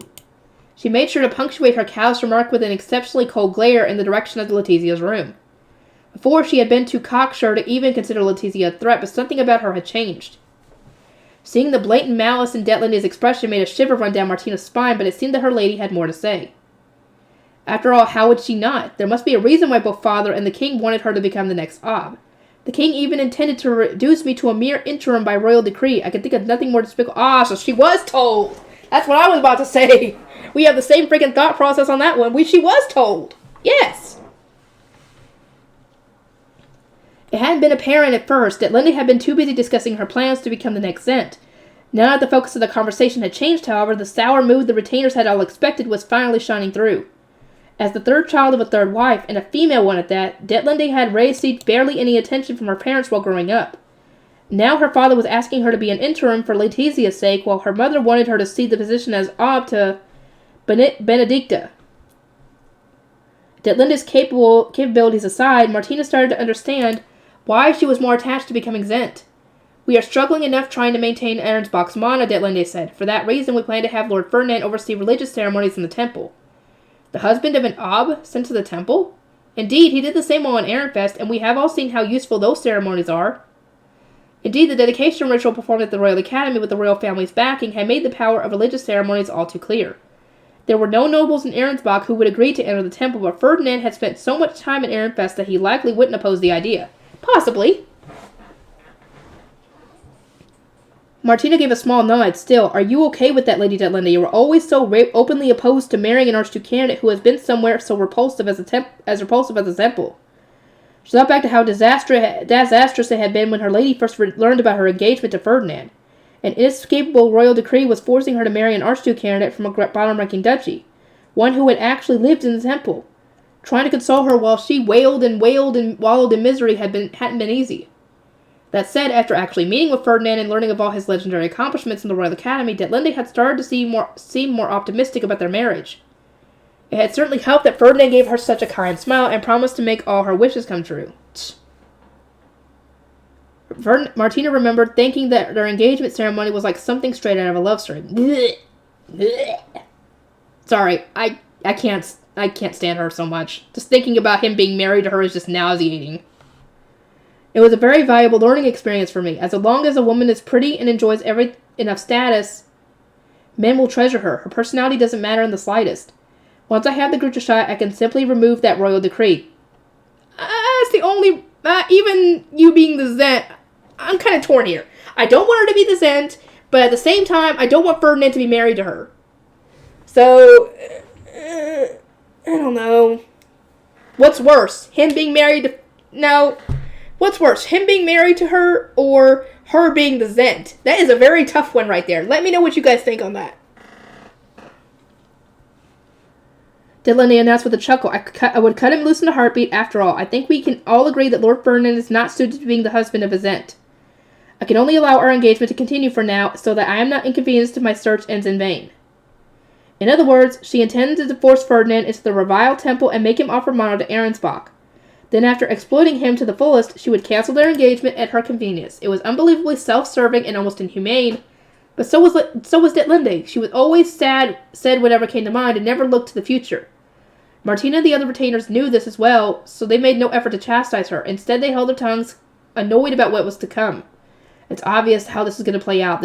She won't find the Gruterscheid, then she'll end up needing to marry Lord Ferdinand, who she forced in the temple she despises so much. I wonder how much she's going to whine then. A lot. I must do whatever I can to find the Gruterscheid within the time limit, Detlinde said. Then a broad grin spread across her face. Of course, ending my engagement is not the only reason. I am not blind to Arensbach's plight. As an exempt, I will issue a decree reinstating Lord Blasius to the archducal family. Then I will assign him or my older sister as Ab Arensbach. That would make the duchy more stable. That's the only reason that would actually make sense for Arensbach, essentially, is one of those two being the Archduke. Or the Ab, I mean. So yeah, that's the only good thing that would come of that. Martina said, returning these two demoted archnobles to the archducal family would eliminate Arensbach's greatest fear, entrusting its future to Detlinde. Assuming it ever happens. Pleased with that response, Detlinde began listing all the other royal decrees she would make. Oh god. Then after presenting Mother with what she desires, I will search for a husband suitable for Ascent. Incidentally, I am far too wise to carry out a purge as Lord Trollcold did upon taking the throne. I will respect the existing royal family, to some extent. Tch. Perhaps it would be fun to make one of the princes my husband. Her lips curled into a devious smile. I could steal Prince Sigiswald from Lady Adolphine, or Prince Anastasius from Lady Eglantine simply on a whim. I hate her even more for that. Y'all want to break up love for that? Well, Adolphine and Sigiswald aren't really love, but Lady Eglantine and Anastasius are. Jerk. Detlinde had mostly been in the wrong on both occasions, but it seemed she still resented the time she had been scolded during a tea party and mocked. Well, I suppose there's no harm in letting her fantasize she'll never actually obtain the Gruterscheid. I hope not. You say that as if making a prince your husband would be simple, Fatia said. But doing so would damage your reputation. Do not forget Prince Anastasius and Lady Eglantine are so deeply in love that they abandoned the throne for one another. Detlinde pouted and drew her eyebrows together in a frown. Martina could tell that her lady was getting annoyed, so she quickly changed the subject.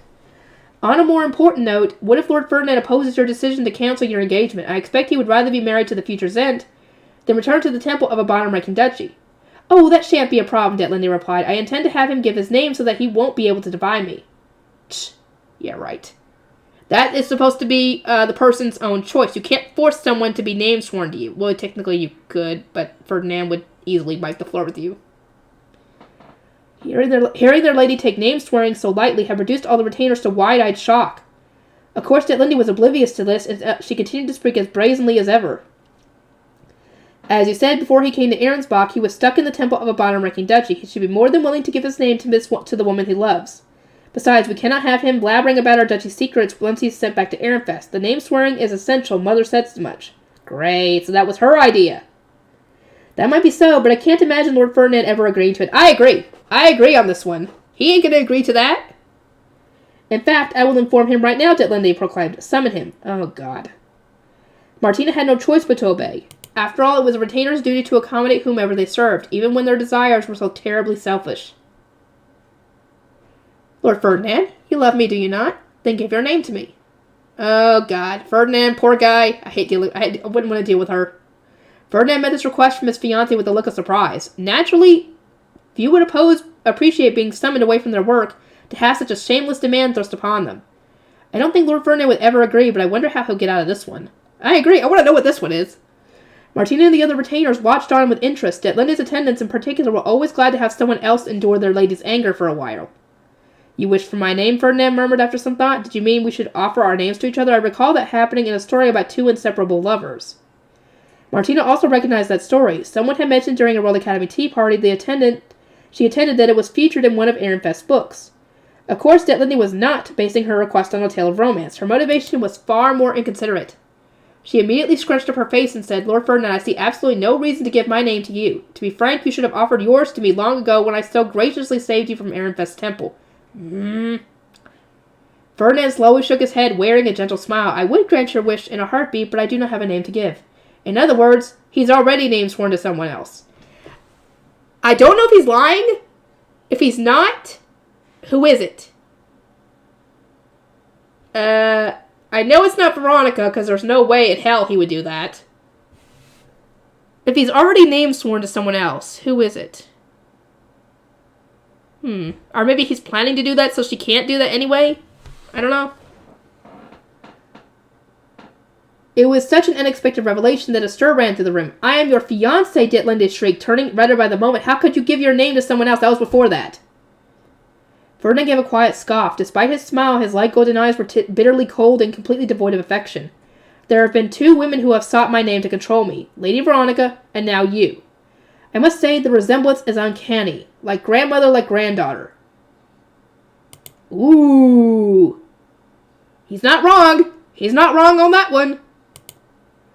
Demanding someone's name was far from normal, but even after Ferdinand made his displeasure so clear, Ditlinde remained painfully oblivious. Grandmother?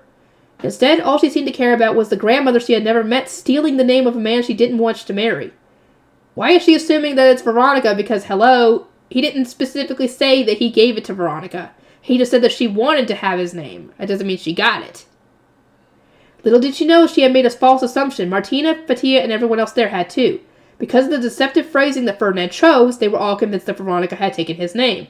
In truth, she had only sought it. Duh, that's what I'm saying here. This doesn't mean she got it. Do whatever you can to get it back, Ditlinde barked. She glared at Ferdinand, her teeth gritted in outrage, but he merely knitted his brow as if troubled. Now that I am a central figure in Arensbach's administration, I cannot go back to Ehrenfest so easily. Do you have the authority to let me return? It was precisely because Arensbach couldn't risk Ferdinand going to Ehrenfest and disclosing sensitive information that Georgine wanted him under control. Sending him back there to obtain his name stones obviously wasn't an option. The nobles working with him had been openly against him, even staying a night in the Ehrenfest dormitory's tea party room, and because Ditlinde wasn't yet the Ob, she didn't have the authority to overrule them. He refused to grant my wish? He can't! If Veronica has his name, which I doubt she does, how can he get it back? He can't go to Ehrenfest to get it. She probably wouldn't even give it up even if she wanted to. I think that would require her to go into her hidden room to get it. If she had it, which she does not. And they're not going to let her get out. No.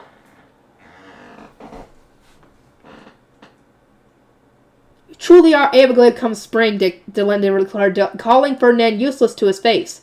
He apologized, but his smile never faltered. In the eyes of Martina and the others, he had just accepted the abuse he was now having to listen to. From there, the already irreparable chasm between the couple grew wider and wider. So, ha-ha, you can't have it. Ha-ha. Thank God she can't have it. I think that's going to be it for now.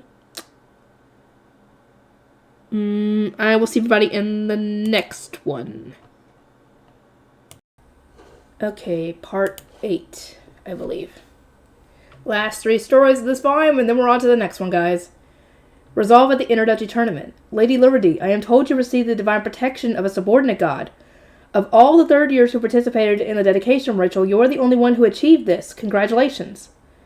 I thank you. Blunfa, the goddess of sprouts, deemed me worthy. I hope to continue praying before my graduation and obtain more divine protections as well.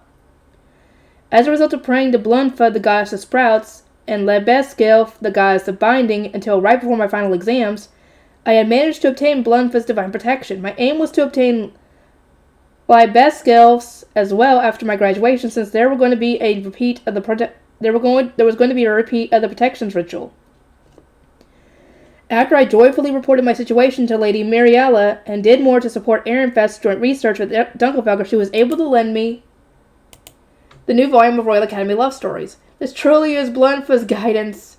I delved straight into the new volume, having told my older sister it was essential reading for Ehrenfest's joint research. The duchy's reputation was soaring now that it had demonstrated it could get the royal family involved in research among students. Ob Jostbrunner had advised us to cooperate with Ehrenfest while we still could, so I was putting my absolute all into our collaboration with them. Just as Lady Mariella had said, this new volume contained the most wonderful scene. In the Goddess of Time's gazebo, the god of darkness spread his cape to shield the goddess of light. If a man ever did something like that for me, I would end up so embarrassed that I might just run away. Lady Mariella, I am here to see your presentation. It was the start of the introductory tournament, and my first course of action was to see what Ehrenfest had discovered through its research. Our initial plan had been for Ob Josprinter to greet Ob Ehrenfest so that he could express our thanks for the divine protection and strengthen the bond between our duchies. But then we saw the platoon of blue capes marching toward him and realized we were out of our depth. Yeah, best to wait.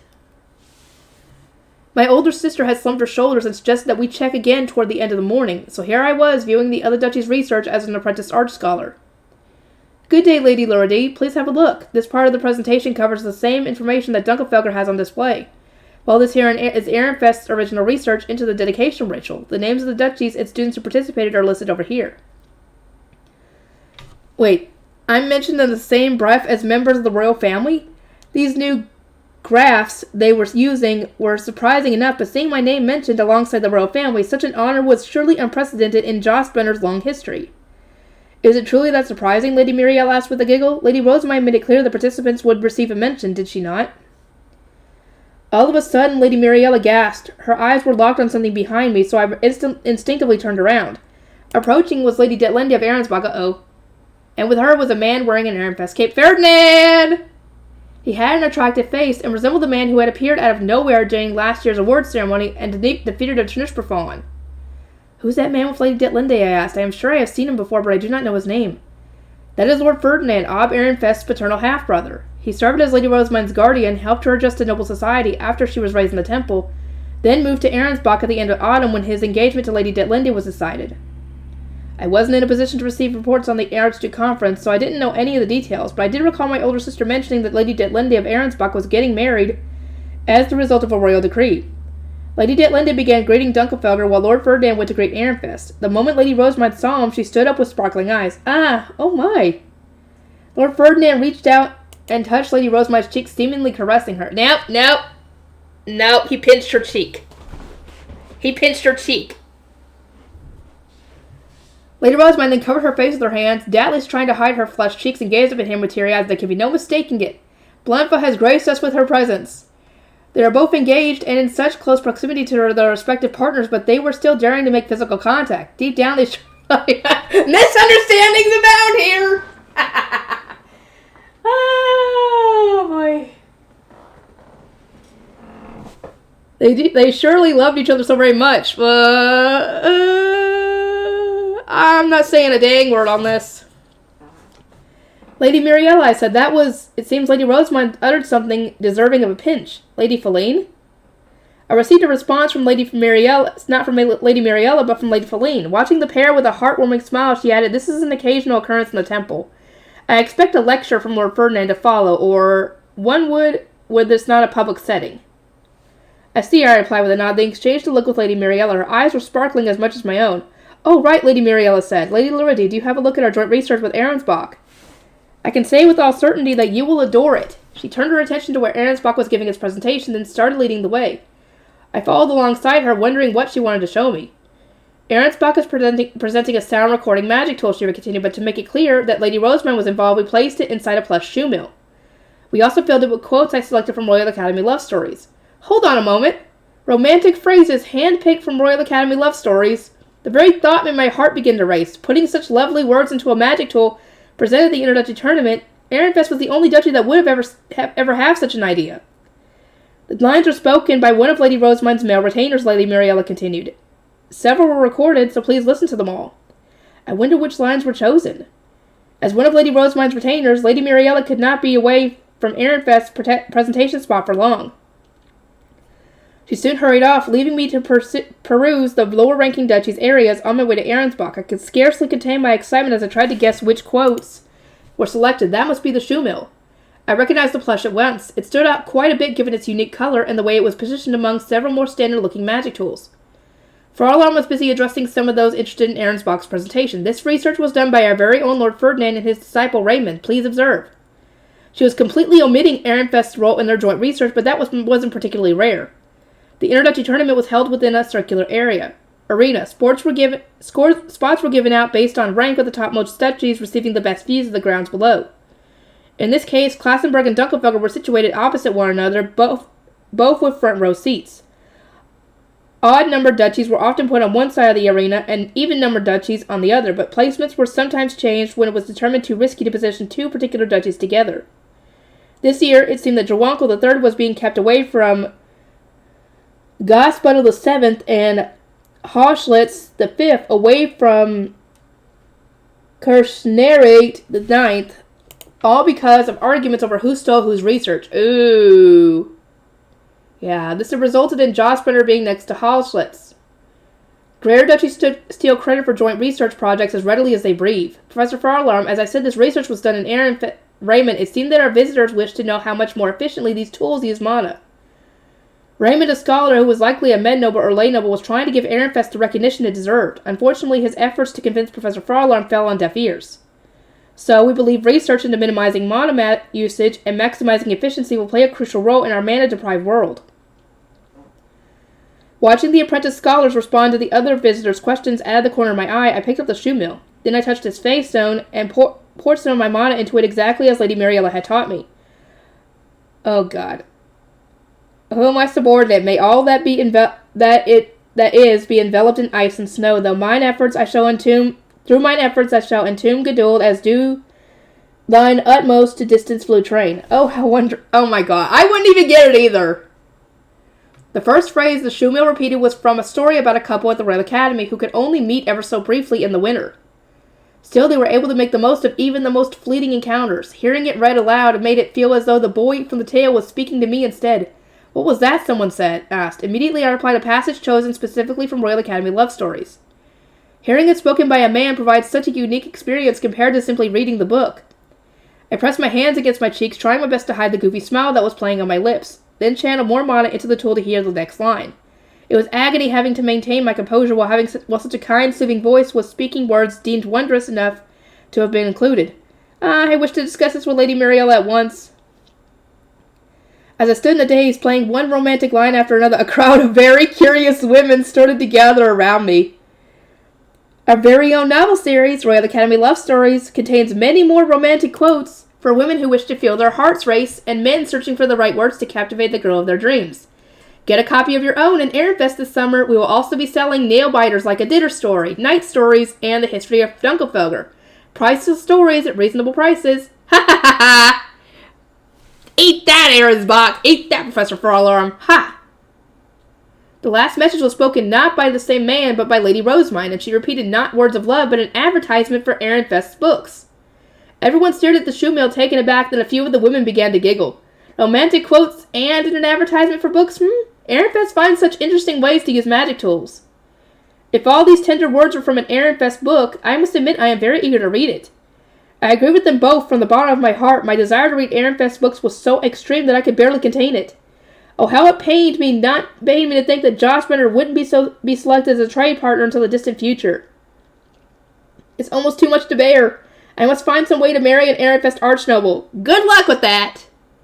I don't think there are many of those. My name and reputation were quickly rising in status and renown because of the divine protection I obtained through Ehrenfest joint research. I couldn't let this opportunity escape me. I was bound to be lost among the crowd once the other students started getting extra protections too. I shall consult Lady Mariella. The messages had drawn a lot of attention. Now there were plenty of people wanting to touch the shoe mill or observe its magic tool in isolation. Oh my, Professor Farlarm declared, then marched off somewhere in a huff. Ha ha! Seeing her only credit Ahrensbach had made me worry that Ehrenfest was being taken advantage of, but I saw now that there was nothing to fret about. Satisfied with having heard all the romantic quotes, I started making my way to Dunkelfelger's spot. I was curious to see how they were presenting their joint research with Ehrenfest. All of a sudden, I saw an ordnance swish through the air. It landed where the representatives of Dunkelfelger, Ahrensbach, and Ehrenfest were all engaged in conversation. The Professor Farlarm's high-pitched voice rang out. I was too far away to hear what was said, but her screeching was unmistakable. I certainly didn't envy those standing closer. I wonder what happened. Ha ha! As I continued to observe, a group wearing light violet capes began to move. Perhaps it was some urgent business for Lady Detlinde. Her fiancé, Lord Ferdinand, stood as well, then gave Lady Rosamund a gentle smile, and placed an affectionate hand on her head. Blunt for the goddess of sprouts. Oh my God. It was clear to me now. I really had obtained Blanfa's divine protection. Her lively dance was happening right before my eyes. Oh, brother. I needed someone with whom I could share my enthusiasm, so I made my way to the group of Ehrenfest scholars. Lady Mariella, may I borrow you for a moment? I have the most important news. She was the only one who would understand this passion burning in my heart. Did you see? I asked. After that ordinance, Professor Fraulein, how could I not have? Lady Mariella didn't even need to ask what I was referring to. She looked around cautiously, a bright sparkle in her green eyes, then continued in a low voice. Back when she was raised in the temple, Lady Rosamund could only ever be vulnerable around her guardian, Lord Ferdinand. She has no doubt failed to notice Blunfuzz's visit, and is instead clinging to the spear of Erwaclaren, the god of guidance. Oh my, then the raffle grew large in its wait for what? Oh my god! What are all these freaking? What are y'all talking about? Please, someone tell me. F. Laurelum, the goddess of flowers. Only when for certain, the goddess of harvest, or Jugeres, the goddess of separation, began her fateful whirl was it finally noticed. Lady Rosamund's hair, as dark as the blessings of the god of darkness, had surely trembled in the wind, cold and wet, while she endured such a ruthless attack from Schneehat, the god of ice. It was so heart-wrenching that just imagining the scene brought tears to my eyes. According to Lady Rosamund's other retainers, Lady Mariella said, the feelings between her and Lord Ferdinand are separate from love. Still, can you not feel the threads of Libeskelf, the goddess of binding? And does your heart not tremble as the ordinance spread its wings so wide? Oh, it trembles. I sincerely felt Blonfa's presence. Oh my god, what the fuck are they saying? Someone tell me! Are they essentially thinking that Rosamund and Ferdinand are romantically interested in each other, but they don't know it themselves? Is that what she's saying? Please tell me. In our imagination, we can be free, Lady Mariella said with a smile. I agreed completely. There was nothing I wanted more than to read a book about Lady Rosamund's tragic love story. Yep, I think that's exactly what's going on. Do you think Lady Elantara will turn this romance into a story? It seems she has a rule not to write about students still attending the Royal Academy. That was a shame. If the book wasn't published before Lady Mariella's or Lady Feline's graduation, it would be years before it reached my hands. You know, Lady Luridi, perhaps you could try writing it yourself. You are not aware of our duchy's internal politics or the situation in our dormitory, and you will surely be able to fill in the gaps with the most wonderful imaginative details. Being able to take more creative liberties will also make it harder to tell whom the story is actually based on, which should make it safe to distribute while the students are still attending. Plus, once it has been released, we could give you Ehrenfest books in lieu of payment. The offer was so tempting that my heart raced. I will receive new books earlier than others as payment for my manuscript. In other words, I wouldn't need to wait for Ehrenfest and Jawspringer to start trading. That's quite an appealing offer, I said, but I am an archnoble. Mother and father would scold me for doing the work of a lay noble or a poor med noble. Oh, we may be seeking the assistance of other editors for future volumes of Royal Academy love stories, but the first release you loved so dearly was written collectively in Ehrenfest by a group of archnoble housewives. My heart throbbed. Archnobles were taking the lead, writing new books to spread their duchy's printing industry. It might be best for me to seek an Ehrenfest husband after all. Once spring comes and things have settled down, perhaps I could ask for you, Lady Mariella suggested. She was unable to introduce me to anyone herself, but she was at least willing to ask her lady. We may not be able to find anyone among our duchy's archnobles, though. My future was opening up, and a path to Ehrenfest was right before me. I placed a hand on my cheek. If you really can make good on your offer, I may have a reason to write. We always provide fair compensation for any manuscripts we receive. You seem to be worried about working for money, but could you not use those funds and any additional royalties to aid your dormitory and give loans to struggling lay nobles? Your parents would accept that, surely. My eyes widened at the novel idea. Meanwhile, Lady Mariella glanced over at Ehrenfest's ob and attending archduke candidates. Lady Rosamund lent money to the students who lost their parents, she continued, her respect for her lady clear in her voice. They were told that they need only repay her when they graduate. Just how much was Lady Rosamund doing?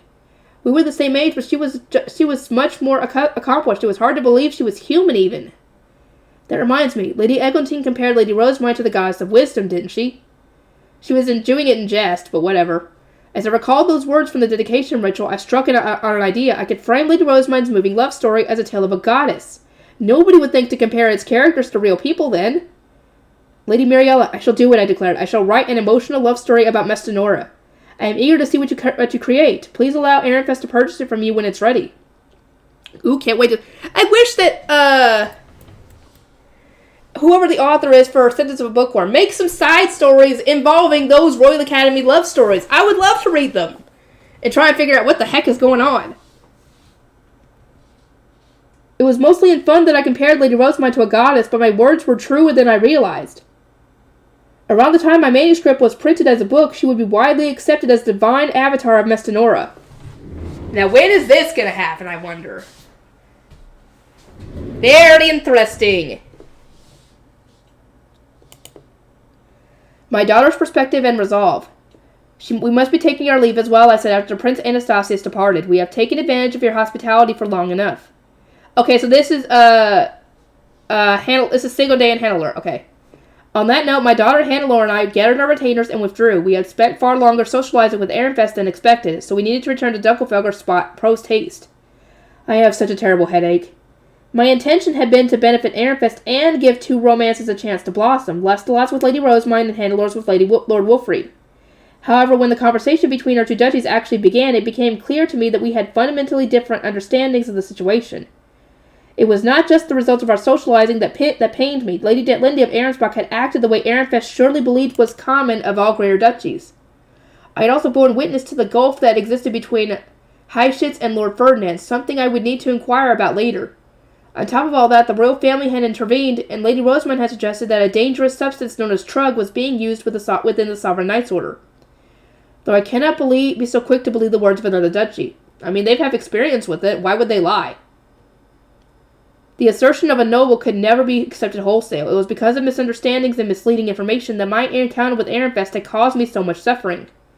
I wanted to investigate Lady Rosamund's suggestion to find out whether it was true, but where would I even be able to learn about such a rare plant? The royal family used a sound blocker. Discussing this matter openly is out of the question. There was much for me to consider as Dunkelfelger's first wife. Still, investigating Trug and the danger it posed was far from my most posing concern to deal with. Hannelore is my top priority. We must inform the rest of the Archducal family of what the royal family has taught us, I said to one of our attendants while still in my stride. Prepare a tea party room. We will eat without our retainers. We had just come out of a confidential discussion with the royal family, so nobody would question our decision to eat and speak alone. Under normal circumstances, such arrangements were made as a way to scold members of the Archducal family without undermining their authority. But few would realize that unless I said it outright. I needed to speak with my husband, Dunkelfelger, and my son, Lestelot, and the pressing matter were Ehrenfest's desires and the future of my daughter. However, I must learn her true intentions. Hannelore, I intoned, we should take a moment to organize what we just learned. There were no scholars present within the sound blocker to record what was said. It was a reasonable enough excuse for a private conversation that none of our retainers would get suspicious, and with that, I presented my daughter with a sound-blocking magic tool. Hannelore must not have suspected anything either because she accepted the tool without hesitation. We do not have much time before we reach our duchy spot, I said, but I wish to hear your thoughts while Lestelot is not around to interrupt you. His reports from the dormitory were written very heavily in his favor, it seems. Hannelore nodded, her expression a complex mixture of enthusiasm and trepidation. She wanted to voice her opinion, but was also reluctant. The confidence she had shown during our conversation with Ehrenfest was nowhere to be seen. I turned my attention to the various presentations, being done by apprentice scholars from lesser or middle duchies. Allowing my eyes to wander would make our conversation seem less intense. To begin with, I said, why was it that Roffin mistook what was very clearly bride-stealing dinner for bride-taking dinner? Because Lestelot wrote it as bride-taking dinner. Because if they had known that it was bride-stealing dinner, apparently, Roffin and the others would not have agreed to it because that's essentially kidnapping. From what someone told me in the comments, anyway. The two variations were worlds apart. Bride-taking dinner occurred when a couple who wished to marry could not obtain approval from one or both parents. Bride-stealing dinner took place when someone attempted to break apart another couple and marry the bride-to-be against her will. Roffin had described the game between our duchy and Ehrenfest as the former, and a contract reinforcing that notion had arrived from the royal family, or royal academy. That had naturally led me to assume that Lestelot's feelings for Rosemine were reciprocated. Roffin would never have permitted a game of bride-stealing dinner, I continued, not when Lestelot was trying to claim an archduke candidate from another duchy whose engagement has already received the king's approval. I expect he believed that Lady Rosemine was soft on Lestelot in turn and was offering them a way to be together. Dinner matches to secure someone's hand in marriage were supposed to be resolved privately between the relevant families, not at the Royal Academy. It seemed reasonable to assume that Lestelot had deceived everyone so that the game could be played outside the reach of Dunkelfelger's adults. So why did you not correct Roffin's misunderstanding, I asked Hannelore. If she had informed us of what was going on, we would have grown suspicious and interrogated our son. At the very least, I would not have entered a conversation with Ehrenfest under the assumption that Lady Rosemine wished to marry into our duchy.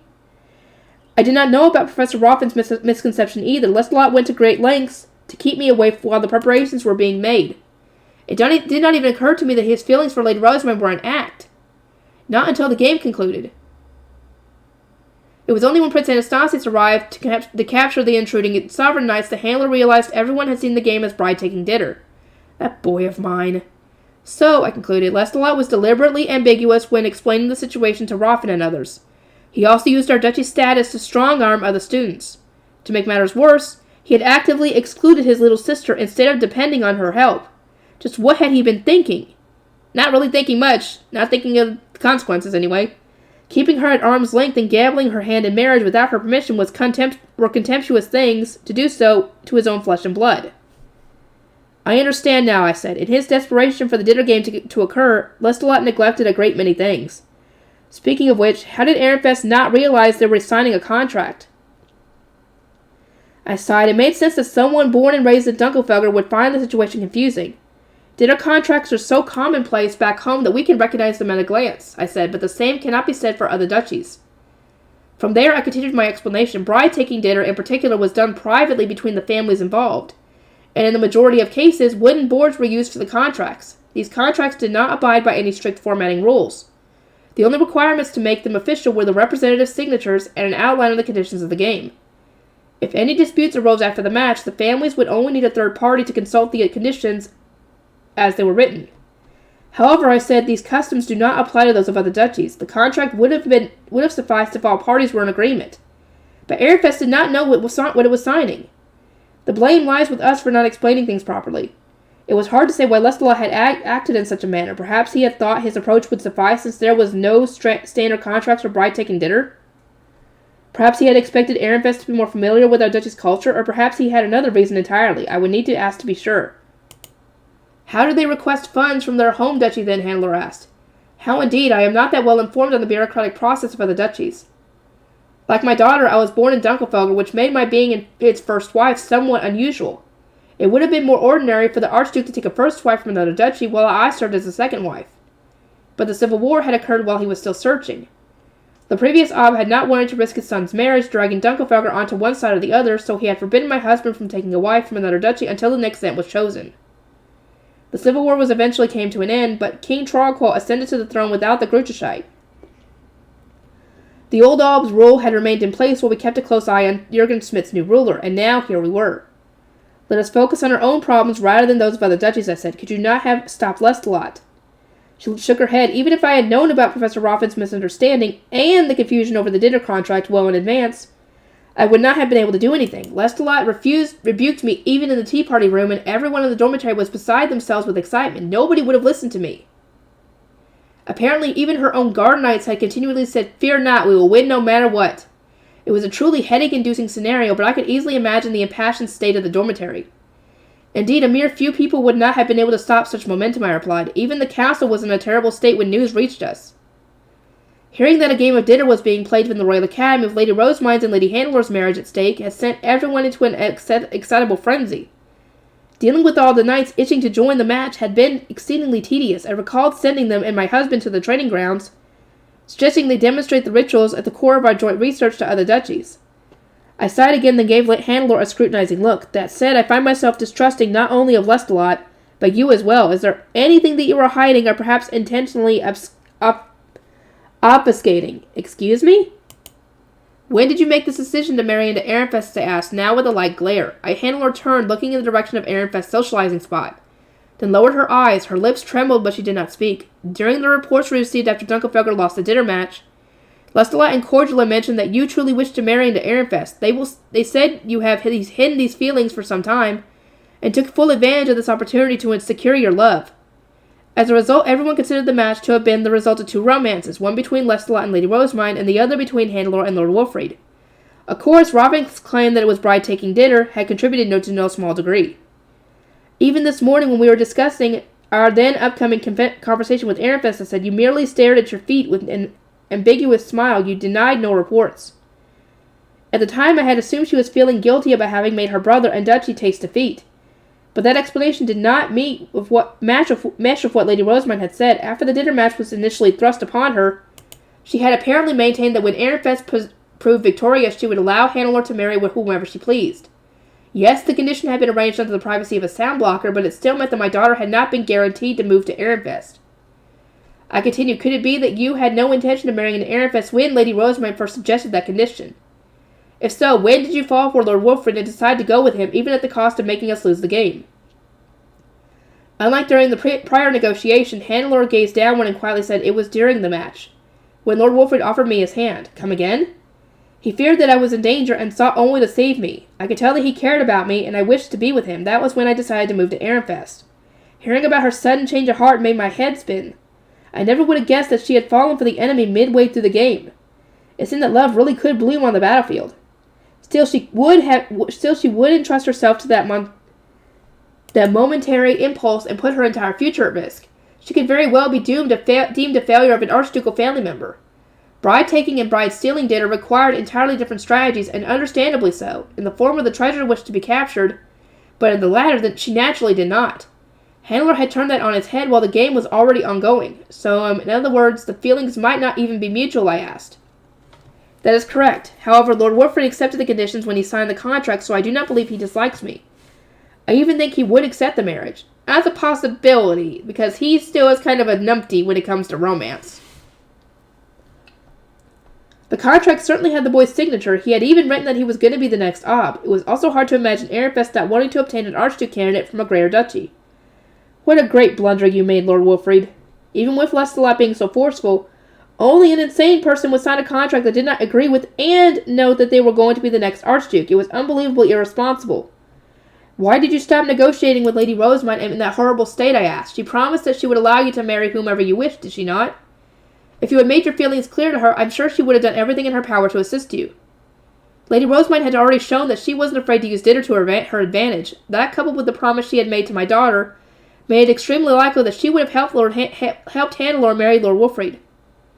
Furthermore, I said, Lord Wolfred must have had romantic intentions when he reached out to you. You could have managed depending on how you approached the conversation.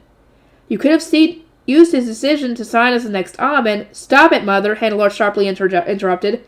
As I said, I do not wish to burden Ehrenfest any more than I already have. Our duchy has caused enough problems for it and Lady Rosamund. Yes, there was mention of Heischitz having created some unnecessary trouble for Lord Ferdinand and Ehrenfest, I said, reminding myself to interrogate Heischitz about it later.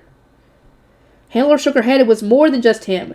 The reports you received were reductive and missing many details. Father and Lestalot always tell me to keep quiet, since the matters have been resolved and Ehrenfest is not suffering for them, but... Hannelore went on to explain the recent history between our two duchies. She added the truths that had been left out when the reports were indirectly relayed to me. The relationship between Ehrenfest and Dunkelfelder began when I was a first year. In an attempt to steal ownership of the library's magic tools from Lady Rosamund, Lestalot led a group of students from various duchies and threatened her with the authority of a greater duchy. I did not see it with my own eyes, but I still remember how the blood drained from my face when Cordula told me what happened. I already knew that a game of dinner was played over the royal heirlooms, but the fact that Lestalot's tyrannical behavior had started it all was heavily abridged in that report. I am impressed that Lady Rosamund was still willing to be your friend, I remarked. She continued, in our second year, Lady Rosamund was troubled more by father than by Lestalot. During that year's introductory tournament, my husband had apparently used the translation of our Duchess history book as an excuse to force another game of dinner. Heischitz had been defeated, and Ehrenfest had not lost anything in the end, so the details that had reached me were once again heavily abbreviated. Ehrenfest had come across as very assertive during the following Archduke conference when negotiating the publishing rights, and it seemed their own Ob was to blame. Is it in our blood to be deceptive when reporting details that might inconvenience us? As for this year's dinner game, Hannelore said, that was again prompted by Lestalot.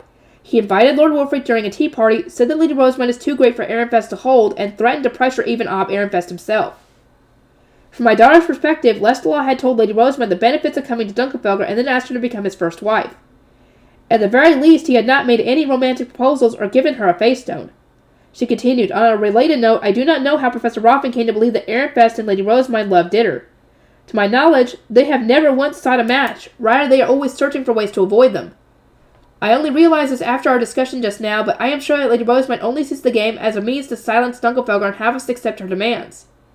At the very least, she does not consider it divine as Lestalot and the others do. Put like that, Dunkelfelder had been anything but kind to Ehrenfest. It made complete sense that Lady Rosamund had felt compelled to say, be silent as losers should be. That was still rude! That was still so freaking rude! Even if you were saying to less a lot. That would have been even better, though. We have troubled them this much already, Handler said. Although also I do not wish to be yet another Greater Duchy's archduke candidate who forces a marriage, is reduced to the rank of an archnoble, and spends her life in misery. There were many reasons to worry about a minor, inexperienced duchy like Ehrenfest taking in an archduke candidate from a Greater Duchy. As such, Handler's decision to cast the opportunity aside should have come as a relief. Now, however, Ehrenfest's joint research had made Ditter appear even more divine than the country at large. Handler had also chosen to leave her base, rather than being dragged away by her opponents. She had joined them for the sake of more personal objectives. It was like a slap in the face to the knights who had fought with her, though Ehrenfest did not consider it a betrayal. I recalled what Lady Rosamund had said, that the onus was on Handler's guard knights for abandoning their charge, and shook my head. I could never view joining the enemy and leaving those fighting for your sake as normal. How would Ehrenfest have reacted if Lady Rosamund had taken Lestalot's hand, forsaking the safety of her shield after her guard knights were blown away? Would that not have been considered a betrayal, especially if she had never before expressed any feelings for her captor? Or would the blame have fallen on her knights, whose only fault had been drawing their weapons to protect their lady? Our perspectives are just fundamentally different. You have agreed to disregard the clause about your marriage, I said. Ehrenfest may have accepted that you acted on impulse, as its students prioritized your safety above all else, but that will not be the case back home. After a hesitant pause, Handler said, I understand. Her desire not to trouble Ehrenfest any further was admirable enough. She knew in great detail what problems we had caused, so it was only natural that she would try to make amends. That said, refusing this wedding was the absolute worst decision, both for our duchy and for Handler herself. I would have preferred that she think of some way to apologize to Ehrenfest after marrying into it. Do you say that knowing how much of an influence your words and actions have? I believe so. She was looking down at her feet so I could not see her face, but her hand was trembling as she clutched the sound blocker to her chest. You took your enemy's hand and abandoned your base. We lost because of your betrayal. Yes. You would not have received much of a punishment because your actions happened to benefit our duchy. We would have formed closer bonds with Ehrenfest whether we won or lost. To be more precise, there were several reasons why Handler would have been let off so lightly. Lestalot had done a poor job of gathering intelligence on his little sister. Her betrayal had been interpreted as a plot to realize her true love. She would be marrying into another duchy in a few years' time anyhow, and a connection to Ehrenfest would greatly benefit our duchy. Lestalot was at fault for not having paid more attention to his sister, and was being held responsible for losing our treasured shield. Ha! That was his fault on that one. That should have been the end of things. However, I continued, you then declared that you will not be married into Ehrenfest.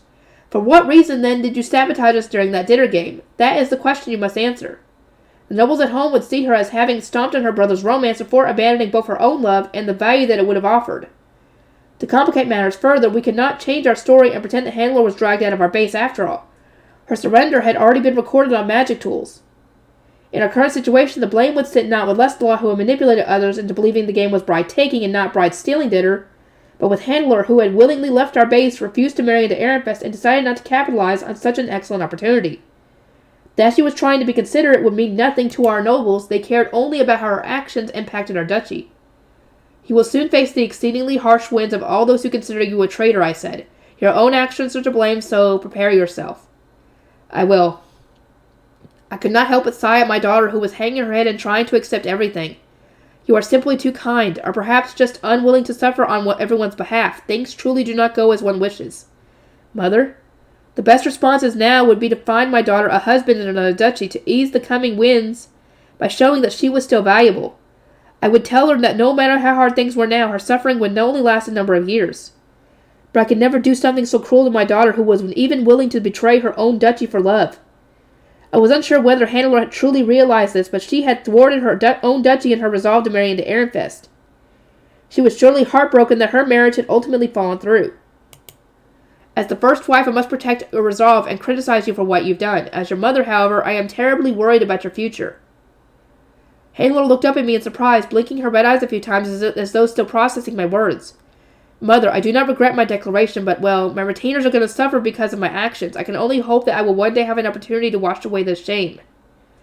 Anger began to bubble up from inside of me, not at my daughter who acted foolishly on an emotional impulse, but at my son who had put her in this situation to begin with. I understand your perspective and resolve, Handler. Now let us interrogate your brother about his perspective over lunch. I expect you to interject whenever he tries to hide or abbreviate details. Me? Who else? Handler inhaled sharply and glanced around in search of support. As we were gripping sound-blocking magic tools, however, her retainers only looked at her quizzically. "Oh, right," I said. "I also need to interrogate the Ob about his behavior during last year's Internet tournament. It is doubtless the case that his actions then influenced Ehrenfest's and Lady Rosemine's positions today. Lestalot was not the only egotist in this situation. The Ob was guilty too. It was seemingly because he had used our authority as a Greater Duchy to put pressure on Ehrenfest that we were having to accept their terms for their translation of our history book. Now Lady Rosamund and Ehrenfest were using their dinner wins to make us accept all of their demands. I would need to lecture my husband about hiding his involvement in this process." "Mother," Handler stammered, tears in her eyes, "please keep it a secret that I have said all these things." I gave her a questioning look. "You are not the one at fault here. Puff out your chest and stand tall as women from our duchy should." It was a deliberate allusion to their negotiation with Ehrenfest, but Handler merely hung her head. I am still far, far away from being a proper Dunkelfogger woman. Oh, come on. I wanted to see them get to her to tear into Lestalot about what he did. Come on. I want that story. Suspicions and Gwenin. Today really had been packed. What with the Introductory Tournament's awards ceremony and dinner with Uncle. I'd also learned a lot from watching some triple-layer acceleration brewing, something that I could only describe as superhuman. It was 7th bell when I finally returned to my chambers. I took a bath and started to prepare for bed. I'm guessing this is Wolfried. "That's all for today, everyone," I said to my student retainers. "Oswald can take care of the rest. They are still needed to get ready for bed in their own course, or own room, so I urged them all to leave." "Lord Wolfried," said Oswald, my head attendant, "what did you think about how close Lady Rosamund and Lord Ferdinand seemed today?" I cocked my head at him. We had just eaten dinner with Uncle in the tea-party room. Uncle had also checked Rosamund's health, which was presumably what Oswald was referring to now that we were alone. After a moment of thought, I said, "It was impressive how they gauged each other's health at a glance. I didn't notice that Uncle looked sick or that Rosamund had a slight fever. I also hadn't given any thoughts to Rosamund's post-reef problems. 2 years had passed since she woken up, so I'd assumed she was all better. But Uncle had said she was still relying on magic tools. Did you truly feel nothing else? You looked very surprised when Lady Rosamund spoke to you." "Ah, that. It was because they act so differently around each other. It seemed nothing like they do with Mother, Father, or us. Uncle was always so stone-faced. I was pretty sure today was the first time I'd seen his expression soften. The same went for Rosamund. I'd never seen her so relaxed and vulnerable before. It reminded me a lot of the first time I saw her treat Cornelius as her brother." "Is that truly all?" Oswald asked. "I guess I don't need to hide this from you, but the way Rosamund acted with Ferdinand made me think of how I used to be with grandmother. Relaxed and dependent, I mean. That's why I didn't know what to say. Those two hate grandmother. My grandmother Veronica was said to have done cruel things to both Uncle and Rosamund. I knew that, but still, grandmother was the first family member I'd ever known, and my admiration for her was everlasting. In her case, I never had to endure massive workloads or work to tight deadlines. I could spend my days doing whatever I wanted. I'd never expected that to last. I was an Archduke candidate after all, but I was still nostalgic for the unshakable love she had showered me with back then." "Hold on a moment," Oswald said. "Do you mean to say that you feel nothing about their public displays of affection?" His tone and expression of disbelief were enough to me to gather that I'd surprised him with my answer, but I didn't have a clue what he wanted me to say. For some reason, I started to feel annoyed. "I told you I was surprised, didn't I? And that wasn't a show of affection, it was a checkup. Uncle is Rosamund's personal doctor. You never said anything about it before, so why would it be surprising now? Lord Ferdinand has moved to Arensbach and is no longer her primary doctor, so their physical contact was clearly excessive. They were also acting much too close for two people who already engaged to others. Be more cautious in these matters in the future, Lord Wolfried, especially now that you have developed mana sensing." "He has?" "I wonder if Rosamund has, because I wonder if she can sense anybody's mana." Mana sensing was one of the secondary sexual traits that children develop between the ages of 10 and 15. It provided a way to identify those whose mana quantity was similar to your own, and in terms of rearing children, it gave you a good idea of who would make a good marriage partner. My mana sensing had developed this winter after my return to the Royal Academy. I was used to it now, but I remembered how anxious I had been when I first started to feel other students' mana. I could tell whenever a person with a similar mana quantity was close, so I needed to exercise a lot of self-control not to look around whenever I sensed someone. "You remember that Rosamund hasn't developed it yet, right?" I asked. "What am I supposed to feel for someone whose mana I can't sense at all?" "Because she has a ton more than you, dude! Do you not realize that? You can't sense it because it's either she has more than you or she has less than you. She has more than you. I think you kind of realize that by now."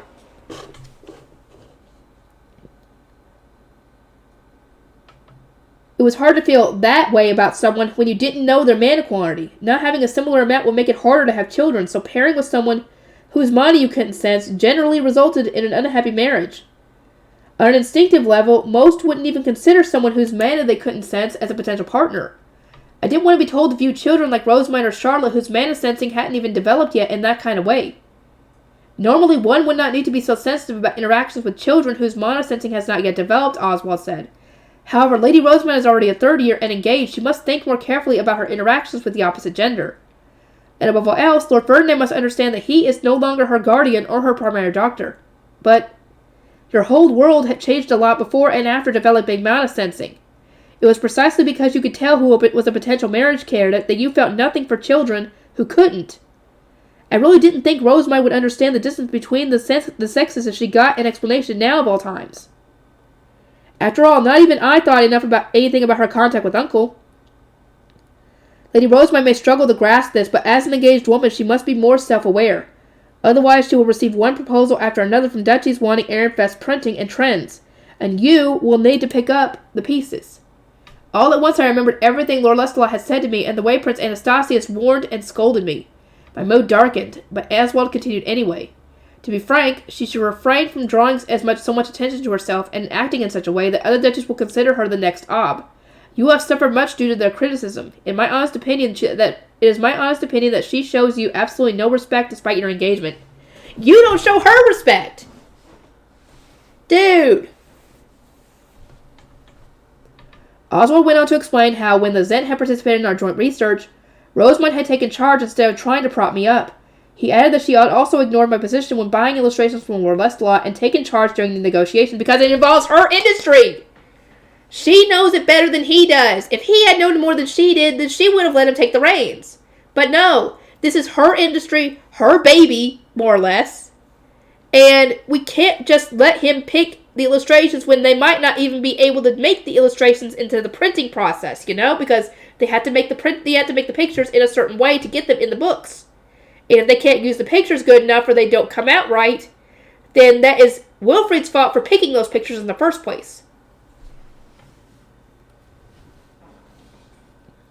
Then, to conclude, he said that she should have let me represent Ehrenfest when our joint research with Dunkelfelder received an award. I'm not sure about all that, I said. Rosemine knows more about the printing industry than I do, see? And she started that joint research to begin with. There was no place for me on that stage. Rosemine had tried to give me the credit, but I naturally refused. It just wasn't right. She was incredible, and if I wanted to be incredible too, it only made sense that I would need to work for it. You were the next Overlord, Wilfrid, which makes you your duchy's representative. As your sibling and your future wife, respectively, Lady Charlotte and Lady Rosemine have a duty to offer you their successes. No, they do not! They do not! That is not their job. If they do something good, that is on them, not on Lord Wilfrid. He should make his own accomplishments. And even Florencia agreed with this. In that, I think it was the prologue where she talked to Charlotte and we found out about all this. Lady Rosemine chose not to support you, so we must assume that she wants to rule Ehrenfest herself. He was acting like my decision to turn down Lady Rosemine's offer was a mistake, and that made me mad. It was like he was saying I wasn't good enough to be an Ob of my own. That I could only manage by stealing the achievements of my little sisters. Right! Thank you! He's not okay with that! Lord Lestalot and Prince Anastasius had already hurt my pride, and now Oswald was doing the same. Stop, you're my head attendant. Don't make me feel even worse. To be honest, Lord Wilfrid, I am concerned about Lady Rosemine's status as her father's adopted daughter. I expect he might see the purge as an opportunity to make her the next Ob instead. The Lies Gang certainly will. I strongly suggest you approach Ob Ehrenfest and say that while your engagement to Lady Rosemine should remain, he should disown her so that she returns to being an archnoble. That's ridiculous, I said. We're not going to disown her, and she's not going to be the next Ob either. Some time ago, Rosemine had outright told Guy Blaskin that she had no intention of becoming the next Ob. She had done the same thing to Lord Lestalot. It boggled the mind that someone would still doubt her enough to want her removed from the Archducal family entirely. In the first place, I continued, Rosemine is too sickly to rule. Father, I am told that Lord Ferdinand's medicine improved her health. You must also realize that people's feelings and situations change over time. What brought all this on? I asked Oswald, glaring at him. He was being too persistent about doubting Rosemine. The purge.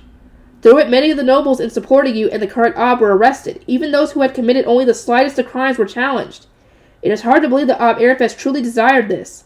I expect that Lies Gang nobles pressured him into. Now he was criticizing Father too? That really ticked me off. That purge had been necessary for getting rid of all the dangerous nobles hiding in Ehrenfest. You should know, Oswald. You should know how hard that choice was for him.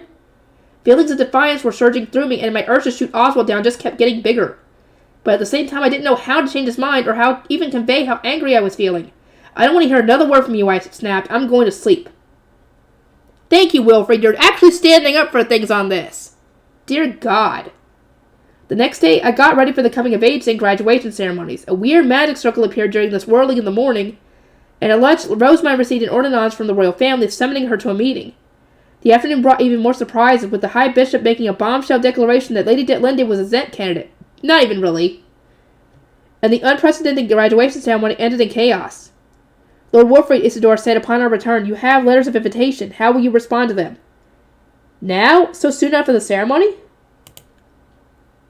That seems suspicious. Socializing season and now the graduation ceremony were over and done with. Everyone was either already home or preparing to leave, so it was very unusual to have received one invitation, let alone several. Isidore showed me the letters. These ones are from the lesser and middle duchies that intruded upon our dinner game and are now seeking amends. Then he showed me one more, and this is an invitation to Gwenin from Lord Ortwin of Derwonkel. Those who had interrupted our match at the urging of sovereign knights hadn't been punished by the Zent, but that didn't mean they had been forgiven by the students of Dunkelfelder, where dinner was sacred. The lesser and middle duchies had apparently tried to apologize to them during the interduchy tournament, only to be sent away before they could say anything. We were evidently their next port of call. Did we have a lot of visitors during the interduchy tournament? I mused aloud. Those duchies didn't have time to speak with Father after Dunkelfelder refused them, and this is their last chance before the Archduke Conference. Unfortunately for them, Father had already returned to Ehrenfest. Mother still wasn't feeling well, so they had departed together straight after the graduation ceremony. That was probably why the invitations had come to me. I was the next Archduke after all, but it wasn't my place to handle these kind of diplomatic matters. Turn them all down, I said. We have nothing to say to them without Father here. Now what's that invitation from Ortwin about? We were so happy with this year's short research that we didn't have much time to socialize. Let's play one last game to send the year off. It was an exciting offer, but Oswald grimaced when he read it. Do you intend to accept, he asked me. For him to have sent this invitation now, and at such short notice, he must have some ulterior motive. I expect nothing but trouble. You're always telling me never to refuse invitations from top-ranking duchies, are you? I retorted, Rosamund gets to have tea parties with Lady Hannelore. It should be fine for me to meet with Ortwin. Rosamund had received an invitation to exchange some books and illustrations discussed during the interduchy tournament. Father had approved their meeting before he left, so it wasn't like socializing was forbidden right now. I understood not to do anything that would impact interduchy relations while he was gone, but surely some Gwenin with a friend was acceptable. But Lord Wolfried, I said I'm going. Last night had really strained my relationship with Oswald. Considering that what's going on with what they think is going on with Oswald right now, he's trying to still act like it's Lady Veronica in charge and all that stuff. Yeah, best to get him out of there. I didn't want to listen to his annoying lectures, and it was hard not to think he was looking down on me when he was being so overprotective. It all made me feel so defiant. Even now I was being unnecessarily argumentative with him. I hated acting like a child throwing a tantrum, but something about him just didn't sit right with me. Oswald, Lord Wolfried would do with some time to unwind, interjected Bartold, and an apprentice scholar, formerly of the former Veronica faction, who had given me his name. He is going to be in a very difficult position when he returns to Ehrenfest. Do permit him this opportunity to play with his friend. Oswald gave a resigned nod and stood down. I definitely felt more stubborn when Oswald and I were facing each other down, so it was a relief to have Bartold arbitrating.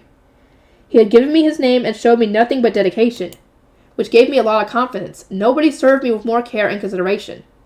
On the same day that Rosamund went to her tea party with Lady Hannelore, I made my way to Derwonkel's tea party room. Ortwin greeted me when I arrived. Hey, Wolfried, I'm glad you can make it on such short notice. We didn't get to play much Gwenin this year, so I'm glad we have this chance.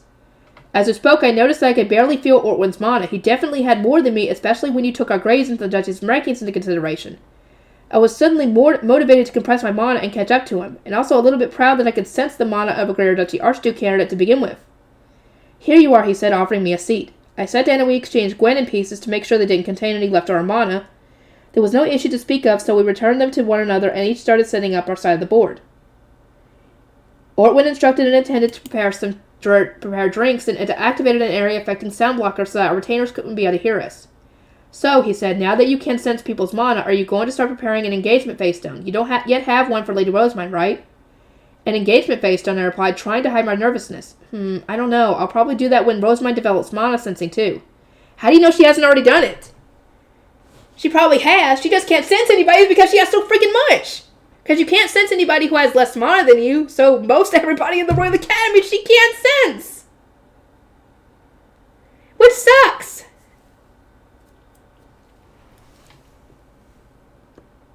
It wasn't news to you that you had to give a face stone to your fiancé, but I hadn't even thought about giving one to Rosemine. Maybe it was because we were so young when we got engaged, or because nobody else had mentioned it.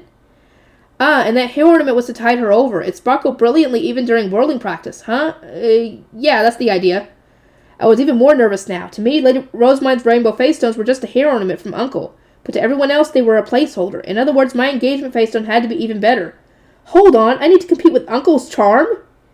A shiver ran down my spine as I pictured the omni-elemental rainbow face stones and the protective magic circles they contained. I touched the charm on my wrist. It was from Uncle, too. Having it on had given me courage before, but now it felt more like a burden. I was overcome with an urge to remove it and then get Rosemine to remove hers too, and it was then that I remembered what Oswald had said to me. Lord Ferdinand has moved to Arensbach and is no longer her primary doctor. Be more cautious of these matters in the future, Lord Wolfried, especially now that you've developed mana sensing.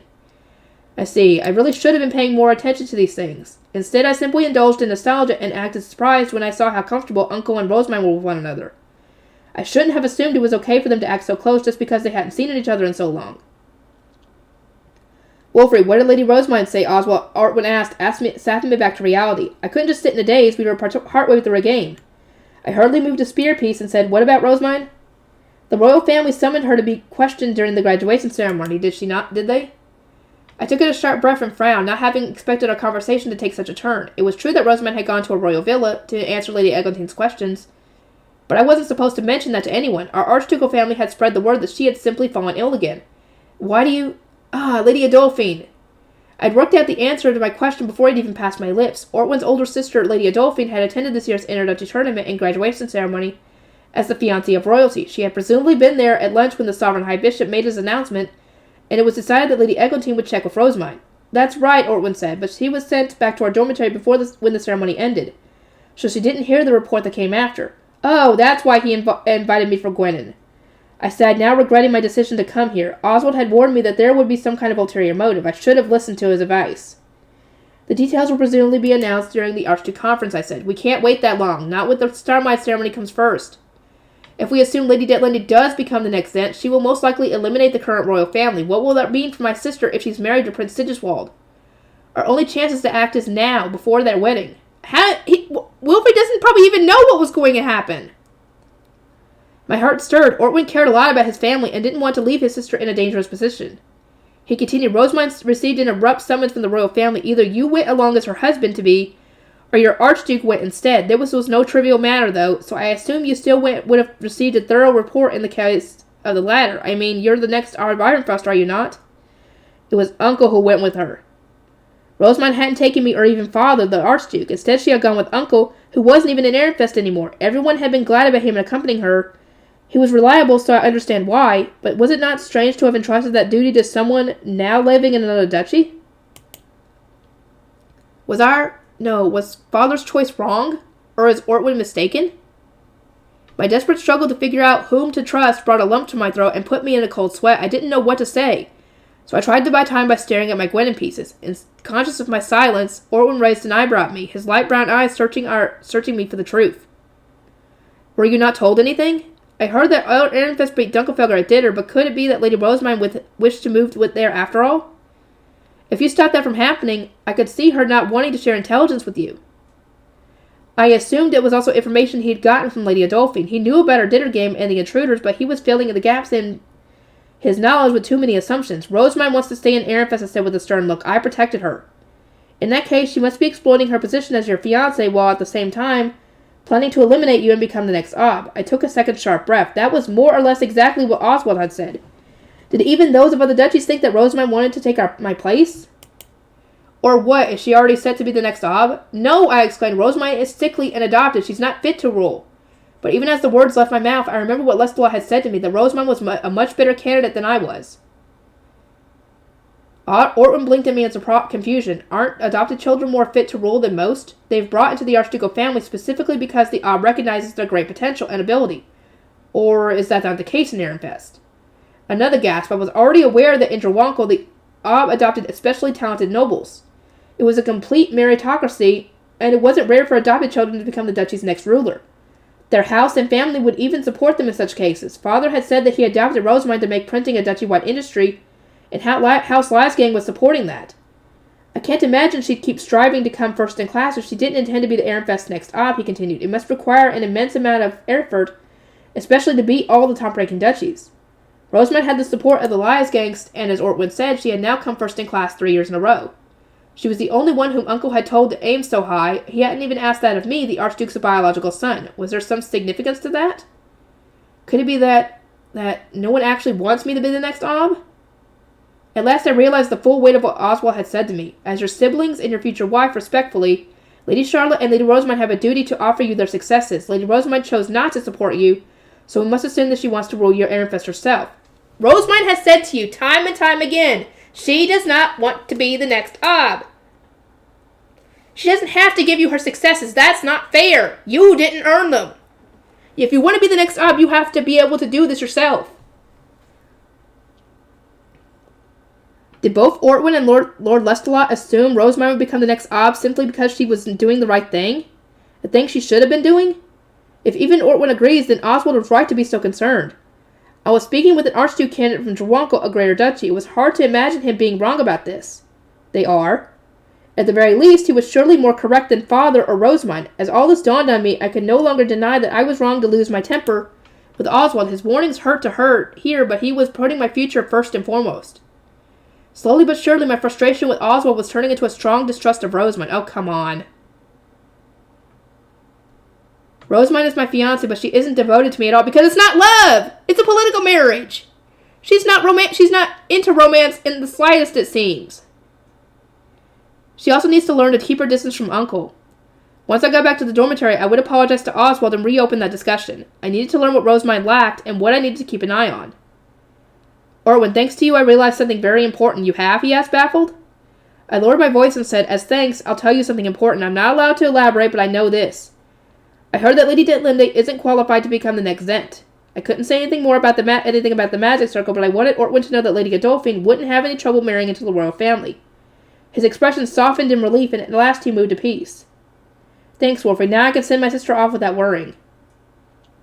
Perhaps because his guard was down, Ortwin made a minor mistake. I wasted no time exploiting it, and thanks to that, I managed to win our last game of Gwenin for the year.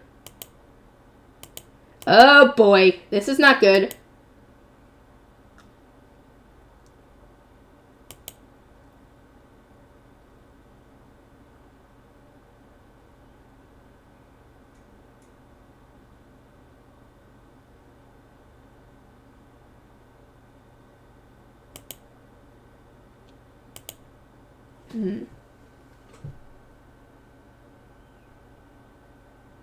Oh God, he's pinching her cheeks.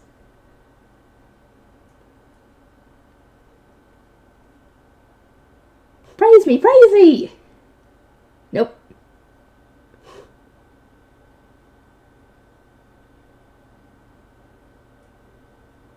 Hey, that's mean. All she wants is some praise.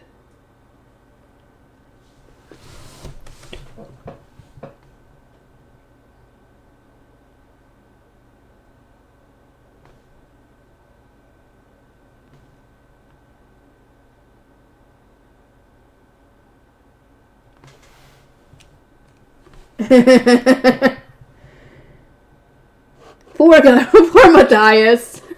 He can't even be near him when he's saying those lines.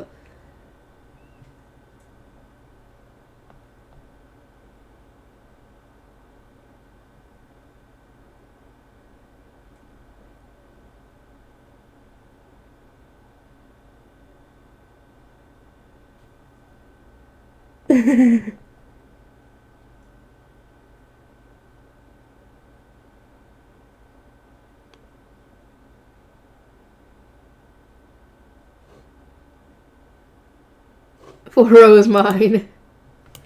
Good lord, I can't wait to see what happens in the next volume. Yeah, Rosamund, you're gonna have to deal with Wilfrid being distrustful of you now. Great. Anyway, I'll see everybody in the next one.